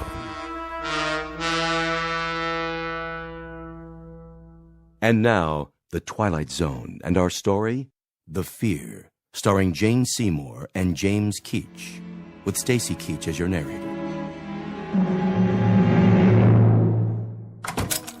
Sorry, but until we know what's out there... I understand. I guess. You're not frightened, are you, Miss Scott?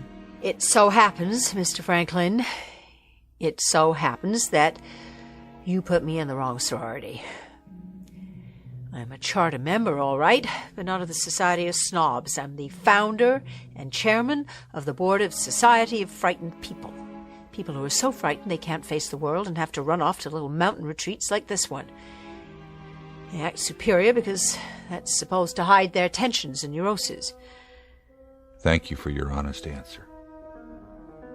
Do you have any coffee? I think so. Then I'll go out and look around while you make some. Deal? Deal. If I don't see anything, I'll stay here for a while until it comes back. Then I'll take you into town if you like. I doubt that'll be necessary, but what was that? The noise and the light. Could have been a meteor, I suppose, or an aircraft off its route. But you don't really think so. Those would be rational explanations.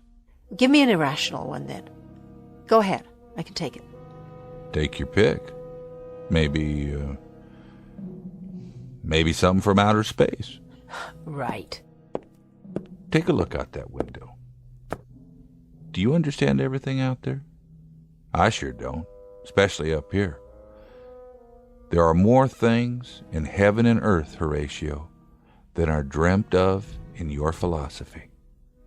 If I remember my English class, that's Shakespeare. Isn't it, Miss Scott? Yes, it is, but the question is, what's that? Where? You can see it from the window, over there. Just beyond the trees. It looks like a light of some kind, a white light. Yes. I see it. About 400 yards. Now you tell me, am I imagining things, or is that light blinking on and off?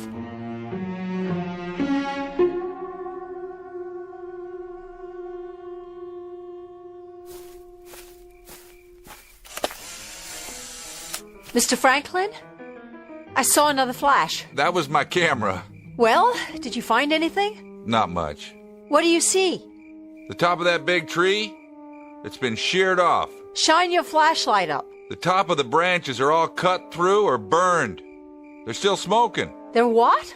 Stay there on the porch. I want to take a couple more pictures. What in the... Hey, that's my car! What happened?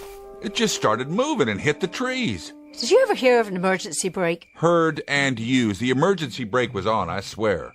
There are only two of us here, and neither of us was near that car.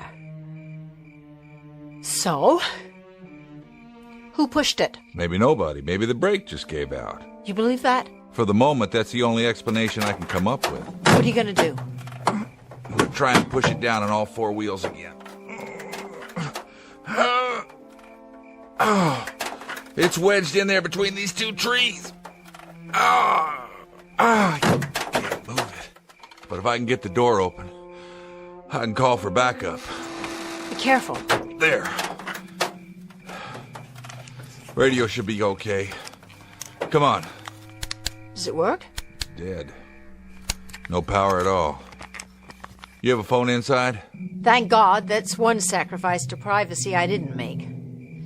I've got a telephone and a pot of coffee.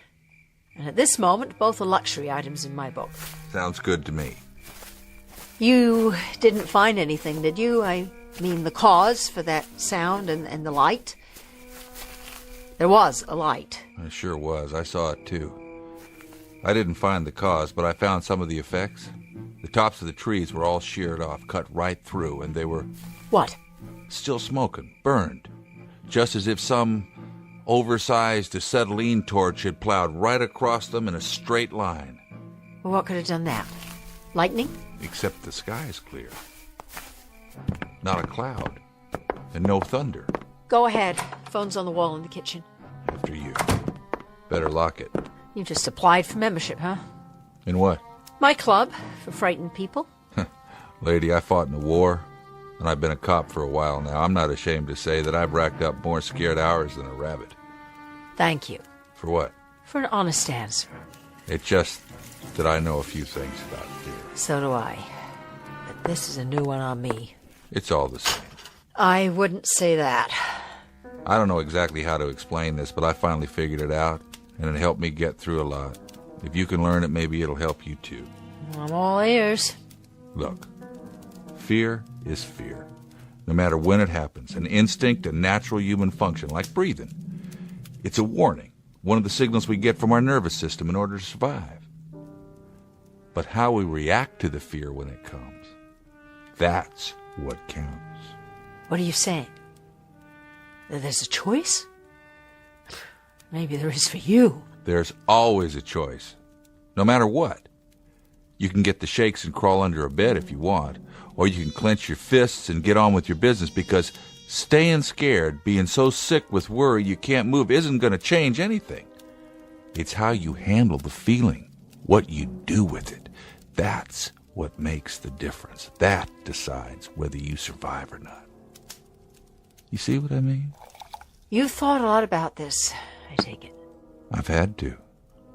It's part of my job. Well, you handle it whatever way you want. Me? I think I feel more comfortable hiding under a bed. So you have a sense of humor after all? You thought I didn't? I wasn't sure. Maybe that's my defense. You got 2 beds? What? I might want to crawl under one myself. Your phone's dead. No, it's not. You don't trust anybody, do you? Once upon a time. Look where it got me. Coffee ready? Here. Thanks. This is getting to be like a bad movie. Is it? I don't see many movies. Now, I suppose that in the next scene somebody knocks on the door. Somebody or something. I like comedies myself. I'm not much for science fiction and horror. Neither am I. You don't make bad coffee for a fashion designer. And you're pretty astute for a state trooper. What are you looking at that door for? Waiting for the knock, I guess. If we could predict it, we wouldn't have anything to worry about. Well, what do we do till then? Wait a while. I'll hang around, just in case. In case what?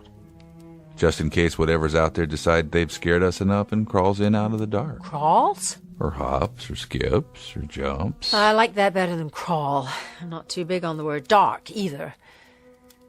What are we really talking about? Something that makes loud noises, flashes light, and burns the tops off the trees. Whatever it is, I'd like to nail it, though. Pay back the taxpayers for my wrecked car. That, I'm afraid, falls under the heading of duty. I call it an admirable attitude, especially under the circumstances. I'll tell you something, Miss Scott. Despite all that you may have heard about officers of the law, we react like normal human beings. Roaring fire, mountain cabin, hot coffee. Not a bad life. If I live long enough to retire.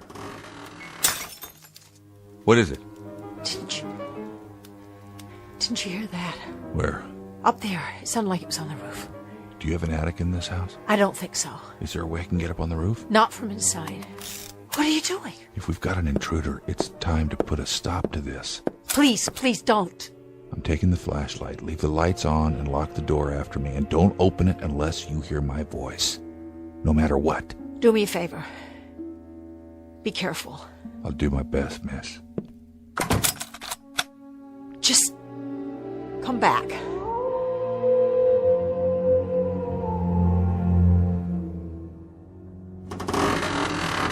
Oh my God!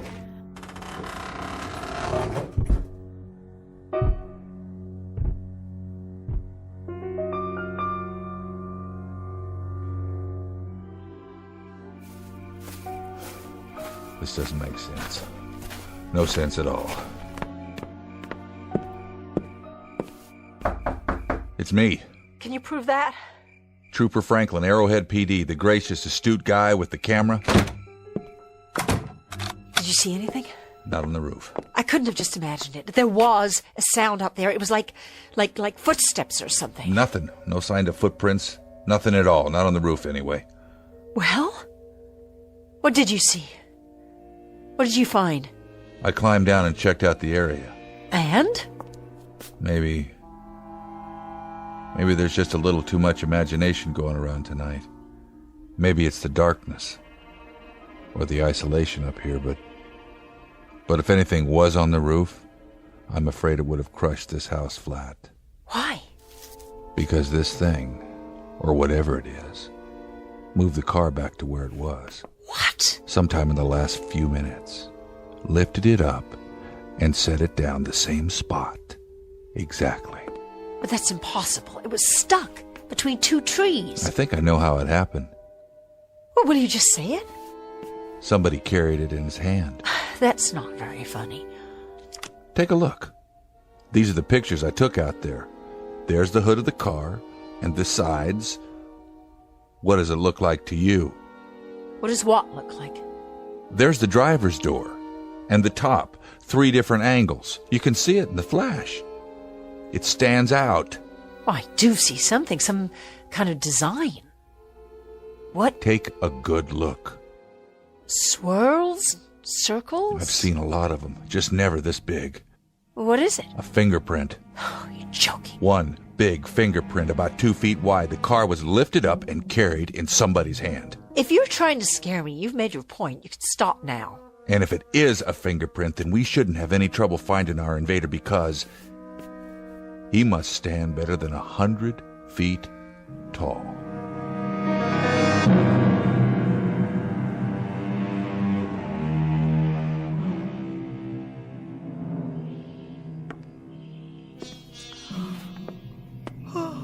What time is it? 6 o'clock. Did you get some sleep? An hour or two, on and off. How about you? About the same, I guess. Sorry about the sofa. Oh, that's all right. It was fine. Was the blanket enough? I kept the fire going.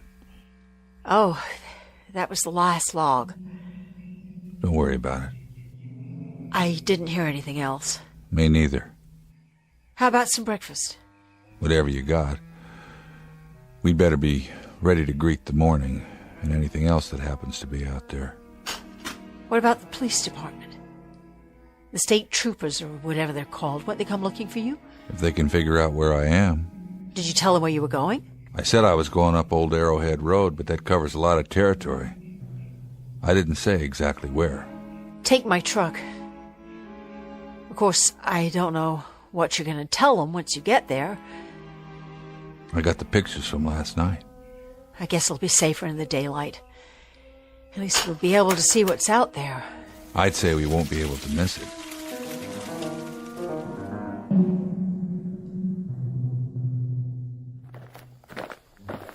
There's the car. Just where you parked it the first time. With the dent still in it. I guess they don't do body work. Oh my God. It really is a fingerprint. That or a practical joke. You got any friends out here who'd go this far? Little bent, maybe. If I did, they'd have been committed by now. Where's your truck? Behind the house, I'll get it. Keep your eyes open. Oh, I will. I'd better check out the radio one more time. Just don't go anywhere, all right? Bring it around. Still dead. Miss Scott? Oh, dear Lord! What? What happened? Come and see. Is the truck gone? No, it's there, but just come. It's you've got to see this. There.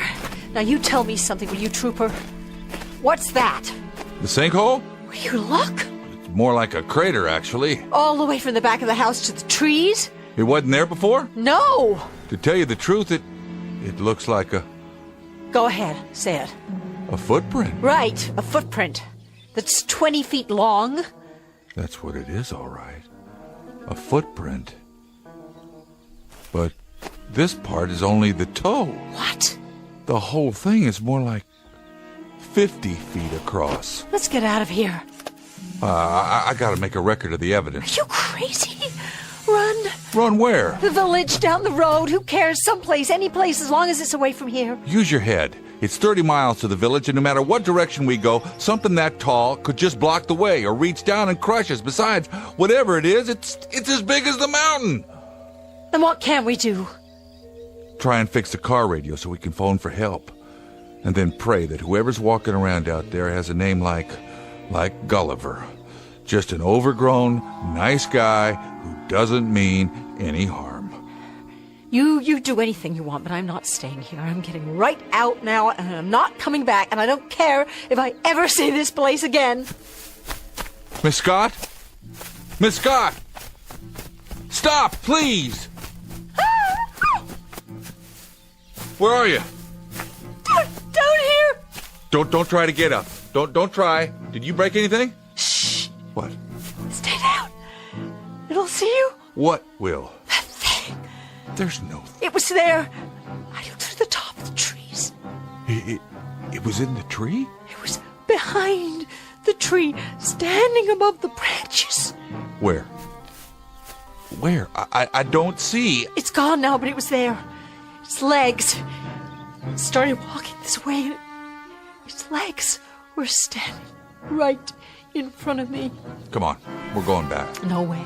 There's nowhere else to go. I can't. Do you break anything? I don't think so. Then hold on to me. I'll help you.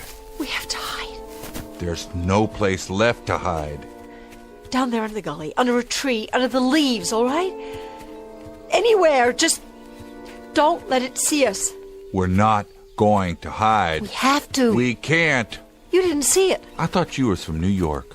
What's that got to do with anything? New Yorkers are supposed to be tough, aren't they? Oh, so this is a macho thing. I'm talking about survival. So am I. Well, if you're a precious male eagle... Listen to me. You don't survive by running scared. Nobody does. Do that and they're controlling you like a rat in a maze. The only chance is to take control of yourself. And how do you do that? Make a plan and carry it out no matter what.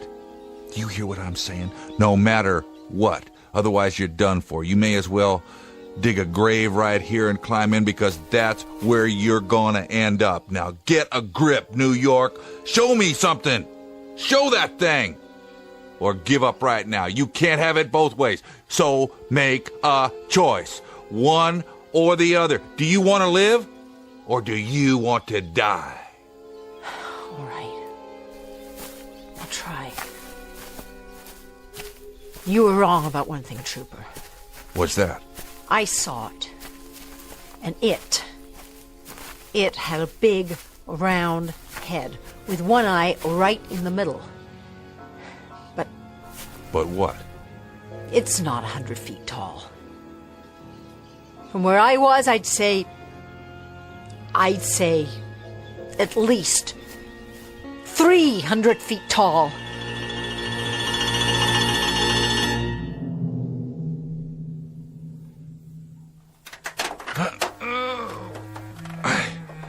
I can't quite get this door open. If I'm gonna fix the police radio, I need to get under the dashboard.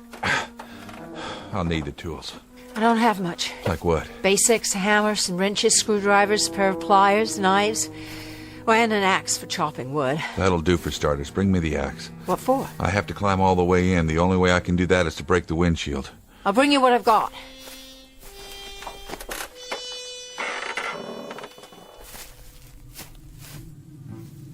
Miss Scott?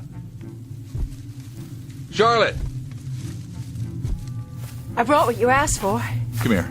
Tools look pretty rusty, but the axe is okay. Now. What happened to all the birds? What? The birds. I wake up to songbirds every morning. I hear them all day long out here. I don't even think about it anymore, but now I just noticed there are no more birds. What's that sound? I don't know. Oh, God, something's out there. And it's coming this way. Please, no. Get behind the car. What good will that do? Now. It'll see us. I hope it does.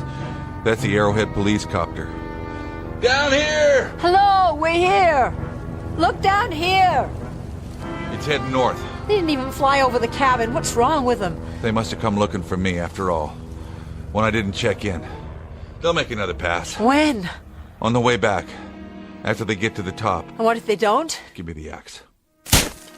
Now the hammer so I can clear out this glass. Let me help you. Use the axe. Clear the hood if you can. So I can climb in. Wait. You've cut yourself. Don't worry about it. Your arm's bleeding. I'll go get a towel or something. Forget it. Put a couple of logs out in the clearing. I don't have any then more use logs. branches, deadwood, anything. Pile some leaves around them and light it. Maybe the copter will see the smoke. You got any matches? In the house. I'll find the wood first.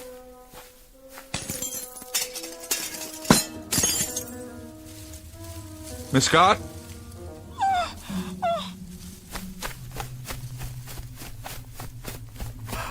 It's coming! I see it. Tell me what you see. I've never seen anything like it in my life. 2 legs, 1 head, 1 big eye. What does it see? Yes. Maybe it does, or maybe something's wrong with it. Stand back. What are you doing? Take the truck. Get going. I'll try to keep this nightmare busy.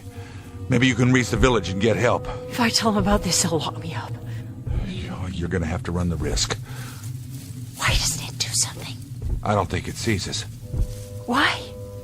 Is it blind? That's a good question, because if it wanted to destroy us, it could have done that a long time ago. Us, the village, and the state of California. Go ahead, will you? Take off. Funny thing, Trooper. Scared as I am right now, I've got a kind of thing about futile gestures, so if it's all the same with you, I think I'll just stick around. You're learning, Miss Scott. You really are. But I don't think you grasp the situation. I've got to fight that with this 38 police special, like trying to bring down a bomber with a pea shooter. But right at the moment, I'm afraid it's all we got. Look out! It's falling!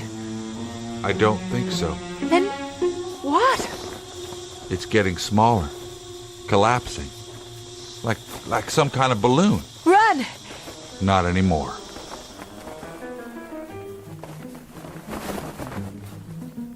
It's all it was. A balloon of some kind.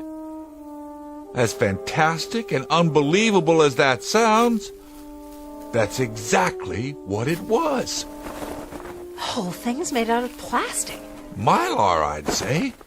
And a head with a face painted on it. That's all it is. A great big inflatable monster. Like in the Macy's Thanksgiving Day Parade, but who did this? Over there, on the ground. That's what did this. You mean that little toy? It's not a toy. Why, it looks like a model of a spaceship. Right. A flying saucer. A model? Take a look. Take a look, Charlotte, at what caused this whole nightmare. I don't understand. Get down on your knees. You can see it through the windows, the portholes. I don't believe it. There are little people inside. They're just tiny little figures in spacesuits. They look like toys. Not toys. They're real. 6 inches tall. And this is their spaceship. Let them go before they do any more damage. Go now. Do you hear me? Go back to where you came from. There they go. Where do you suppose they're from? I don't know. But you know something? I wish them luck. They were more frightened than we were. Maybe the next place they land, they can be the giants. But what if the next ship that lands here, what if the next one really are giants? Then I think you'll spit in their eye, Miss Scott. You think so? Yes, I do. I really, truly do.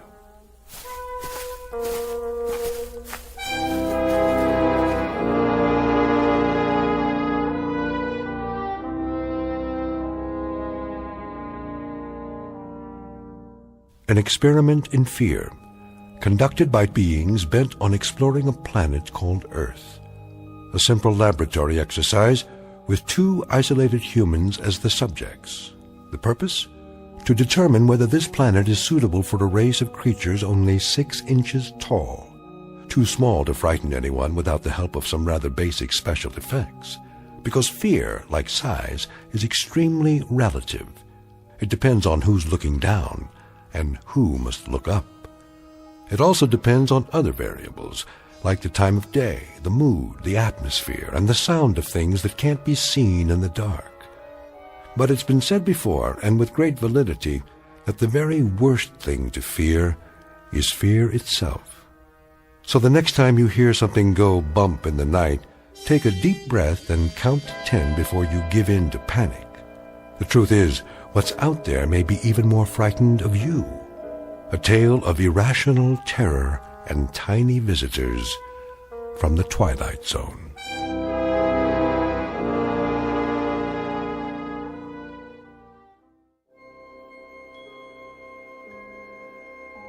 Hi, this is Carl Amari, producer of the Twilight Zone Radio Dramas. I'd like to take a moment to tell you about our official website at twilightzoneradio.com, where you'll get the latest news and information on these Twilight Zone radio dramas. Plus, at twilightzoneradio.com, you can digitally download 3 free episodes or any of our episodes for only $1.95 each. In this age of ever-changing technology, we've decided to make these episodes instantly available to you by making the Twilight Zone radio dramas a digital download-only series. This means that this series will no longer be offered on CD. The CD collections at our website are now being offered while supplies last at buy one, get one free. So be sure to get your favorites before they're sold out. Be sure to visit us often, and I'll see you in the zone.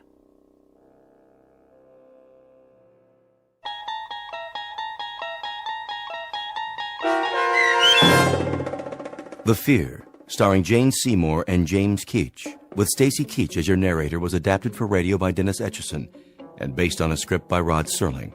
Heard in the cast was Bruce Grossman.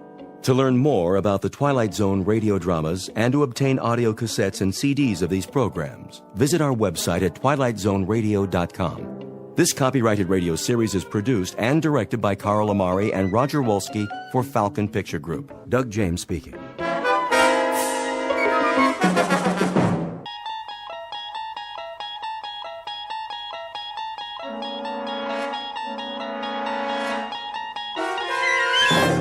You unlock this door with the key of imagination. Beyond it is another dimension, a dimension of sound, a dimension of sight, a dimension of mind. You're moving into a land of both shadow and substance, of things and ideas. You've just crossed over into the Twilight Zone. Where would I find the thimbles? Well, you'll have to ask Mr. Armbruster, the floor manager. Over there, the man with the flower in his lapel. Thank you. Sir? Yes? I'm looking for the thimbles. The symbols? No, you know, for sewing, the pretty little gold ones. Well, that would be in gifts. Oh, thank you. Which floor? Is this dress on sale? Yes, madam. Oh, good. Can you help me? The sales girl will ring it up for you.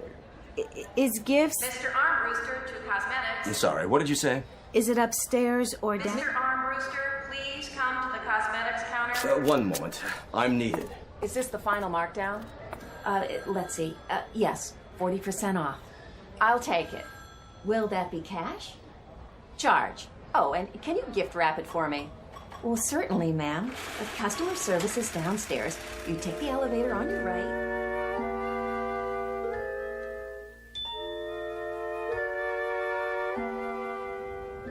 Would you push the button for me? What? The button. My arms are full. Oh, I'm sorry. I'll get it for you. Is this elevator going down? I'm really not sure. Such crowds. I know. It is hard to tell whether you're coming or going. Oh, it's always like that this time of year. I should have stayed home. It's exciting, though, don't you think? All the colors, the displays. It makes you feel so alive. I suppose. Going up? Actually, no. I'm looking for customer service. Next elevator, ma'am. Going up. Wait. Yes? Is the gift department upstairs? That would be the mezzanine, miss. Then I'd better get on. Your good luck. I hope you find what you're looking for. So do I. What about all those people? Beg pardon? I'm the only person on this elevator. Miss? Why didn't you let them on too? This is the express. The others are local this time of day. Oh. I guess I'm not accustomed to such personalized service. My own private elevator. A pleasure.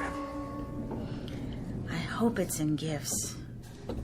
What in particular were you looking for? Thimbles. Thimbles? Gold thimbles. Really?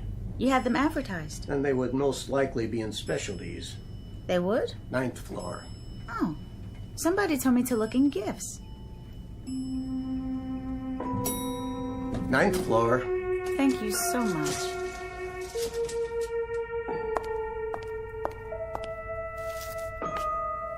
Wait, there must be some mistake.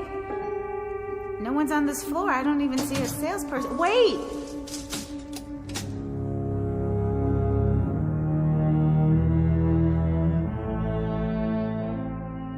Express elevator to the 9th floor carrying Miss Marcia White on a most prosaic, ordinary, run-of-the-mill errand.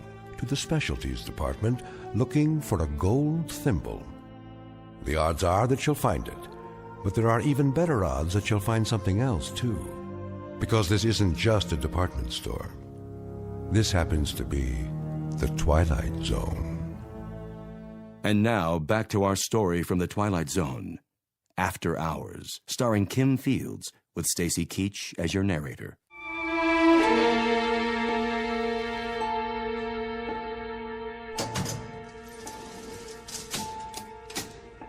Wait, you can't leave me here. There's nothing on this floor, only empty counters, almost no lights at all. I want this button to work. Now I have to wait till he comes back. Rude, that's what I call it. Hello? Is anyone here? Anyone at all? May I help you? Oh. Is there anything the matter?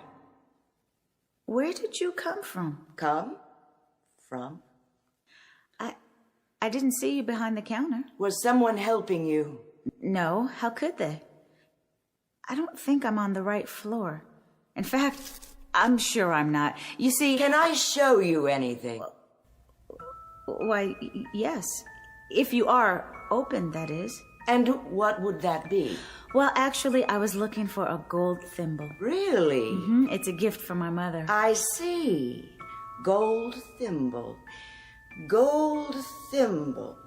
Oh, yes. I think we have just the thing. You do?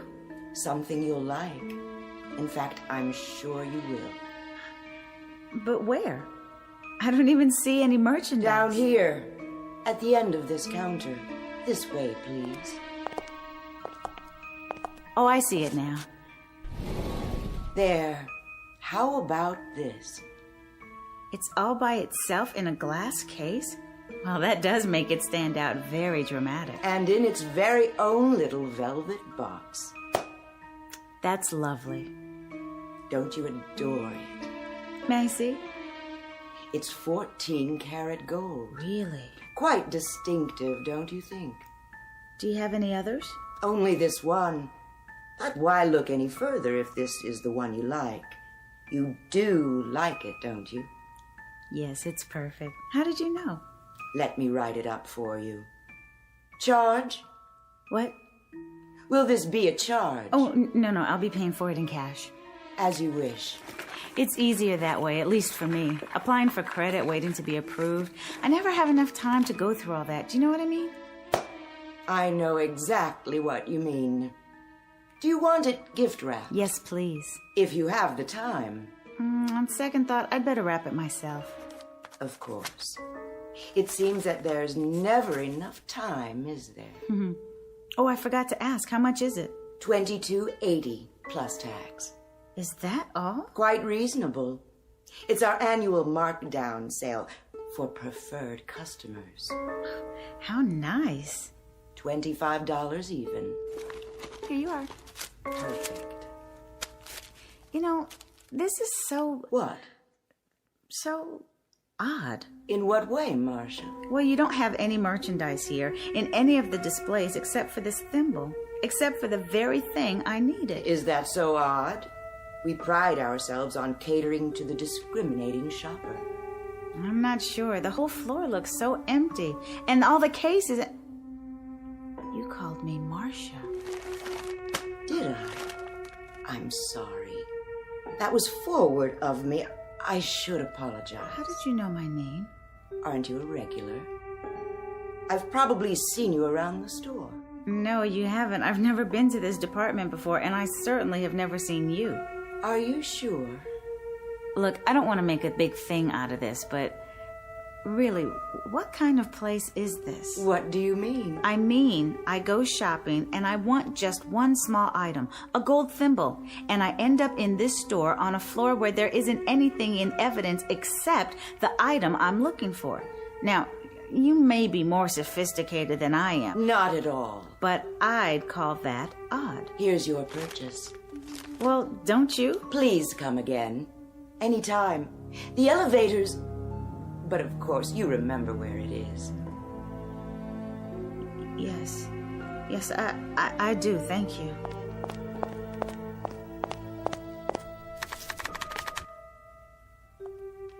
Why won't it come? Oh, Miss White. What did you say? I was wondering. What? Are you happy? Am I happy? You'll have to forgive me, but it's really none of your business. Is that so? Why are you smirking? Was I? You are. You're laughing at me. I didn't intend to. Is this all a practical joke, one that no one's bothered to let me in on? Not at all. Then explain why you know my first and last name. I didn't give you a credit card or show you my ID. As I say, we must have met before, somewhere. And where would that be? I'm sure I don't remember. And why the personal questions? Am I happy? What does that mean? I was making conversation. But what business is it of yours? What possible interest could my life hold for you? Very well, Miss White. Suit yourself. It's none of my business then, as you say. I believe your elevator's here. Going down. What did she think was so funny? Pardon? Nothing. Did you find what you were looking for? As a matter of fact, I did. Excellent. Also, as a matter of fact, it was the only thing for sale on that floor. You don't say. Somebody ought to hire an efficiency expert or something. Oh, dear. One entire floor devoted to the sale of a single gold thimble. And an extremely odd sales lady. Somebody ought to look into her while they're at it. Odd, you say? You don't believe me? See for yourself. A very nice choice. Wait, this is scratched. I didn't notice. I can't send this to my mother. It's scratched terribly and dented too. You see here? Main floor. Just look at this thing. It's scratched and it looks like somebody stepped on it. Main floor.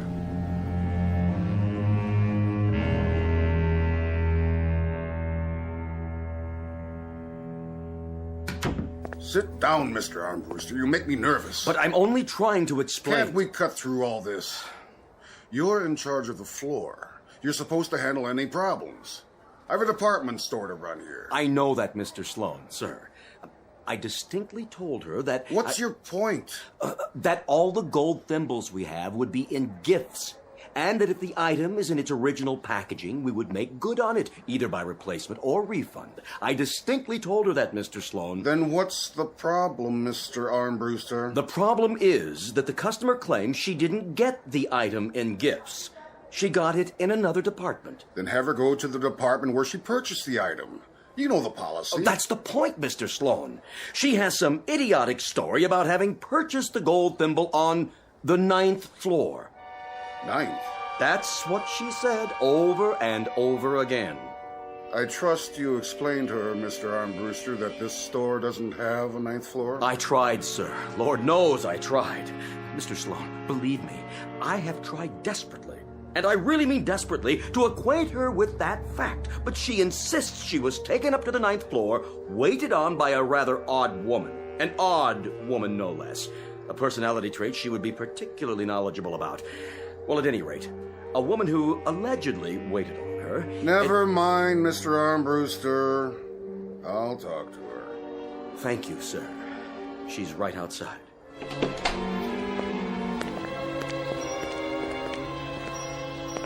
Miss White? Oh, there you are. This is Mr. Sloan. How do you do?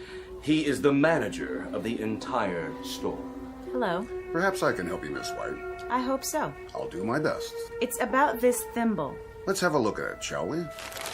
It's dented. Oh, my. And scratched. See here? Well, now it most assuredly is. If you'll simply take it back to any register in the gift department, we'll be happy to replace it with merchandise of equal value or issue a credit. If that's all... Mr. Sloan, I've already explained to your Mr. Armbruster here. I didn't purchase this in the gift department. Where then? Now it begins. I was taken up to the 9th floor. Taken? If I may interrupt you right there. That's what's so difficult to understand, Miss White. What is? You see, we don't have a 9th floor. But that's ridiculous. As long as I've been with the store, which, by the way, is a considerable number of years... A considerable number. Well, I know what I know, Mr. Sloan. There's an old saying, those who were there know more than those who weren't. And I was taken up to the 9th floor, definitely. There's no question in my mind. I saw the numbers flash by, and then the elevator operator opened the door. Taken by whom? The express operator. And after that, he took me down again to this floor. Express, did you say? Yes, the express elevator. And I was waited on by a very odd woman. Is your receipt in your bag? My receipt? I didn't get a receipt. You see? I paid cash. I gave the woman a $20 bill and a $5 bill. Then I was given the thimble in this little velvet box here. It doesn't look like one of ours. Then I took the bag and... From the odd woman. She was odd. Anyone would say so. Can you be more specific? She had a very chic tailored suit with her hair tied back tightly in a sort of bun. She seemed to know exactly what she was doing, so I'm sure she's also been with your company for a considerable number of years. And her name was?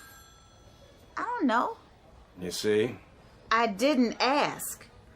All our employees are required to wear name badges, like Mr. Armbruster here. So all you'd have to do is glance at the lapel. Voila. And there's the name. I honestly don't think she had one. No, I'm sure. Just the tailored suit with a plain neckline, no jewelry. If you could give me something more to go on. I'm trying. Otherwise, without a proper receipt, I'm afraid... Like that woman.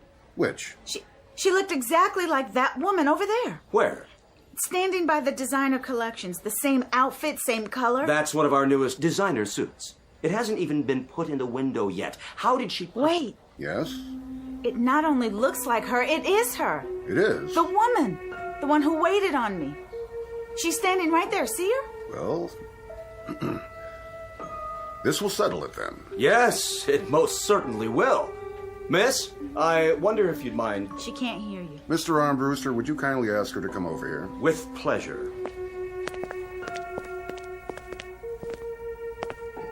Excuse me. Sorry. If you'll kindly step aside, I have to... You? Do you work here? I said... May we have a word with you, madam? This customer says she purchased a gift item from you earlier today. She refuses to answer. If you'll face me, please. My name is Sloan, and I'm the manager of this store. Where is your ID badge? I told you she won't answer. She is not from any of my departments. My salespeople are all trained to be courteous, responsive. Are you deaf? Turn around and let me see your name. You still say this is the one who waited on you, Miss White? What in the world? What's the matter with you, Armbruster? Leading me on a wild goose chase. This is a mannequin. No, I could have sworn. Of course it is. I knew that all along. A small jest, sir. A very small one. Only a mannequin, dressed for display in ladies' couture. Why, what do you say now, Miss White? A dummy. Not a sales girl at all. A mere dummy. Armbruster, what are you doing in ladies' lingerie? Sir, I'm waiting to see if our favorite customer, alleged customer... Miss White? You mean she's still here?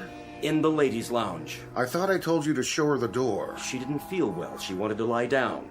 I thought it best to accommodate her. You never know about these crazies. Lawsuits, insurance claims... Oh, all right. Let her rest. But send someone in to see how she's doing. It's almost 6 o'clock. Yes, sir. Miss Keever? Yes. Well? Mr. Armbruster? Well, how is she? Oh, Miss White. She'll be all right, Mr. Armbruster. She was feeling a bit faint. I think she may have gone to sleep on the couch. Wake her up, then. Get her on her feet. We'll be closed in a few minutes, and I want her out of here. Post haste! Oh, I'll see what I can do. As soon as I ring up a sale, Now, Miss Keever. Yes, sir. Tell her we're closing. She can come back tomorrow and we'll get her a replacement on her merchandise or a refund or anything she wants. I'll tell her, sir. What I'd like to give her is a bus ticket to any department store west of Cleveland. Preferably one in Chicago, Los Angeles, or Honolulu. Miss Keever, did you hear me? Closing time.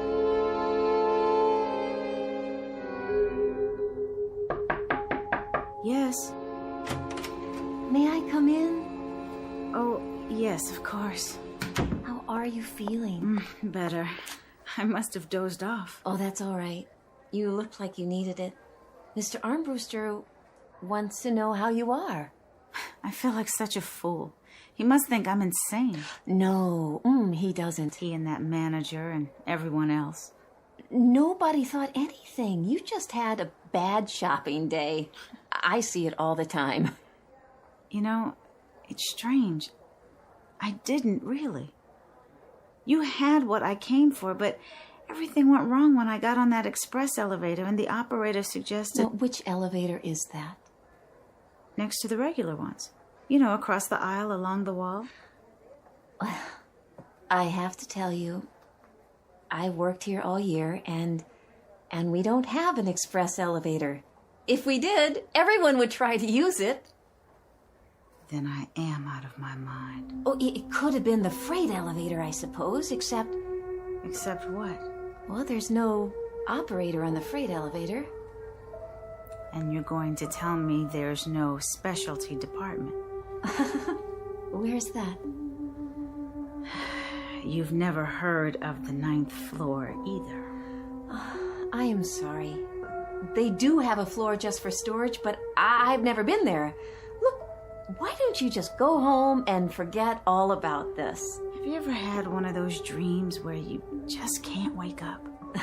Every day. Mr. Armbruster... Oh, no, I shouldn't have said anything. Go ahead, you've listened to all my troubles. Well, it's just that... Well, I don't mind the job. Decent hours, great benefits, paid vacation. But what? Is there something about the store? No, not exactly. There's something odd about it, isn't there? Oh, it's the way Mr. Armbruster treats us. Have you ever worked retail? Isn't that odd? Really odd. Well, what is? Do you know right here, right now, at this moment, I'm not sure. I have this feeling that there are things I can't remember, but I don't know what they are. But of course I couldn't then, could I? It's only logical. Does that sound crazy? That you can't remember? Well, did you fall and hit your head? No, nothing like that. You were telling me about Armbruster. Oh, well, I don't think he sees us as human. Oh, not just me. Any of us. The customers, too. We're objects. We stand at our stations or line up or whatever it is.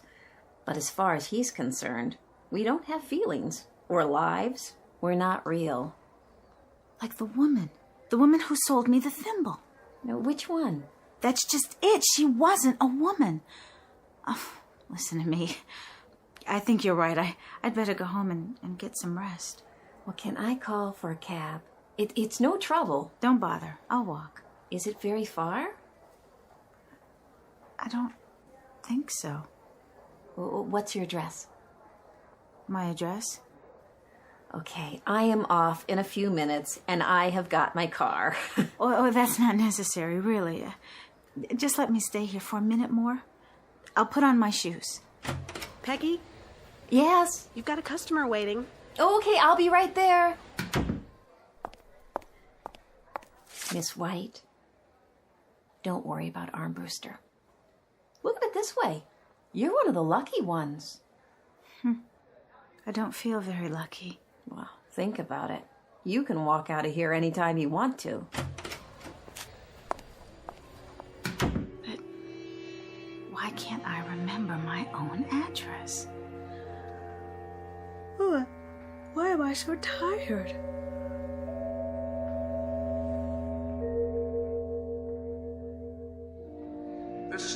store is now closing. All customers who wish to make a purchase, please go to the nearest register. Excuse me. Yes. Oh, hi. You feel better? A lot. Thank you so much. And for the talk. Sure you can make it okay? Oh, I'm sure. I just wanted to ask you, which is the way out? I think I got turned around somewhere. Okay, now that way. See the elevator at the end of the aisle? I don't need an elevator. Just point me to the nearest exit. Well, you still have to take the elevator. Why? We're on the first floor, aren't we? No, not quite. The second. Oh. I really am turned around. Well, everybody has to take the elevator. The escalator's not working. Oh, you could take the fire stairs, but they're kind of spooky. Oh, no, thank you. The elevator's fine. Okay, then. I will see you next time. I honestly don't think there'll be a next time. Not in this store. Good luck to you. Well, you too. This is the last call. The store is now closing. Mommy, come on. These elevators take so long. My feet hurt. It's these shoes. Got some slippers for my husband, a shirt for my nephew, and a new dress for myself. I splurged. Here comes the elevator. Watch your step. Please move all the way to the back of the elevator. Going down? Yes, I am. Have to wait for the next one. This one's full. Oh, all right. Hurry up, please.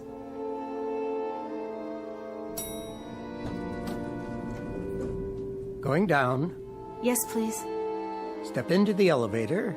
But why is it so dark? Did your light fixture burn out? Step in. Wait, aren't you the operator from the other elevator? All the way to the back.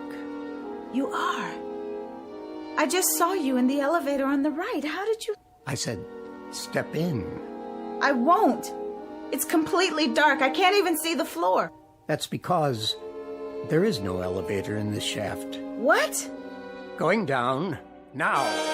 Let go of me.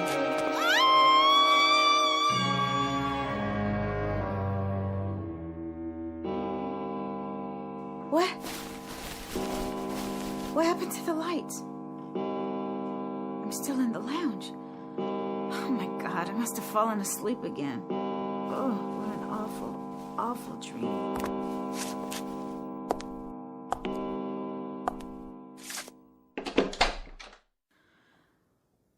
Hello?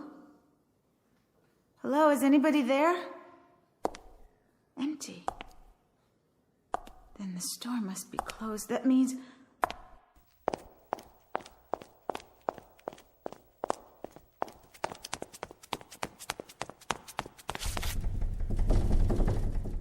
I'm locked in.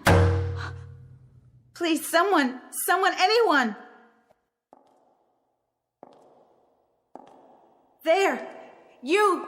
Yes, you, Mr. Security Guard. Oh, please, over here. Look over here. Yes, here. I'm locked inside the store. He must have a key. Of course he does. Of course he does. Here he comes. He'll unlock the door and I'll go home. Just go home and like the girl said, forget all about this. And... No! He can't see me with the lights off. Use your flashlight! He can't hear me. Come back, please. Please. Oh, please. Can anyone help me? Anyone? Help me. Somebody, please. Help me.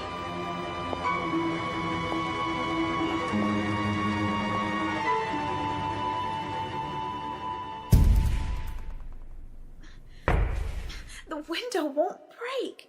It won't, no matter what I do. Who's there? No. What do I do? Where do I go?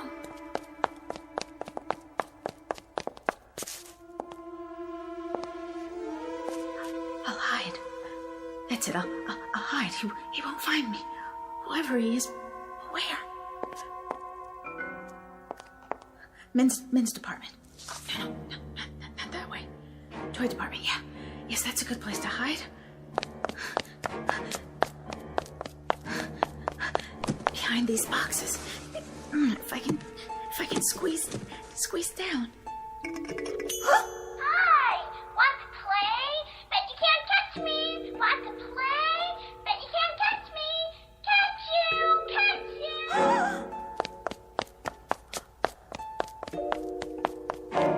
Oh, thank God. Hi. Oh, you don't know how glad I am to see you. You're the express operator, aren't you? Sure you are.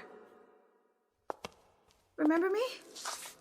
You took me up to the 9th floor today just a few hours ago. And now I'm locked in. I guess we both are. Do you know the way out of the... Hello? Can you hear me? I said You're not real either. You're a mannequin.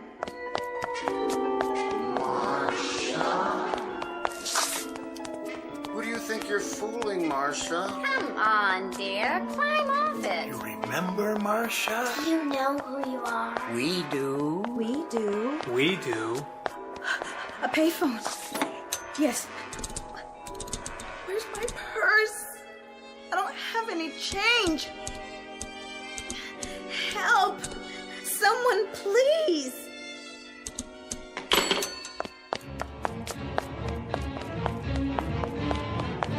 The elevator has to be working. The real elevator. Please. Please come. Hurry.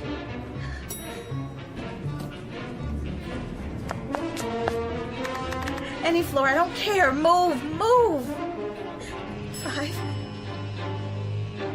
6, 7, 8. No, not this one.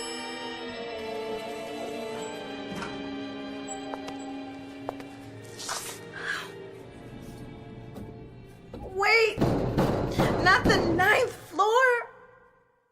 So, you finally come back.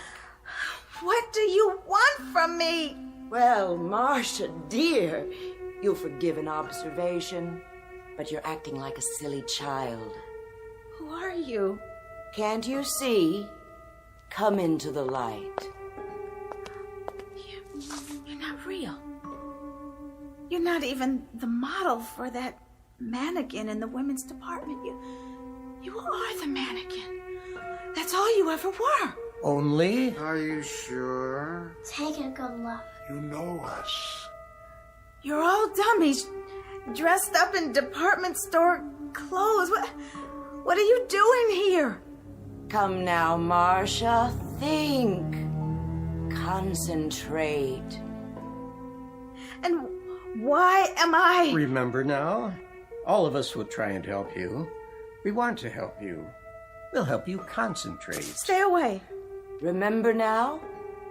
Is it coming back to you? Stay away from me, I said. Come on, Marcia. You can do it. We know you can. We have faith in you.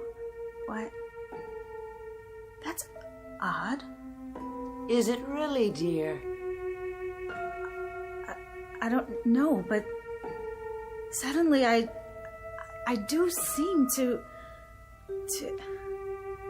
Remember? She remembers. Of course she does. She couldn't forget us. She didn't forget. We knew you'd be back. You did? We've been counting on it. Then I must be... Say it. One of you too. There. Was that so hard? No. Of course it wasn't. Why should it be? Yes. That's what I am. One of you, and this is my address, isn't it? It's where I live. Good girl. And it was my turn to... Go ahead. Say it. Your turn to leave us for a month. Becoming much clearer now, isn't it? You left us last month to live with the outsiders. But you were due back yesterday, and you didn't show up. And you know, Marcia, that's selfish, my dear. All of us wait our turn, and then when it comes, we simply do not overstay. It was my turn, starting last night. I'm one day delayed already. Of course. Of course. I'm sorry. I forgot. When you're on the outside, everything seems so normal. As if it will go on forever. As if... As if what, Marcia? As if we were like the others. Like the outsiders. Like the real people. Well, my dear, no serious harm done. And now, I'll see you all in a month. Take care of yourselves. We will. Have a nice time. Enjoy yourself. See you in 30 days. Did you enjoy it, Marcia? What? Your turn. Oh, yes. Was it fun? Yes, ever so much. Ever so much fun. Tell us about it. Please? I want to know. Did you get to wear what you like? Eat and sleep? Have a normal life? Were they nice? What did you see? You don't have to talk anymore now. There'll be plenty of time later. Time to tell us all about it. But for now, welcome back, Marcia.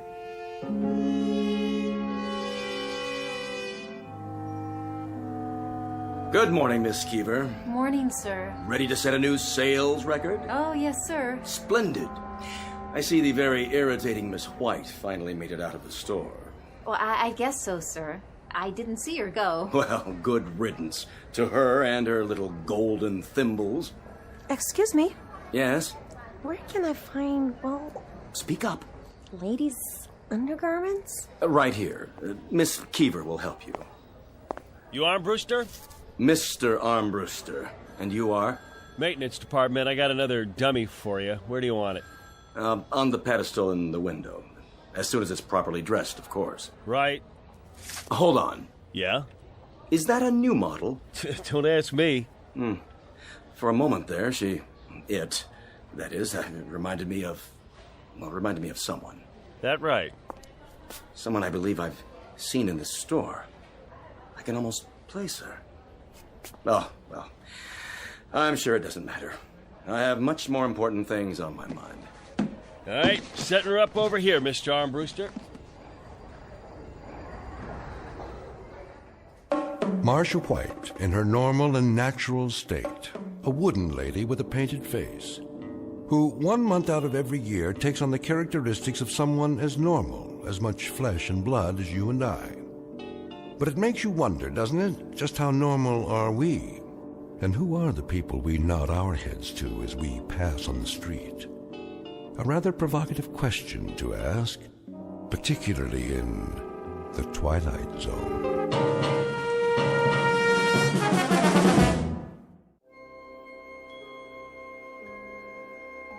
Hi, this is Carl Amari, producer of the Twilight Zone Radio Dramas. I'd like to take a moment to tell you about our official website at twilightzoneradio.com, where you'll get the latest news and information on these Twilight Zone radio dramas. Plus, at twilightzoneradio.com, you can digitally download 3 free episodes or any of our episodes for only $1.95 each. In this age of ever-changing technology, we've decided to make these episodes instantly available to you by making the Twilight Zone radio dramas a digital download-only series. This means that this series will no longer be offered on CD. The CD collections at our website are now being offered, while supplies last, at buy one, get one free. So be sure to get your favorites before they're sold out. Be sure to visit us often, and I'll see you in the zone.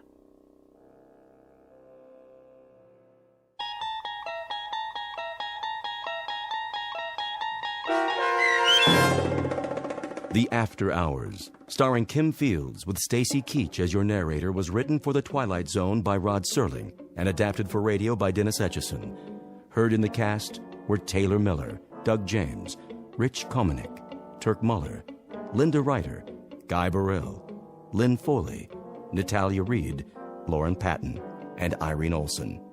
To learn more about the Twilight Zone radio dramas and to obtain audio cassettes and CDs of these programs, visit our website at twilightzoneradio.com. This copyrighted radio series is produced and directed by Carl Amari and Roger Wolski for Falcon Picture Group. Doug James speaking.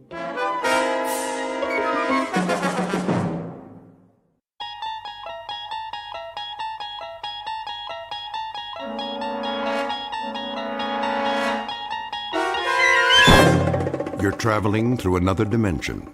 A dimension not only of sight and sound, but of mind. A journey into a wondrous land whose boundaries are those of imagination. Your next stop, the Twilight Zone.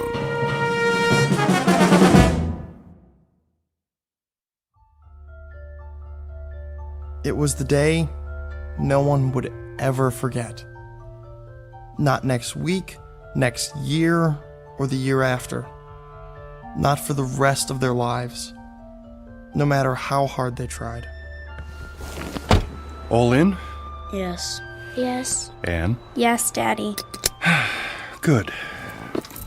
That's good then. Seatbelts, everybody. Where are we going now? Home. Oh. Unless anyone wants to stop for ice cream. Can we? If you like. I think your mother would approve. Don't you? Well, I guess so. What about you, Anne? I want to go home. I'm kind of tired. Me too. Very well then. Some other time. Dad? Yes? I was wondering. What, Tom? Well, when they closed the casket? Are you sure they closed it real tight? So she would never be wet or cold or anything? You don't have to worry, son. She's resting now. In a much better place. I promise.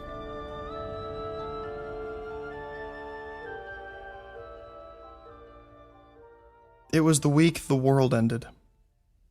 And yet, incredibly, it was also the week something new, something truly fantastic began.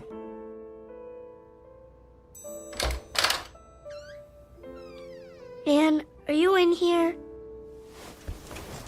You're supposed to knock. This is my room, too. I'm going to bed. In the middle of the day? It's cold. Tell Daddy to turn on the heater. It is on. It's warmer downstairs. Who's that? Thank you for stopping by. The children need me. Come in. Nice of you to take the time. It's Aunt Clara. We know. Is she here to take us away? Let's go listen. I'll see about a sitter first thing tomorrow. They need more than that. A maid as well. And when you work late? They'll be in school most of the day. And what about after school? And who will see that they're dressed and fed every morning? A live-in maid, then. Maids and sitters never work out. Beyond intolerable, everyone. I'll do everything I can for them, Clara. It's not enough. They need a woman's touch. George, I'm going to tell you this once. Babysitters and nursemaids are not the same as parental care. It's been a week since their mother died, and little Anne is more withdrawn every day. Can't you see she's miserably unhappy? And it's only going to get worse. You're right about Anne. But Tom and Karen seem to be adjusting. Oh, nonsense. They're only covering up. They're sad, lost children. They have no anchor now. It's going to take time, Clara. Well, that's all well and good. But how much time? This is ridiculous. I know my own children. Do you? Clara, please. Daddy. Now you've upset the children. There they are. How long have you been listening? We were on our way out to play a game. Weren't we, Tom? Yeah. We were just... Oh, come to me, my dears. No. Anne, please don't run away. I should explain. Your father and I were having a talk. A very important one. And I told him I'm not pleased with the way things have been in this house since your mother died. But I have some good news. How would you like to come and live with me for a while? Well, how does that sound? We're okay here. School starts next week and everything. Let us talk it over among ourselves. In private. Is that your final word? I'm afraid it has to be.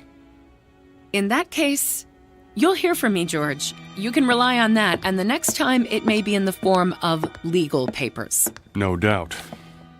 My only concern is what's best for the children. Goodbye for now. Oh, you precious dears. She wants to take us away. Does she, Daddy? She doesn't approve. She says I'm too busy to bring you up properly. That's not true. Perhaps it is. I can't stay home from work forever. She says you're unhappy here. Are you? No. Well, if love were enough, you'd have all you need because I couldn't love you more. Perhaps I can find the right help, the right guidance. Someone who'll be here all the time, someone who cares. But where? Where do I advertise for that? Wanted. One loyal, gentle soul will always... Dad. Look at this. What do you have there? Modern Science magazine? It came in the mail. There's an ad in the back. It says... Let me see. There. I sing the body electric. What does that mean? A line from a poem by Walt Whitman, as I recall. Keep reading. Fantaccini Limited. Huh? It's the name of the company.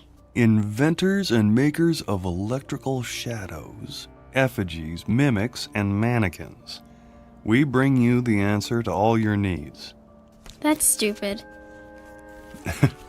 The first perfect micro-circuited auto-recharging Model Mark V electronic data processing device in humanoid form. Like a robot. Built with precision, designed to accommodate any problem, large or small. Worried about finding the right housekeeper, personal assistant, secretary? Whether you require a teacher, friend, or companion, the Model Mark V will listen, interact, and learn, adapting perfectly to your requirements. A lifetime warranty. It never breaks down. There's no such thing. In male or female form, fully customized, satisfaction guaranteed. Did you hear that? Satisfaction guaranteed. It's a crazy idea. Let's not talk about it now. Well, we need to do something. I said that's enough. Besides, anything they build has gotta be better than Aunt Clara. Doesn't it? Sure does. Oh, that was a good one, Tom. I don't know how long it's been since we laughed. It even says there's a free trial period. Well? Well, what? It sounds okay, but can they really make a machine that looks like a person? I don't know. It doesn't sound okay to me. I suppose it wouldn't hurt to pay them a visit. See what they're up to. No harm in that. I sing the body electric. It has a nice ring to it. They make a fairly convincing pitch in the pages of a magazine called Modern Science. The revelation is just how modern, for robots, androids, and the like aren't science fiction anymore. They are products designed to help people, to make life easier. It doesn't seem possible, though, to find a woman who can fill the needs of this particular family, who must be 10 times better than Mother in order to be half as good. Except, of course, in the Twilight Zone.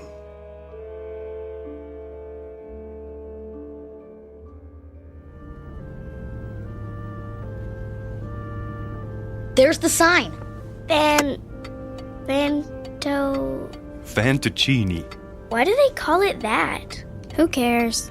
We'll have to ask. As soon as I find a parking space.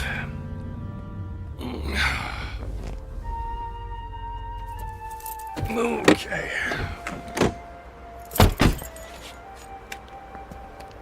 Can I ring the doorbell? You always get to do everything. Now, your brother found the ad. Wow, some bell, huh?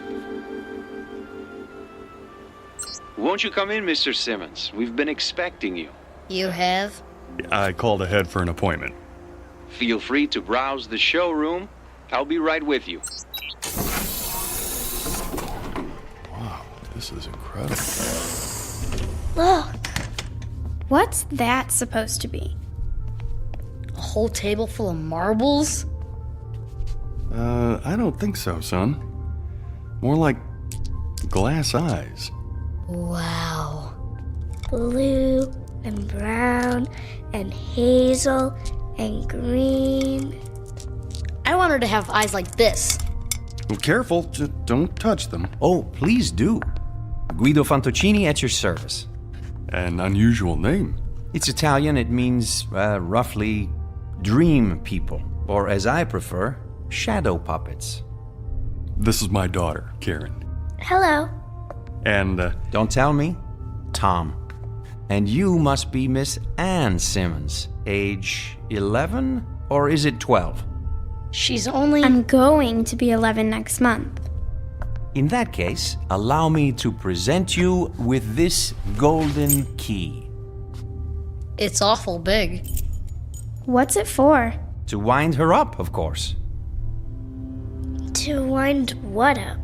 Why, your new, let me guess, nanny? Tutor? oh, that and more, I'm afraid. The children lost their mother recently, and without anyone else at home... Nobody can take her place. Nobody. In that case, might I suggest our grandmother model? It's very popular. Do we have to wind her up every day? The key is symbolic, a way of introducing our product line. What sort of product are we talking about? If you can be more specific. As specific as you like. The end result is entirely your choice. First, you'll select the eyes, any color at all. This color's perfect. Then you'll move on to the hair salon. Our wigs are of the finest quality. Blonde, brunette, brown, red, white, and every shade in between. I want her to have long hair, like this one. Ears, with or without earrings. Arms, slender or sturdy, graceful or strong. Hands, fingers, lips, full or thin. As for body type, the choice is again yours. Tall, short, the height you prefer to the millimeter. Very impressive. But they're just pieces.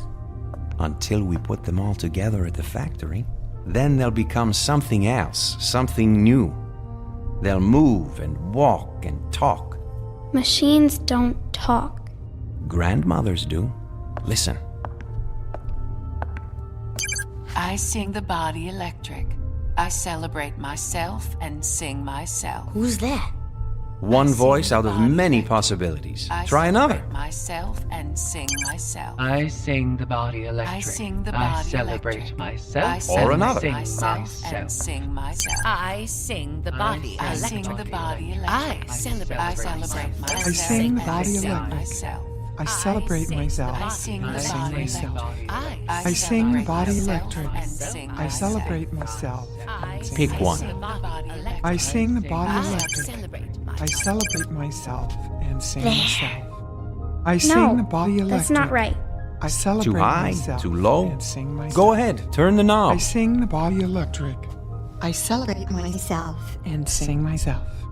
I sing the body Could electric. you make her just like my I mother? celebrate myself If you wish. and sing myself. Exactly. I sing the body electric. I T. celebrate myself Then and sing myself. I don't want her. Please, Anne. I want to leave. You've dropped the key. Wait. I sing the body electric. I celebrate myself and sing myself. I've I almost sing got the it body right. Electric. I celebrate myself and sing myself. I sing the body electric. I celebrate myself and sing myself. The armies of those I love engirth me, and I engirth them. They will not let me off till I go with them, respond to them, and discorrupt them, and charge them full of the charge of the soul. Grandma.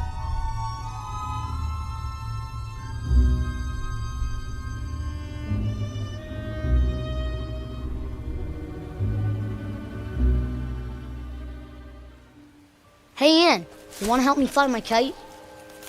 I'm reading. Where'd you get that? Dad bought it for me. Here, hold the string. I'll run till it gets up in the air and... What's wrong? Hear that? So? Somebody's coming. Maybe it's the mailman. No. Then who? Hello. Hi. You must be Thomas. Do they call you Tommy? Just Tom. Well, Tom, then. Is that your sister, Karen? Yes, that's Anne over there. Of course. Who are you? Well, give me any name you like. Melissa, Lavinia, Malvina. Do I know you? Well, don't you? I think I saw those eyes before. So did I. You must be... Yes? Grandma? Say it a few times. You'll get used to it. But I thought you were going to come in a big box, all wrapped up like a... Mummy? Yeah. Well, then I'd need an Egyptian name, wouldn't I? Like Nefertiti? Oh, Nefertiti's a fine name. Do you know what it means? I believe I do. It means the beautiful one is here. Well done! George Simmons. So, we meet at last. A pleasure, Mr. Simmons. Welcome to our home. You're not my grandmother. Anne. Well, then who am I, pray tell? Nobody. Just a machine. Well, she doesn't look like a machine. Ah, but I am. A very special one. How shall I prove it? Let me see. Have you ever been to the beach? Yes. Sure. And when you were there, did you pick up a shell and hold it to your ear? Many times. What did you hear? The ocean. Yeah. Then, listen. I'll cup my hands together like this and hold them to your ear. Now, what do you hear? I want her to have long hair, like this one. That's my voice. All your wishes recorded. You too, Tom. This color's perfect. How did you do that? Well, you're a part of me now, stored in my circuits. Anne, what was it you said? I don't care. Well, it may take a while for that one. I'm not worried. Tom, what is that you're playing with? A kite. Oh, will it fly high? I think so. If I don't run out of string first. Well, what do you know? I happen to have some with me. Where? Touch the end of my finger. You have string in your finger? If that's what you need. Now tie the end to your kite. Why don't you run with it, Anne? Go on. It won't fly. Oh, are you sure? Hold it over your head. Please, Anne. Give it a try. Well, if you want me to, Daddy.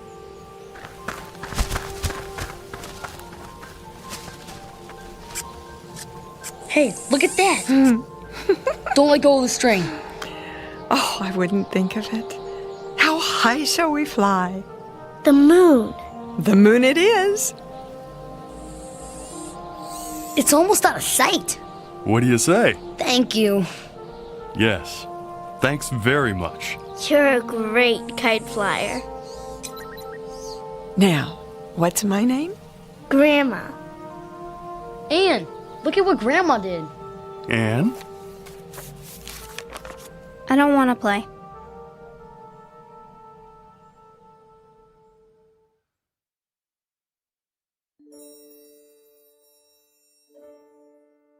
There was a second day, of course, and a third, and a fourth, with Grandma busy every minute, cleaning and cooking, opening the drapes wide, filling the vases with fresh-cut flowers, baking cookies and pies, and leading long walks into town.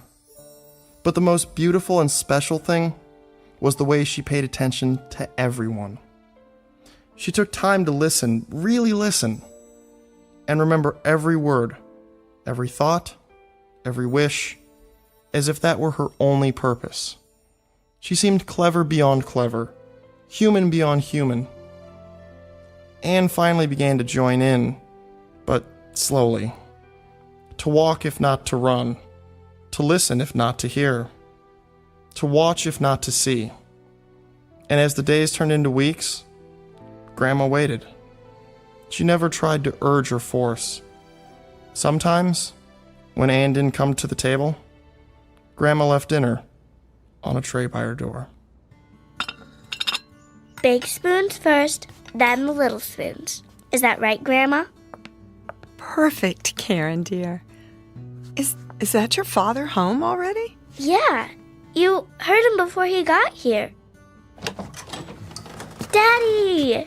Hello, sweetie. How was your day? Grandma taught me how to sew. Did she now? Good evening, Mr. Simmons. Dinner is almost ready. Well, looks like you have a helper. I made the mashed potatoes. Indeed, she did. I'm proud of you, Karen. Where's Anne? She's upstairs doing her lessons. Anne! Come down and help your grandmother! Oh, it's all right. I can handle the rest. That's not the point. Dad, whose car is that out front? Which one? The new one. Oh, well, let me see. Oh, yes. It's ours. It is? I came home early to surprise you. Can we go for a ride? All of us? I don't see why not. We'll take a run to the ice cream parlor after dinner. How's that? Now, go and wash your hands and tell your sister dinner's ready. Okay. Yeah. Thank you for being so good to us. Good for us. And that includes me. I'm sorry about Anne.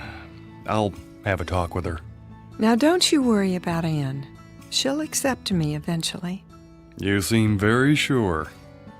Mr. Simmons, children are the most complicated creatures in the world. I could be the greatest cook, the finest, most exciting playmate, the most interesting companion, but those are very small accomplishments. It's the heart I have to enter. A child's heart. It's a deep place, difficult to reach. But that, too, will come. Anne, darling. Are you hungry, dear? Not very. We're, going for a ride after dinner. In our new car. It's beautiful. Wait till you see it. I'd like you to go with us. Is she going? Oh, please, Grandma. I want to ride in the back seat with you. Me too. Then I'll stay home. But why, Anne? I don't like her. You mustn't say that. I don't want her here. Dear child. I never wanted you here. It was them, Father and Tom and Karen. They wanted you. They needed you. But I didn't. Anne, stop it. It's true. You sit and you talk to her and you eat the food she makes and you make believe, Father. That's what you do. You make believe, as if she's real, but she's not. She's a machine. Nothing but an old machine. Anne, listen to me. Machines are neither bad nor good. Some kill, and some make war, and some guide people through the darkness like a lamp. Believe me when I tell you, I cannot lie, or sin, or be greedy or jealous. I don't seek power or riches. I've been programmed for other things. You'd be surprised at how much a machine can do. This one, for example. This machine can love. Love who? Oh, you, Anne. I can love you. And I do. I love you more than tongue can tell. You don't love me. You can't. She said she loved me. She? My mother. She said I love you, but she lied. She lied. You're just like her. I hate you.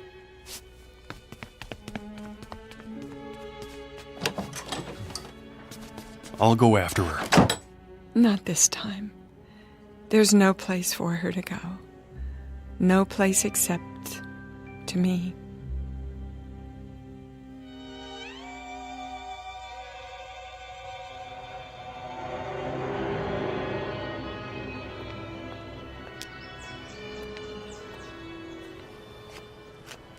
Anne, come home with me now. No, you're just old junk. Well, is that what you think? Is that why you hate me? You're just like her. Your mother. I hate her too. Because? Because she lied. She said she loved me. And didn't she? She ran away. Oh. Is that what you think? She did. Well, that's not true. It is. No. Death left her no choice. But she let herself die. She shouldn't have done that to me. She shouldn't. She left me. And you think I'm like her? You are. You're only trying to trick me. Oh, it's not a trick. It is. I don't give you permission to love me. There she is. Anne, come back. No, I won't. I won't. Anne, stop! The light's red! Anne! No, child! You mustn't! There's a truck! Leave me alone. Then stay where you are. I'm coming. Anne, no!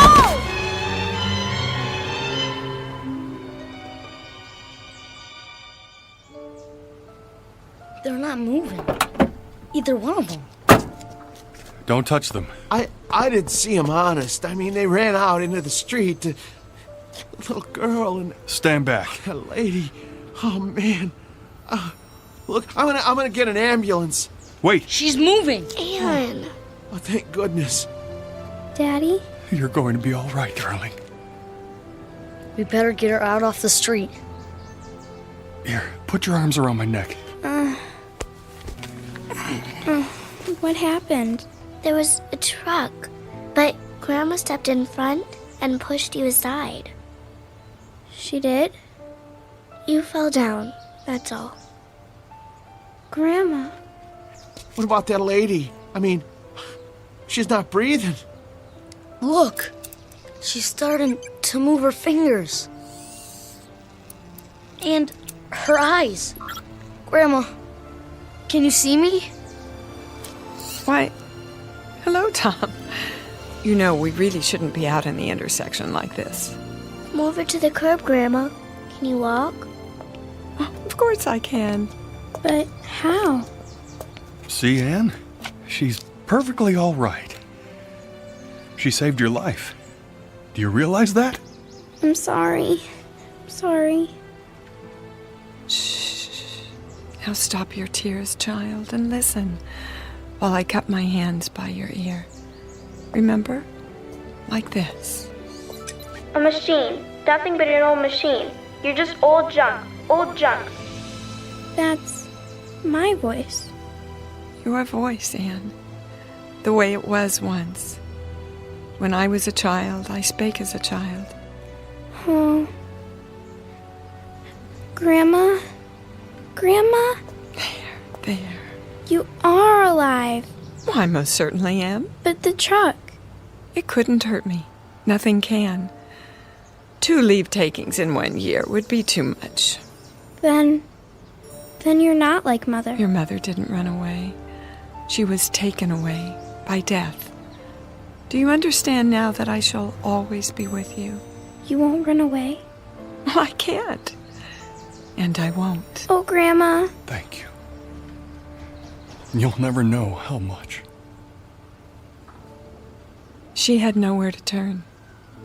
She was afraid that everyone would leave her, even her Aunt Clara. Everyone except you. Well, how could I? It's my job to live forever. Now, let's all go home and finish our lunch, shall we? Give me your hand, Anne. You too, Karen. I'll bet we get there before those two.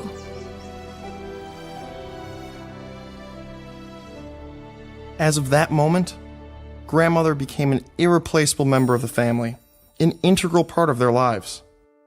She was more than important. She was vital, the very essence, the most crucial part of being alive. And she shared it all with them, without effort, as if it were what she was born to do.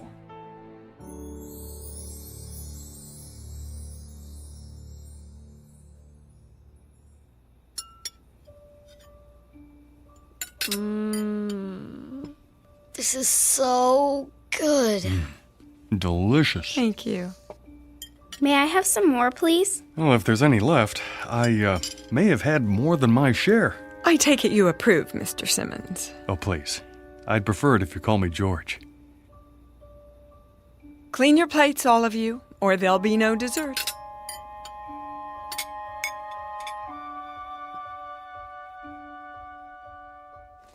That's enough for tonight. Tomorrow we'll read another chapter from Moby Dick by, what's the author's name? Herman Melville. That's correct, Anne. Now, there's just enough time for your language lesson. Who can conjugate the verb to love in Latin? Me! I can! Me! She taught them better than any flesh and blood teacher, in a manner perfectly suited to their expanding minds, until learning became a hunger that would never be quenched. Grandma? Are you asleep? Oh, you know better than that. Do you need something? Hot chocolate? A plate of cookies? It's the storm. They're scared of thunder. And you, Tom? Heck no. Oh, well, come over here just the same. Everybody crawl into my bed. That's it. We'll weather this old storm together. They would never see lightning, never hear poetry, never listen to foreign tongues without thinking of her. Everything they would ever see, hear, taste, smell, and touch would remind them of her. She was all life to them, the source of the Nile. And all life became wondrous, quick and electric, like her. And one day, it came time for the inevitable, the unthinkable, the day of saying goodbye. Thank you for carrying my suitcase, Tom. Such a fine gentleman. It's the least I can do. The same suitcase you brought with you, how many years ago? Now, let's not get maudlin. Grandma, do you have to leave today? Oh, yes, Karen. It's time. We're going to miss you. And I you, Anne. But why do you have to leave at all? You're going off to college now, and you won't need me. That's the way it should be. But you've been our world. I'm not the world. The world's out there, and it needs you. What happens to you now, Grandma? Oh, back to Mr. Fantaccini and the rest of the Pinocchios. He should have called himself Geppetto. Don't joke about it. Oh, but it's true. You've been my family here, and now I must go back to my first family. My brothers, sisters, aunts, cousins, all the other robots. And do what? Some stay at the factory. They're taken apart and recycled. Not you. Or perhaps I'll be returned and sent out to help another family like yours. They can't destroy you. I won't let them. Nor will I. Destroyed? Oh, what a silly expression. I'll go for a while to the Room of Voices. The Room of what? Oh, a great dim room. A kind of parlor where all the other mechanical grandmothers are brought and stored for, a month or a year.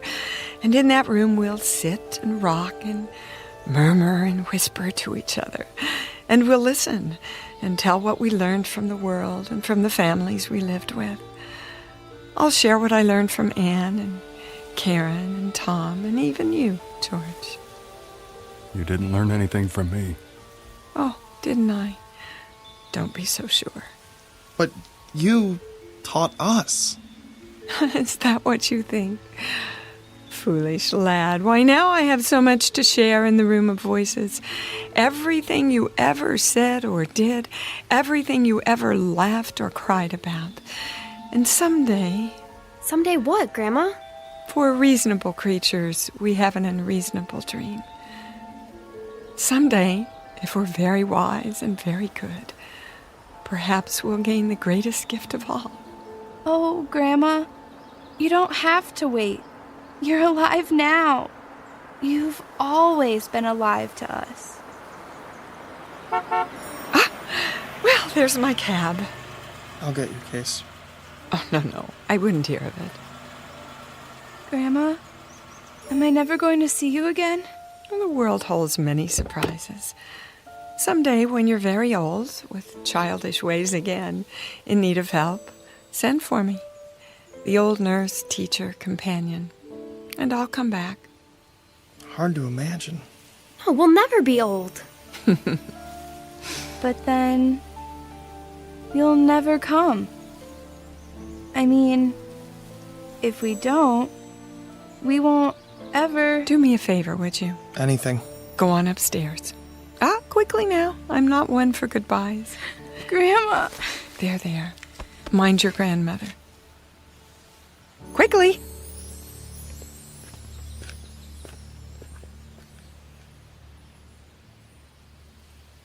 She kept her word, as promised. She has remained with us always, to this day. I've saved the key, the golden key, in a special place. Sometimes when lightning rends the sky, I see her face flash before me in the dark. And sometimes I still hear her ticking and humming above our beds in the night, keeping watch. She passes like a clockwork ghost in the long halls of memory. The sound of bees swarming after the spirit of summers lost. I remember the day no one will ever forget. Not for the rest of our lives. It was the week the world ended. And, incredibly, it was also the week that something new, something utterly fantastic, was about to begin.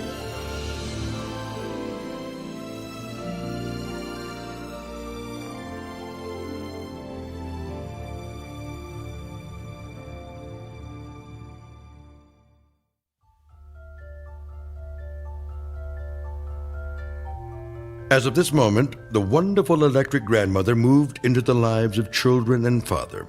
She became integral, important. She became of the essence. As of this moment, they would never see lightning, never hear poetry, never listen to foreign tongues spoken without thinking of her. Everything they would ever see, hear, taste, feel would remind them of her. She was all life, and all life was wondrous, quick, magical, and electrical. Like Grandma. A fable, most assuredly, but who's to say that at some distant moment there might not be an assembly line, producing a gentle product in the form of a grandmother, whose stock in trade is love. A fable, sure, but who's to say what's possible in the Twilight Zone?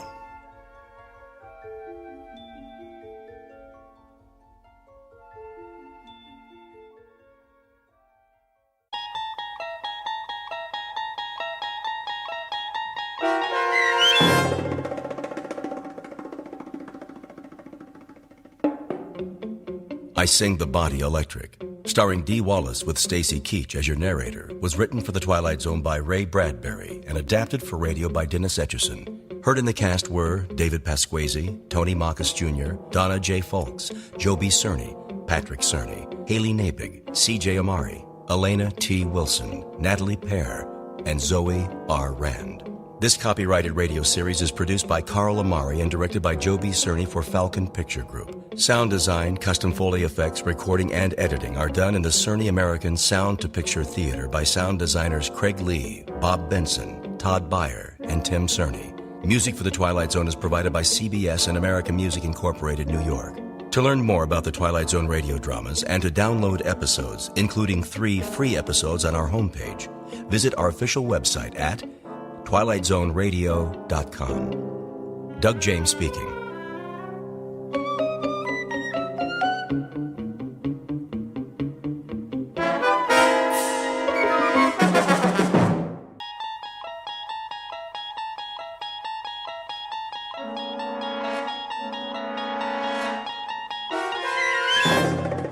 You're traveling through another dimension. A dimension not only of sight and sound, but of mind. A journey into a wondrous land whose boundaries are that of imagination.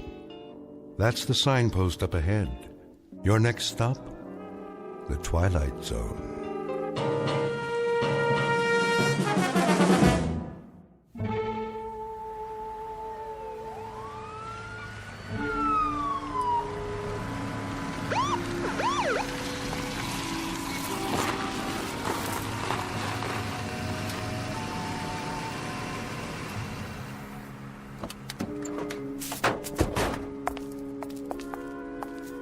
This the address? Yep, 2719, Ye Old Curiosity Shop. This is it. Oh, officers, I'm so glad you're here. You the one who called, ma'am? That would be my husband. Jensen, the detectives are here.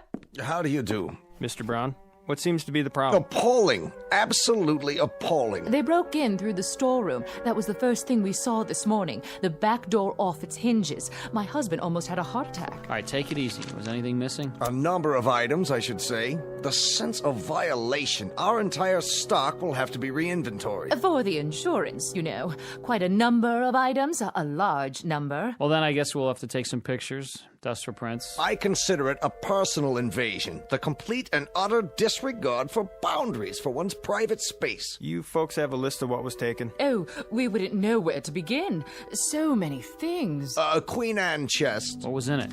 I don't know. We could never get it open. I was going to have a key made. Hard to say what could have been in it. Almost anything. Jewels, family heirlooms. We bought it as is at an estate sale.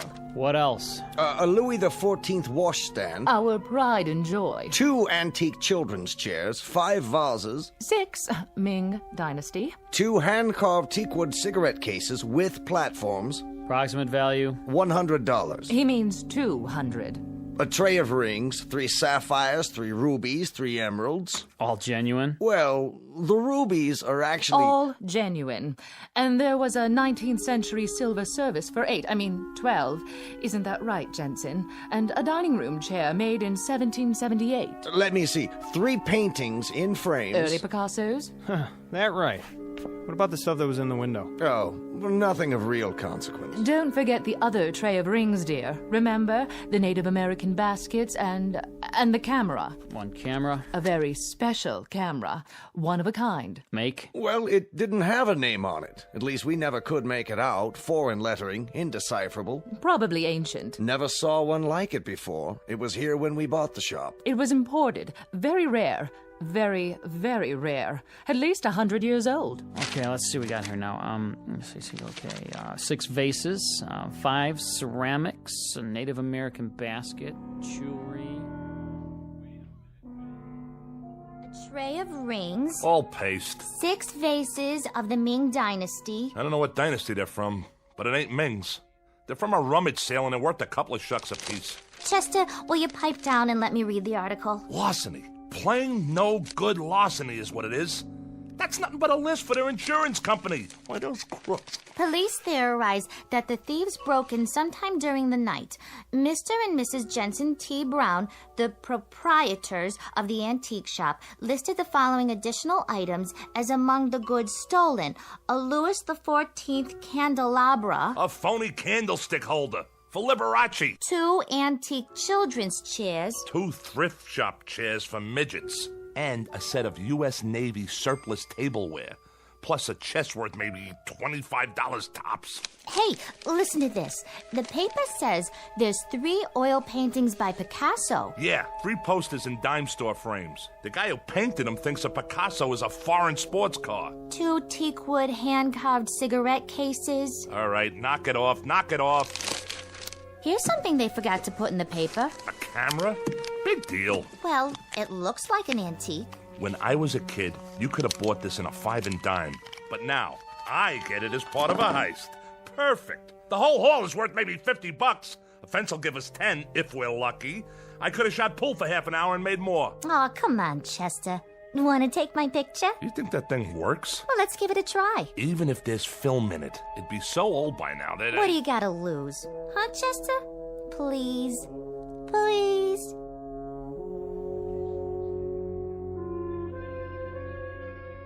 Scene of the crime, a hotel suite that in this instance serves as a den of thieves. The aftermath of a rather minor event to be noted on a police blotter, an insurance claim. Perhaps a 3-inch box on page 12 of the evening paper. There's just one small item to be added to the list of loot. A camera. A most unimposing addition to the flotsam and jetsam that came with it. Hardly worth mentioning, really, because cameras are cameras. Some expensive, some available at the corner drugstore. But this camera, this one is unusual. because in just a moment we'll watch as it injects itself into the destinies of 3 people. For it happens to be a fact that the pictures it takes can only be developed in the Twilight Zone. And now, back to the Twilight Zone with A Most Unusual Camera, starring Mike Starr with Stacy Keach as your narrator. Please, Chester, take my picture. Look at this crummy thing. Foreign writing all over it. No place to open it up. Where do you put the film in? Maybe it's already got film in it. Yeah, sure. From the Ming Dynasty. And you think it's still good? Come on. See? You look through the thing on the top here. Now, this must be the button here. Wait, let me pose nice. Hold it, baby. Say cheese. Ta-da! Perfect. Fits right in. Everything else for nothing, so we get a camera that's for nothing. You and your curio shops. My curio shops? You cased the place. You fingered it. You did all the planning. Oh, listen to Miss Culture over there, the patron of the arts. Never mind hock shops, she says. No, let's go up in life. Let's knock off a curio shop, because curio shops have nothing but objects of art worth a fortune. And who touted me? The art lover over there. 2 weeks of planning, a whole night on the job, and what do we have, Paula? 400 pounds of junk. Yeah? Room service. Wait a minute. Room service, huh? I didn't order no room service. It's the law. What are we gonna do? Quick, dump all the stuff out the window. Hold on, Chester. I called for room service, okay? You did? To celebrate our newfound wealth. What'd you order? A breakfast for 2 with all the trimmings. How are we gonna pay for it, Paula? This room is costing me a fortune. Coming! Just leave it outside the door. Oui, monsieur. Very well. I'm not even hungry. How can I eat at a time like this? Maybe a little coffee is all I need. Look, Chester. What's that sticking up out of the camera? It's the picture. I told you it'd work. Hey, let me see that. Well, how do I look? I don't know. Picture came out fine, just fine, but... Isn't that nice?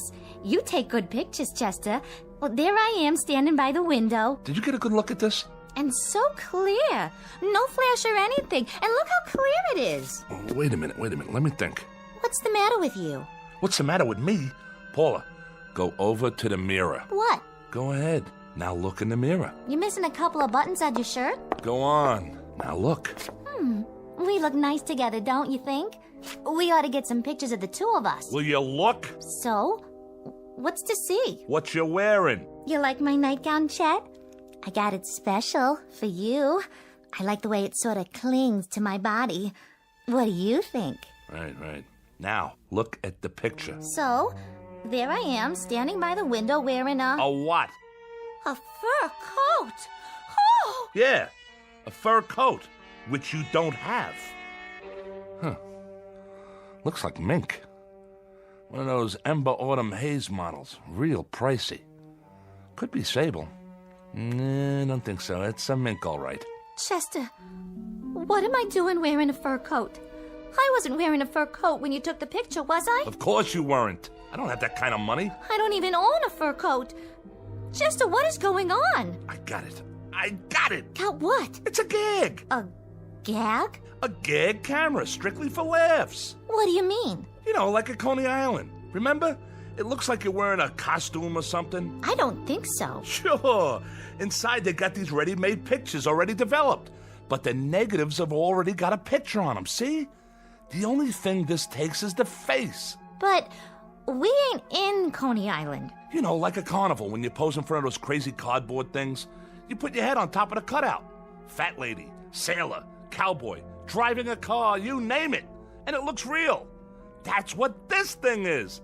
Not bad. That's kind of clever. You sure? Sure, I'm sure. Well, we might as well clear up the rest of this junk. If you say so. What are we going to do with it? Who cares? Stuff it down the garbage chute for all I care. Except for these phony Ming flower pots. Chester, what'd you do that for? Now we got to clean it up. No, we don't. Leave it for room service. We're paying enough. There's one thing we didn't open yet. Yeah? That little chest over there in the corner. Did it come with a key? No. You'll have to open it in your own inimitable style. There ain't a lock ever made I can't, Jimmy. Anybody ever tell you you had a lousy disposition? If I have a lousy disposition, it's because I'm married to a nickel and dime heister who can't tell a real diamond from a baseball diamond. Baby doll, this suite is costing an arm and a leg. Delivered and paid for by Mrs. Diedrich's son Chester from profits collected during a slew of years when you weren't even in the picture. So happens that I need you like I need a 3-time conviction. Well, aren't you the clever one? Let's see what's inside. Chester, look! I'm looking, but I don't believe it. The most beautiful fur coat I've ever saw. Full length, too. So we scored something after all. We sure did. And don't start giving me any of your cheap pizzazz about taking this to a fence. I wouldn't dream of it. Don't argue with me either. This is for little old Paula. Oh, look at these, stripes. Different colors, all mushed together. How do they do that? I think it's called Ember Autumn Haze. Like the one in the picture. Right. Exactly like the one in the picture.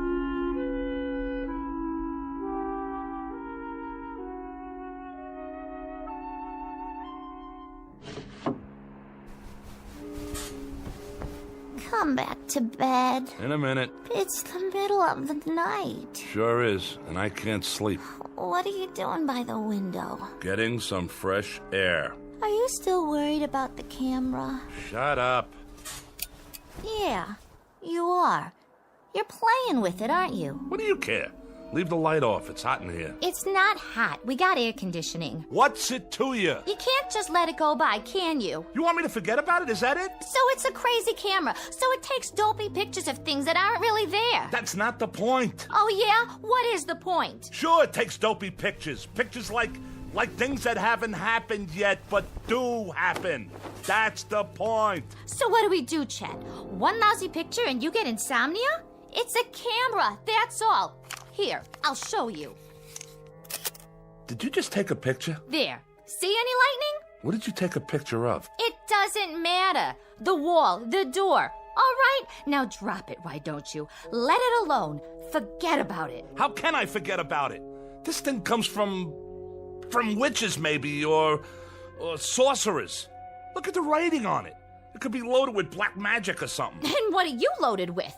Do you see anything? Where is the man with the horns who comes in with a bargain for your soul? He's supposed to show up any time now, right? But he's not here, is he? Listen to me. It's a screwy camera. Period. Let's see how this one came out. Well? Here. You tell me. It's my brother Woodward, standing by the door. That's who it is. It's that cheap, no-good brother of yours. But that's crazy. He's in jail. 7 years for breaking and entering, and that was only a year ago. So it's impossible. So was the fur coat, right, Paula? Oh, no. No, Chester. It's throwing us a curve. Maybe it's somebody who looks like Woodward. Chester, I'm scared. Feel my heart. I'm palpitating. A little palpitating never hurt nobody, and what's to be scared about? The thing has obviously gone tilt or something. Are you sure? Sure, I'm sure. Woodward's not here. Woodward can't possibly be here. Woodward won't be here. Woodward is serving time. He's 900 miles away in a cell block, and I don't care what that crazy camera shows us. Who's ever in that picture ain't Woodward. What's that? Shh! Somebody's trying to jimmy the door. Go see. Please, Chester. But be careful.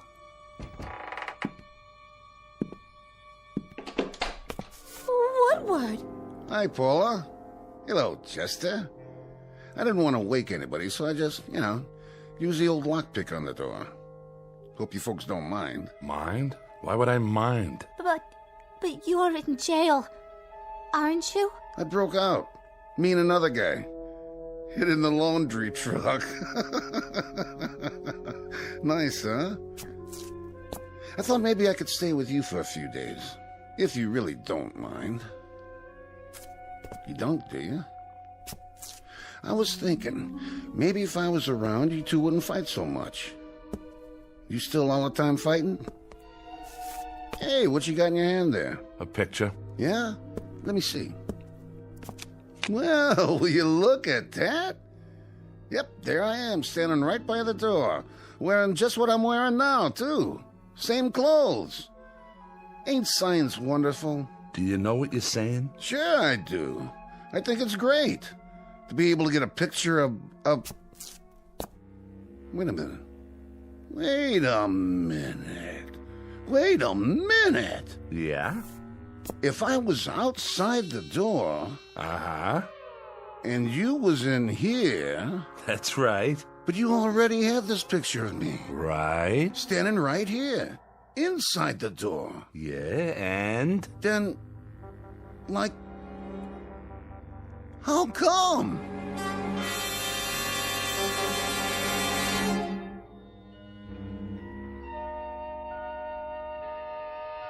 Sleep well, Woodward? Yeah. Thanks for letting me use the couch. Think nothing of it. A growing boy needs his rest. What are we going to do today, Chester? I don't know yet. But I got a feeling it's going to have something to do with that camera. I still don't see how we can use it. Neither do I. As far as I can see, it's strictly for laughs. Well, maybe we could sell it. For some big bucks. You know, there's rich people might want something like that. For what? Well, I don't know. Find out who's coming to the front door of their office. Like a hidden camera. See who's robbing them blind, in advance. Try selling them an item like that. They'd throw you out on your duff. Or some company. They could take it apart and see how it works and make new ones. No way. You'd never get in the door. They'd say you were off your rocker or burn you at the stake, one or the other. What do you think, Woodward? Oh, good call, Paula. Ask the intellectual in the crowd. We could sell, like, tickets. Yeah, that's it. Set up a place, like a stand somewhere, to take pictures. Like at a carny, right? Or maybe we could, like that. Thank you, Einstein. Now look, I'm gonna lay it on the line. What are we? What do you mean? I asked a question. What are we? What are we, Chet? You mean us? Well, we're people, I guess. Sure. But what kind of people? We're 3 minor league heisters, grifters, con artists. Am I right or am I wrong? Yeah, that's it. Well, now we finally got something here that maybe might do good for somebody else. Like who? Science. Science could use something like this. For what? For people, you lughead. We got something here for humanity. Who? Human beings. The world. I'm not so sure we shouldn't just give this to humanity and do something good for the first time in our rotten lives. You got a leak in your attic? What's humanity ever done for us? Sure, Paula, sure. That's what I mean. Just what you said. What'd I say? That's the way we are. Everything for us, not for anybody else. Yeah, we're family. Little, petty, selfish, mean. That's us. Well, I've risen above all that now. I say let's give this to the world. Here, world, a gift from Chester Diedrich. And his wife. And me too, Chet. Don't forget me. Yeah, and Woodward. So here's a gift for humanity. A gesture's all, maybe. Just a gesture. But it shows the heart of Chester Diedrich and his wife and his brother-in-law. How do we... Woodward, do me a favor. Breathe through your nose. Huh? Why don't you go watch TV? Isn't there something you want to watch to occupy that brain of yours? Oh, yeah, sure. How do we know the things medical science could do with this? How do we know how valuable this'll be as a scientific discovery? They'll name a building after us. Throw big society balls and charity stuff for us.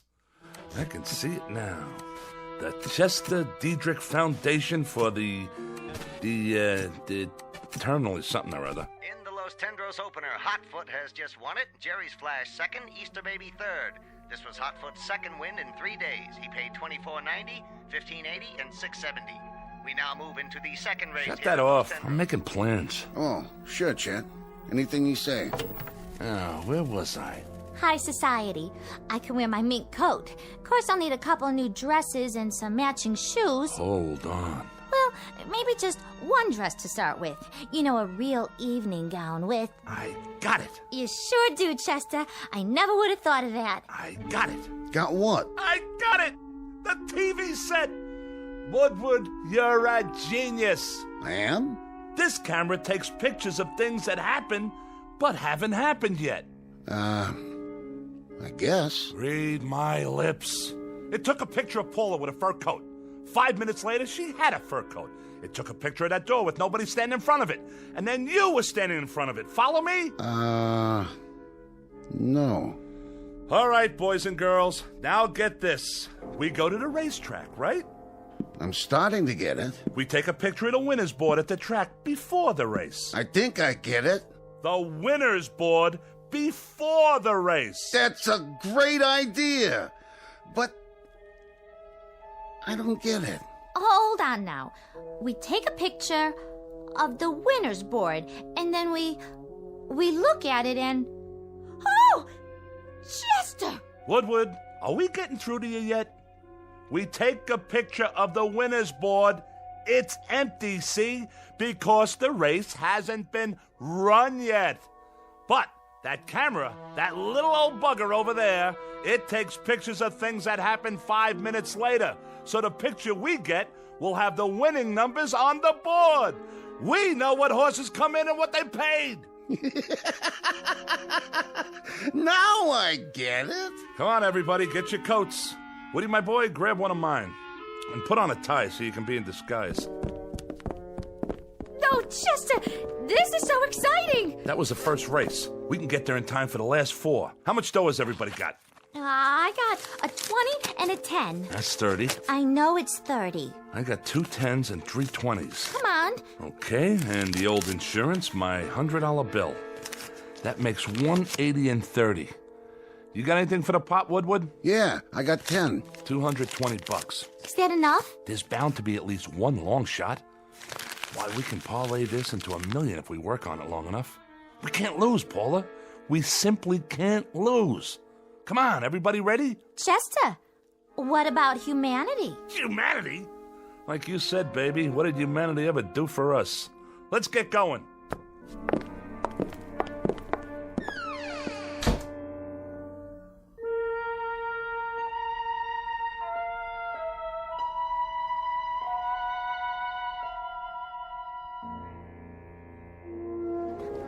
Give me the camera.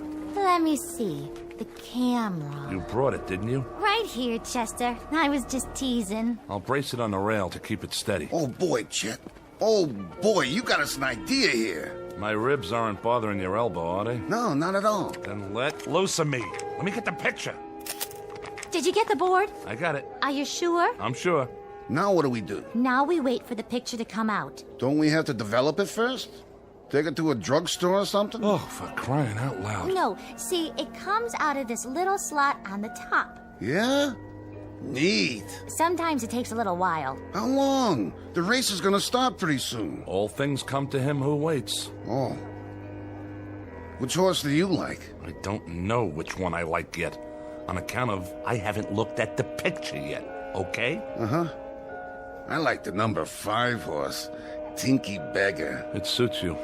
Peanuts, hot dogs, get your red hots here. Over here! Oh, no. Wait 5 little minutes and you can buy all the hot dogs you want. Right now, everything we have goes on the horse. Which one? Well... Look at it. 6, 3, and 11. And look what 6 pays. $47.60 to win. Hand me the racing form. Here you go. Number 6. Tidy 2, that's number 6. Okay, kids, we bet our money on Tidy 2. I don't like the looks of that horse. He's walking real slow. Will you get it through that thick skull of yours? We can't lose. Stay right here, and don't let anything happen to that camera.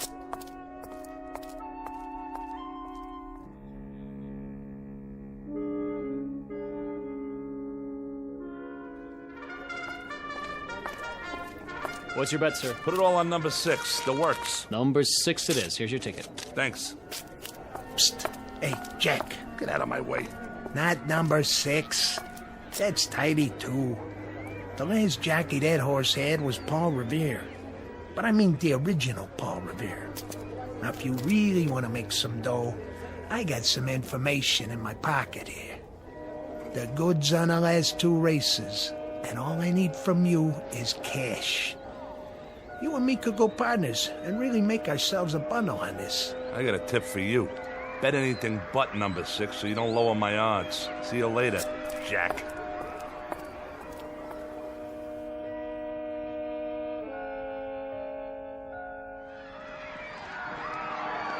Rounding the far turn, it's Tinky Beggar, Sir Midas, Pink Gloves, Bart Jr., Lady Deck.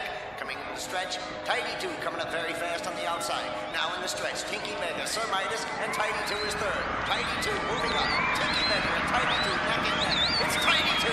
It's Tidy 2 all the way. We did it! Now, just you feast your eyes on the numbers. 6, 3, and 11.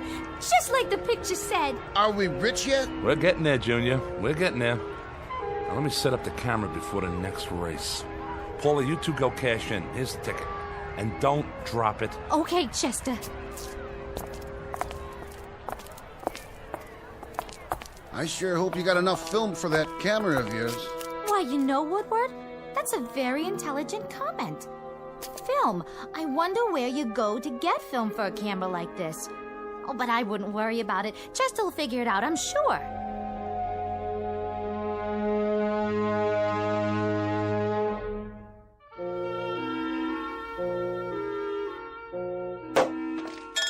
Want another glass, Chester? No, I'm on the phone. Yeah? Yeah, but when can I get a delivery on something like that? No, I don't want the black one. It's gotta be yellow with black upholstery. Spoked wheels, Continental kit on the back, dual exhaust, power everything, the works. You got that? Now when can I get a delivery?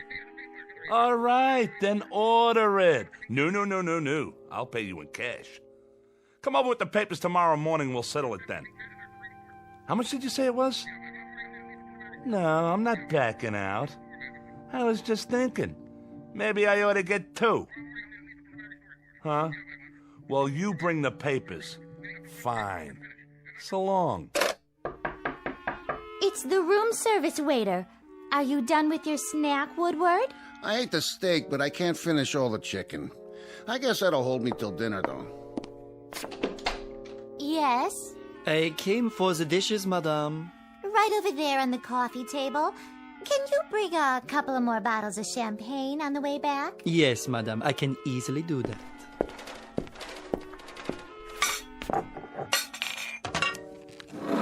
Hey, get your hands off the camera. Let him look at it. Bet you've never seen anything like that, Pierre. Mais non. Most unusual, sir. Isn't it, though? You don't know how unusual. But what do you do after your 10 pictures? Is there any other way to get more film? Well, we've only had it for a little while and What did you say?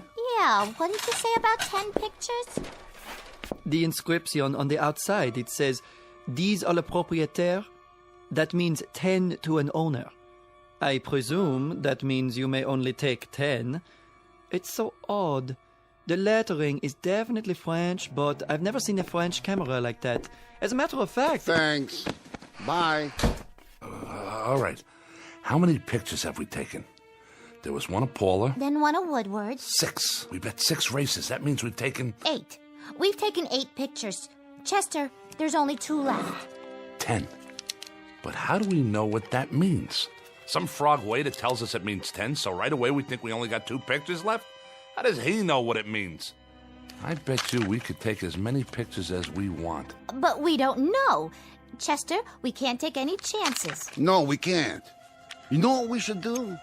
We should sell it. Who rattled your cage? This don't even belong to you. You're strictly for charity, buddy. Now what we should do with it is go back to the track and bet 2 more races with it. Are you both crazy?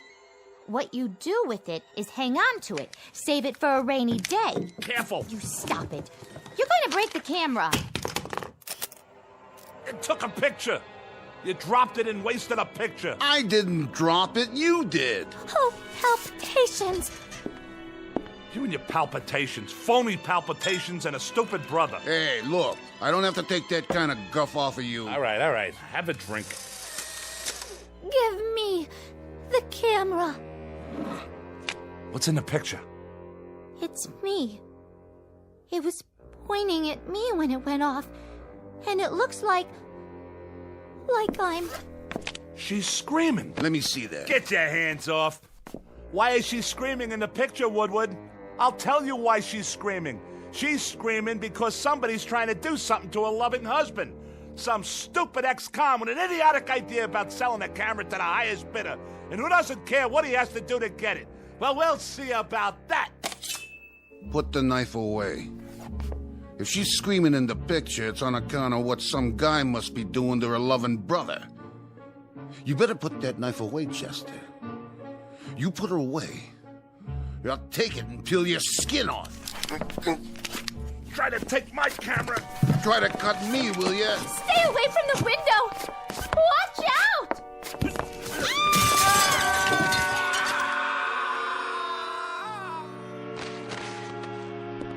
Oh, Chester!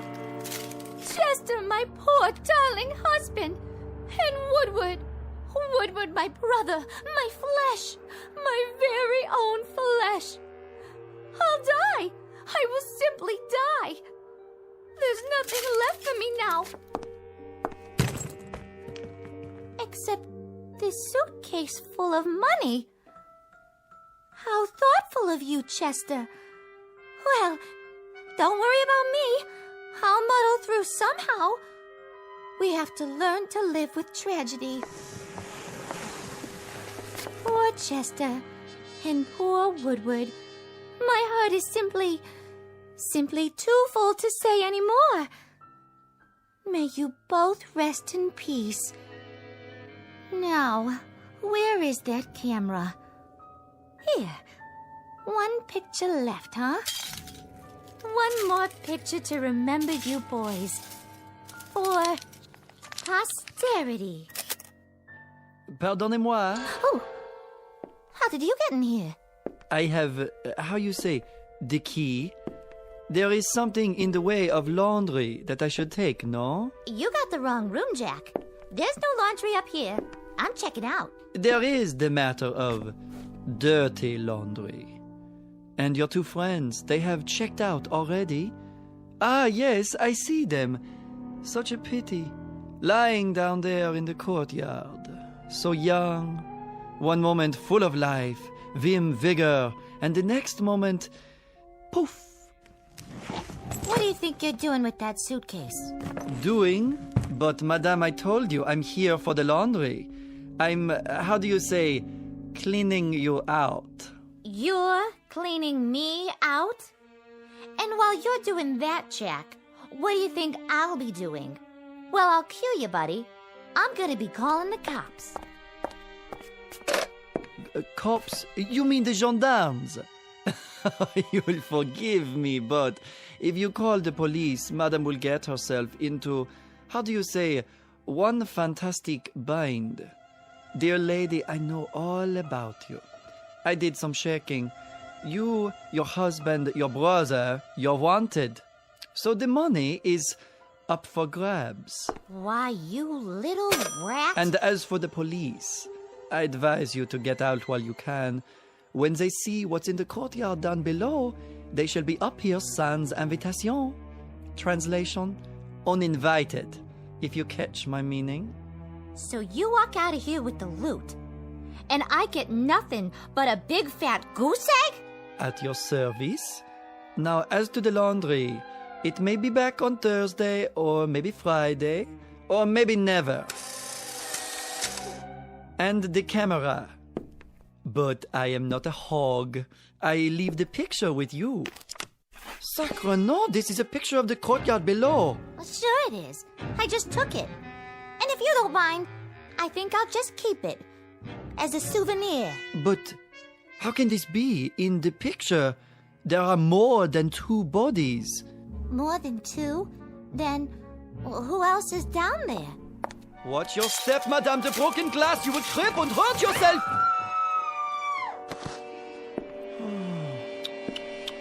Yes, there are more than 2 bodies, just as the picture shows. 1, 2, 3, 4. That is impossible. Wait, let me see. Oh, the camera! There it is. I can see it from here. If I lean out a few.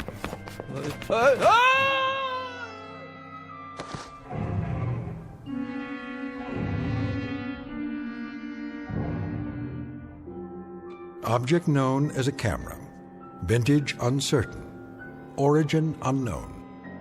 But for the greedy, the avaricious, the fleet of foot, who can run a 4-minute mile so long as they're chasing a fast buck, it appears to be an ally. But appearances are deceiving. It isn't at all what it seems. It's really nothing more than a beckoning come-on for a quick walk around the block in the Twilight Zone.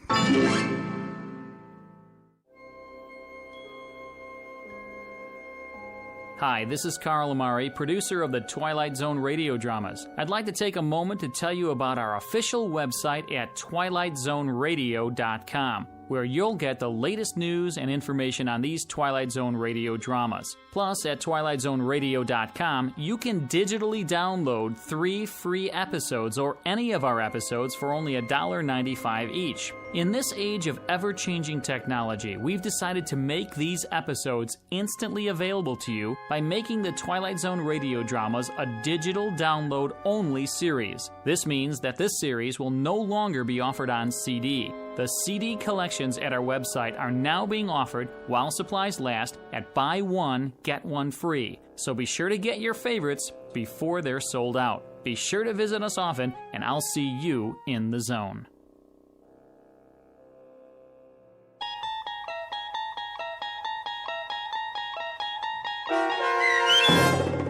A Most Unusual Camera, starring Mike Starr with Stacy Keach as your narrator, was adapted for radio by Dennis Etchison and based on a script by Rod Serling. Heard in the cast were Alyssa Fraden, Rich Komanek, Brooke Reed, Christian Stolte, Turk Muller, Roger Wolski, Carl Amari, and Doug James. To learn more about the Twilight Zone radio dramas and to obtain audio cassettes and CDs of these programs, visit our website at twilightzoneradio.com. This copyrighted radio series is produced and directed by Carl Amari and Roger Wolski for Falcon Picture Group. Doug James speaking.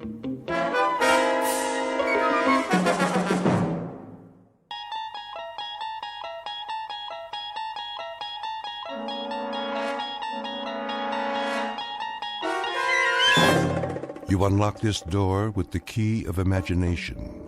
Beyond it is another dimension, a dimension of sound, a dimension of sight, a dimension of mind. You're moving into a land of both shadow and substance, of things and ideas.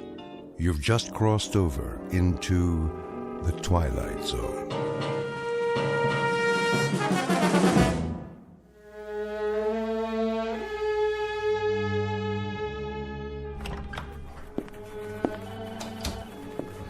Mr. Sperry, Director of Development. Please hold. Good morning, sir. Yes, this is market research. Mr. Abercrombie is still in. Mr. Jameson's office, personnel. I asked Mr. Sterling to return your call. Oh, hello, sir. Legal department. I'll connect you with Mr. Farwell. No, he hasn't. Not yet. May I take your number? Miss Pepper. Mr. Feathersmith, how are you this morning? Miss Pepper, when the old gentleman arrives, will you show him in? Of course, sir. Is there anything I can get you? The mail's on your desk. I have a list of your appointments. The old gentleman, that would be... Mr. Dietrich? Then it's Der Tag. What's that? The day. Today? Isn't that right, Helen? Well, he has an appointment. He's going to get it. Mr. Feathersmith will have him drawn and quartered and served up in the executive dining room with an apple in his mouth. Shh, there's Mr. Dietrich. Excuse me. I have an appointment to see Mr. Feathersmith. Oh, yes, Mr. Dietrich. If you'd let him know that I'm here. He's expecting you, sir. Go right in. Thank you very kindly. Yes. Mr. Dietrich, sir?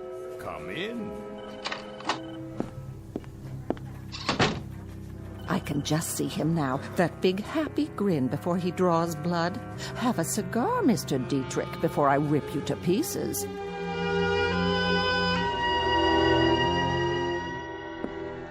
A cigar, Mr. Dietrich?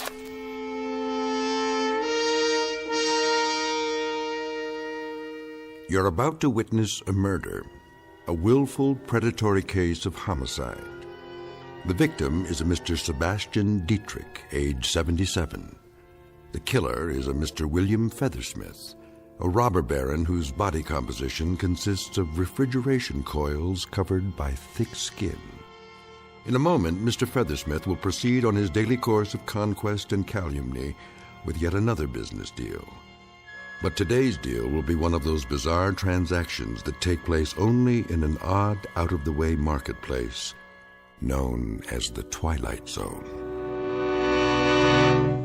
And now, back to the Twilight Zone with Of Late I Think of Cliffordville, starring H.M. Wynant, with Stacy Keach as your narrator. I said, would you like a cigar? No, thank you, Mr. Feathersmith. You asked me to come here at 2, and it is now 2. What did you have on your mind?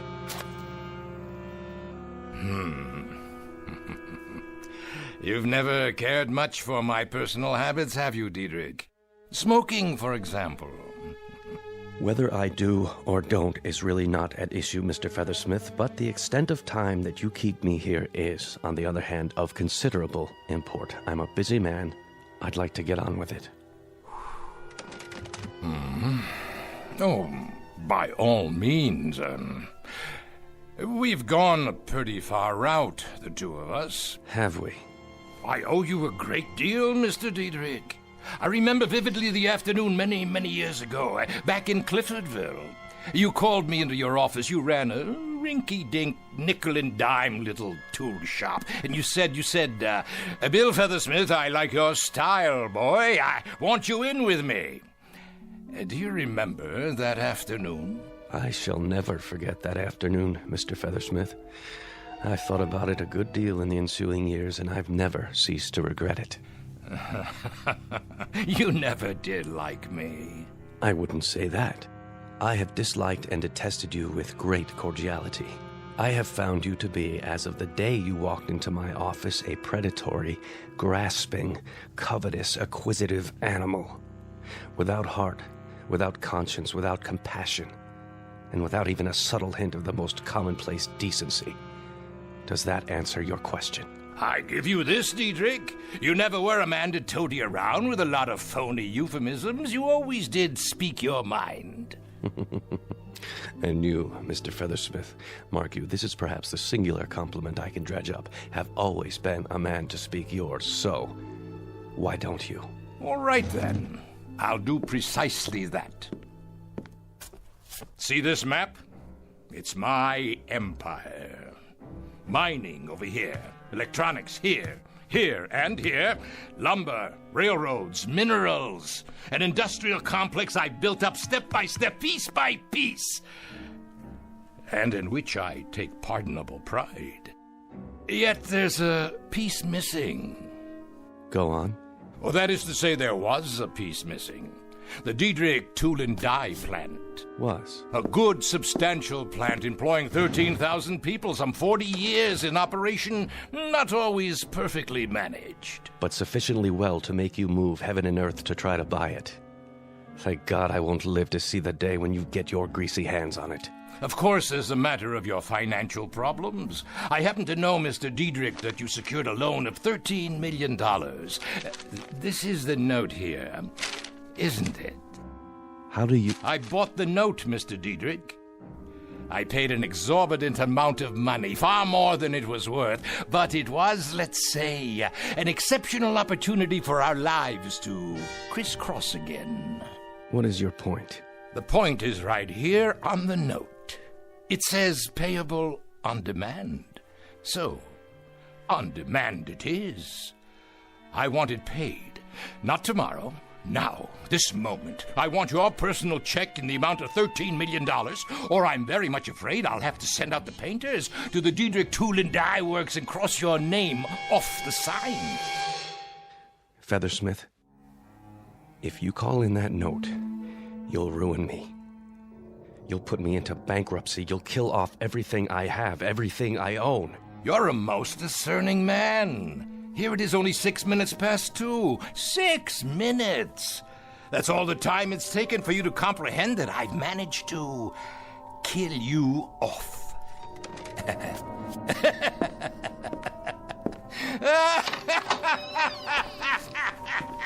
Mr. Dietrich, are you all right?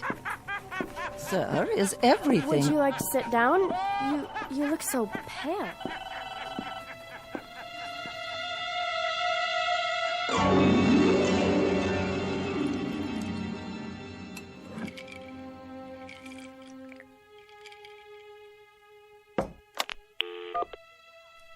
Miss Pepper?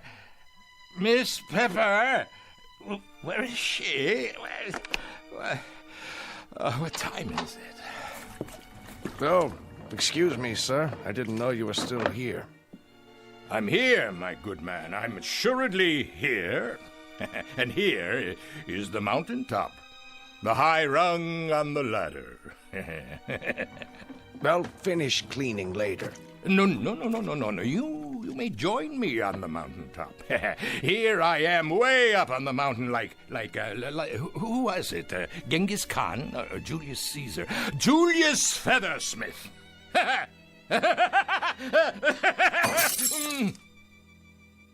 Don't worry, sir. I'll clean it up. Who are you, anyway? I'm Hackett, sir. The custodian, top 3 floors. Well, how would you like a drink, Mr. Custodian of the top 3 floors? Yes, I have another bottle somewhere. Thank you, no, but I appreciate it. How long have you been performing this illustrious task? 34 years, sir. I've been 34 years in the building. I got a gold watch last year. A gold watch? After 34 years. That's practically as long as I've been in the building. But I didn't start here. No. I know indeed. I started in a little town called Cliffordville. Ever hear of Cliffordville, Mr. Hackett?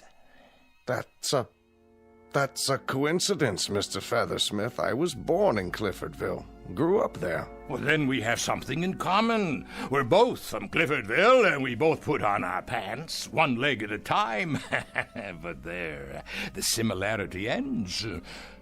Come here, I want to show you something. Yes, sir? See this picture on the wall? Know who it is? Why, I'm not sure. That's William Feathersmith. Me. Taken in front of our old home in Cliffordville. Now, that was a town, wasn't it? That was a real place. Stately trees, gracious homes, beautiful, sprawling park, and real people who knew the value of a buck, people who worked hard to get it. There was none of this crazy stuff about unions, retirement benefits, or antitrust suits, or any of that claptrap. Those were the real times, when a man could go up to the stars if he had a mind to, and the legs to carry him, and the fingers to reach out and grasp.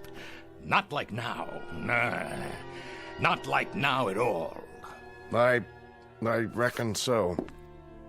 I'm going home now, Mr. Hackett. May as well. No place else to go. Yes, sir. I've been sitting here for 3 hours, all by myself, thinking about Cliffordville. About how I wished it was that way again. I had an old man here today, Dietrich. He gave me my first real job. Well, I fixed his wagon. He never liked me, I never liked him. We both used each other, and I got the most use out of it. I broke him to pieces today, just like he would have done to me if he could. And he's tried, Mr. Hackett, let me tell you. He's tried. Good night, then, Mr. Feathersmith. William Feathersmith, what a crock. Alexander Feathersmith is more like it. Alexander the Great Feathersmith. I've got everything there is to get. But I'm still hungry. Understand? I'm hungry. A 20-course meal. I've got a tapeworm inside me that's taken every bit of it. He cried. What? What did you say? Alexander the Great. He cried because he had no more worlds to conquer. I guess maybe he was kind of like you, Mr. Feathersmith. You know what I wish? I wish I could go back to Cliffordville. back 50 years ago and start all over, because getting it all, that was the kick. Not having it, getting it. Good night, Mr. Hackett, custodian of the top 3 floors. Don't forget to wind your gold watch.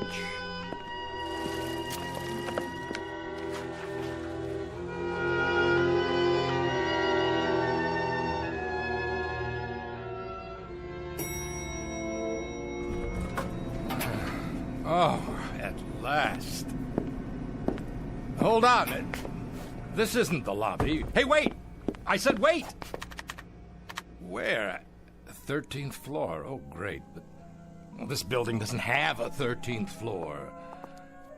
Hello? Who's there? Hello? Hello? I'm glad you're still here. The elevator let me off at the wrong floor. Oh, how do you do, sir? I was just about to close up. Who are you? Devlin. Just Devlin? The first name's not important. No.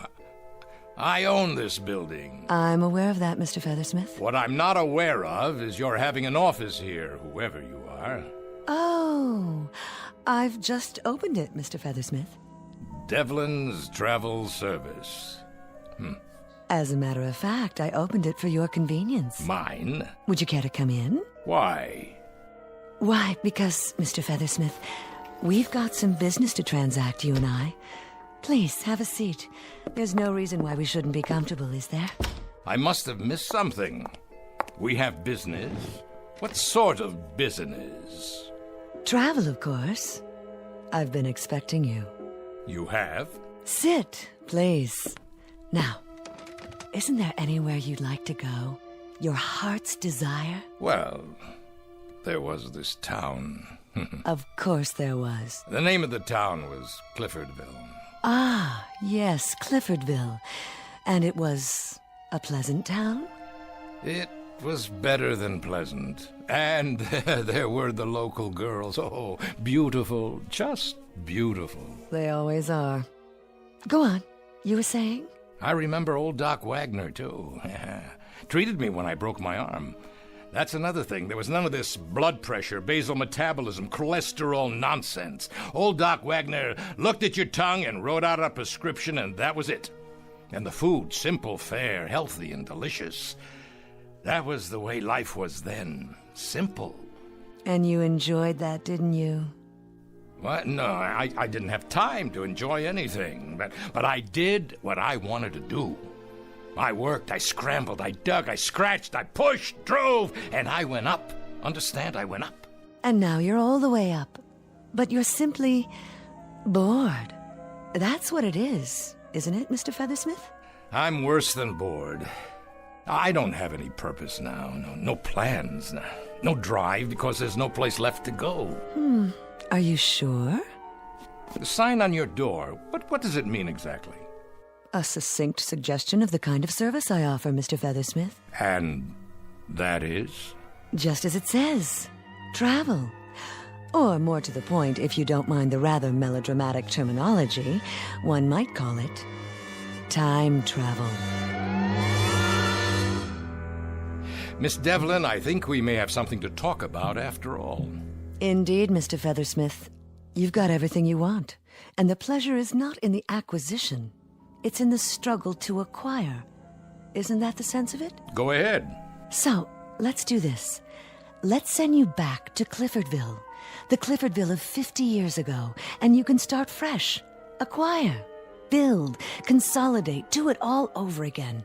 How does that sound? You're not dealing with a bumpkin, Miss Devlin. This isn't one of those sell your soul for a nickel country boys. Try this. You send me back in time to Cliffordville, but I want to look like I looked 50 years ago. Agreed. Number 2, I want to keep my memory, everything that's happened since, not impaired one bit. Check again. And I want the town to be exactly as it was, the same people. All very easily arranged. Now for the price. I suppose the standard payment is, well, what you call a soul. On occasion, that is part of the transaction, but in your case, I believe we got a hold of your soul some time ago. Let me check.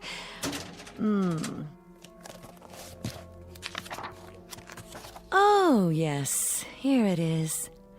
There was the crash of the Trans-Mississippi debentures, the company you bought and manipulated. You ruined several hundred people with that bit of chicanery.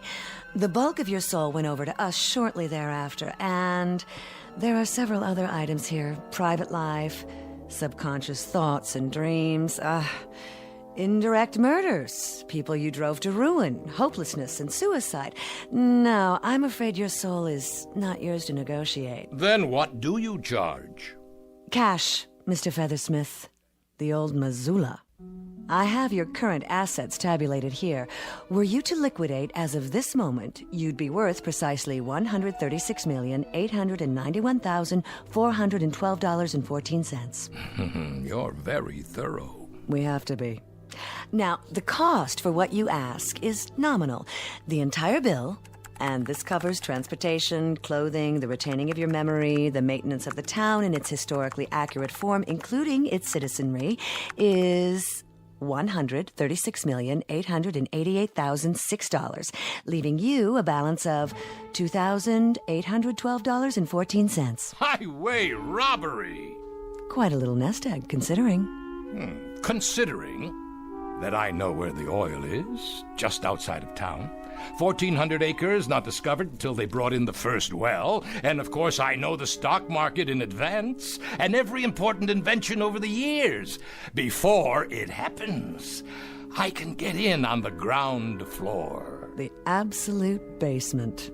All things considered, Mr. Feathersmith, it's a fortune. You just send me back there with my bankroll and watch my smoke. How soon can I go? I'll handle the liquidation for you. Just sign this power of attorney, and there's no reason why you can't leave, say, tomorrow morning. Done. Exemplary, Mr. Feathersmith. You're one of the few remaining rugged individualists. A pleasure doing business with you. Now, Union Airways, 8 a.m., followed by a rail connection the rest of the way. I'm afraid there was no airport near Cliffordville back then. You'll arrive at noon. Exactly 50 years ago. And needless to say, I wish you everything that you deserve. Little lady, you don't have to wish me anything. I'll get everything I go after. Everything. You know, Mr. Feathersmith, I believe you. In fact, I have no doubt whatsoever. Care for a cigar?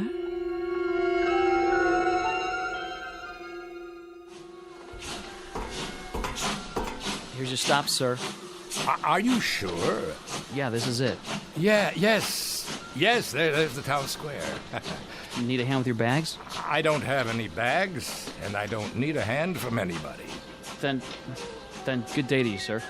Enjoy your stay in Cliffordville. All aboard! Cliffordville. The devil, you say?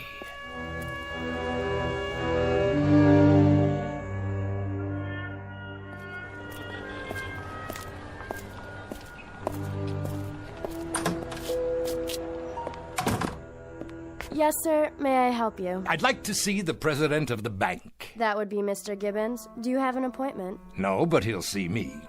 He's having his lunch right now. Tell him Mr. Feathersmith is here to talk about investments. Some very important investments. All right, sir. I'll tell him. Take your time, sweetie. By the time the bank closes, I'll have this dumpy little milk stop tied up with a ribbon around it, deliverable to me.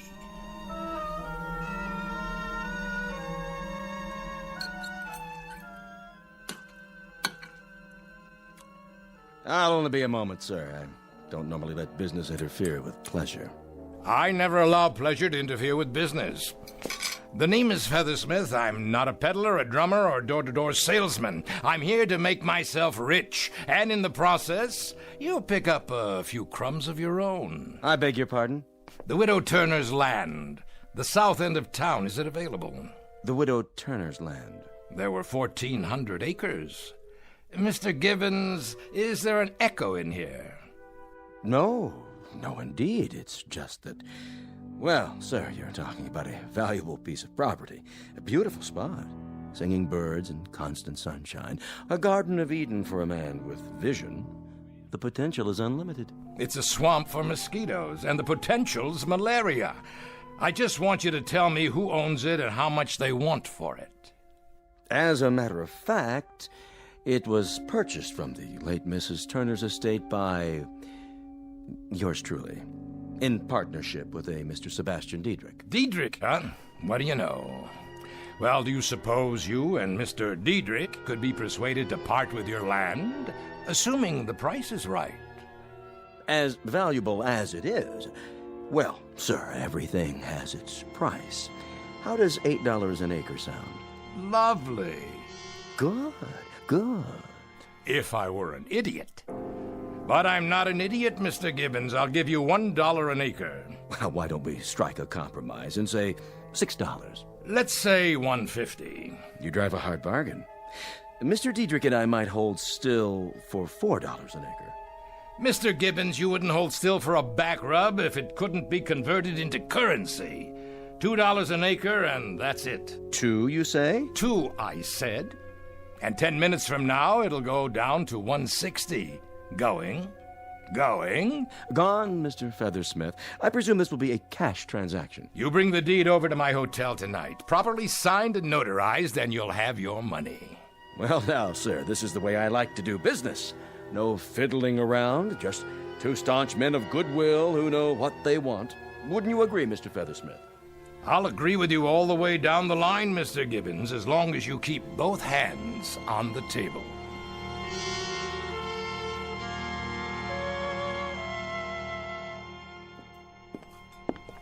Ah, Mr. Feathersmith. Right on time.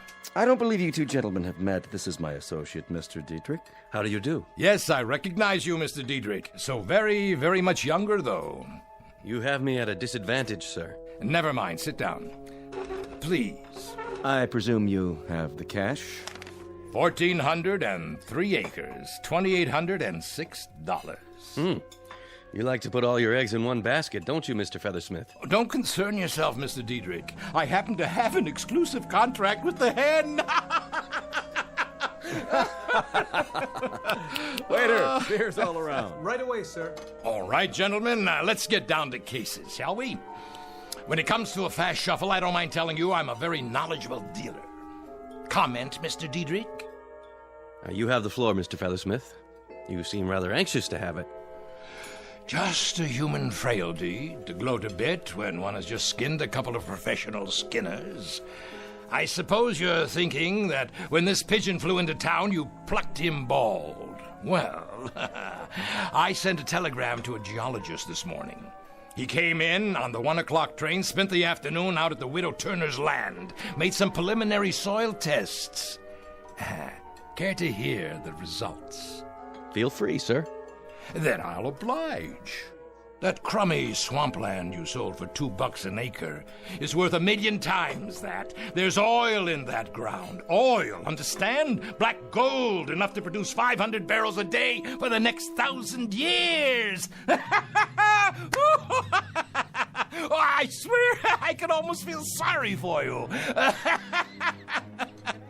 Maybe you didn't hear me.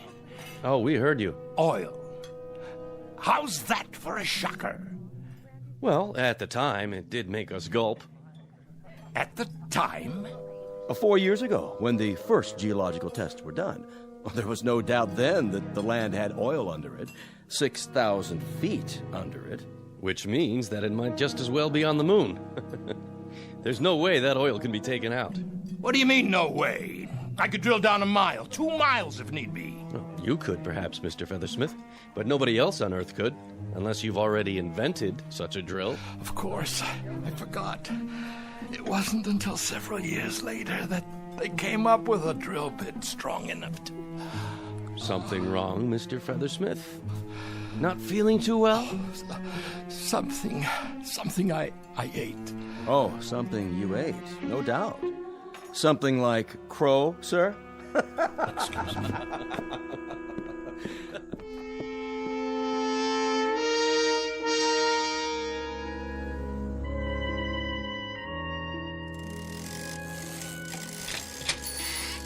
Mr. Kronk, this here is Mr.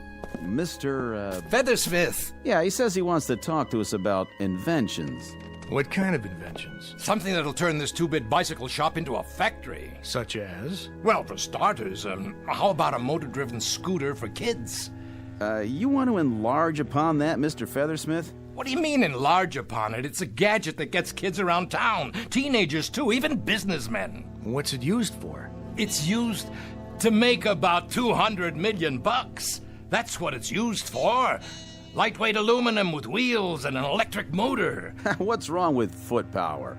Everyone's gonna want these. Kids will be begging Santa Claus for them. Look, I'm handing you the whole thing on a platter. All you have to do is build it. Well, I'll tell you what. You draw me a blueprint and some specifications, and Mr. Clark and I will give it a try. I'm no crummy draftsman. I've given you the principle. All you have to do is manufacture it. Not without a blueprint and specs, and some backing. You have any money? I can get it. Anyone with a little imagination could see. Well, only place that makes loans around here is the bank. That'd be Mr. Gibbons. You better talk to him first, with your blueprints, of course. I don't need you. What other machine shops are there in this hick town? Well, you might try Otis over at the gas station. He's got all kinds of tools. Of course, he's pretty busy regrooving people's tires.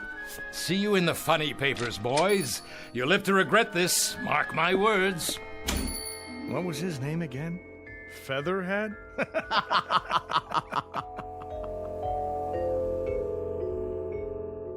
Modems. You connect your home computer to the telephone line. Your home what? Cable television. You pick up the signal from a satellite. What's a satellite? Listen, you download it over a dish network. Dishes? But nobody watches TV in the kitchen. Pantyhose. I say take off your garter belt now and throw it out. Now. And I say get out of my store. All the way out. You have a filthy mouth, sir.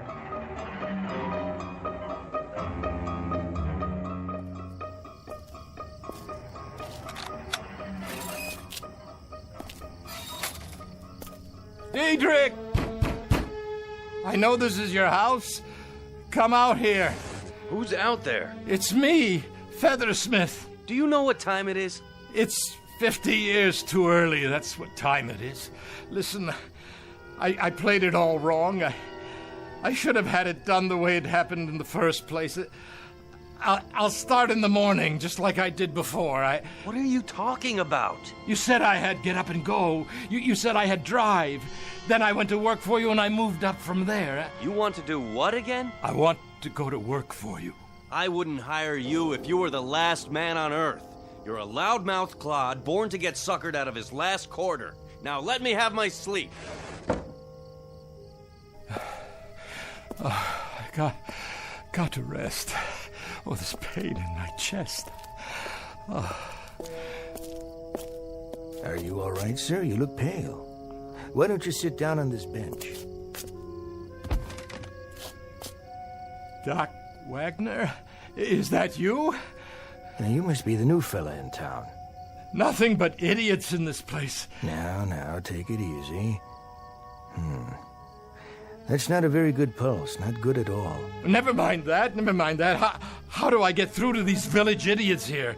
They're peddling their lives away on bicycles, and I'm trying to give them the space age. I don't know much about that. But I can tell a bad pulse when I feel one, and yours feels like the heart of a 75-year-old man. You sure don't take care of yourself. What did you say? The pulse of a what? A man in his 70s. If I've said it before, I've said it 100 times. Modern man drives himself to an early grave just trying to keep up with the pace of life nowadays. Why, that dirty, cheap little thief. She didn't change me inside. That's why I'm so tired. That's why I can't make it here, because inside I'm old, the way I was. Swallow 2 of these pills. You horse doctor. I remember when you were diagnosing acute appendicitis as cramp colic. Go on, get out of here. You couldn't diagnose anything. Well, I can diagnose insanity when I see it. And that's what my diagnosis is in your case. Insanity. Plain and simple. I don't need you. I don't need this jerkwater town.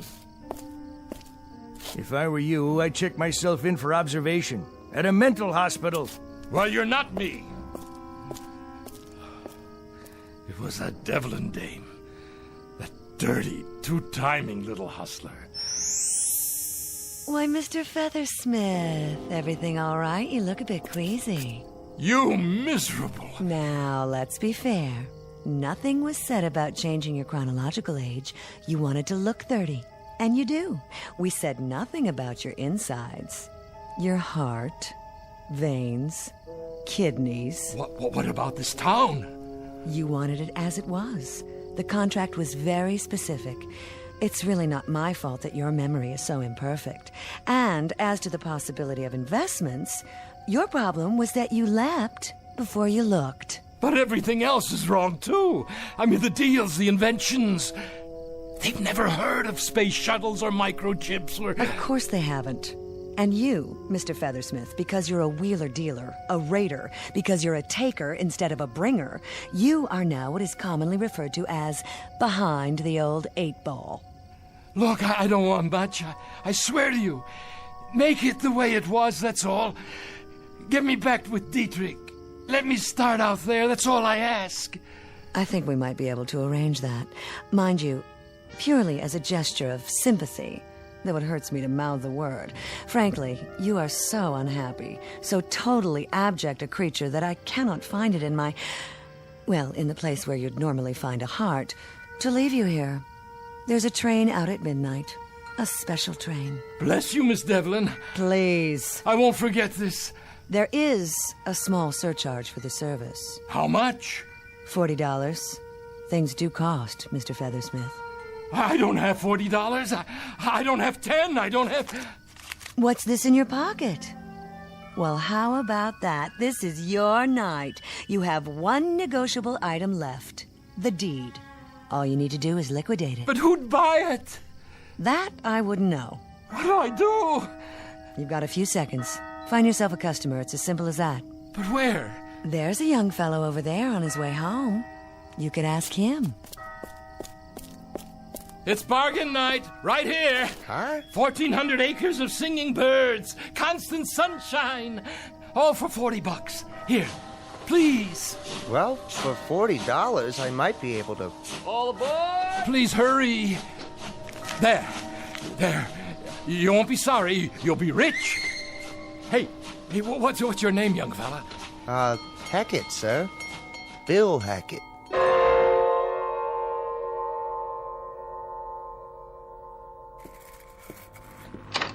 Yes, want something? I was gonna clean up, sir. So clean up. Who are you? Feathersmith, sir. Great old town. What is, sir? I was just thinking about Cliffordville. That's where I grew up, got my start. That's a coincidence. I grew up in Cliffordville, too. Well, now, how similar we are, Mr. Feathersmith. We both came from Cliffordville, and we both put our pants on one leg at a time. And here we both wind up in the same building, each with his own particular function, eh? Yes, sir, our own particular function. They gave me a gold watch 4 years ago. My 40th year as custodian. Well, now, maybe for your next 40 years, if you really apply yourself, Featherstone, I'll get you a box of these imported Cuban cigars. What do you think of that? That sounds great, Mr. Hackett, sir. Have one now, why don't you? On me.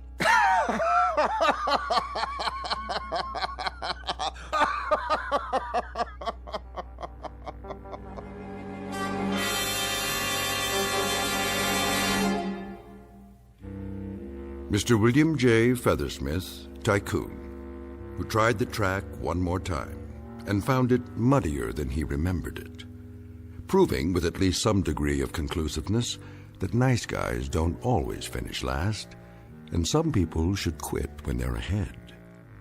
Our tale of Iron Men and Irony, delivered FOB from the Twilight Zone.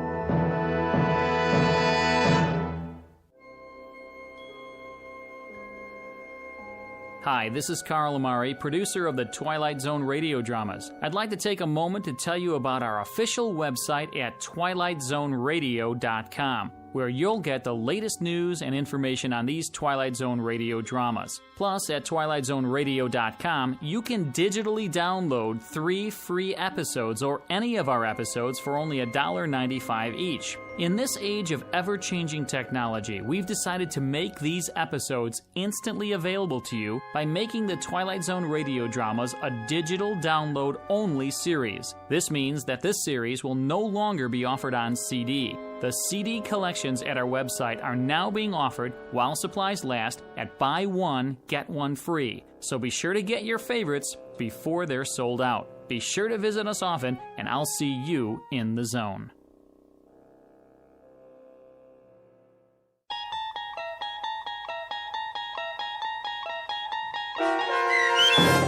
Of late, I Think of Cliffordville, starring H.M. Wynant, with Stacy Keach as your narrator, was adapted for radio by Dennis Etchison and based on a script by Rod Serling from a story by Malcolm Jameson. Heard in the cast were Susan Hart, Joe Forbrick, Doug James, Christian Stolte, Mike Baccarella, Jeff Lupetin, Meg Thalken, Jessica Schramm, Lynn Foley, Carl Amari, and Christy Schramm. To learn more about the Twilight Zone radio dramas and to obtain audio cassettes and CDs of these programs, visit our website at twilightzoneradio.com. This copyrighted radio series is produced and directed by Carl Amari and Roger Wolski for Falcon Picture Group. Doug James speaking.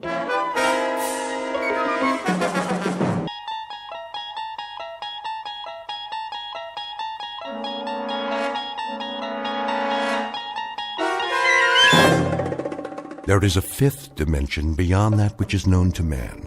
It is a dimension as vast as space and as timeless as infinity.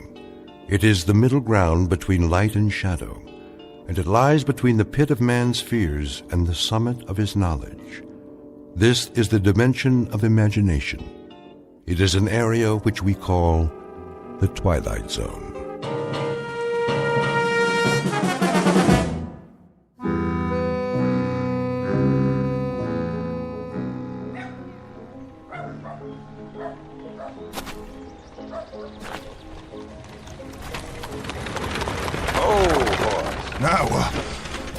What in the... Hey, Denton! Watch out for the traffic around here. That peddler's wagon like to run you down. You better keep your eyes open if you can. I'll try. Where you going, Denton? No place. That right. Let's see, to get yourself a haircut. Just let me pass. Or a shave, maybe. Yeah, that'd be a good idea, wouldn't it, boys? Please. Or a bath. Yeah, that's it. And some clothes that don't stink.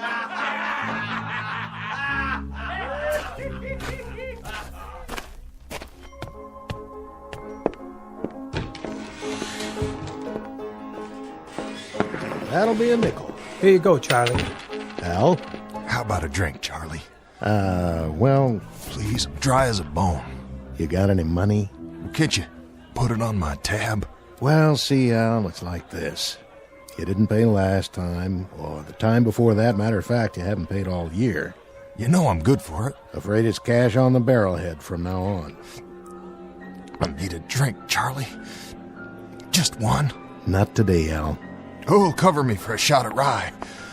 Don't do this to yourself. Somebody? Anybody? Don't, Al. Just don't. One drink. That's all. How about it, Miss Smith? No can do, Al. Liz here don't pay for drinks. Other people pay for her drinks. You see what I mean? Go get yourself cleaned up.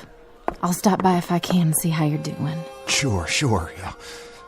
But I need one thing first. I'm thirsty. I can't make it if I'm thirsty. Just go. Do it for me. For old time's sake.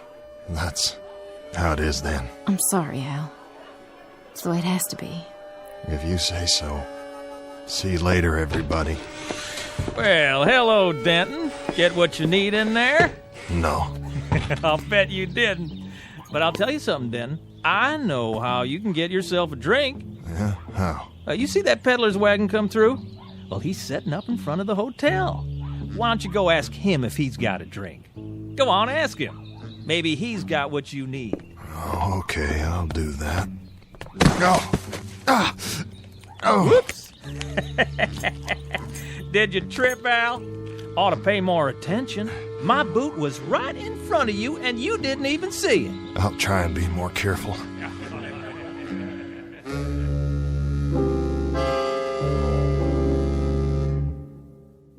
Portrait of a town drunk named Al Denton. This is a man who's begun his dying early, a long, agonizing route through a maze of bottles. What he really seeks is not another drink, but a fresh start. Al Denton would probably give an arm or a leg or a part of his soul to have that. The question is, where does a man turn when the last of his luck finally runs out? In a moment, Mr. Denton will make the acquaintance of a newcomer who just might be willing to help, along with the third principal character in our story. Its name, Colt. Its caliber, .45. Mr. Denton hasn't met either one yet, but when he does, he'll find that their true function is to give him what he needs more than anything else: a second chance. And now, The Twilight Zone and our story, Mr. Denton on Doomsday, starring Adam Baldwin, with Stacy Keach as your narrator. Hey, Al, I just thought of something. You want a drink so bad? Well, guess what? I got me a bottle here, and it's still half full. Be ashamed to let it go to waste. So why don't you use some to take a bath? That sting, Al? I'll bet it does. Come on, open your mouth. Somebody get him a bar of soap. You want some more? Yes, sir. Well, first let's see some appreciation. Let's see you pay for the drink in your own special way. A little song, Al. How about it? Song? You know the one I mean. How dry I am. How dry I am. How dry I am. Pretty good, Al. Here you go. Open wide and wet your whistle. Charlie, can't you break that up? I don't like it any more than you do. The misery they give that guy. Well, what else can they do for a good time? We ain't never had a circus come through here. Please, Charlie. You want the rest of it, Al? Here you go. Take the whole bottle. Oh, it's all broke now. Come on inside, Dan. Let's get a fresh one.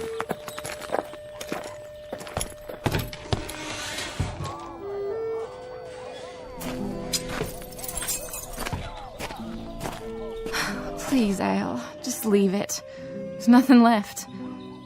Here, can you stand up? Oh. Thank you, Miss Smith. What's that? Huh? On the ground. Oh. You mean this? Well, that's a nice-looking gun. Colt 45 Peacemaker is what it is. You packing a gun now, Al? Oh, it's not mine. Well, whose is it? I don't know. Somebody must have dropped it in the street. You weren't so bad with a gun in your day, were you, Al? Well, that was a long time ago, Miss Smith. A very long time ago. Well, you know something? This is the very first time I've held a gun since... well, I can't remember how long it's been. Too many bottles, Al. Yeah. Way too many. Come on inside. I'll get you a towel so you can wipe your face. Thank you kindly. Will you tell me one thing? If I can. Why do you drink so much? I don't really know. I just got in the habit one day and then kept to it. Kept to it till I ended up like this. I didn't used to. I always had a clean shirt, hair combed. That could change, you know. A shave, a bath, some different clothes. You don't have to go on this way. I want to change. But you don't know how hard it is. Here we go again, boys. Well, looky. He's still here? Got a girl to help him. No more trouble, fellas. Let's hear our little songbird one more time. Charlie, will you give me a hand? Hold on. Didn't you hear what the man said? Hey, Denton, I got a new bottle here, and it has your name on it. Only first, I want to hear 3 more choruses of How Dry I Am. Let's have it. No, Al. But if I do, he'll give me a drink, Miss Smith. The devil with him. I'll give you a drink. You won't have to do this for it. How dry. How dry I... Al. All right, Rummy. Now you can come in and get your drink. Tell Charlie to set one up. You've been a good boy. Thank you. Wait a minute, Denton. Huh? Hey, gunfighter. What do you... Where'd you get the gun? Oh, you mean this? I found it. I found it over there in the street. That a fact? Maybe it fell off the peddler's wagon. Looks good in his hand, don't it? Yeah, like it fits. Been a while since you used one of those, hasn't it, Rummy? Well, yes. Speak up, Rummy. I can hardly hear you. Been quite a while, hasn't it? Quite a while. What say? A long time. Well, maybe you'd like to try it out. Maybe you think you could even outdraw me. That'll be the day. Sure will. No. Know what? No, I don't know how to use it anymore. But the time was you did. Let's see you try. I told you I wouldn't know how. Stop it. Come on. You and me, Denton, will draw. Whenever you're ready. That's enough, Dan. It's not funny anymore. Out of the way, miss. The gunfighter and me. We're gonna have a little showdown. Charlie, where are you? Come on, Gunner, right here. Let's pull. I'll give you first chance. How about it? Dan, stop this!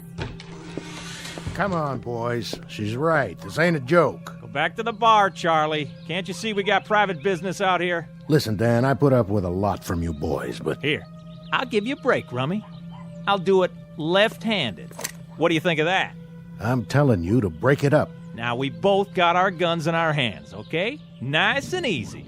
That fair enough for you? Miss Smith, Charlie, tell him... please tell him... Ow!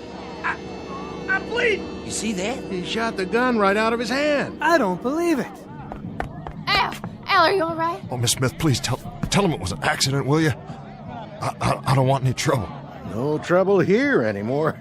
No trouble at all. Now, please, mister. What? Listen, I didn't mean for it to go off. Must be a hair trigger. I just wanted you to know that. Well, you gotta understand, it was an accident, pure and simple. Come on. Let's get out of here. Better get that hand looked at. That was no accident. That was some real shooting, Al. Come on in. Get a drink of the good stuff. I don't know what happened. Go on. You're entitled. But I wasn't even aiming. Well, however you did it, I'd say you got your eye back today. I don't think so. You must have been practicing or something. I ain't seen shooting like that since... I can't even say. And against Dan Hodling, too. It isn't even my gun. I just found it. Have another drink. All you want, on the house. Hey, Rummy! Mr. Hodling, I swear it was an accident. I didn't even draw. I sure didn't mean to... Put that glass down and face me, Denton. I want to see you take a bullet in the stomach. Dan, it's over. Give the guy a break, will you? Charlie, take this gun quick here. I don't even want it. Did you see that? Shot the lamp off the ceiling without even looking. Fell right down on him. Knocked him out cold. I ain't never seen nothing like it. Well now, Al, I'd say you got your eye back all right, in spades. I wasn't even aiming. He don't need to. He shot over his shoulder. How'd you do that, Al? I can't really say. He was looking in the mirror, behind Charlie. How's that for a trick shot? Mr. Denton, maybe you let us buy you a drink. What? Take the bottle. What did you call me? I didn't mean no offense. No, I asked you what you called me. Nothing, Mr. Denton. I didn't call you anything. That's what you called me. Mr. Denton. You hear that, Charlie? He called me Mister. Go on, have all you want. No, thank you, Charlie. I've had enough. Al, are you all right? Oh, yep. I'm just fine. I think I'll go across the street and have a shave. Where's my gun? Leave it, Dan. Come on, let's go. Get away from me. Hey, Rummy! What did you say? get that player piano going. Leave it be, son. I said start it up again. I want to hear some music with singing. What's the matter, boy? Too quiet for you? Well, let me give you a hand. Didn't you hear me? I said... You're the one that's going to be singing from now on. You pick the tune, and you sing it, and don't call me Rummy anymore. Well, sir, things are sure going to be different from now on. I hope you're right, Charlie. I hope to heaven you're right.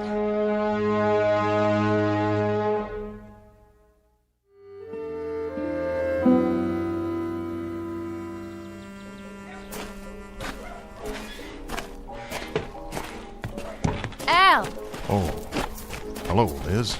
I just wanted to tell you, I think things are going to be all right from now on. I believe that. What things?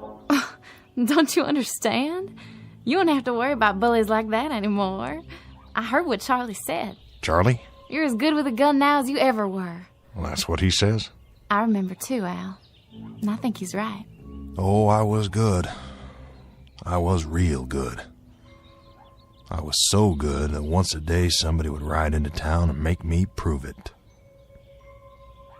And every morning I'd start my drinking a few minutes earlier. Until one morning, the guy who asked me to prove it turned out to be 16 years old.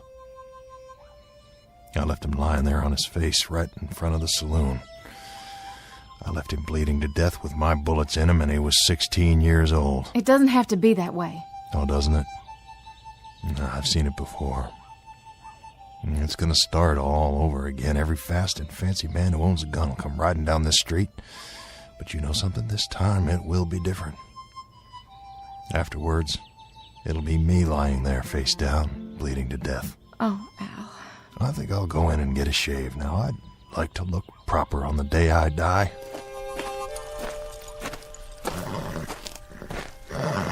Afternoon, Mr. Denton. I don't want anything. How's that? You're a peddler, aren't you? I can't use anything you've got. Oh, yes, I'm a peddler. Pots and pans, utensils, herbs, medicines, liniments and tonics, men's, women's, children's clothing, farm implements and what have you. Little bit of everything, you might say. Well, nothing for me, thanks. No? Well, what I need, you don't have. Are you sure? I'm positive. Excuse my bad manners. Fate's the name. Huh? What? Henry J. Fate, like it says on the wagon. And you're Al Denton. How do you know that? I couldn't help but overhear. The trouble you had a little while ago? Hope it worked out. It did, for now. I knew it would. You knew? Oh, it always does, one way or another.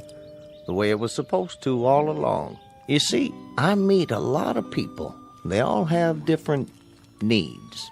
I've learned to read them.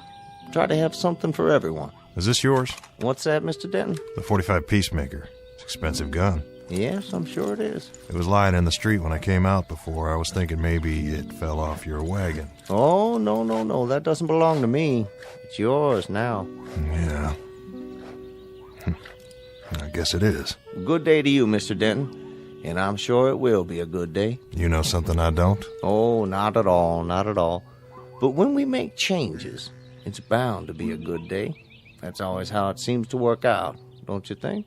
Sometimes, maybe. Good day to you.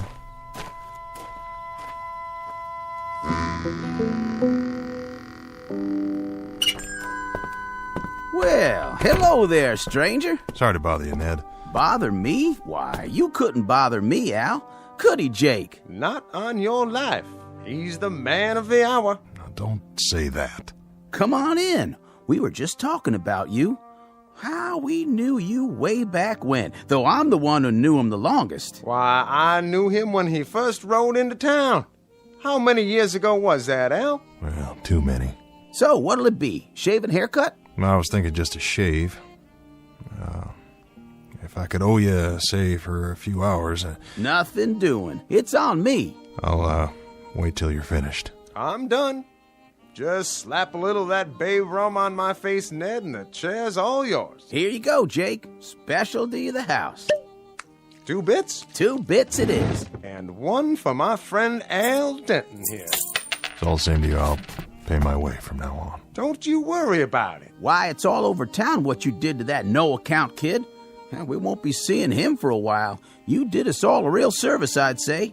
Now, why don't you just sit here in the chair, and I'll make a new man of you. That's very kind.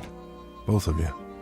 I won't forget it. Say, is that the gun? That's it. You want to take it out of your belt and set it down, Al? I can hold it for you. Oh, that's all right. Just the shave will be fine. And a haircut and a hot bath. Now, how would that feel? I got some water heating up in the back room. Then won't you be the man, all right?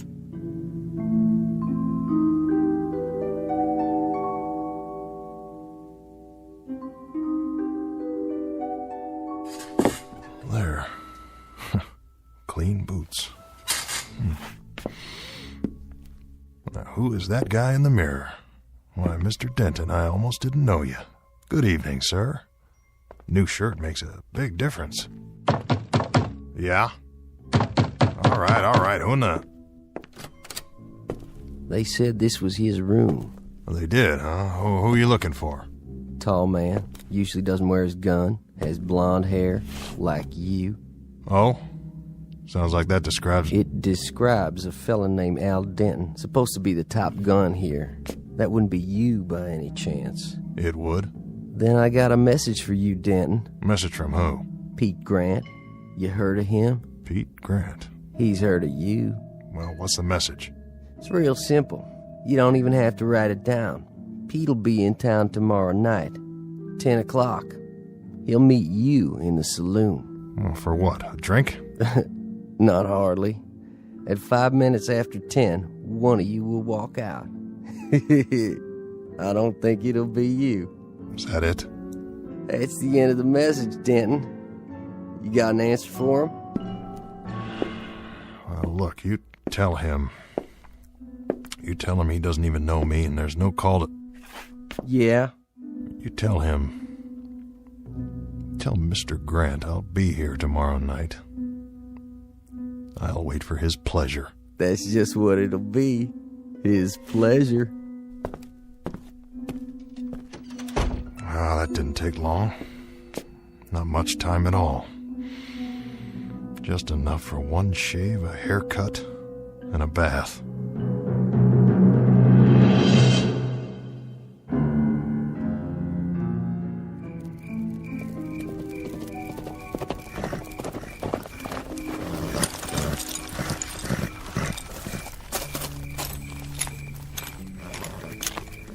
Back already? That's all it took. You deliver the message? That I did, Pete. How'd he look? What do you mean? Then, they say he's as good as he ever was. Is that how he looked? I don't really know. It was night and... No, it was not. It was an hour ago, you dumb, thick-headed steer chasing... Easy, Pete. You're all riled up. You got the nerves again. Grab your chow, and you better get some sleep. Sure, Pete. Whatever you say. Soon's I water my horse. Fast he is, then. I bet he's got a case of the nerves, too. Nerves like a sickness. I'm glad I ain't him tonight.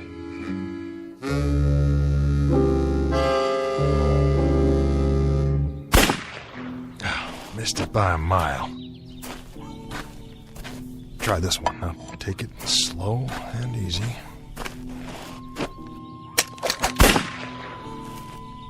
"10 feet off at least, if I could just stop my hand from shaking." Al, Oh, it's no good. you'll get it back. You just need to practice. It's too late for that. I should have known. It takes more than a shave and some new clothes. It takes more than a hot bath and a shine on my boots. That takes care of the outside, Miss Smith, not the inside. I don't believe that. You're sober now and your eyes are good. Yeah, well, look at my hand. It won't hold the gun steady, not long enough to get my aim. What are you doing? I want to get out while I still can. And go where? Away from here. Far away.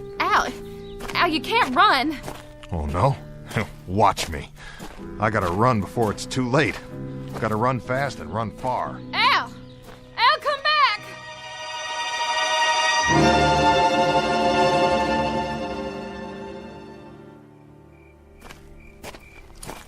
evening, Mr. Denton. Who are you? Oh, it's you. Mr. Fate. That's my name, and peddling's my game. Yeah, sorry, but I don't got no time to talk. You shouldn't, you know. Shouldn't what? You shouldn't run away. That's what you're doing, isn't it? How do you know that? I told you I learned how to read people, what they need. And you don't need to run. I don't. No, I guess not. I should stay here and get shot to death for no reason at all. I guess that's what I should do. Curse this gun. Curse the moment I found it. Oh, my, no. Don't curse it, Mr. Denton. Use it. Well, I would if I could. And now, if you'll excuse me, I've got some packing to do. Now, hold on. I think I might have what you need. There. Yes, indeed, Mr. Denton. I'd say this is exactly what you need.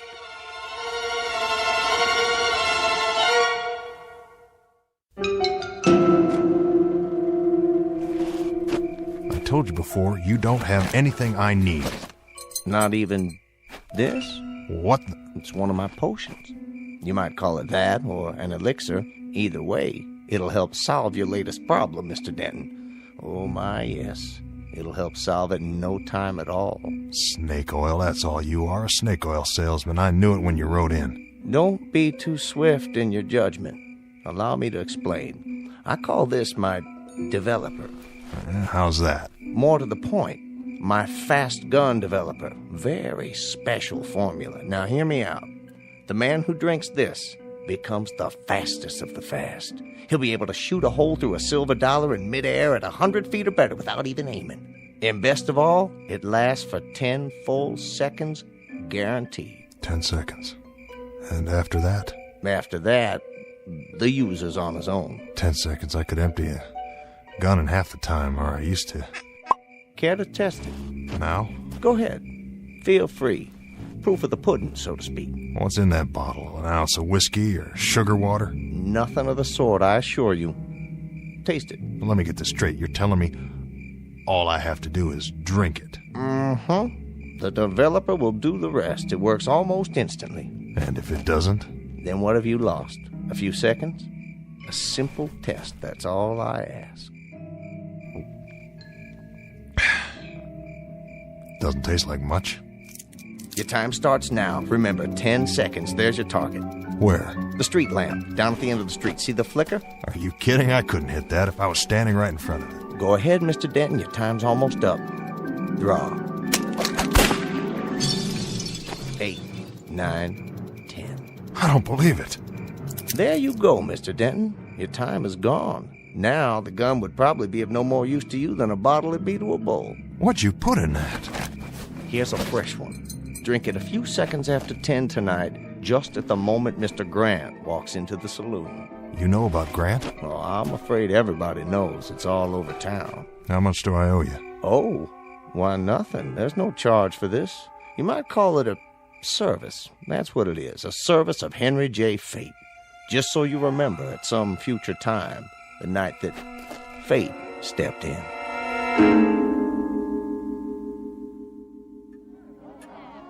Look at the time. Coming up on 10 o'clock. I don't think that Grant fella's gonna show. Well, it'd sure be a whole lot easier that way. Save me from getting the place shot up.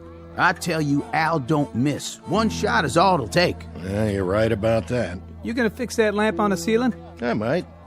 Then I might not.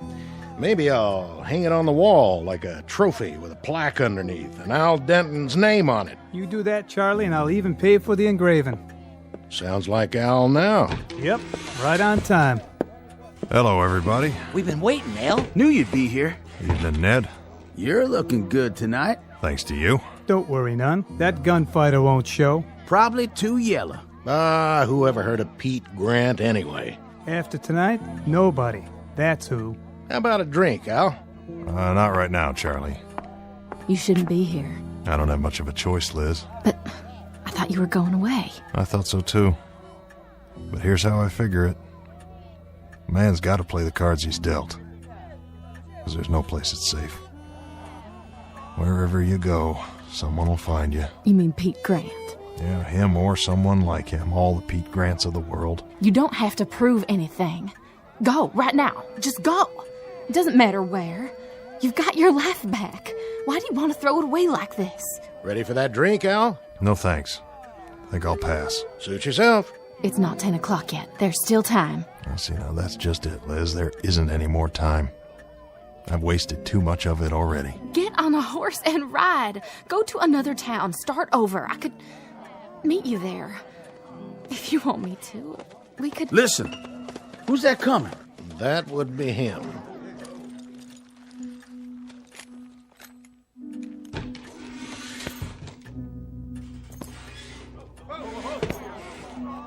Liz, do one thing for me. What, Al? This little bottle, it's my medicine. What kind of medicine? Never mind. When he calls me out, you pull a stopper and hand it to me before I turn around. Then get rid of it. I don't want anybody to see. But what is it? A chance. About the only chance I've got. What'll it be, mister? I'm looking for somebody. Who might that be? At the end of the bar. You Denton? That's right. I heard about you. Oh, yeah? What did you hear? Heard tell you're supposed to be fast with a gun. Well, I'll tell you something, son. You got a good chance to find out. I aim to do that. Now, look, I got no quarrel with you. That's not all I heard. I heard you were a low-down, dirty coward. You shouldn't believe everything you hear. Turn around and step away from the bar. You sure there's no other way to settle this? I'm plenty sure. Well, all right, then, if that's your pleasure. Now, Liz. I'm ready. What's that young fella doing? Sneaking some kind of drink. Al, look! He has a medicine bottle, too, just like yours. Go ahead. Make your move. Al! I got you, Denton. And I got you. But that can't be. You're both right. You shot the guns clean out of each other's hands. This is a push, boys. No winner. Let it end here. Your hand! You won't be shooting anymore with that hand, Al. Not anymore. A couple of the fingers are gonna be stiff from now on. Yeah, I reckon they are. But that don't make any difference. You were fast. Fast on the draw. The way you stood up, that's something to tell your grandchildren about. And the way it looks now, you just might live to have some. Here, wrap this handkerchief around and stop the bleeding. I don't need your help. No, I guess you don't. Not now. You know, you won't understand this right away, son, but you just got a blessing. 2 fingers stiff like mine for good and all. That's what it is, a blessing. Took me a whole lot of years lying dead drunk in the street looking up at the sun before I learned it. And you won't have to go through that. Get away from me.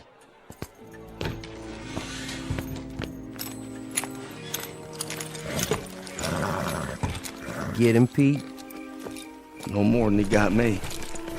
Then it's over and done. Yeah, it's over and done. Let's ride.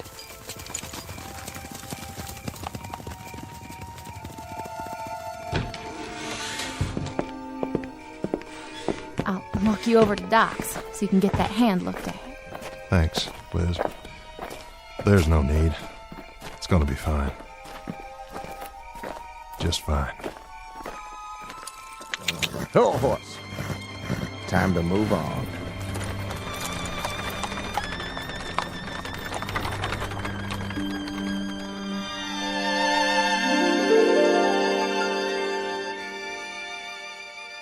Mr. Henry Fate, like his wagon says, a dealer in everything. Utensils, pots and pans, liniments, and potions. A fanciful figure in a black frock coat, who also deals from time to time in second chances.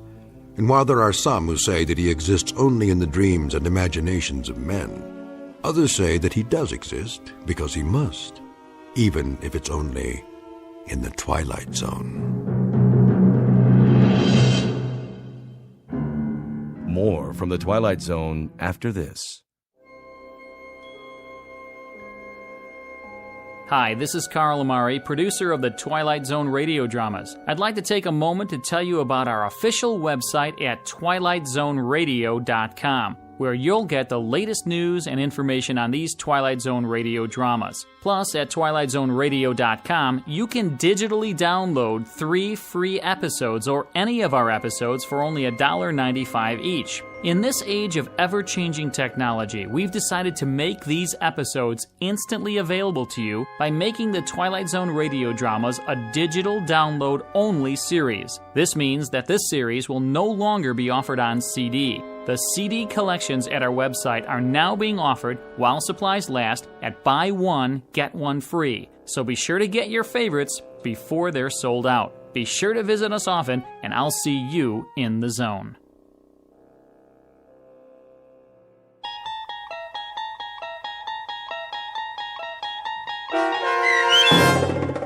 Mr. Denton on Doomsday, starring Adam Baldwin with Stacy Keach as your narrator, was adapted for radio by Dennis Etchison and based on a script by Rod Serling. Heard in the cast were Christian Stolte, Jeff Lupetin, Richard Shavsden, Craig Brawley, Brooke Sanford, Kurt Nabig, Doug James, Roderick Peoples, Lynn Foley, Carl Amari, Roger Wolski, and Vince Amari. To learn more about the Twilight Zone radio dramas and to obtain audio cassettes and CDs of these programs, visit our website at twilightzoneradio.com. The producers of The Twilight Zone wish to thank CBS Enterprises, Carol Serling, Dennis Etchison, Dick Brescia Associates, Claire Simon Casting, Terry Jennings, XM Satellite Radio, Sirius Satellite Radio, our sponsors, and our radio affiliates for helping make this series possible. This copyrighted radio series is produced and directed by Carl Amari and Roger Wolski for Falcon Picture Group. Doug James speaking.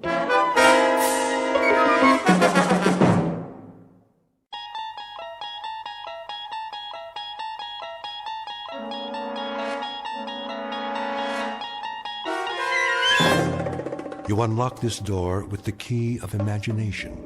Beyond it is another dimension, a dimension of sound, a dimension of sight, a dimension of mind.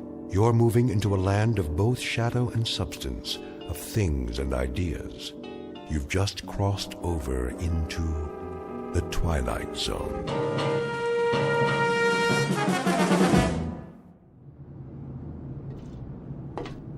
All right, men, we've got clear skies and a calm sea. Now let's get this ship back on course. Yes, sir.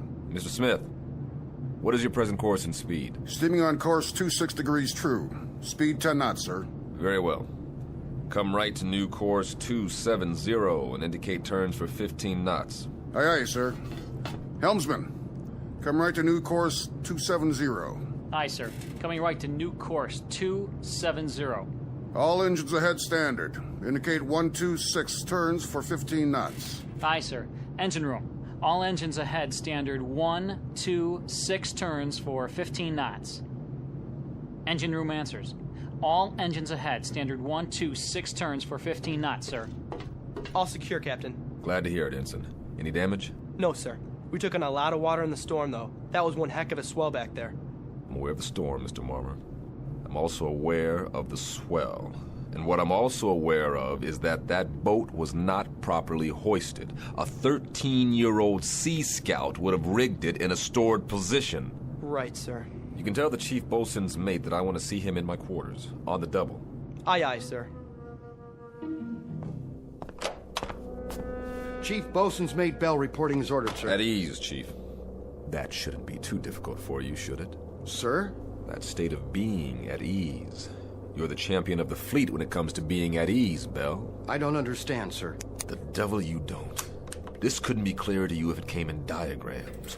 You are the chief bosun's mate on board this ship. You run the deck division, you handle the rigging in and out, you supervise the heavy equipment, and there are 8 or 10 other cardinal duties you are responsible for, not the least of which, chief bosun's mate Bell, is the proper securing of the whale boat. Now, last night we had a bad swell, and that boat should have been rigged in. Instead, it was left swung out, and as a result, she's 80% damaged and filled up like a swimming pool. Question, Chief. Where were you? Begging the captain's pardon. Don't beg my pardon. Just tell me, in a brief explanatory way, why you couldn't handle the initiatives of a chief bosun's mate, and why the efficiency of this ship has had to suffer as a result. We had 9 hours notice of that storm, Bell. This ship should have been 100% prepared. It wasn't, and I want to know why. I did all I could, sir. I haven't been feeling up to par. Did you report to sickbay? No, sir. Speak up, Chief. No, sir, I didn't report to sickbay. Hey, look, Chief, I'm not in the business to pistol whip my crew. I want a tight ship, that's true, but I happen to care very much if any one of my sailors has a problem and can't function because of it. You've rated 4-0 all the way down the line for as long as you've served on this ship. And then suddenly, in the past 3 days, you stowed all your seamanship in a trunk someplace and came up with a bunch of dumb head boners that I would expect from a 17-year-old boot. Bell, what is the problem? There is a problem, huh? No problems, sir.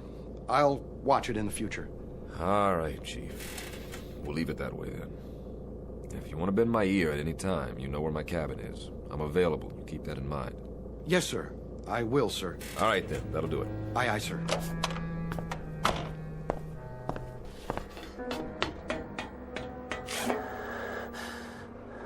Chief? Hey, Chief, are you all right? What? You okay, Chief? You looked a little woozy there. Yeah, I'm okay. What am I listening to? Sir, contact bearing 280, 1100 yards, echo quality sharp. Evaluate as possible submarine. Submarine? But not moving, sir. Dead in the water. Shift the control to listen. Sounds like hammering or something, sir. Bridge sonar. Bridge eye. We have contact, bearing 030 degrees true, range 1100 yards. Appears to be a metal object. What kind of object, sonar? We can't tell, sir. From the sound of it, it's some kind of small ship, perhaps a subhull. Bridge eye. Sonar reports a contact, Captain. Evaluation is a possible submarine. A possible what? Stay on course. I'm going down to the sonar shack.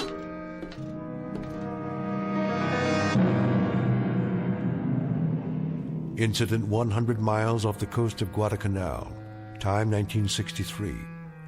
A United States naval destroyer on what has been a most uneventful cruise, except for a few tense moments with a storm front. Nothing unusual. But in a moment, they're going to send a man down 30 fathoms and check on a noisemaker. Someone or something tapping on cold steel. You may or may not have read the results in a naval report, because Captain Beecham and his crew have just set a course that will lead this ship and everyone on it deep into the Twilight Zone. And now, back to our story from the Twilight Zone, The 30-Fathom Grave, starring Blair Underwood, with Stacy Keach as your narrator.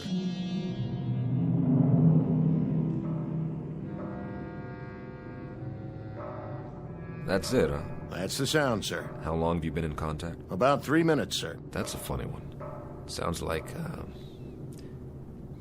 tapping on metal, doesn't it? That's what I think, sir. Bridge. Change course to 030 and reduce speed to 5 knots. Try to make contact by underwater telephone. I've already tried, sir. I get no response. Listen. It stopped now. Just like that? Sonar still has the contact, sir. I'll leave it on. Stay on it. I'll be on the bridge.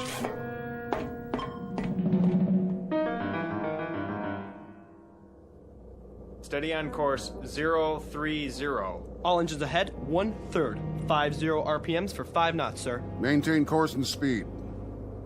Anything in sight? Nothing, sir. We're directly over the object. All right, all engines stop. All engines stop. Aye, sir. All engines stop. Engine room answers, sir. All engines stopped.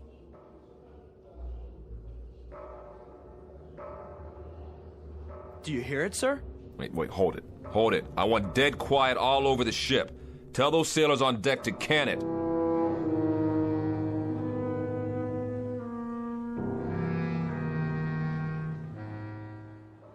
Ain't that a kick in the head? What do you suppose it is? Ghost, man. Ghosts. What do you think it is, Chief? I'm not sure. I've never heard nothing like that before. Stow it! Let's keep it quiet down there. They want us to be quiet so they can listen to it. What I want to know is, listen to what? Where you going, Bell? I don't feel so good. You don't look so good either. Make it stop. My head. Easy, Bell. You fall overboard.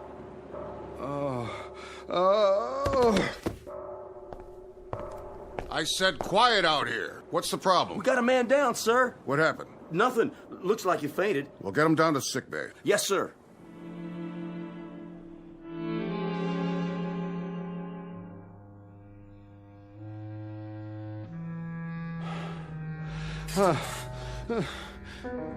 Where am I? In the sick bay.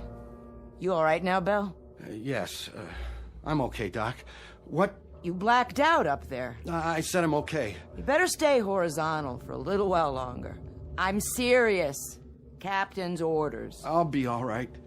I wouldn't doubt it, but right now you look like a Class A shipwreck. We still stopped?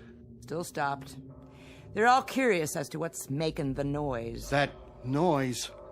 What's the trouble? It's just such an odd feeling. What kind of feeling? I can't describe it. Lie back down now. What's the needle for? Just relax, Chief. Get some sleep. This'll help. Sure. Sure. That's all I need. A little sleep. Doc? Yeah, Bell? What do you suppose is down there? Don't worry about it. You just go to sleep. Whatever it is, the captain will know what to do.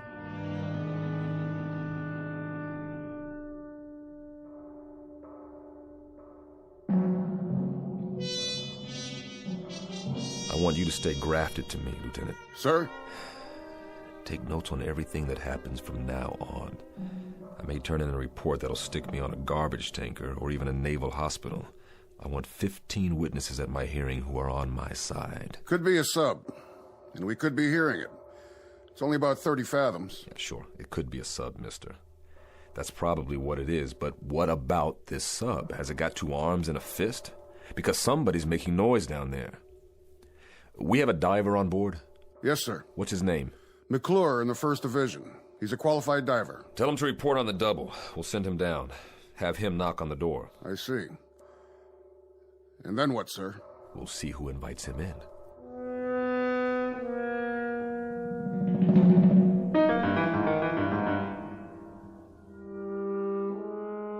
McClure reporting, sir. You're the diver? Right, sir. All right, I'm going to give it to you straight, McClure. Now here's the picture. There's something down there, directly below us. Something, sir? We don't know what it is yet, just that it's a metal object about the size of a sub-hull. That's where you come in. I want you to get your equipment and go down there. Stay in contact from the moment you hit water to the moment you reach it, understood? I understand. Whatever that object is, there may be somebody inside, or at least something that's making the noise. When you get down there, I want you to listen closely and tell me what you hear. We may be getting it distorted. Yes, sir. All right, then, hop to it. Aye, sir. What we're hearing doesn't make any sense. It's crazy. It is that, Lieutenant. But if it isn't a sub, sir, what is it? Maybe it's a Spanish galleon, Lieutenant, with a treasure chest and a loose lid that's off its hinges. Or maybe it's just our imagination. Well, we'll sure find out. As soon as he suits up, they'll lower him down. And then we'll know. I sure hope so, Lieutenant. One way or another. I hope you're right.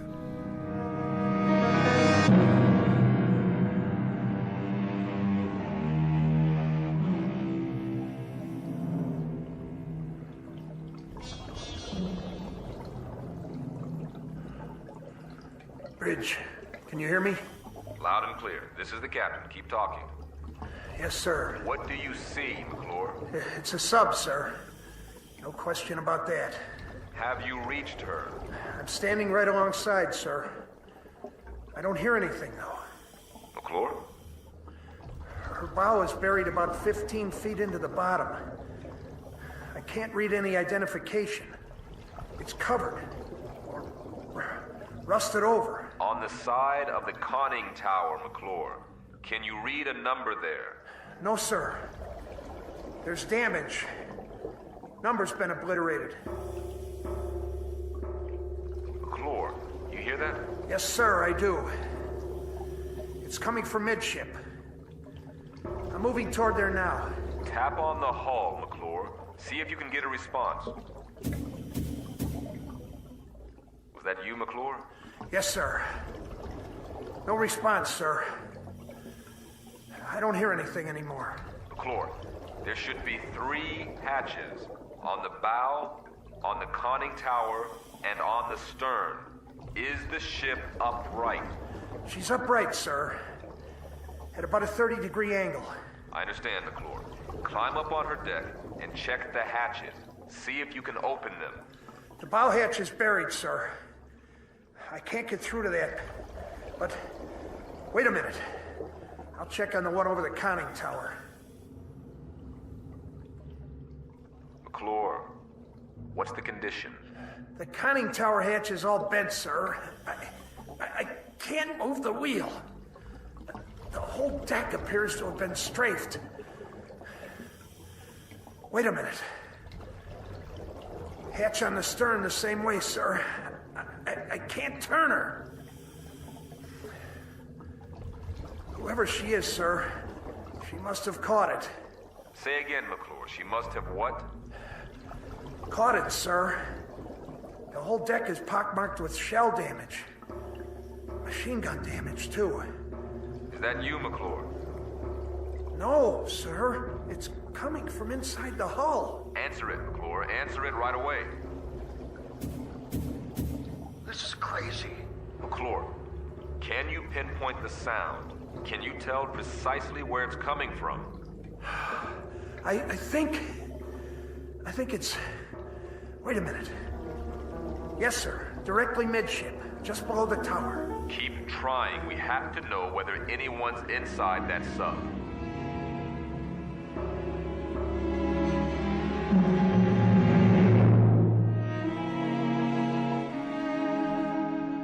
Now, back to the 30-fathom grave on the Twilight Zone.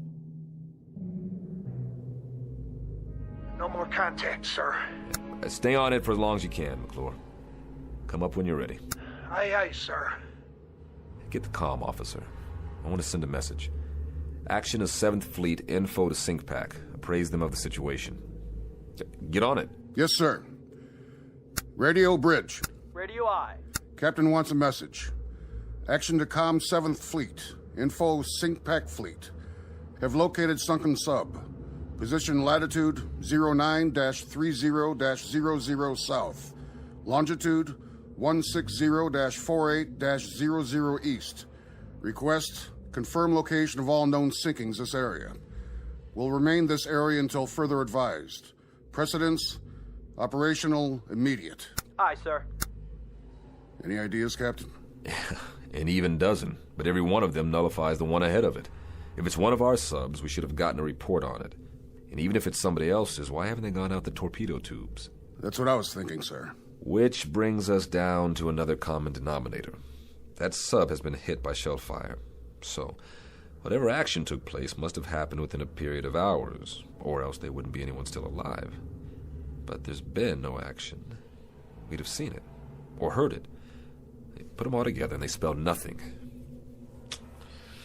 When McClure comes up, tell him to dry off and report to the sonar shack. That's where I'll be.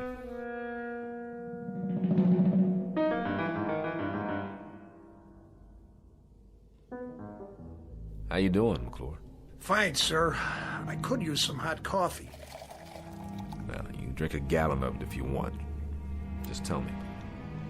What did we find out? I don't know, sir. I don't know either, Bosun. Just tell me what you do know. There's somebody inside her. I'd lay odds on that. 3 or 4 times when I pounded on the hull, that's when somebody answered me. Well, what about the sub itself? Could you judge her length? Well, I guess her to be about 300 feet, sir.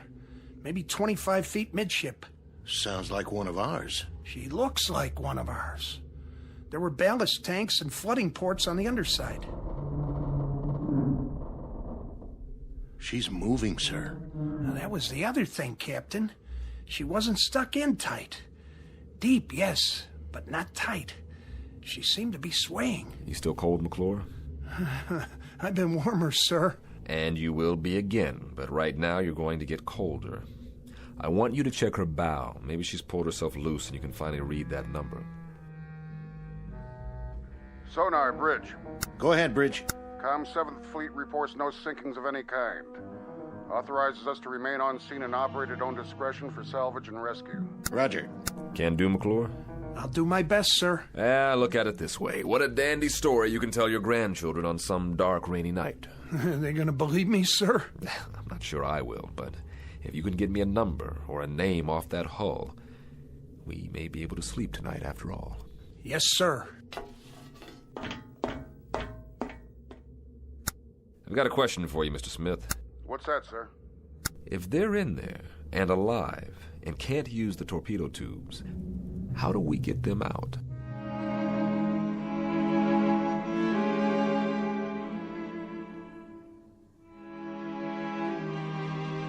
Bridge. Go ahead, McClure. This is the captain. She's pulled herself out, sir. Here's your number. 714. 714. Make a note of that, Lieutenant Smith. Yes, sir. Well, that means she's one of ours. Come on up and get a broiled steak on me, McClure. Smith, hand me the book with the hull numbers. Here you are, sir. Give me that number again. 714. Here it is. 714. Commission December 1941. Sunk in action, First Battle of the Solomons, August 7th, 1942. But, Captain, that was 20 years ago.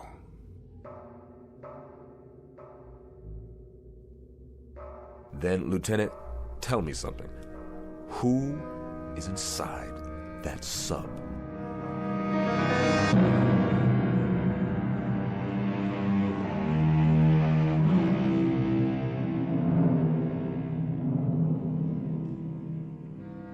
Coffee, sir? Thanks, Marmer. Quiet night. It's too quiet.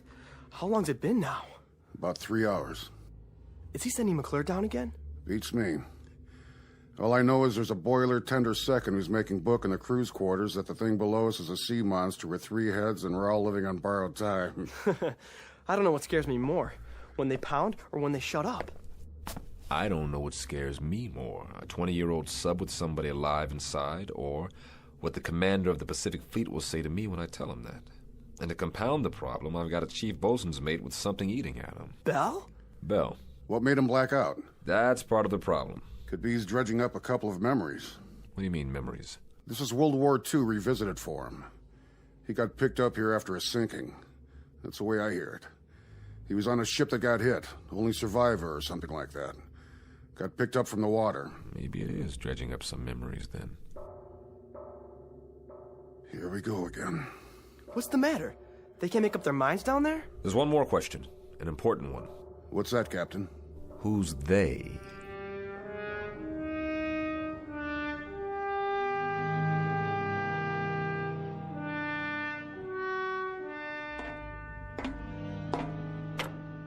Hello, sir. Doc? How's it coming down there? Yeah, it's coming. How's your patient? Asleep, sir. I was just going to get some chow. Keep me posted. I'll be in my quarters. Aye, sir. No. No! No! What's the matter? Belle! What happened?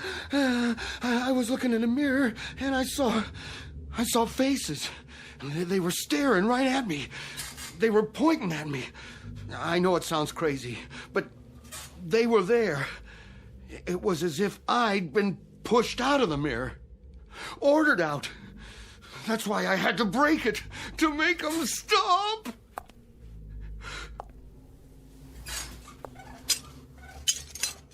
Doc? Yeah, Chief.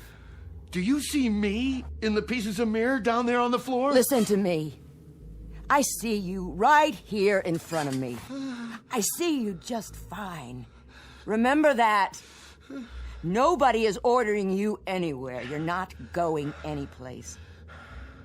We're gonna lick this, Belle. I mean it. We're gonna lick this. Oh.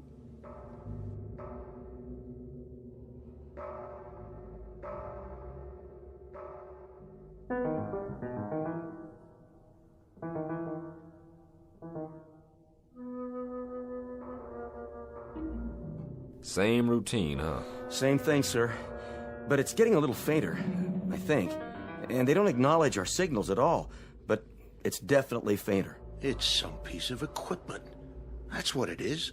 Something loose that's probably swinging back and forth and hitting a bulkhead. Possible. That's the only explanation. I mean, well, think about it, Captain. A 20-year-old sub in the deep six since the war? Who could be down there? Somebody who dies awfully hard.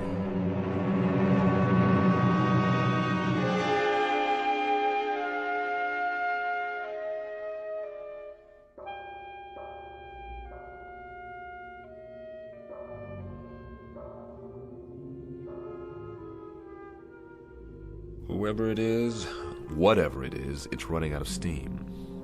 I wouldn't make book on this, but I've got a hunch that if we don't get inside there, and I mean quick, we're gonna miss the boat. So we go down, and like you said, we knock on the door, but we've done that before. No, we don't knock on the door this time.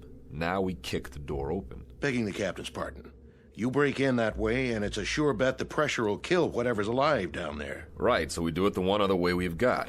I want you to send a message to ComSub Pack. Tell them we're going to need a submarine rescue ship out here. Give them position and depth and tell them to report to the scene for rescue attempt. Emergency precedence. The airlock chamber? Well, that's all we've got left, and it's precious little. Get on it right away. I'll be on the bridge. Radio, sonar. Radio I. The ComSub Pack. Emergency precedence. Request nearest ASR report to position. Latitude 09er-30.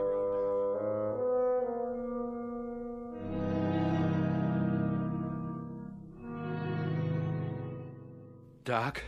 Yeah. You got a cigarette? Sure, Belle. I'll do it. Your hands are shaking. Thanks.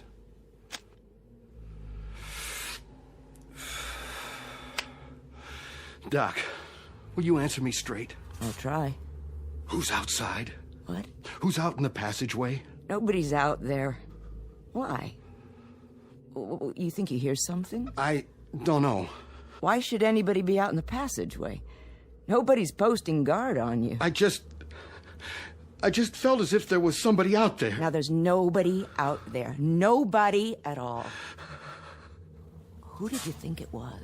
I don't know. The only thing out there is a long stretch of steel and deck. Nothing else. Come on, you want to take a look? What's happening to me? Doc, what in God's name is happening? Chief, you gotta get a grip, or I swear you're gonna talk yourself into a straitjacket. I mean it. I got the feeling again. Just as if somebody was watching me, pushing at me. Doc? What, Bill? I'm scared to open the door. Then don't. I told you, there is nothing out there. I'm scared to open it, but I have to.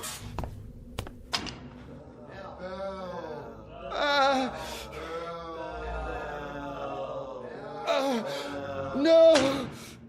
What did you see? Men! What men? All wet! Dripping wet and not alive! They were looking at me! Listen. I didn't see a thing, Chief, and neither did you. Oh. Did you hear me? All you saw was what your scared brain told you to see. Oh. That's what it was, what you've talked yourself into. Now pull yourself together, sailor. But I tell you, I saw it! Then I'll prove it to you. No! See? Nothing, I told you. What the... Water on the floor. And where did that come from? Piece of seaweed.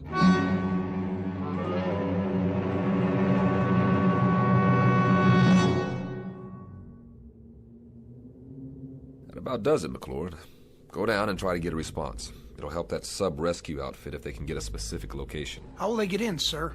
Through the forward torpedo compartment or the stern. Then they'll have to blow each of the 6 other compartments before they can enter. What if I don't get any answers, sir? We haven't heard from them in almost a half an hour. If you don't get any answer, come back up. The rescue team will take it from there. No survivors then, sir. Is that what it'll mean? That's what it'll mean. They'll bring up bodies, not survivors. Okay, McClure, up to it. Aye, sir.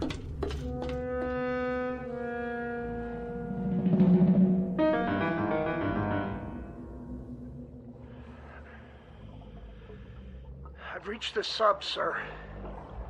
The next noise you hear, that'll be me.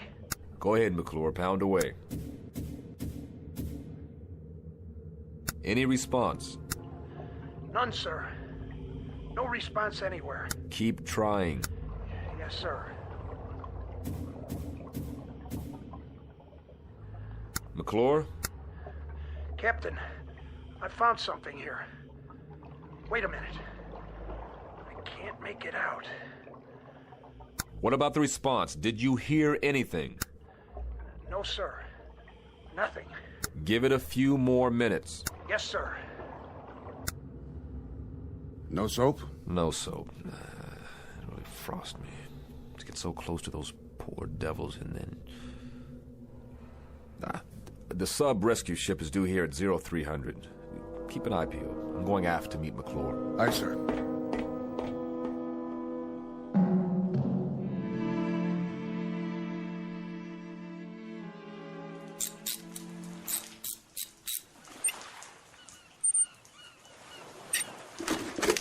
Bet it feels good to get that helmet off. Oh. Yeah, it sure does. It's so dark down there now. Without the light, I couldn't see a blasted thing. Real spooky. But I found this. Yeah, thanks, McClure. Good job. Go get some chow. I'll need you one more time when the ASR team gets here. You're gonna have to go down as a pathfinder. Give them any help they need. But that won't be for a while. Excuse me, sir. But you better look at those tags. You gotta be kidding me. What's the matter, sir? Ensign, ask Doc if Chief Bell is well enough to report to my quarters, because I need an explanation for this one. Fast.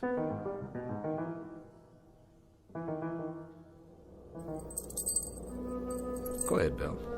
Read what it says on these dog tags. I don't have to, sir. I know what it says. It says Bell, William J. That's yours. Yes, sir. McClure found it on the deck of that sub down there.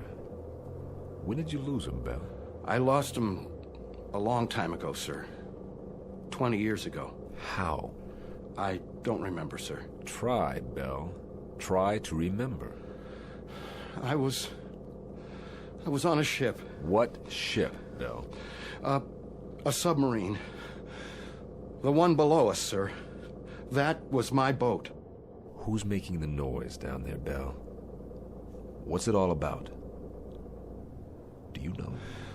We were on the surface. It was night. I was a signalman then. I was supposed to put the infrared filter over the signal lights. Otherwise, they would have seen us. They would have seen the light. They would have found us. I don't know what happened. I was scared, clumsy. I dropped the signal light. The filter fell off. They were waiting for us out there. Japanese destroyers. They saw our light. And it was my fault. They let us have it. They straddled us with the first salvo. The captain took the sub down, but it was too late. They unloaded depth charges. And that sub wasn't ever coming up again. What about you? I got flung over the side when the first salvo hit. And all that time I was in the water, I could... You could what? I could hear the voices of our guys down below me. They were screaming. I know what it is now. This crazy feeling I've had. What? What is it, Bell? I got out. One guy out of the whole crew. I got picked up later on by one of our destroyers. But I got out. Do you understand, Captain? I sank that sub. I was responsible, but I got out. Bell, I want you to listen to me. Those guys down in the sub, they know I'm up here. Bell, hear me out. I should be with them.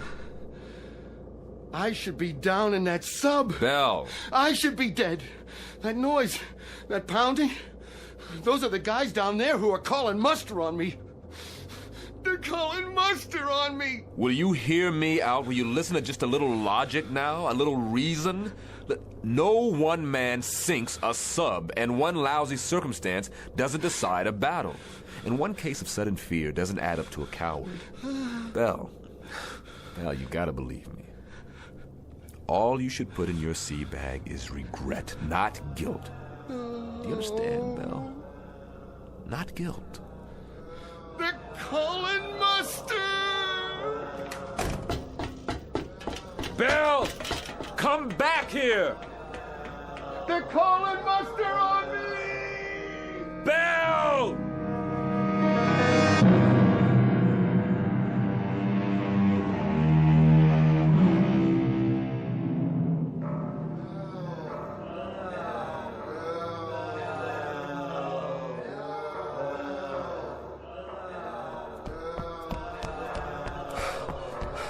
Belle, get away from the rail. Now, that's an order. They're calling me! Man overboard! Starboard side!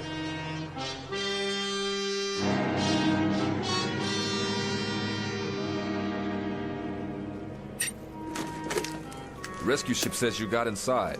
Yes, sir. It was a wreck. Nobody had a chance. Nobody? Nobody, sir. The periscope shears had been cut in half. One section was just hanging there, swinging back and forth. Then that was the noise. That was the noise, wasn't it? I guess so, sir, but... But? There were 8 men down in that control room. 8 men. Or what was left of them. And one of them had a hammer in his hand. Let's just say, McClure... Let's just say that this is the part of the story you tell your grandchildren that you make up yourself. Say anything you like, any explanation that comes to mind. Aye, sir.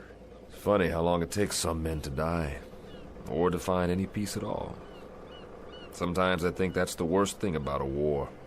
Not just what it does to the bodies, but it does to the minds. So, rest in peace, Mr. Bell. I think it's your due now.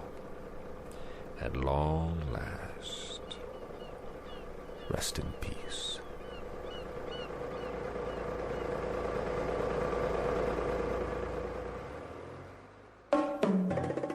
Small naval engagement. The month of July 1963. Not to be found in any historical annals. Look for this one filed under H for haunting in the Twilight Zone.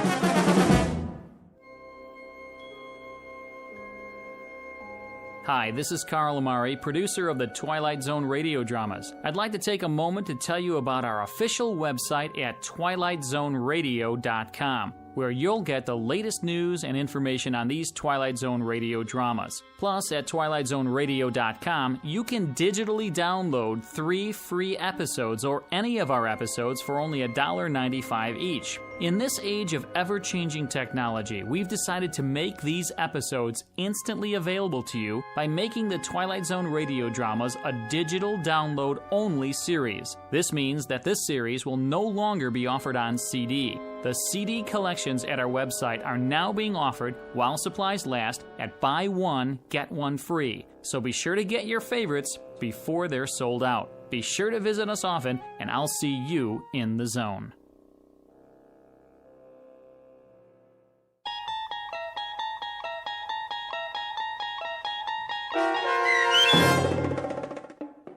"30 Fathom Grave" starring Blair Underwood, with Stacy Keach as your narrator, was adapted for radio by Dennis Etchison and based on a script by Rod Serling.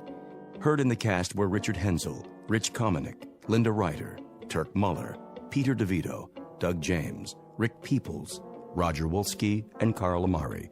To learn more about the Twilight Zone radio dramas and to obtain audio cassettes and CDs of these programs, visit our website at twilightzoneradio.com. This copyrighted radio series is produced and directed by Carl Amari and Roger Wolski for Falcon Picture Group. Doug James speaking.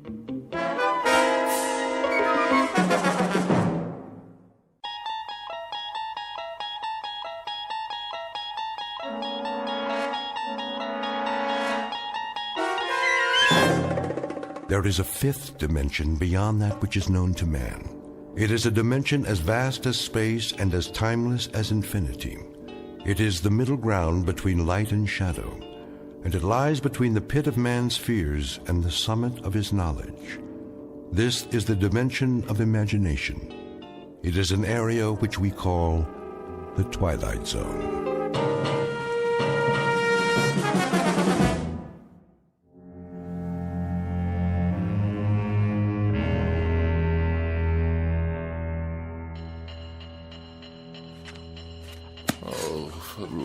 What's the matter, dear?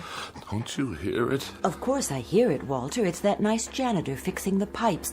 Why don't you go on reading your book until he's finished? And when, pray tell, might that be? I'm sure it won't be much longer. Then the radiator will get just as hot as you want it. Isn't that what you told him?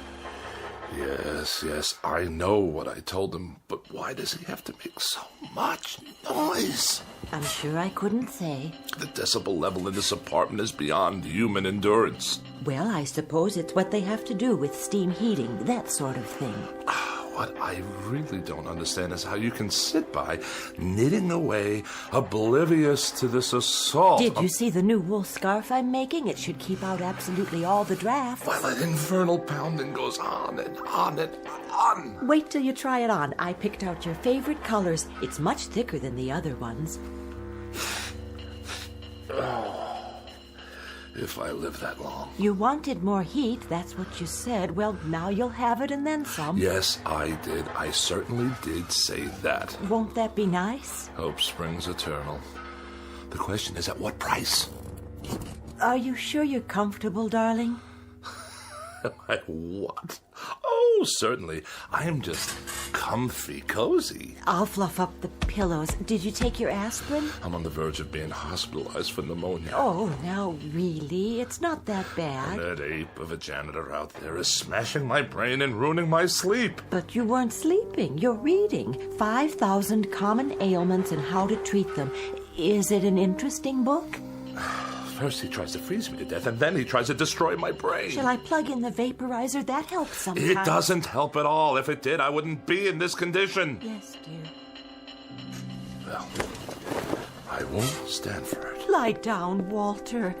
No, I will not lie down. How can I? If I'm to die, at least it's going to be in comfort and peace.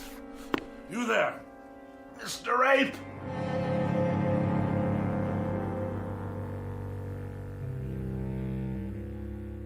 Witness Mr. Walter Bedecker, age 44, afraid of the following: death, disease, other people, germs, drafts, and just about everything else.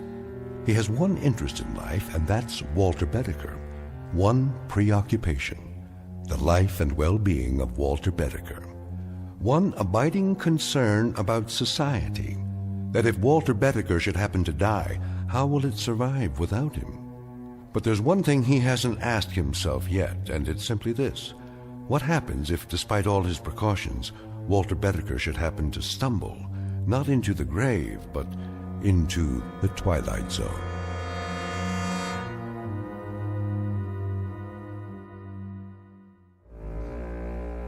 And now, The Twilight Zone, and our story, Escape Clause, starring Mike Starr, with Stacy Keach as your narrator.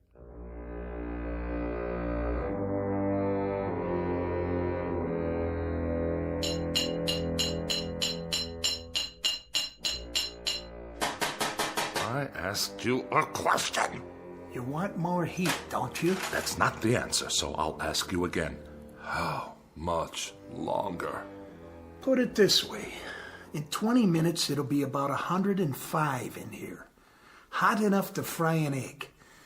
That good enough for you? 20 minutes, you say? After hour upon hour of your clanking around in my living room while I'm on my deathbed, I have to wait 20 minutes more? If you do die, Bedecker, and you go where I think you're going, as far as the temperature's concerned, you ain't going to be able to tell the difference. You ape! Get out! My pleasure.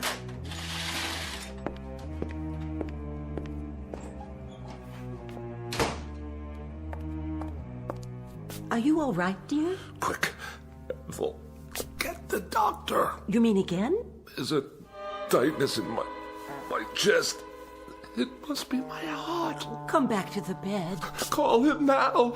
Tell him to hurry. I don't think I have much time.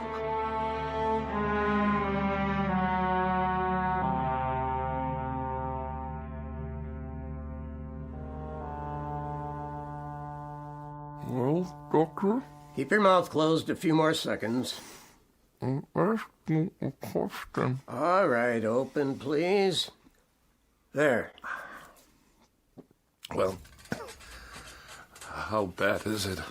What does that mean? Your temperature isn't bad at all. In fact, it's quite good. The thermometer wasn't in my mouth long enough. Oh, I think it was. I timed it exactly. I find that hard to believe. You'd better take it again. But why? I implore you before it's too late. There would be no point. You see, you have no temperature. What about my vital signs? Blood pressure's fine. Respiration and pulse, all normal. My throat? It's dry and achy all the time. Well, that's because it's so hot in here. No sign of infection. Throat clear. Ears and nasal passages clear. What about the pains in my back and my side? Well, what about them? And 4 sleepless nights in a row. Is it 4 now? How about that? Well, what do you want me to say? The truth. The awful truth. I can take it. The truth, Mr. Bedecker? Well, the truth is that it's, Go on.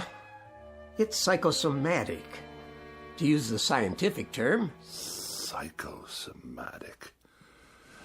You're trying to tell me that I'm only sick in my mind? That's my considered opinion. And you're supposed to be a professional. Mr. Bedecker, may I speak candidly? I insist. Well, there is nothing wrong with you except the ailments you manufacture for yourself. Manufacture? Is that